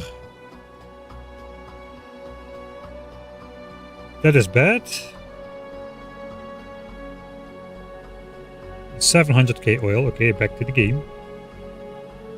250k copper. So we should check, first of all, in the patch is left 145k. We have 2 levels of mining productivity, so that's gonna net us 174k ore. Then the difference between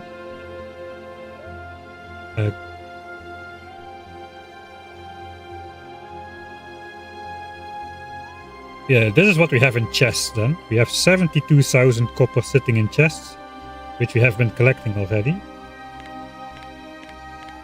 So we have 246k copper available. And we need 244k. We literally have 2000 more copper available than we have, without accounting for productivity bonus. Ooh, that is going to be a very tight race, especially since we are using 1 copper plate per red magazine that gets consumed. We only actually consumed 9k red ammo so far in all of the game. It's not too bad. It's fairly negligible, to be honest.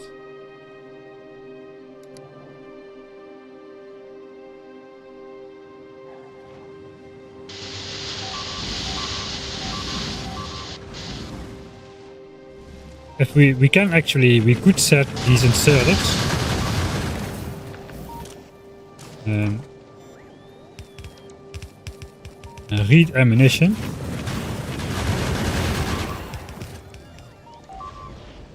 And we could just put less ammunition in each turret, so that every time that a turret dies, we lose less ammo.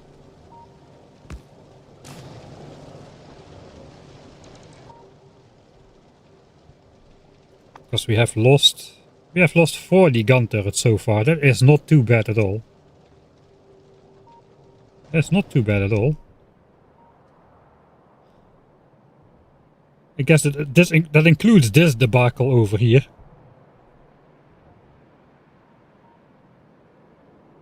Alright, so back to counting.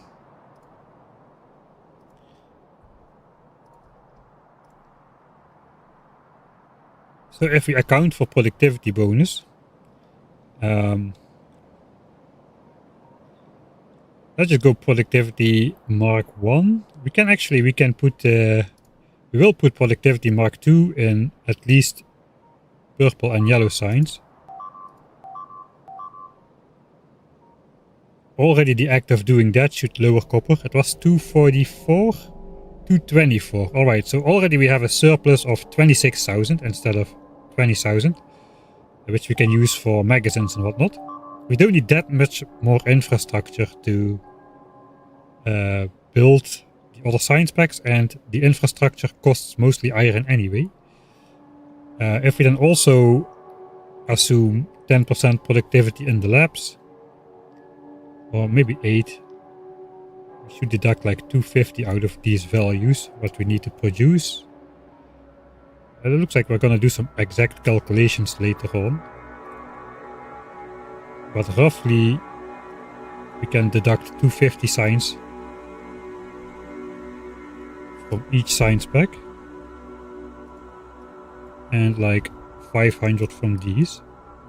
So now we have simulated the productivity models in the labs. If we look at that, now we have got a copper expendage of 200k. So we went from 244 to 203k, giving us 44,000 copper for other purposes until we unlock Spidertron. How expensive is a Spidertron though? I guess we can just add 1 Spidertron to the mix. Oop, here it is. Let's go to a different one. Not 2800 Spidertrons per minute. No, we don't need it. Just a single one. A Spidertron costs approximately, okay, 27,000 copper. That is most of that 40,000 again. Holy moly. What does it cost then? It costs 150 low density structures. That is most of the cost, I suppose. 2 Mark III efficiency modules, which are also not cheap.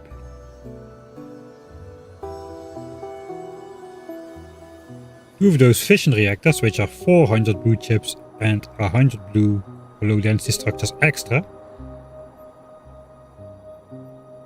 So that accounts for 5,000 copper by itself.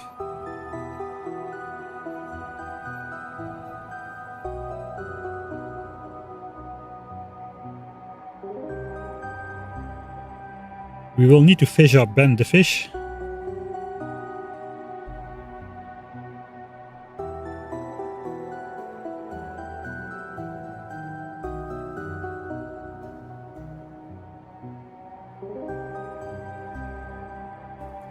Right, we might need to resync that. So we got like 40k in the buffer. 27k is spent on the spider. I guess we can get some more discounts if we use productivity for low densities as well. I think we can afford to do that, despite the heavier pollution cost. We are running on solar power now. So just putting some cheap Mark 1s in there will reduce the copper cost. So yeah, maybe then if we want to keep the base as is, let's go back to the game again. If we don't want to fight for another copper right now, which is pretty far away, it is like undefended kind of.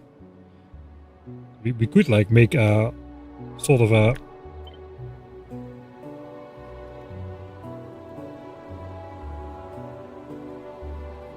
shape like this to get there.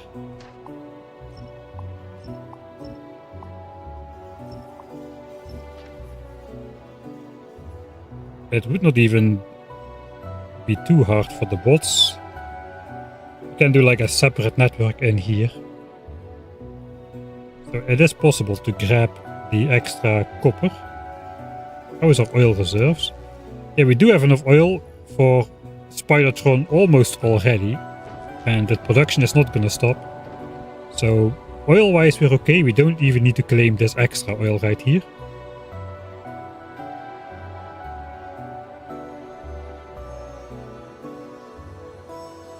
Yellow science does not require stone, so that's good. And iron we've got plenty. So the question is copper. So probably the way to go forward is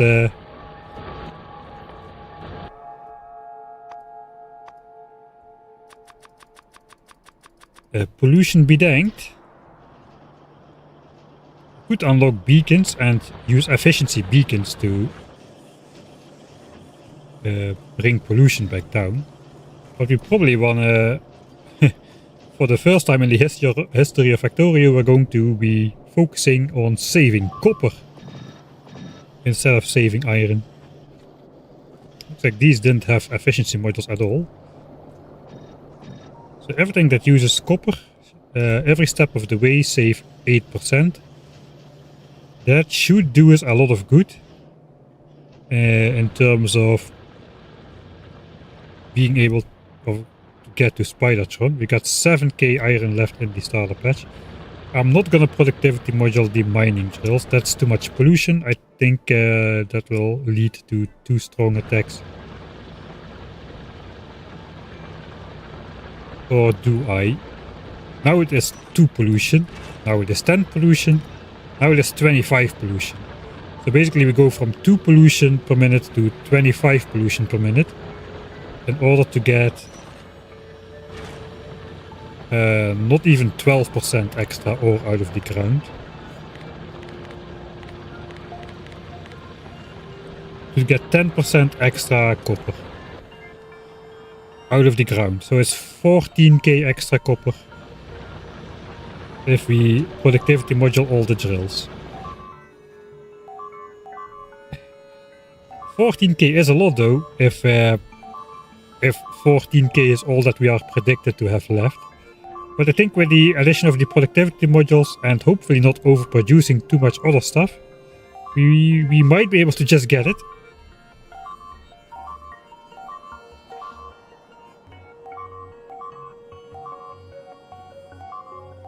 Alternatively, there's an underground attack again. Okay, it is visible on the map though, so if you look on the map regularly, you can see the underground attacks coming.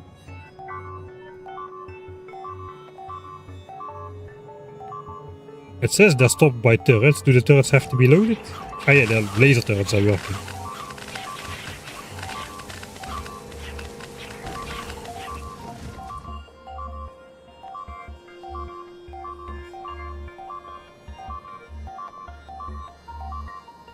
This is all not hooked up, of course. We just copy pasted it from the map view, so that's alright.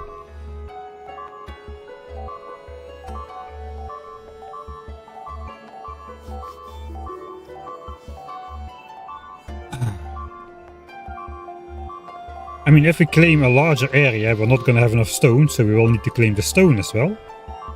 So maybe this will turn out to be a bigger expansion party than we predicted. We will avoid the coal. We don't need the coal. Coal is fine. We need stone and copper and uranium and oil and iron. So basically everything except for coal, which we got. We got iron, we got oil, we got uranium, we can get this stone, this copper. Then we can make a fairly square L-shaped base. Let's go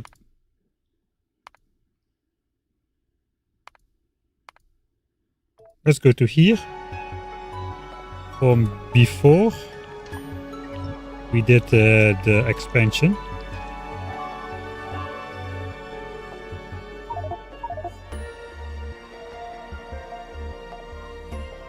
Just measuring out how large the base would become.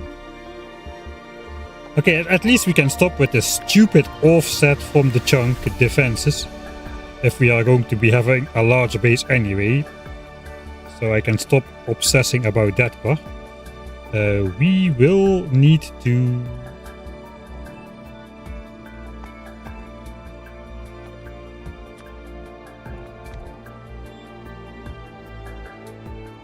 take out more biters then.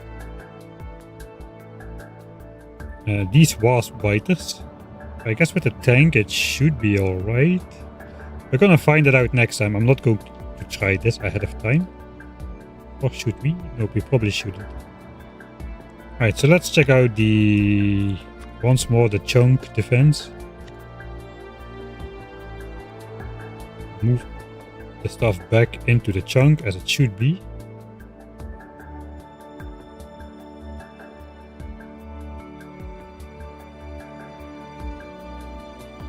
We'll give ourselves live explosives, so those will go away, and we will use a global power network with infinite power, so the laser turrets work at least.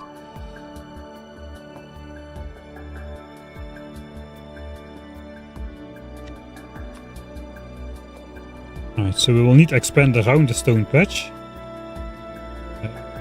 This is far enough, I suppose. But we need around the copper patch as well, so we probably want to go one chunk further out.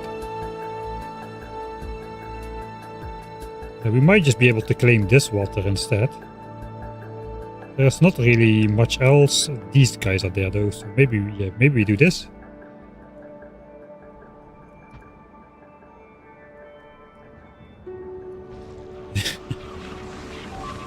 Let's see how the lasers do. Okay, those worms are pretty effective, I have to say. Alright, my laser turrets are not... my blueprints are...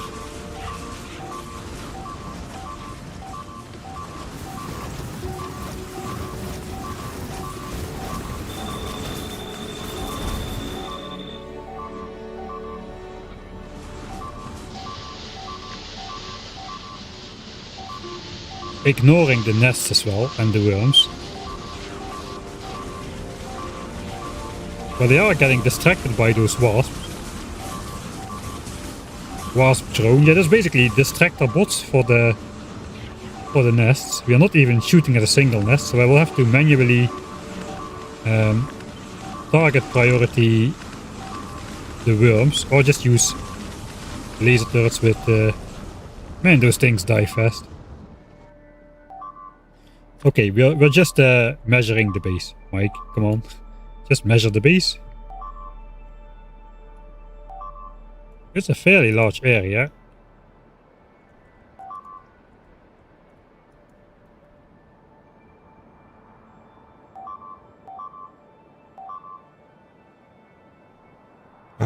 These biters are fairly easy to take out, I think. The fire biters with the poison capsules. We already did that, as a matter of fact.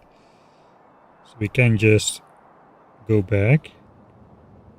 For now, there's not too many dangerous biters here. We might be able to just square it off as such. And if nothing much settles here, we might even go beyond that. We can spend resources if we claim resources.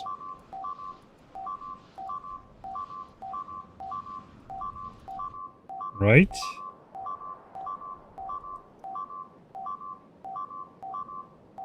That doesn't look too crazy. We also have an extra source of coal then. That was the only one which we were missing. Second oil source. It sets us up. If we do this, it sets us up well for the end game as well. With this we cannot just get to Spidertron, but we can get to Spidertron and get all the weapons upgrades. We just stay defensive until we are pretty powerful.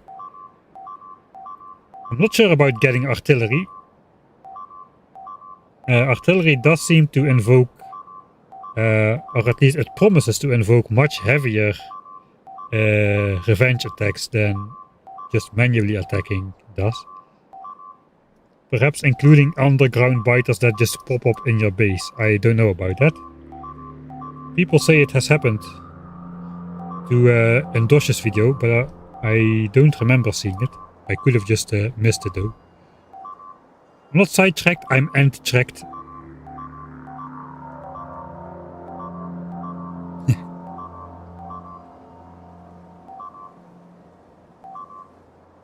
We can set the mining productivity bonus on the tab as well, that's correct. It just changes the amount of miners you need though, in the calculations.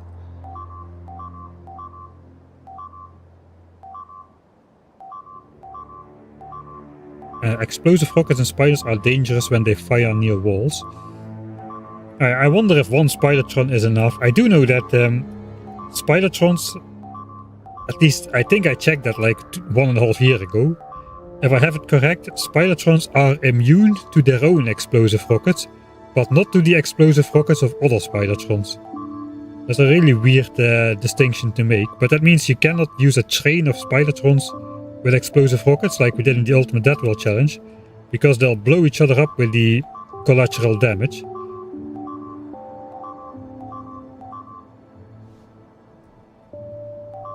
Okay, let's get the end track sidetracked then.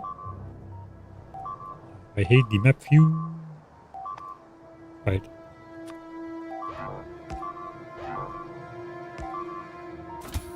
Let's put explosive rocket in there. Right. I'm gonna slow down time. I'm gonna fire at this wall. And I think we should get captured in the explosion damage. Okay, I did get damaged, right? By my own explosive rocket. Okay. We did get damaged by our own explosive rocket. Okay, we don't have a lot of damage upgrades, so it's not doing a lot of damage. But it is doing damage.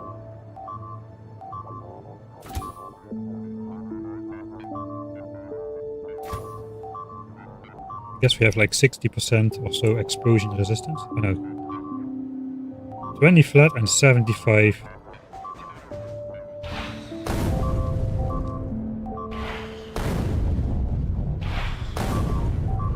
Yeah, I was under the impression that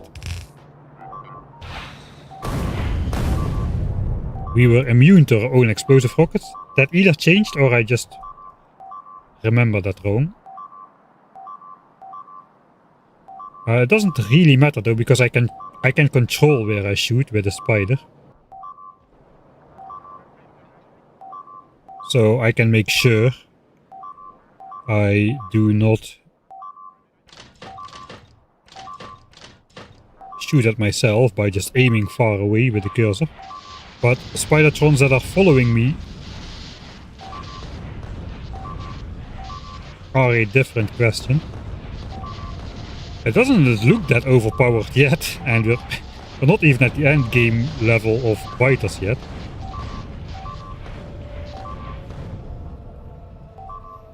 Let's see how fast we die in that wasp green cloud.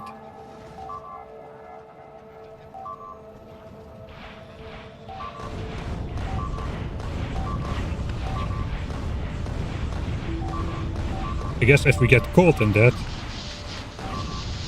Okay, we don't... Do we care? What is zapping us? I think we don't actually care about the cloud, but we do care about the worm's damage. Alright, end of the spider. Let's die.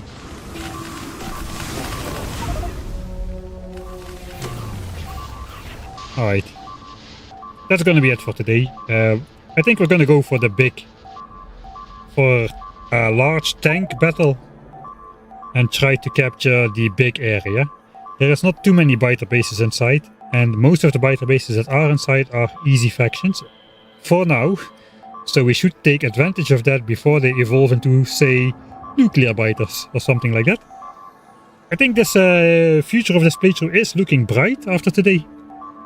I'm a lot more positive about future prospects now, so hopefully we will be able to bring this to a good end.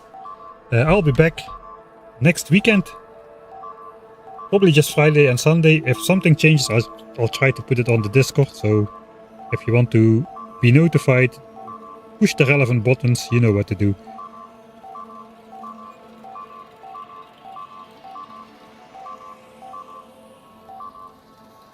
In general, it's going well.